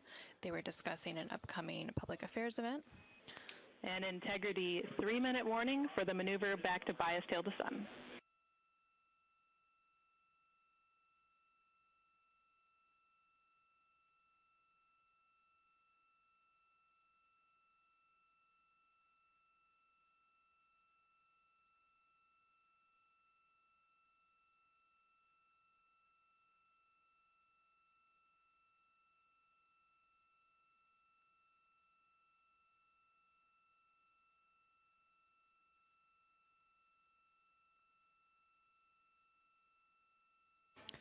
The crew on board the Orion spacecraft recently completed their lunar observation period. It was an approximately 7-hour period of time in which they were focused on several different targets identified by the science team here on the ground that they studied and prepared for ahead of time. And then they also were referencing a lunar targeting package that was uplinked about a day ago with those final targets. Now they are completing some post-lunar flyby activities, so they're working to clean up their observations that they've made and also working to downlink some of the photos that they've taken throughout the day. The science team here on the ground will then work to get as much data as they can overnight, and then there will be a post-flyby conference tomorrow after the crew wakes up. And that's not a debrief, but a science data collection to capture their nuanced experience while they're still in the field and the experience is still fresh. And then, of course, there will also be a public affairs downlink event later in the day. Now that once the post-lunar flyby activities are complete. And then after that, the crew will go into some of their final activities for the day. They will have a private medical conference, or PMC, with the medical teams here on the ground. These are regular conferences that they have at the end of every day, and then there's also a flight director conference that they will have before they go into their pre-sleep period, during which they can complete hygiene activities, and they will have the chance to eat their dinner and complete any other final personal activities for the day before they head into their sleep period.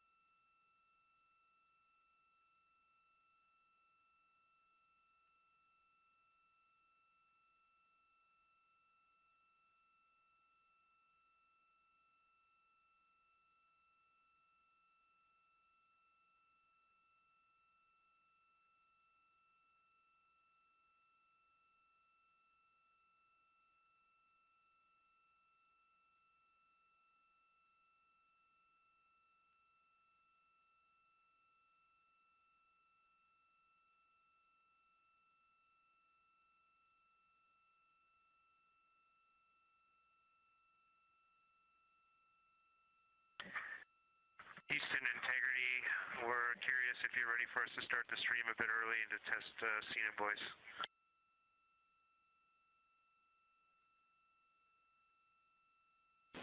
Checking.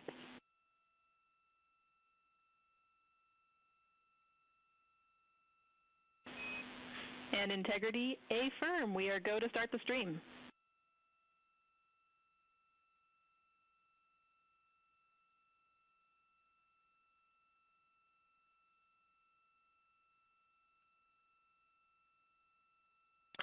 Okay, Houston, the stream has started. We checked the TS rates 1300 and audio is true. So I will give you a voice check now on the mic. We copy good settings and we've got a good view.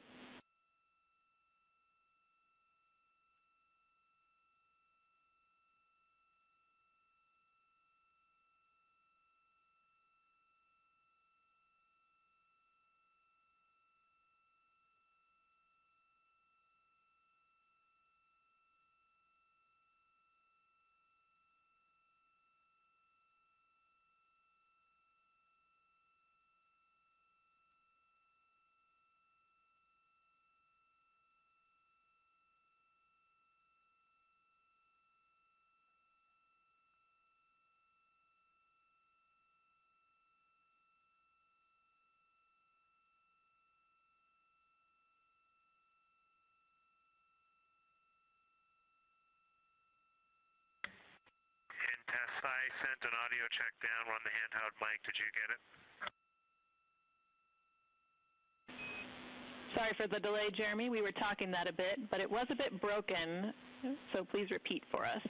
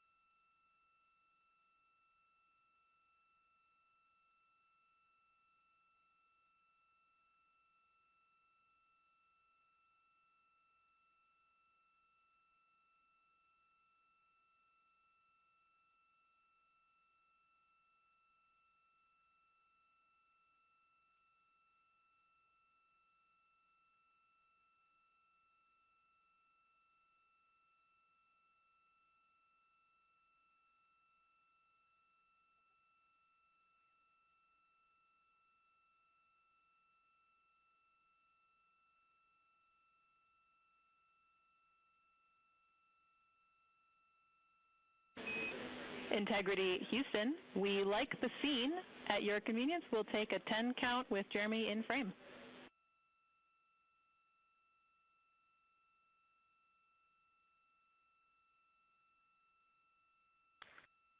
Okay, copy that.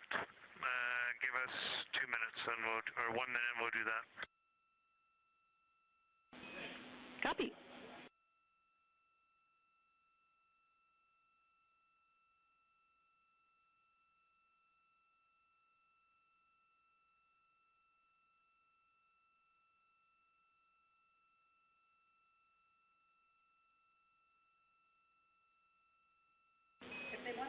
Great voice check and good words. We like the scene.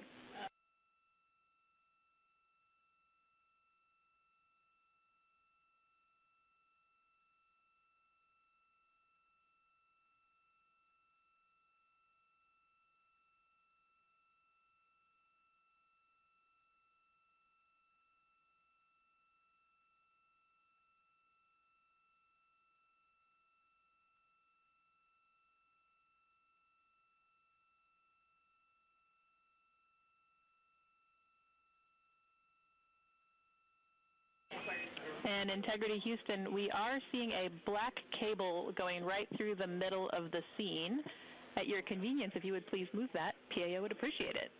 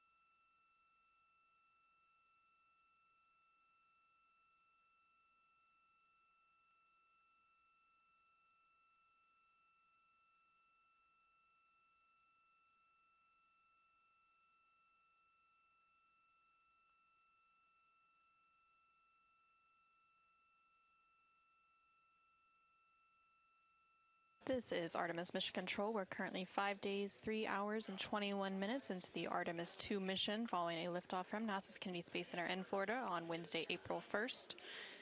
The crew on board the Orion spacecraft is currently wrapping up their lunar flyby cleanup activities. They're making final... Houston Integrity, high priority PAO images from the eclipse are on PCD-1 in a so-named folder.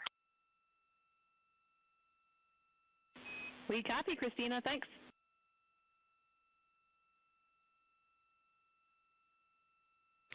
And NASA astronaut Christina Cook there calling down to the ground regarding some public affairs imagery that was captured during the lunar flyby activities.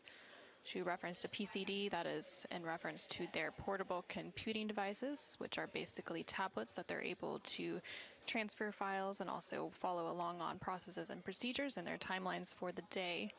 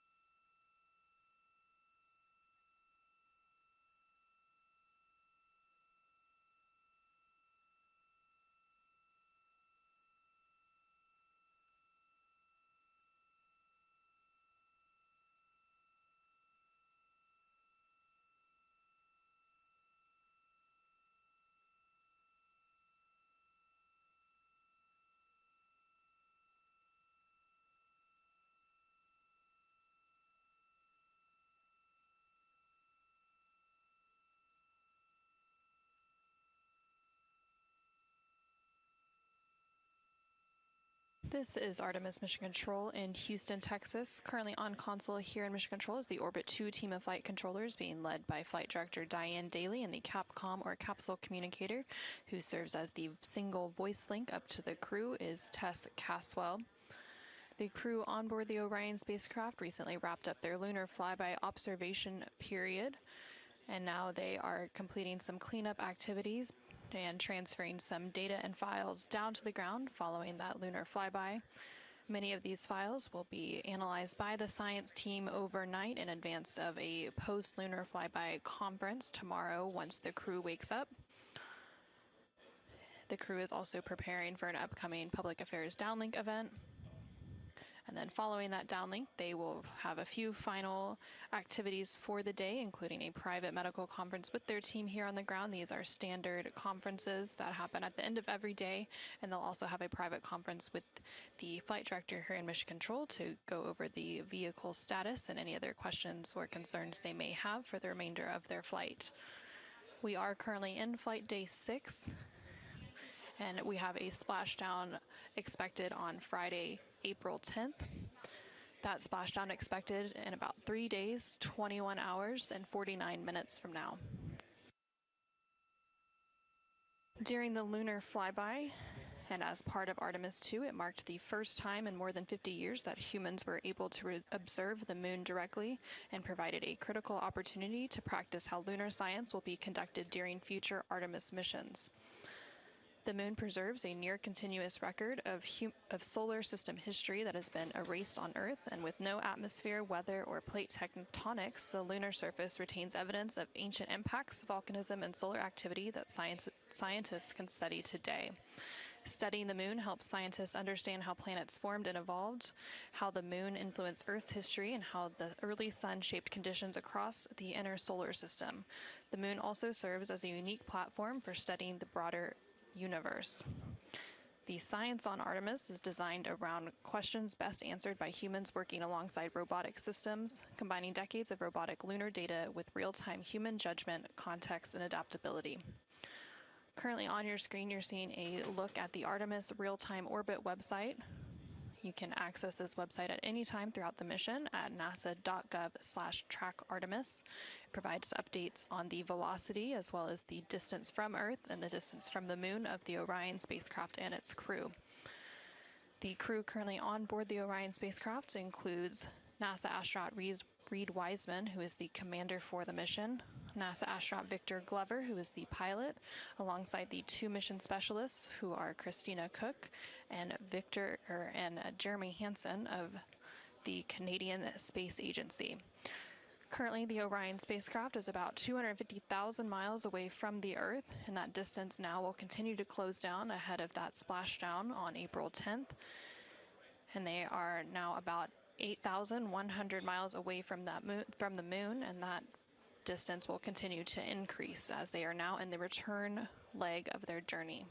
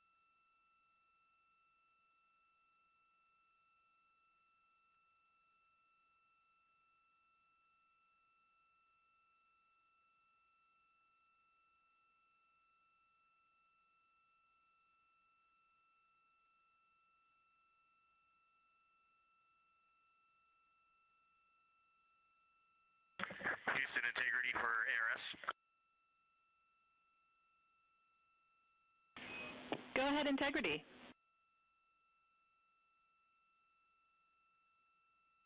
Hey, Tess, great to talk to you. Any chance we could drop the fan speed down for this PAO event?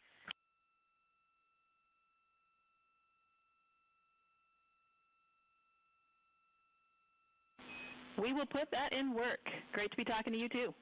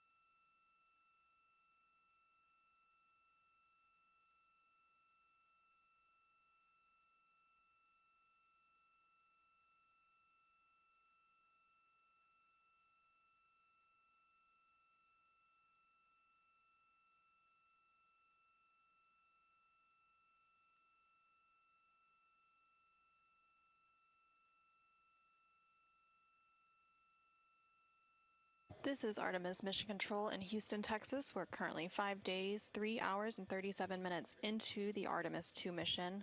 The crew on board the Orion spacecraft has recently concluded their lunar observation period during the lunar flyby. As part of that lunar flyby, the Orion spacecraft and its crew made the closest approach to the moon at a distance of 4,067 miles away from the surface at approximately 6 p.m. Central Time, 7 p.m. Eastern Time. Now, although the Artemis II mission is a new opportunity to study the moon, teams are also conducting other scientific experiments, including on the crew themselves. Here's a little bit more about the science of the mission. Artemis II is our return of humans to the moon, flying around the moon on board Orion. But along with that, we're doing a lot of great science. One of the exciting things about the Artemis missions to the moon is that science is actually a fundamental pillar of why we explore, why we're going, what we're doing in Artemis. I think it's incredibly exciting that not only are we testing the vehicle, but we're testing science on board. Science where the astronauts are conducting experiments, science riding along with the astronauts. We have astronauts looking outside the window and really observing the lunar surface. It will help us understand the deep space environment. It will help us understand how that environment affects our astronauts, our systems, and life in general. So deep space is a challenge for us because you have to leave Earth's protective magnetic field. Here in low Earth orbit, the crew members are protected from some of the harmful radiation. Going to the moon, they'll no longer be protected, so they'll have a higher radiation exposure. Much like Artemis I, we have so many radiation sensors and detectors that are inside the capsule so that we can fully understand and appreciate the radiation environment for protecting our astronauts. In my hand here, I'm holding a tissue chip model. This is the exact design that's going to be flying alongside the astronauts. We'll be collecting samples from each of the crew members, and we can make these organ chips out of the astronauts themselves. So every crew member will have their own avatar on board, and then upon return, we can evaluate that deep space radiation environment and what that compares to the astronaut themselves. Not only are they going to help change the course of medicine for the astronauts, but revolutionizing that on Earth as well. We're looking at sleep, we're looking at team dynamics, we're looking at how you interact with the environment. We're also looking at the immune system, so what are the biomarkers? We're using saliva as a method to study hormones and different things in your body that may change during a mission like this. And then finally, how do we function after microgravity, being close to the moon, then returning to Earth. Which will ultimately help us achieve our goal of getting humans to Mars. And then on top of that, we have an opportunity to look at the moon from deep space on the far side for the first time in over 50 years. Having human eyeballs and brains back around the moon is going to unlock a new generation of lunar science discovery. The human eyeball is capable of taking in so much data in just a split second. They'll be able to tackle impact history, volcanic history. They'll be able to look at how the albedo, or kind of the shade and hue of the moon and the color of the moon, can tell us something about how that terrain evolved over time. We're integrating science in ways that have never been integrated into human exploration before. We have a front room mission control flight controller position called the science officer. We have a brand new science back room where it's basically our brain trust of lunar scientists and geologists supporting the crews of the future. And Artemis II will allow us to really test how this works so that future missions are really set up for success. We'll also be deploying some CubeSats. They're small shoebox-sized spacecraft of their own. They're each provided by another country, one of our partners. As they conduct their research, they'll complement what we are doing at the moon with Orion. It is so incredibly exciting to be a part of this mission. It has been, really one of the privileges of a lifetime. I can see the work I'm doing benefit crew members right now and benefit the crew members in the future. So it's incredibly exciting and it's very rewarding. As this rocket launches humanity off of the Earth, we'll be setting the stage through our science to prepare humanity to leave Earth and explore the solar system.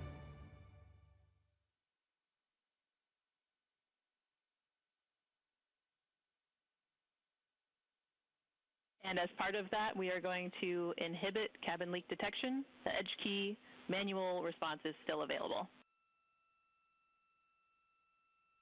Copy, thumbs up.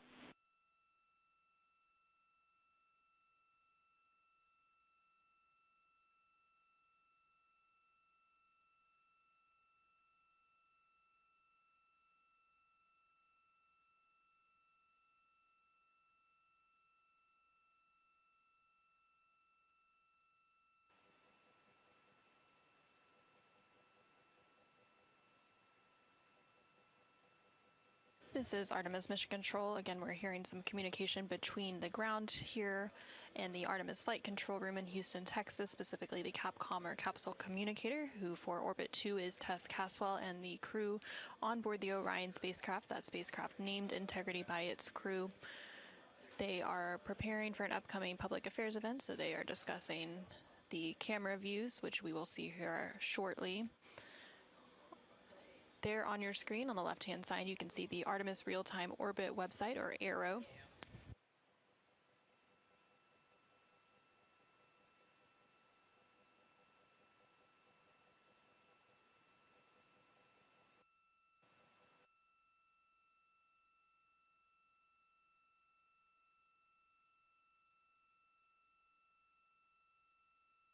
The Artemis Real-Time Orbit website there on the left-hand side of your screen provides updates on the velocity of the Orion spacecraft during its journey around the moon.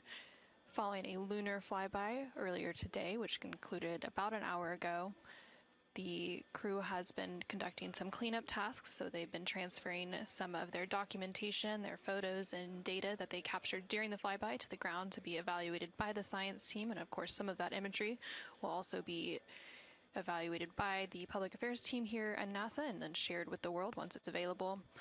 The crew will also have a post-lunar flyby conference with the science team tomorrow following their sleep period to go over some of their observations while it's still fresh and at the top of their mind. On the bottom right-hand corner of your screen, you can see a look into the Artemis Flight Control Room here in Mission Control Houston, specifically the Flight Director Console and the Capcom or Capsule Communicator Console. The flight director currently on console for Orbit 2 is Diane Daly, and throughout the Artemis II mission, there are 3 shifts or orbits of flight controllers who provide 24/7 coverage and support to the Artemis II crew and the Orion spacecraft and its systems during its journey around the moon. We are expecting a splashdown on Friday, April 10th. That splashdown will take place in about 3 days, 21 hours, and 33 minutes.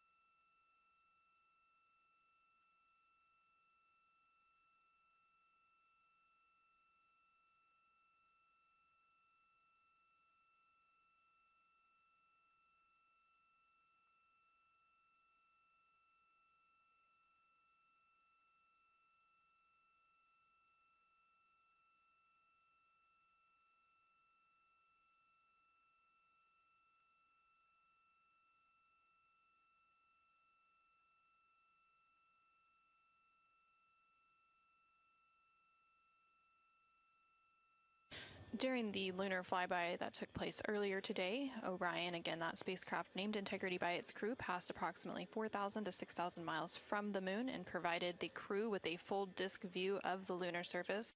And from that higher vantage point, much farther than Apollo's lunar orbits on average, the astronauts were able to observe both poles and large-scale geological features in a single view.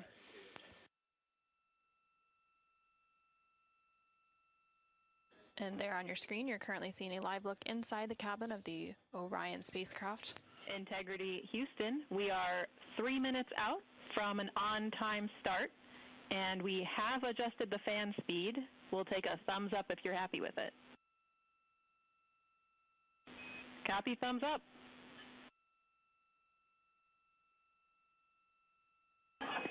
Superlative thumbs up.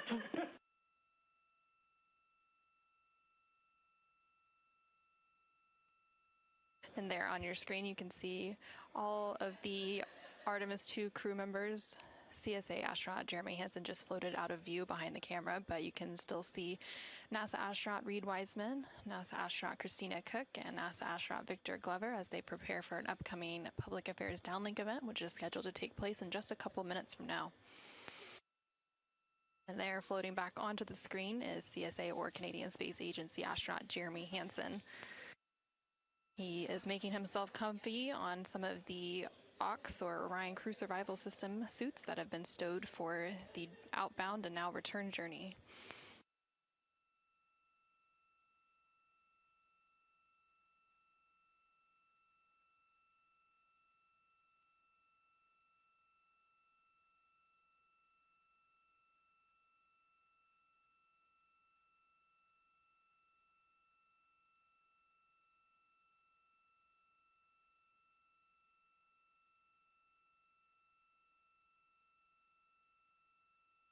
Shortly after the completion of these couple of public affairs downlink events, the crew will begin winding down for their day, and they will have the opportunity to eat dinner. Some of the items on their menu today for dinner include chicken with corn and black beans, sweet and sour pork, rice pilaf, spicy green beans, citrus fruit salad, and maple cream cookies. All of the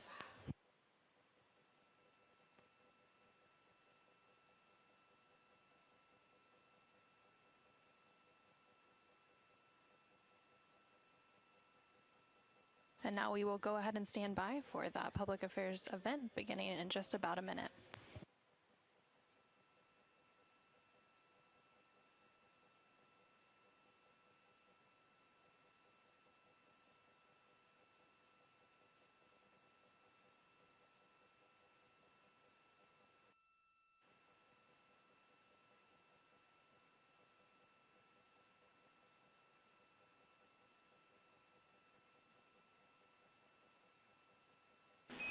Integrity Houston, no action for the DU-1. Caution, we're taking a look.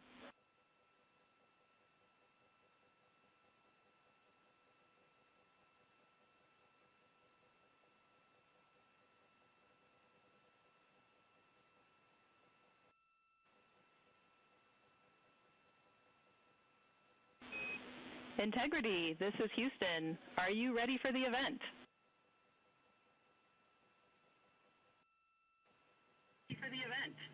Hello, Houston. Integrity is ready for the event.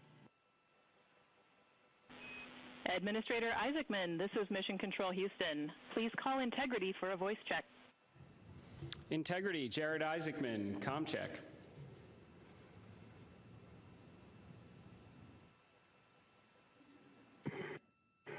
Administrator Isaacman, we've got you loud and clear, sir. How us? I've got you loud and clear. Artemis II crew, we have a very special guest who wanted to be the first person to greet you after your return from the far side of the moon. Reed, Victor, Christina, and Jeremy, it's my honor to introduce the President of the United States of America, President Donald J. Trump. Over to you, sir. Well, thank you very much, Jared, and you are doing a fantastic job. And hello, very special hello to Artemis II. Today you've made history and made all America really proud, incredibly proud. We have a lot of things to be proud of lately, but this is there's nothing like what you're doing, circling around the moon for the first time in more than a half a century. and breaking the all-time record for the farthest distance from planet Earth. Humans have really never seen anything quite like what you're doing in a manned spacecraft. It's really special. I want to personally salute and congratulate Commander Reed Weissman, Pilot Victor Glover, Mission Specialist Christina Koch, and Jeremy Hansen. And I also want to thank the entire amazing team at NASA, headed by Jared, who's a very special guy, by the way, and you all made this day possible, and you've really inspired the entire world. Really, everybody's watching. I find it incredible. I just watched you go to the back of the moon, and people haven't been there in a long time, we can say, but it's going to be more and more prevalent because we're going to be doing a lot of traveling, and then you're going to ultimately do the whole big trip to Mars, and that's going to be very exciting. So you look at, we had no astronaut has been to the moon since the days of Apollo program. The Apollo program was also very special, but that was 50 years ago. And at long last, America is back, and America is back in many ways stronger than ever before. We're the hottest country anywhere in the world. The Artemis crew flew in the most powerful rocket NASA has ever made, ever launched, traveled over 250,000 miles, broke the distance record set by the legendary Apollo 13. And America is a frontier nation, and the 4 brave astronauts of Artemis II are our modern day, you really are modern day pioneers, all of you, and one of them happens to be a neighbor. You know who that is, right? You have a special person over there, a neighbor, and we like our neighbor. Your mission paves the way for America's return to the lunar surface very soon. We're going all out. We're doing everything we can, and it's headed up by Jared. We'll plant our flag once again, and this time we won't just leave footprints. We'll establish a permanent presence on the moon, and we'll push on to Mars. That'll be very exciting. I'm waiting for that so much. I'd love to be here, but maybe we won't quite make it in terms of timing, but we will be up in the moon, and that's going to happen soon. So America will be second to none in space and everything else that we're doing, and we will continue to lead the whole thing into the stars, this incredible journey into the stars. So I just wanted, it's an honor to speak to you, and I wanted to congratulate each and every one of you. And tell me, what is the most unforgettable part of this really historic day? The whole world is watching and listening. Please tell me.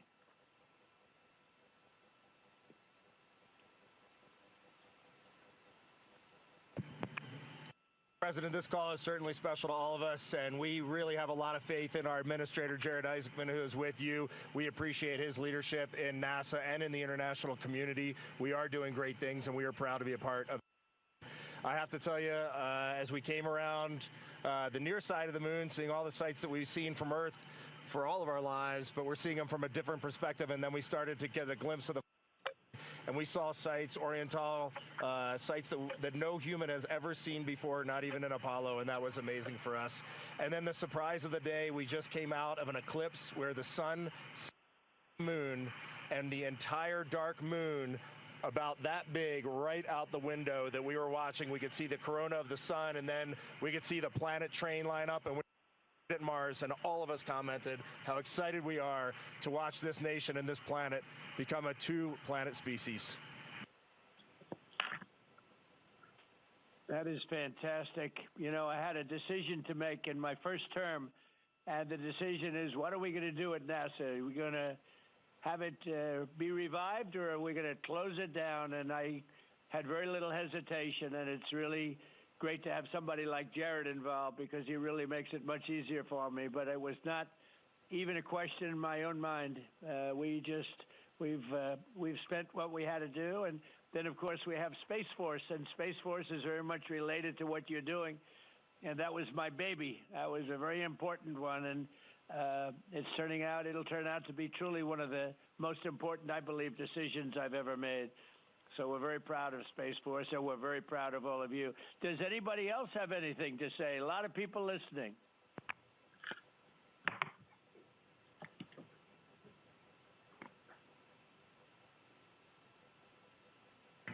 Mr. President, to be here with you speaking about our incredible day today. I think one of the biggest highlights was coming back from the far side of the moon and having the first glimpses of planet Earth again after being out of communication for about 45 minutes. It really just reminds you what a special place we have and how important it is for our nation to lead and not follow in exploring deep space.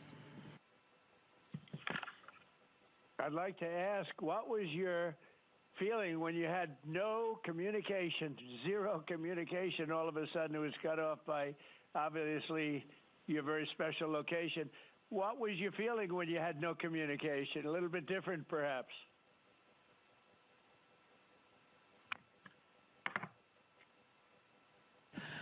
Yes, Mr. President, it was I said a little prayer, but then I had to keep rolling. I was actually recording scientific observations of the far side of the moon. You know, that is actually the time when we were the farthest and the closest to the moon. And so we were really able to make some of our most detailed observations of the far side of the moon up close. And so we were busy up here working really hard. And I must say, it was actually quite nice. Did you see a difference, a big difference, between the far side of the moon and the near side of the moon? Was there a difference in feel or difference in look? What did you see?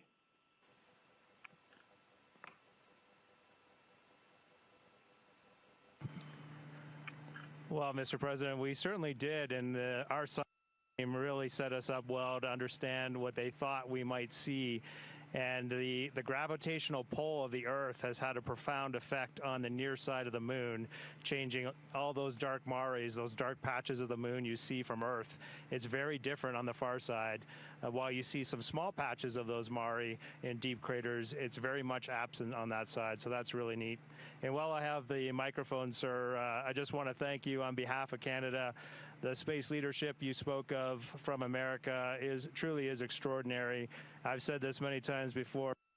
A nation that leads like that and creates and sets big goals for humanity that brings other countries along with it is truly incredible. And I know that's a very intentional, not a necessary decision, intentional decision to lead by example and to allow other countries like Canada to share our gifts and help you achieve these mutually beneficial goals, like establishing a presence on the moon and eventually going to Mars. And Canadians are so proud to be a part of this program.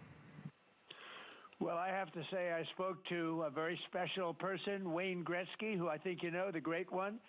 And I spoke to your Prime Minister and many other friends I have in Canada. They are so proud of you. And you have a lot of courage. I'm not sure if they'd want to do that. I'm not even sure if the great one would want to do that, to be honest with you. But you have a lot of courage doing what you're doing, a lot of bravery and a lot of genius. But they're very, very proud of you.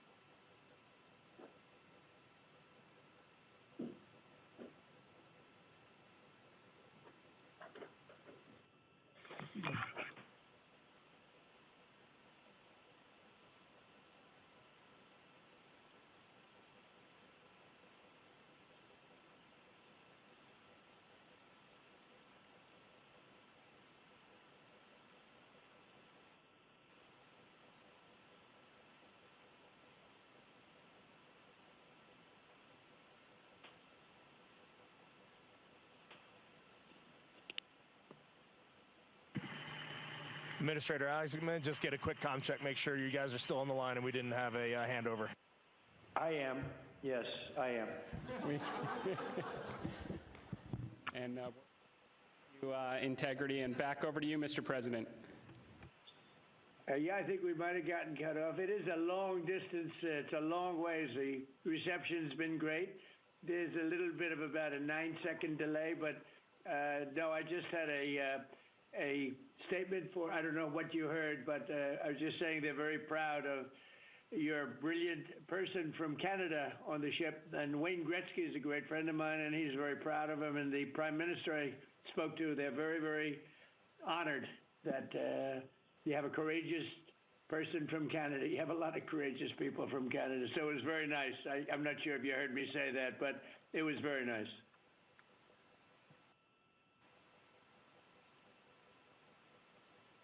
Yes, Mr. President, we heard that, and we do love our Jeremy Hansen. We love all our Canadian astronauts, Jenny Gibbons, Josh Kutrick.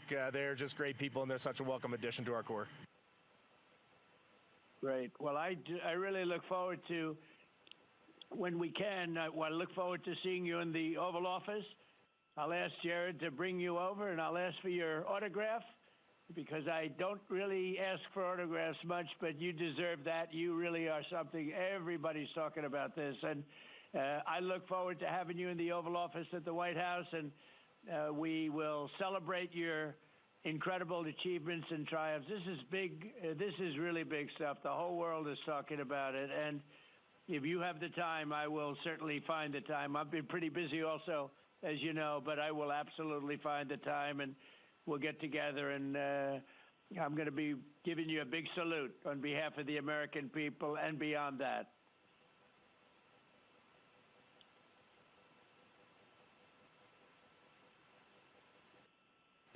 Thank you for that, Mr. President. And when you want us, we will be there. And thank you for your leadership. Thank you to Jared for his leadership. Really, thank you for taking the time out today to visit NASA. It's really special for us, but it's really special for the team on the ground. A whole team of people all around the world pulled this off, and we just want to say thank you to all of you for this. It is the thrill and honor of a lifetime to have been on this journey. Today was amazing, but this 3-year journey has been amazing, and it was made possible by the American people and the Canadian people, and we're so grateful to you all. Thank you very much. Well, thank you very much. And Jared, congratulations. We'll see you soon. And I know that you have Mars very much on your mind, so we'll start thinking about that pretty soon, I think. And thank you. Congratulations to everybody. I'll see you at the Oval Office. Thank you for your time, Mr. President. It's been an honor. Thank you very much. Bye. Bye.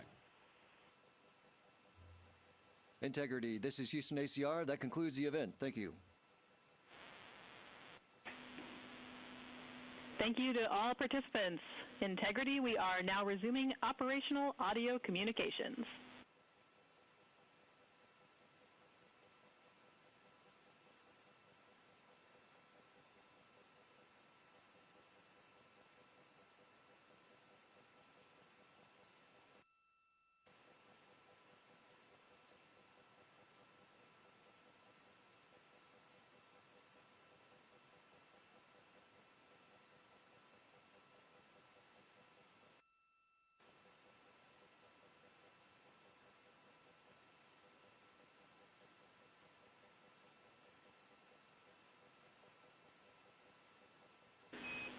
Integrity Houston, great job on the event. Just a heads up, we are on track to start the next event on time at 4:15.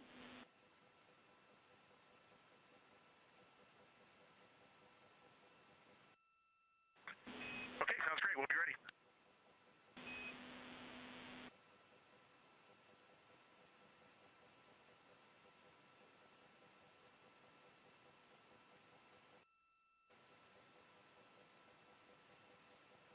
This is Artemis Mission Control in Houston, Texas. We just had that public affairs event with President Donald Trump and the crew on board the Orion spacecraft. And coming up in about 10 minutes, there will be another public affairs event. That event taking place at a mission elapsed time of 5 days, 4 hours, and 15 minutes. Currently on your screen, you're seeing a look at the Artemis Real-Time Orbit website, which provides updates on the velocity as well as the distance of the Orion spacecraft from both Earth and the Moon.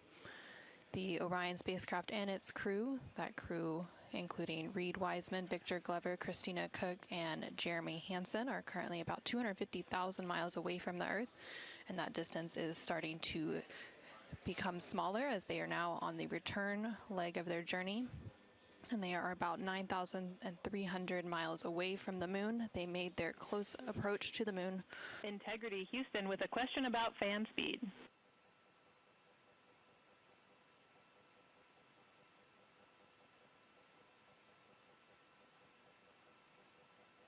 Go ahead.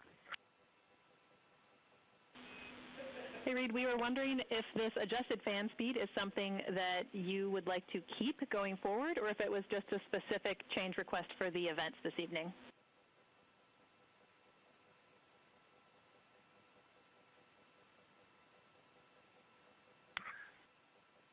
Certainly for PAO events, this is an ideal fan speed. If you're willing to give us this fan speed for routine habitability, I think we would take it and try it for a while.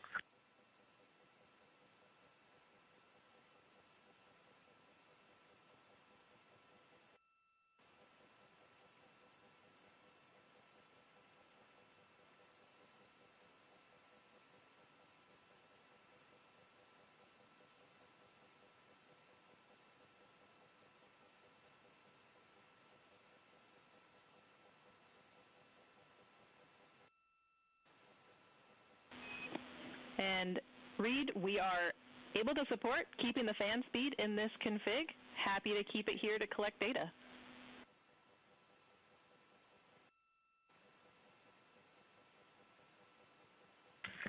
Okay, you got 4 happy astronauts up here. We'll take it. Obviously, when we go to exercise, we'll need to bump it up, but I think for quiet of living, this will be great.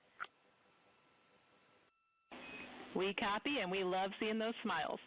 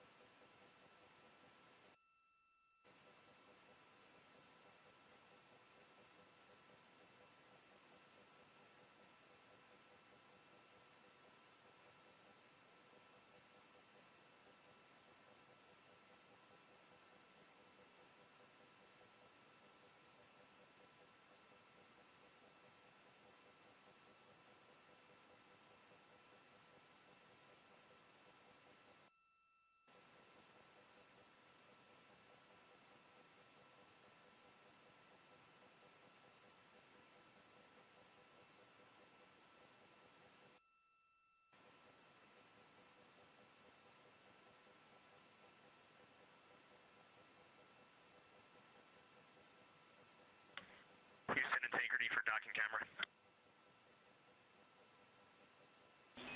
Go ahead.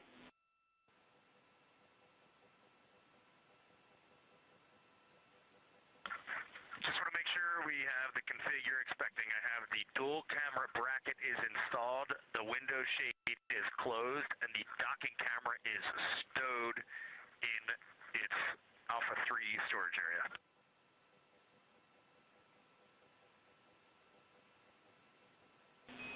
That's a good config.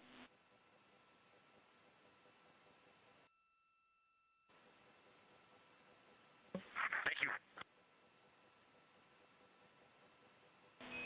And while I've got you, we are 3 minutes out from an on-time start of the next event.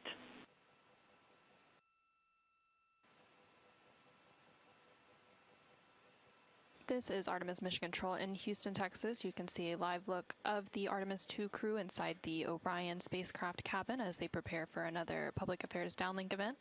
There on your screen is CSA astronaut Jeremy Hansen along with NASA astronaut Reed Wiseman and NASA astronaut Victor Glover popping up. Earlier today, the crew completed their lunar flyby observation period, during which the Orion spacecraft and its crew passed approximately 4,000 to 6,000 miles from the moon and provided the astronauts with a full disk view of the lunar surface. And from that higher vantage point, the astronauts were able to observe both poles and large-scale geological features in a single view. Towards the tail end of that observation period, they also were able to see an eclipse. And that eclipse period lasted about an hour and was when the sun was hidden from view behind the opposite side of the moon from the perspective of Orion.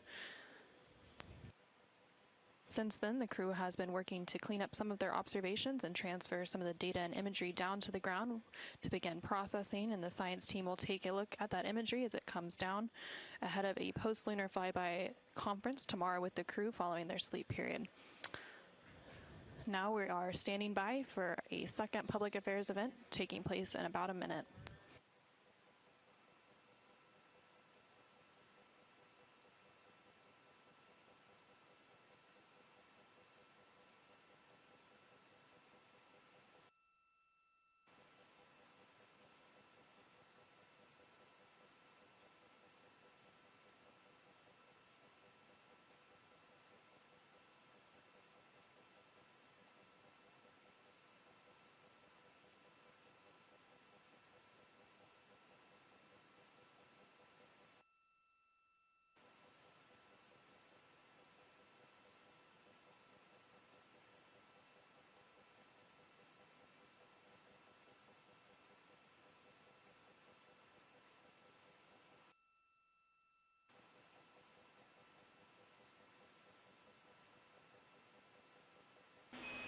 Integrity, this is Houston. Are you ready for the event?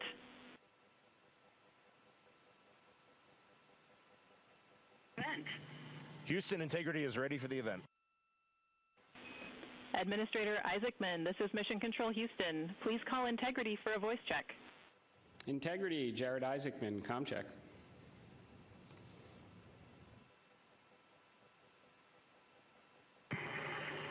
Administrator Isaacman, we've got you loud and clear up here. I've got you loud and clear, and let's see if we can top that last PO event. That was pretty special. So we are going to spend the next 20 minutes doing Q&A from a number of questions that have been submitted, and we are going to start with one from me. You all have spent years preparing for this moment and imagining what it must be like when you look down at the moon, at the lunar surface. What has surprised you all that you did not anticipate?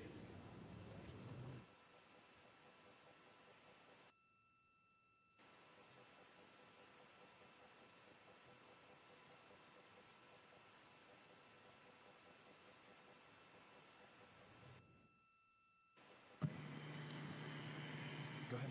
No. It's on. Administrator, great to chat with you. Just something that just shocked me because I'm really using imagery and just the three-dimensionality of it. You know from your experience of seeing the Earth from space how it just seems different, and you look out in depth of things. And when we were on the far side of the moon looking back at Earth, it was just so obvious. You had this sphere out in front of you of the moon and this three-dimensional. You really felt like you weren't in a capsule. You'd been transported to the far side of the moon, and it really just bent your mind. It was an extraordinary human experience. I'm so grateful for it.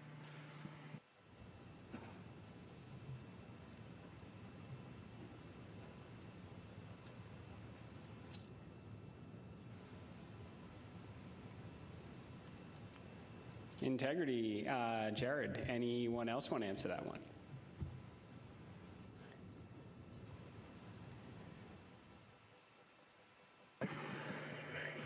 You know, we had an amazing launch. The SLS is quite a powerful rocket, and got us into a 1,200 by, eventually a 100-mile orbit, and clearly power and speed, and then we did our translunar injection, and we were going quite fast. And so with all of that speed, though, it still took us days to get here. And so the scope of all of the things to a 321-foot tall rocket was amazing. It just puts the power required to do this in perspective.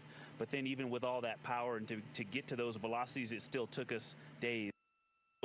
And the breadth of the distance we had to cover, watching the distance from Earth count up and the distance from the moon count down was one of the most surprising things I've enjoyed. Well, as I was trying to formulate an answer, at first I anything because there are so many things to choose from.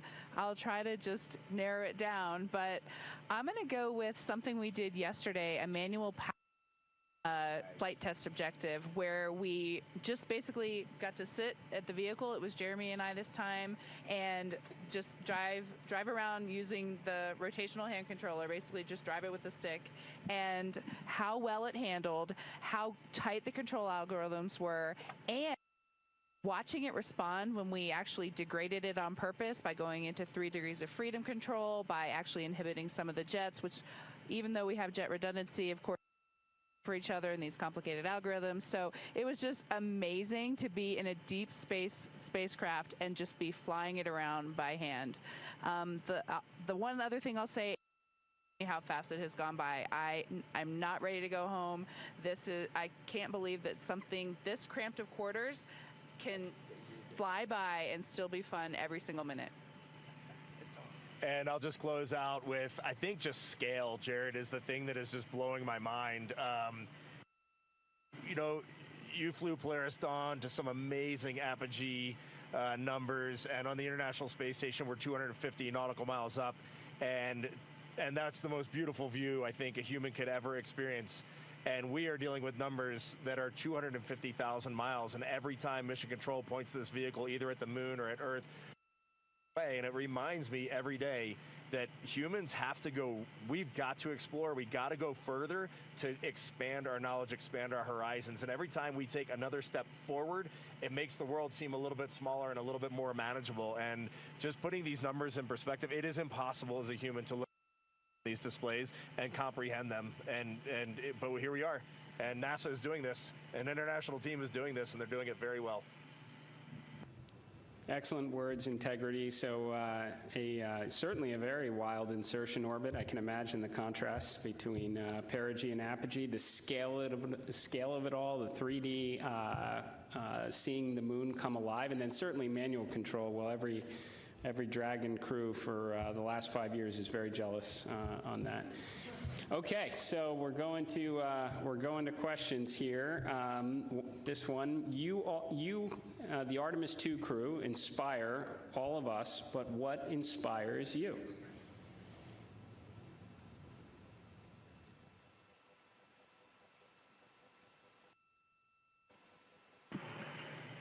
I think as you get older, your answer to that question changes a lot. Certainly when I was a young boy and a young man, just seeing an airplane flying overhead, to me, that really lit a fire in me. And then I think when you reach your middle age, it is interesting to watch leadership throughout the world kind of change the course of human. You can watch that unfold. And now now that I'm just a little bit over 50, you'll be there soon. Now that I'm just a little bit over 50, I mean, it all ties back to just family, and you understand just how much the people that you surround yourself with, and that is really every night when you go to bed, that's really what you end up thinking. At least that's what I end up thinking.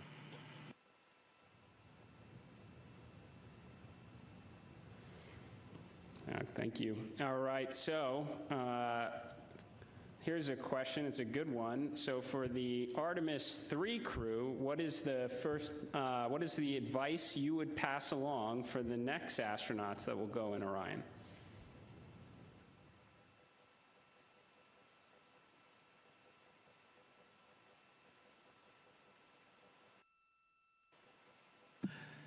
That's a great question, Jared. We've actually been thinking about the Artemis III crew since we were assigned as the Artemis II crew. It was the beginning of how we came up with how we wanted to fly this mission, how we wanted to buy down risk for the program, and values as a crew. And so, you know, over the course of these 3 years, we've taken a lot of notes. So we've almost got a book to hand them.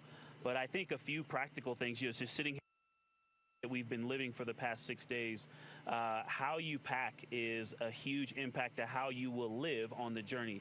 And so things like food and your hygiene products, and then, you know, you know what's going on with our waste management system, the technology that we have, practicing that and being familiar with that and being prepared mentally. I used it on the space station. I used it at home in training, but I'll be honest, I wasn't really prepared to have to use it for over half the mission. And but you know, we adapt and overcome, and so I can't wait to talk to that crew. I'm glad you said it, or else I was. We definitely have to fix some of the plumbing. Okay, this question is from Merriam-Webster. So wordy one here. So you are going to be, well, you've already surpassed more than 250,000 miles from Earth, farther than any human has gone before. So what are some words that come to mind when you try to wrap your mind around this very unique experience?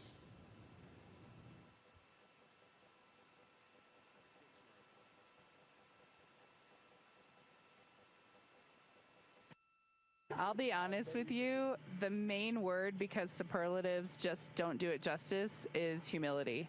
We would never be here if it weren't for so many people that came before us, starting with Neil Armstrong, Katherine Johnson, Dorothy Vaughan, civil rights movement leaders, everyone who worked on this spacecraft. Before we got here in our 3 years of training, we went all over the country and even to our European and Canadian partners to see the people who have put their hands on this hardware, the millions of parts from every valve, to this entire thing, the people that put on harnesses every day to rig it up in the VAB. They all passed the record. We definitely didn't pass the record up here alone. So this is actually very similar to the question the President of the United States asked just a brief bit ago. But during the quiet moments on your journey, when you were out of contact with everyone here on Earth, what were some of the thoughts that tended to occupy your mind most?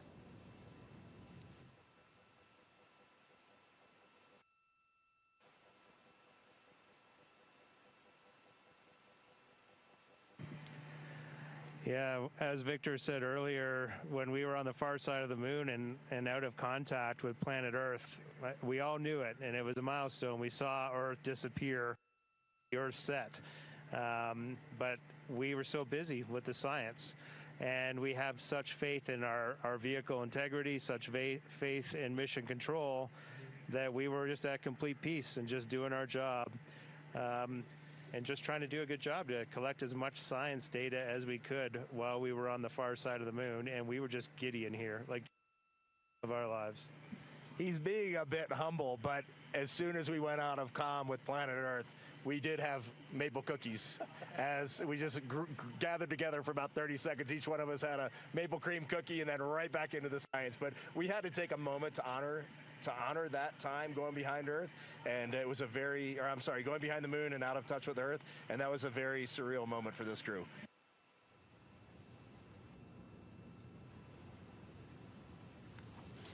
Copy that. Copy good maple cookies on the far side. And how has this journey changed? How has this journey already changed the way you see our home planet and humanity's future among the stars?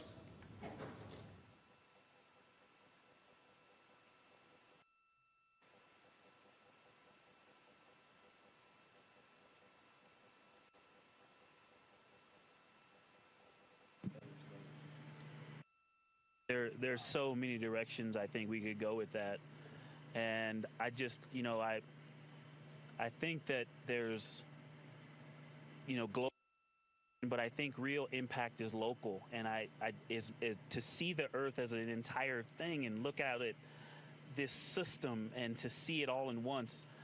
But my daughters, and just the things that we can impact directly, the people that I can touch, that I can speak to, hug, and show love and gratitude toward,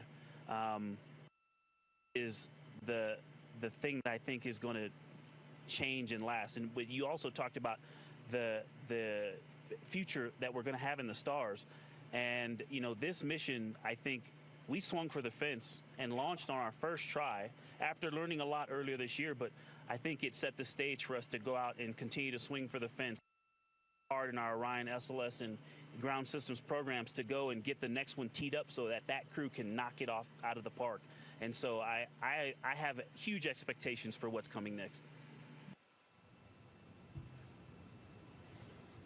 Good words. Are you feeling homesick for Earth?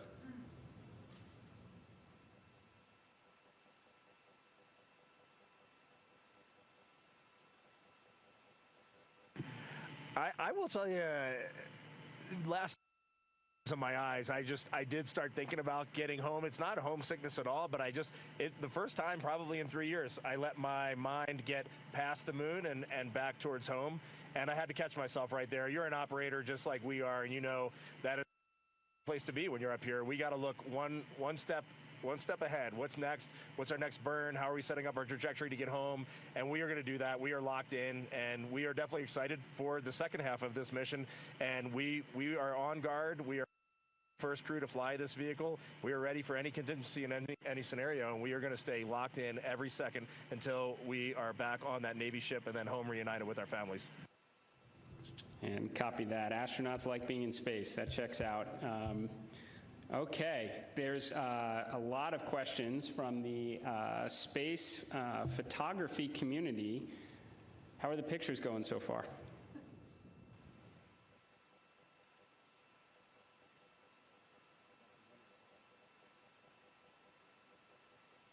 Well, we all love getting our hands on cameras and our eyes behind the lens here, because we're just trying to share the incredible things that we're seeing, and that's obviously the best way we can try to do that.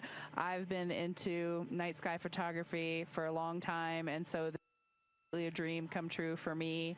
I have thought specifically to that community, the time lapses I've been trying to get, those are a little tougher because we have a very dynamic vehicle. It's not like being on ISS where you can get the city lights below and the auroras and the spinning stars around the North Star.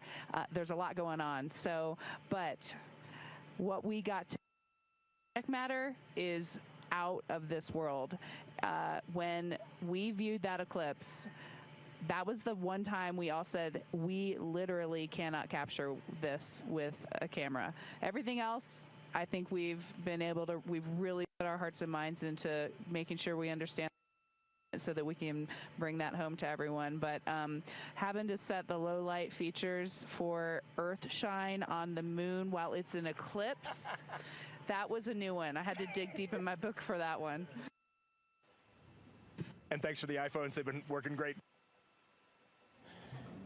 Very glad to hear that. And there are a couple billion people back here on Earth that are extremely excited to look at the imagery you've captured up there.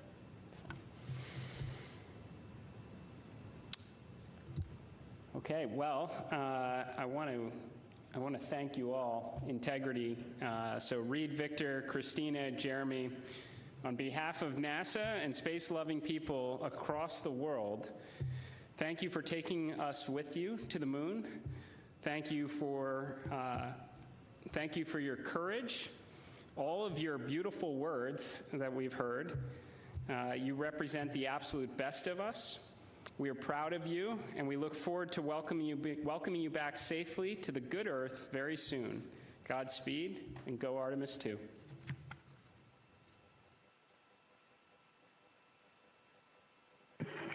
Thank you so much, Administrator. We are just proud to be a part of this team, doing our work every day, and we are supported by a huge world of humans, and we are just honored to be a part of that. Thank you.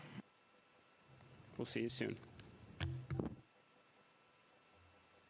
Integrity, this is Houston ACR. That concludes the event. Thank you. Thank you to all participants. Integrity, we are now resuming operational audio comm.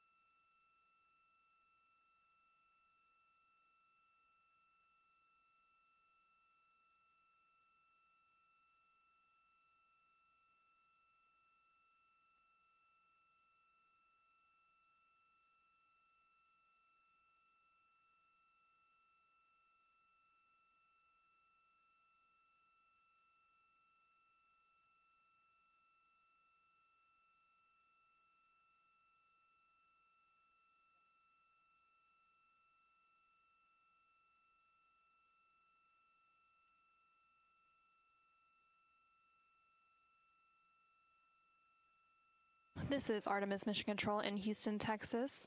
That second public affairs event with NASA Administrator Isaacman and the crew on board the Orion spacecraft named Integrity now complete, and there on your screen you're seeing a live view from the Orion spacecraft, specifically from the camera on its solar array wings, and you can see a crescent Earth there. The crew is now officially on the return leg of their journey, and Earth is now their target, with that splashdown targeted for April 10th.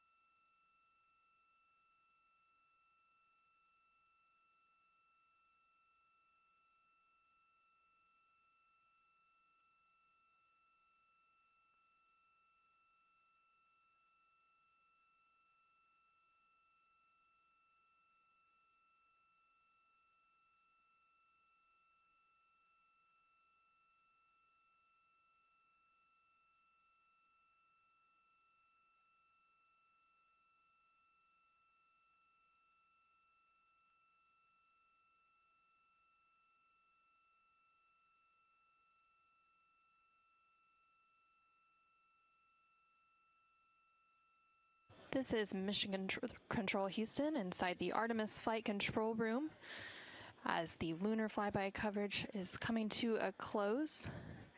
You can see a final look there of the Orion spacecraft and that crescent moon in the distance.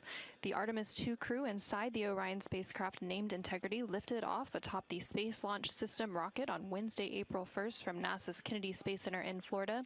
This crew is the first to live and work inside the Orion spacecraft. And about 25 hours after launch, Orion conducted its TLI, or translunar injection burn, which committed Orion to departing high Earth orbit and set us up for today's flyby. TLI also served as the spacecraft's deorbit burn as it slingshot Orion around the moon and set the crew on its free return trajectory, with that splashdown slated for Friday, April 10th. Last night, on flight day 5, the crew entered the lunar sphere of influence, the point at which the pull of the moon's gravity became stronger than the pull of Earth's gravity, and the crew will remain in this lunar sphere of influence until about 12:25 p.m. Central, 1:25 p.m. Eastern on April 7th. Today, the crew spent the majority of their day making science observations and capturing imagery as part of the lunar flyby, during which Orion and its crew passed approximately 4,000 to 6,000 miles from the moon and provided the crew with a full disk view of the lunar surface. From that higher vantage point, the crew was able to observe both poles and large-scale geologic features in a single view, and the Artemis II crew also became the first humans to directly observe certain far-side regions of the moon with unaided eyes. During the lunar flyby, the crew also surpassed the Apollo 13 distance record and made that farthest distance from the Earth during their mission at a distance of 252,756 miles away from Earth. Integrity Houston with 2 updates.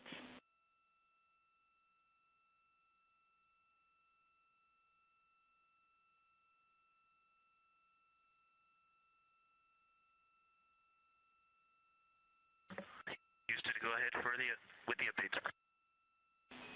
Hey, Victor, again, awesome job on both of those events. The team down here really enjoyed following along. I've got 2 sync items for you. The first is that based on ground schedules, we'd like to pull your flight director conference up before your PMC, so we'll start the flight director conference at the time the PMC is currently scheduled.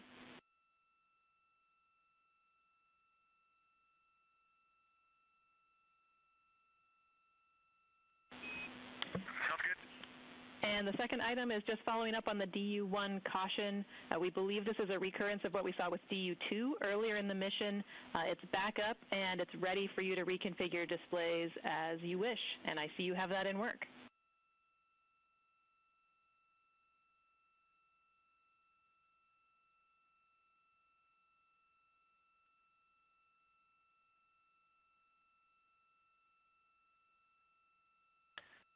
Okay, great. We would love a main and secondary dump line status, or really the main line.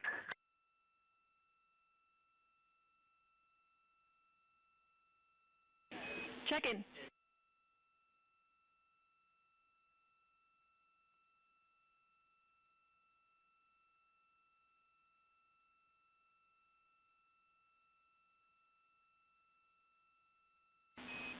And Reed, back with you on the dump lines. The main dump is open, and it's proceeding very slowly, but the secondary is still configured and go for use.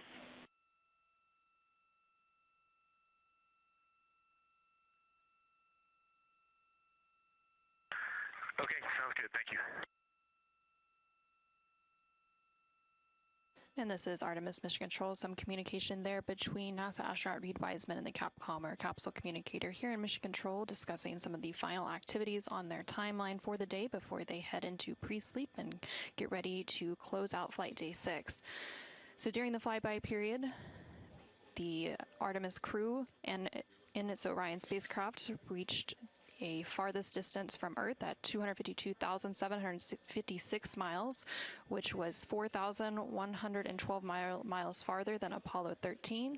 And a couple minutes prior to that farthest distance milestone, Orion also made its closest approach to the moon at a distance of 4,067 miles.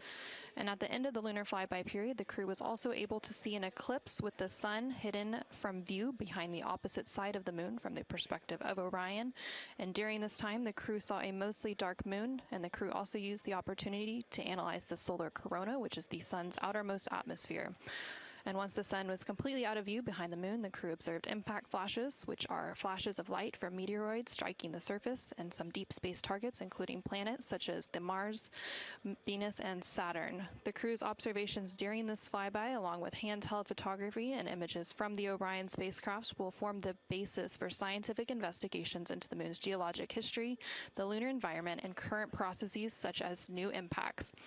At this point in the Artemis II mission, the crew and the teams on the ground have begun or completed 23 of the 27 high-priority objectives for the mission, providing a tremendous insight into the operation of the Orion spacecraft and critical information as we prepare for future Artemis missions. Now that the lunar flyby observation period has concluded, along with the public affairs events that followed with President Donald Trump and NASA Administrator Jared Isaacman, we are going to wrap our broadcast coverage on NASA Plus. Thank you to everyone who tuned into our coverage on NASA Plus, as well as through our streaming partners on Peacock, Netflix, Amazon Prime, and HBO Max. While our NASA Plus coverage is concluding, our 24/7 continuous coverage will continue on NASA's YouTube page, so you can continue to follow our Artemis II crew on their returning journey back to Earth. This is Mission Control Houston.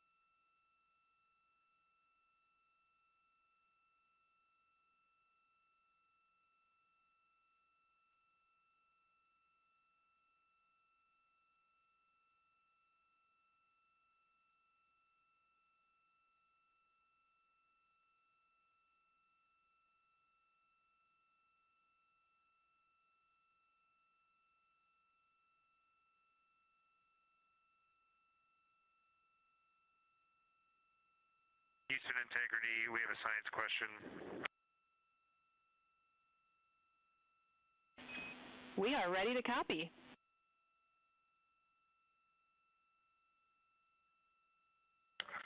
We just want to check our understanding before we go to bed, because we think we made some changes, but the procedures, were not updated as expected. We no longer have to transfer any of the audio recordings on our PCDs or any notes we made in OneNote, that you will just go into the applicable locations and pull that stuff down from where they are originally created. That is a good recollection, Jeremy. That is correct.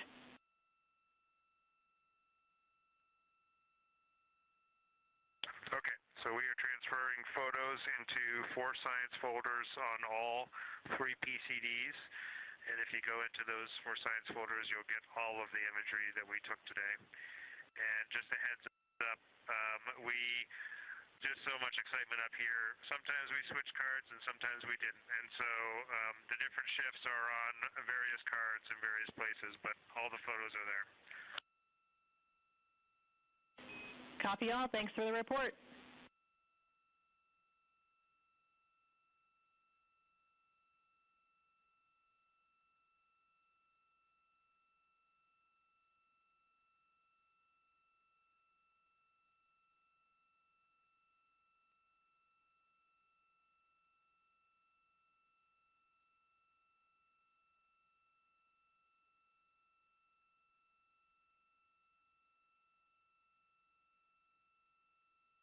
This is Artemis Mission Control in Houston, Texas. We're currently 5 days, 4 hours, and 52 minutes into the Artemis II mission. You just heard some call down from the crew on board the Orion spacecraft, and you can see a live view of the exterior of that Orion spacecraft there on your screen.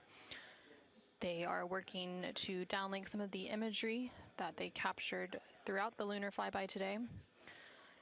And here shortly, they are also going to wrap up some of the final activities for the day, which includes a private medical conference with their medical teams here on the ground, as well as a private conference with the flight director here on the ground to go through vehicle status and any questions, comments, concerns they may have ahead of the next flight day. After those private conferences are complete, they will then enter their pre-sleep period. During this pre-sleep period, the crew has about 2.5 hours to decompress for the day. They can also complete any necessary personal activities and hygiene activities, and it's also when they have an opportunity to eat their dinner. The meals provided to the crew throughout the mission are from the Space Food Systems Laboratory here in Houston, Texas. That team works closely with every human spaceflight crew, both on the Artemis missions as well as missions to the International Space Station ahead of launch, to taste their food and go through their standard menus and what they will expect, as well as some training on how to use the food warmers, as well as how to rehydrate some of that food. Some of the food that the crew may be eating for dinner tonight includes chicken with corn and black beans, sweet and sour pork, rice pilaf, spicy green beans, citrus fruit salad, maple cream cookies, as well as shrimp cocktail, Turkish fish stew, Caribbean chicken, mashed potatoes, cauliflower with cheese and butter cookies.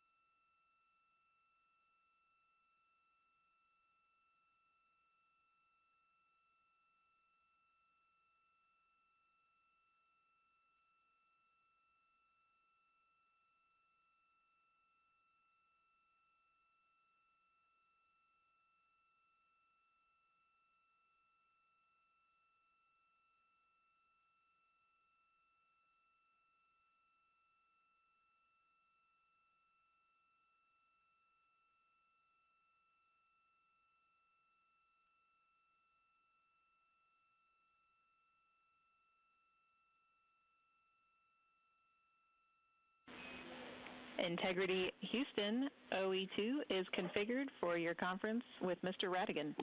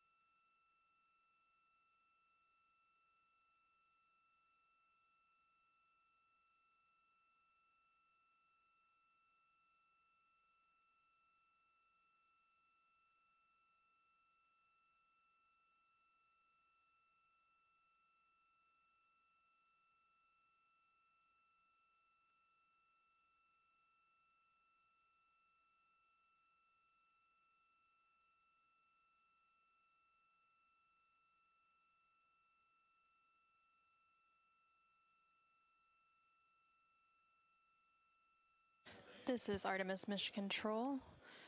You are currently seeing a live view of the Orion spacecraft. This view coming to you from one of the 4 solar array wings or SAWs. They each have cameras mounted to them that provide these live views.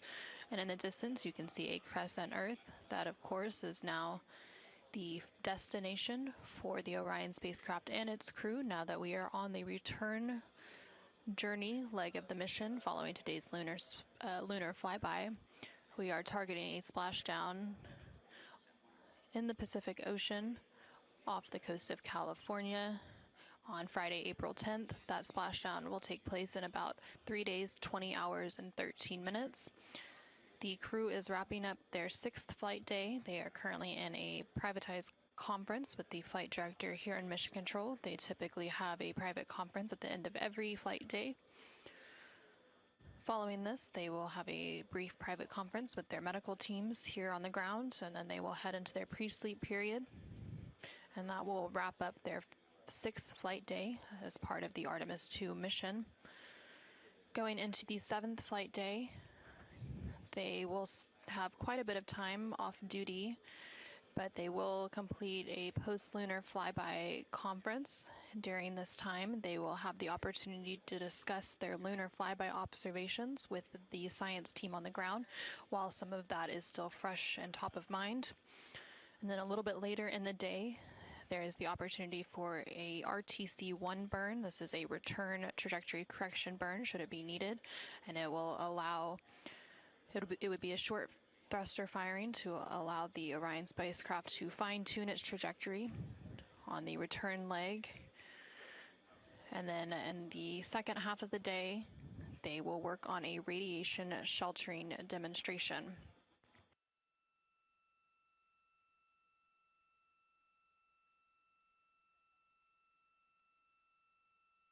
During that radiation shelter demonstration, the crew will build a radiation shelter within the cabin of the Orion spacecraft and prepare lockers for radiation shelter ingress or entering into them. On missions to the moon through the Artemis program, astronauts venture beyond Earth's protective magnetic field. The Orion spacecraft serves as the main protection against the sun's intense power. And NASA has radiation dosage level thresholds that they look for inside Orion. The first threshold signals a caution, prompting closer monitoring and coordination with medical and flight operations team. And then a higher threshold triggers a recommendation for the crew to take shelter. Radiation shielding in space is all about mass. Charged particles are slowed and absorbed as they pass through matter, so astronauts are trained to reconfigure their cabin during a solar particle event, removing stowed equipment from storage bays and securing it along areas of the cabin to add mass between themselves and incoming particles. Since Artemis II is the first crewed Artemis mission, testing this procedure in the Orion spacecraft is a major objective of the mission.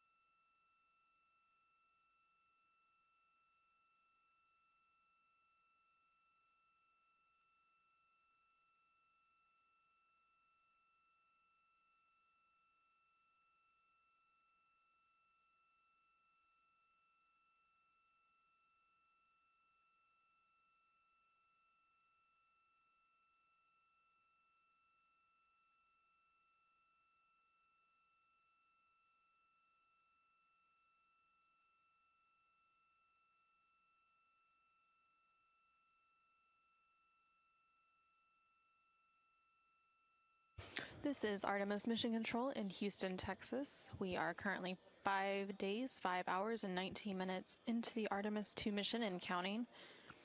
Currently on your screen, you can see a live view from the Orion spacecraft named Integrity by its crew. You can see a clear view of one of those solar array wings. There are 4 solar array wings, or SAWs, that provide power generation for the Orion spacecraft. And just above that solar array wing, you can see a crescent Earth. Currently, the Orion spacecraft is about 11,900 miles away from the moon, and that distance will continue to increase now that we are on the return leg of the journey. The Orion spacecraft and its crew had their lunar flyby and made their closest approach to the moon earlier today, and the distance from Earth is about 249,000 miles. We are expecting a splashdown on Friday, April 10th, on flight day 10.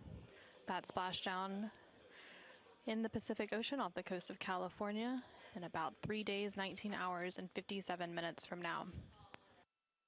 Currently, the crew is wrapping up some of the final activities for the day, and then they are about to enter their pre-sleep period.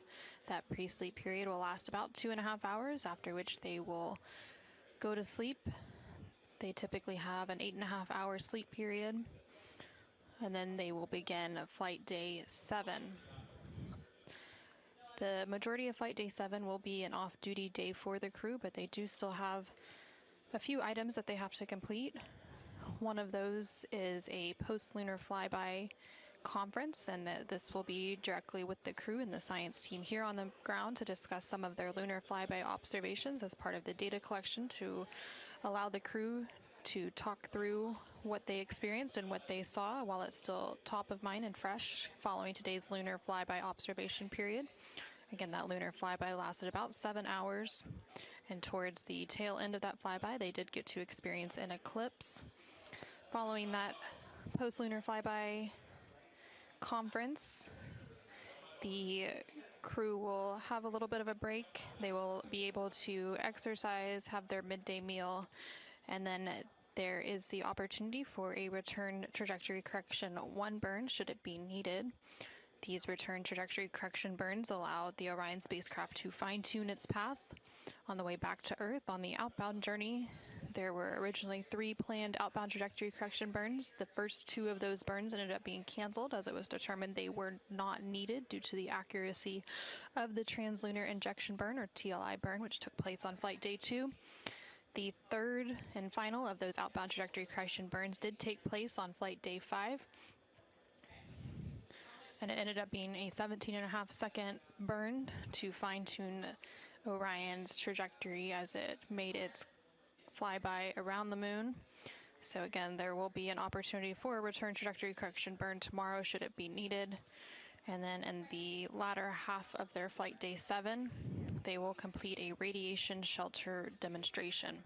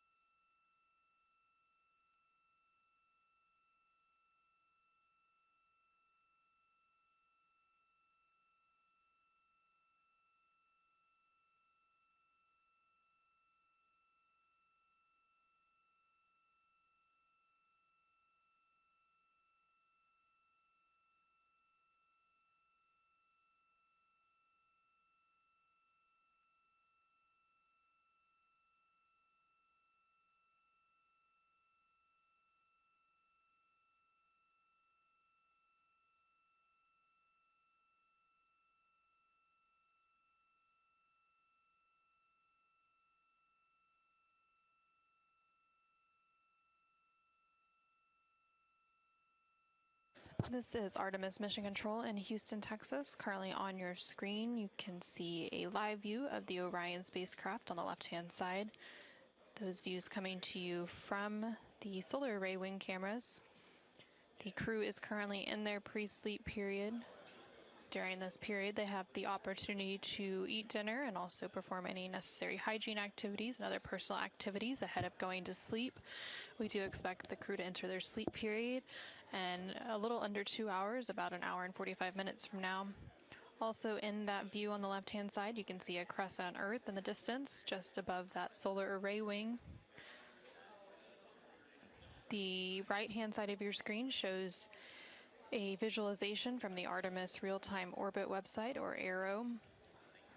This website is available at nasa.gov/track-Artemis for the duration of the Artemis II mission and provides updates on the spacecraft's velocity as well as its distance from the Earth and the Moon as it makes its journey back home here to Earth, again with that splashdown targeted for Friday, April 10th.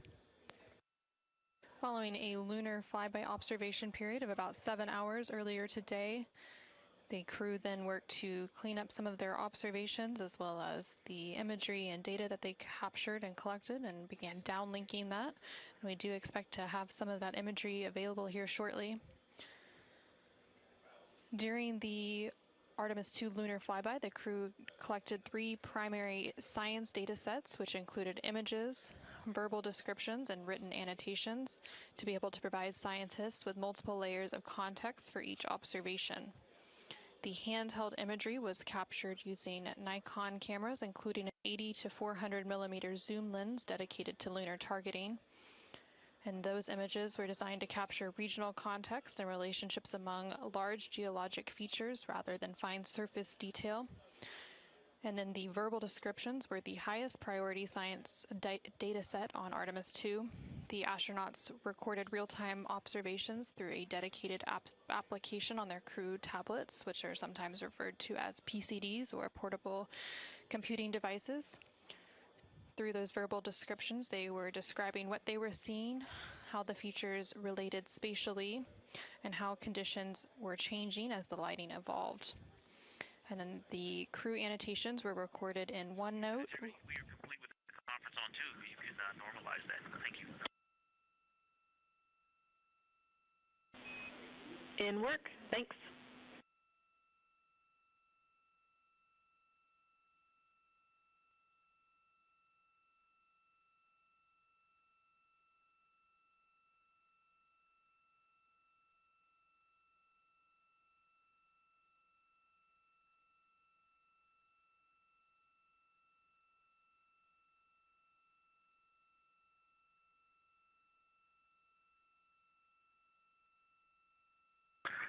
And Houston Integrity, the actograph data is on PCD2. We copy.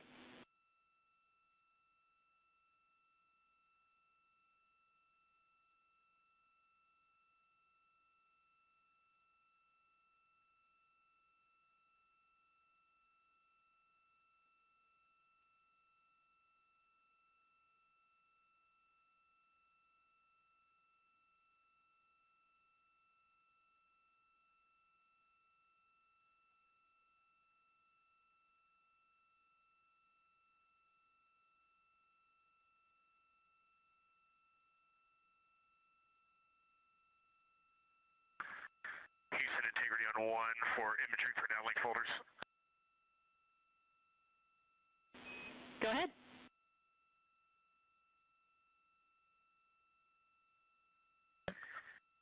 Hey, on PCD1, I have noticed I have 2 imagery for downlink folders, and I have been using both of them today. One is on the C drive, and one is in C users CDR desktop imagery for downlink.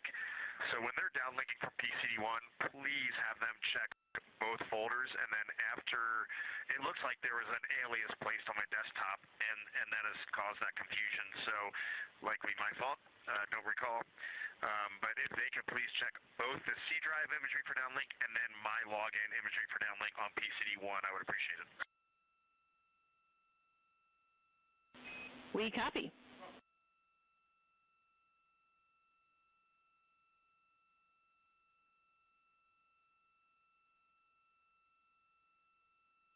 And we just heard some communication there between the crew on board the Orion spacecraft. Some of that first communication was coming from NASA astronaut Victor Glover, who was wrapping up a crew preference conference. These are private conferences, often between the crew and their family and friends on the ground. And then we heard some communication after that from NASA astronaut Reed Wiseman, who was asking some questions and letting them know about some images and data that were being downlinked from the Orion spacecraft following the lunar flyby earlier today.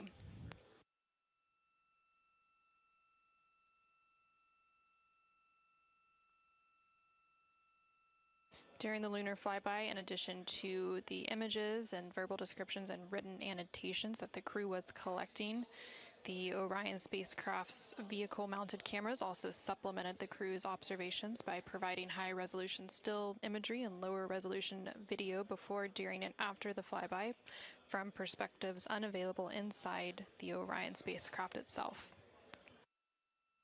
In preparation for the lunar flyby and the Artemis II mission, the Artemis II astronauts underwent extensive lunar science training, including classroom instruction, field work, and high-fidelity simulations.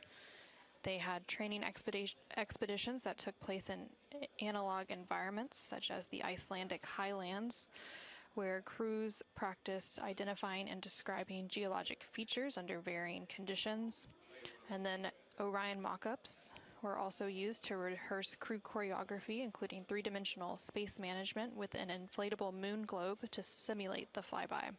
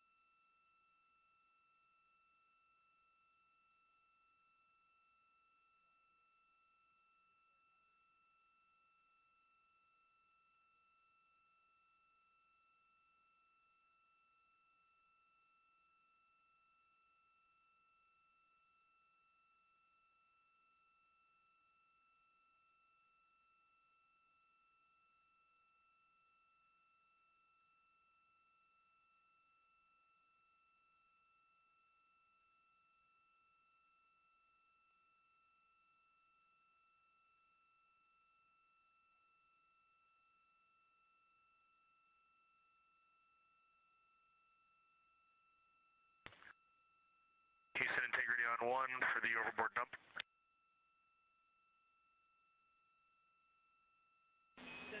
Go ahead.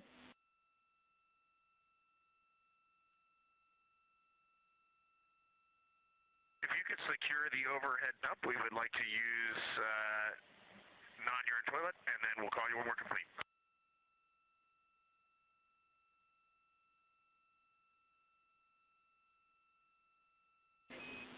We are putting that in work for you, and I have 2 other updates for you while I got you, if you're okay with a little bit more interruption to your pre-sleep.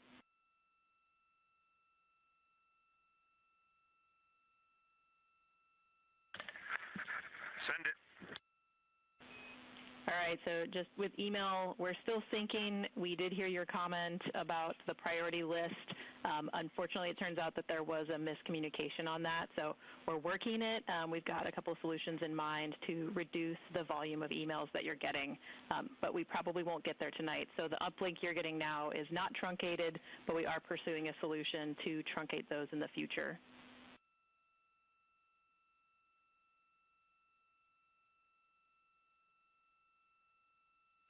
Okay, and what's your ETA on how much longer you want us hands-off email, or we're just not going to have access tonight?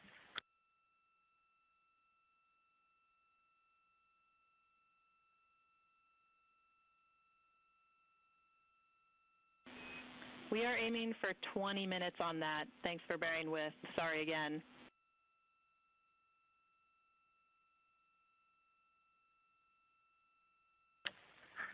Yeah, it's no big deal. Email around the moon was not something we expected to have anyway. Well, you guys regaled us with so much moon joy today. We were really hoping to pay you back. But we'll let you know as soon as that sync is complete. The second thing we had for you is that we are going to start doing some playback from the ACU. So OE2 will be unavailable for about an hour while we are playing back some of your comm from earlier.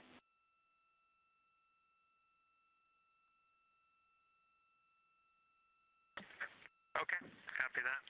OE1 only for us for the next couple hours.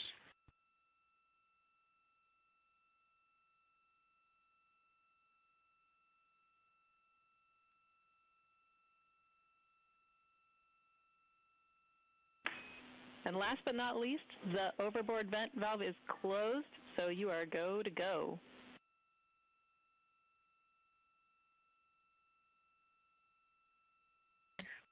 All right, in work.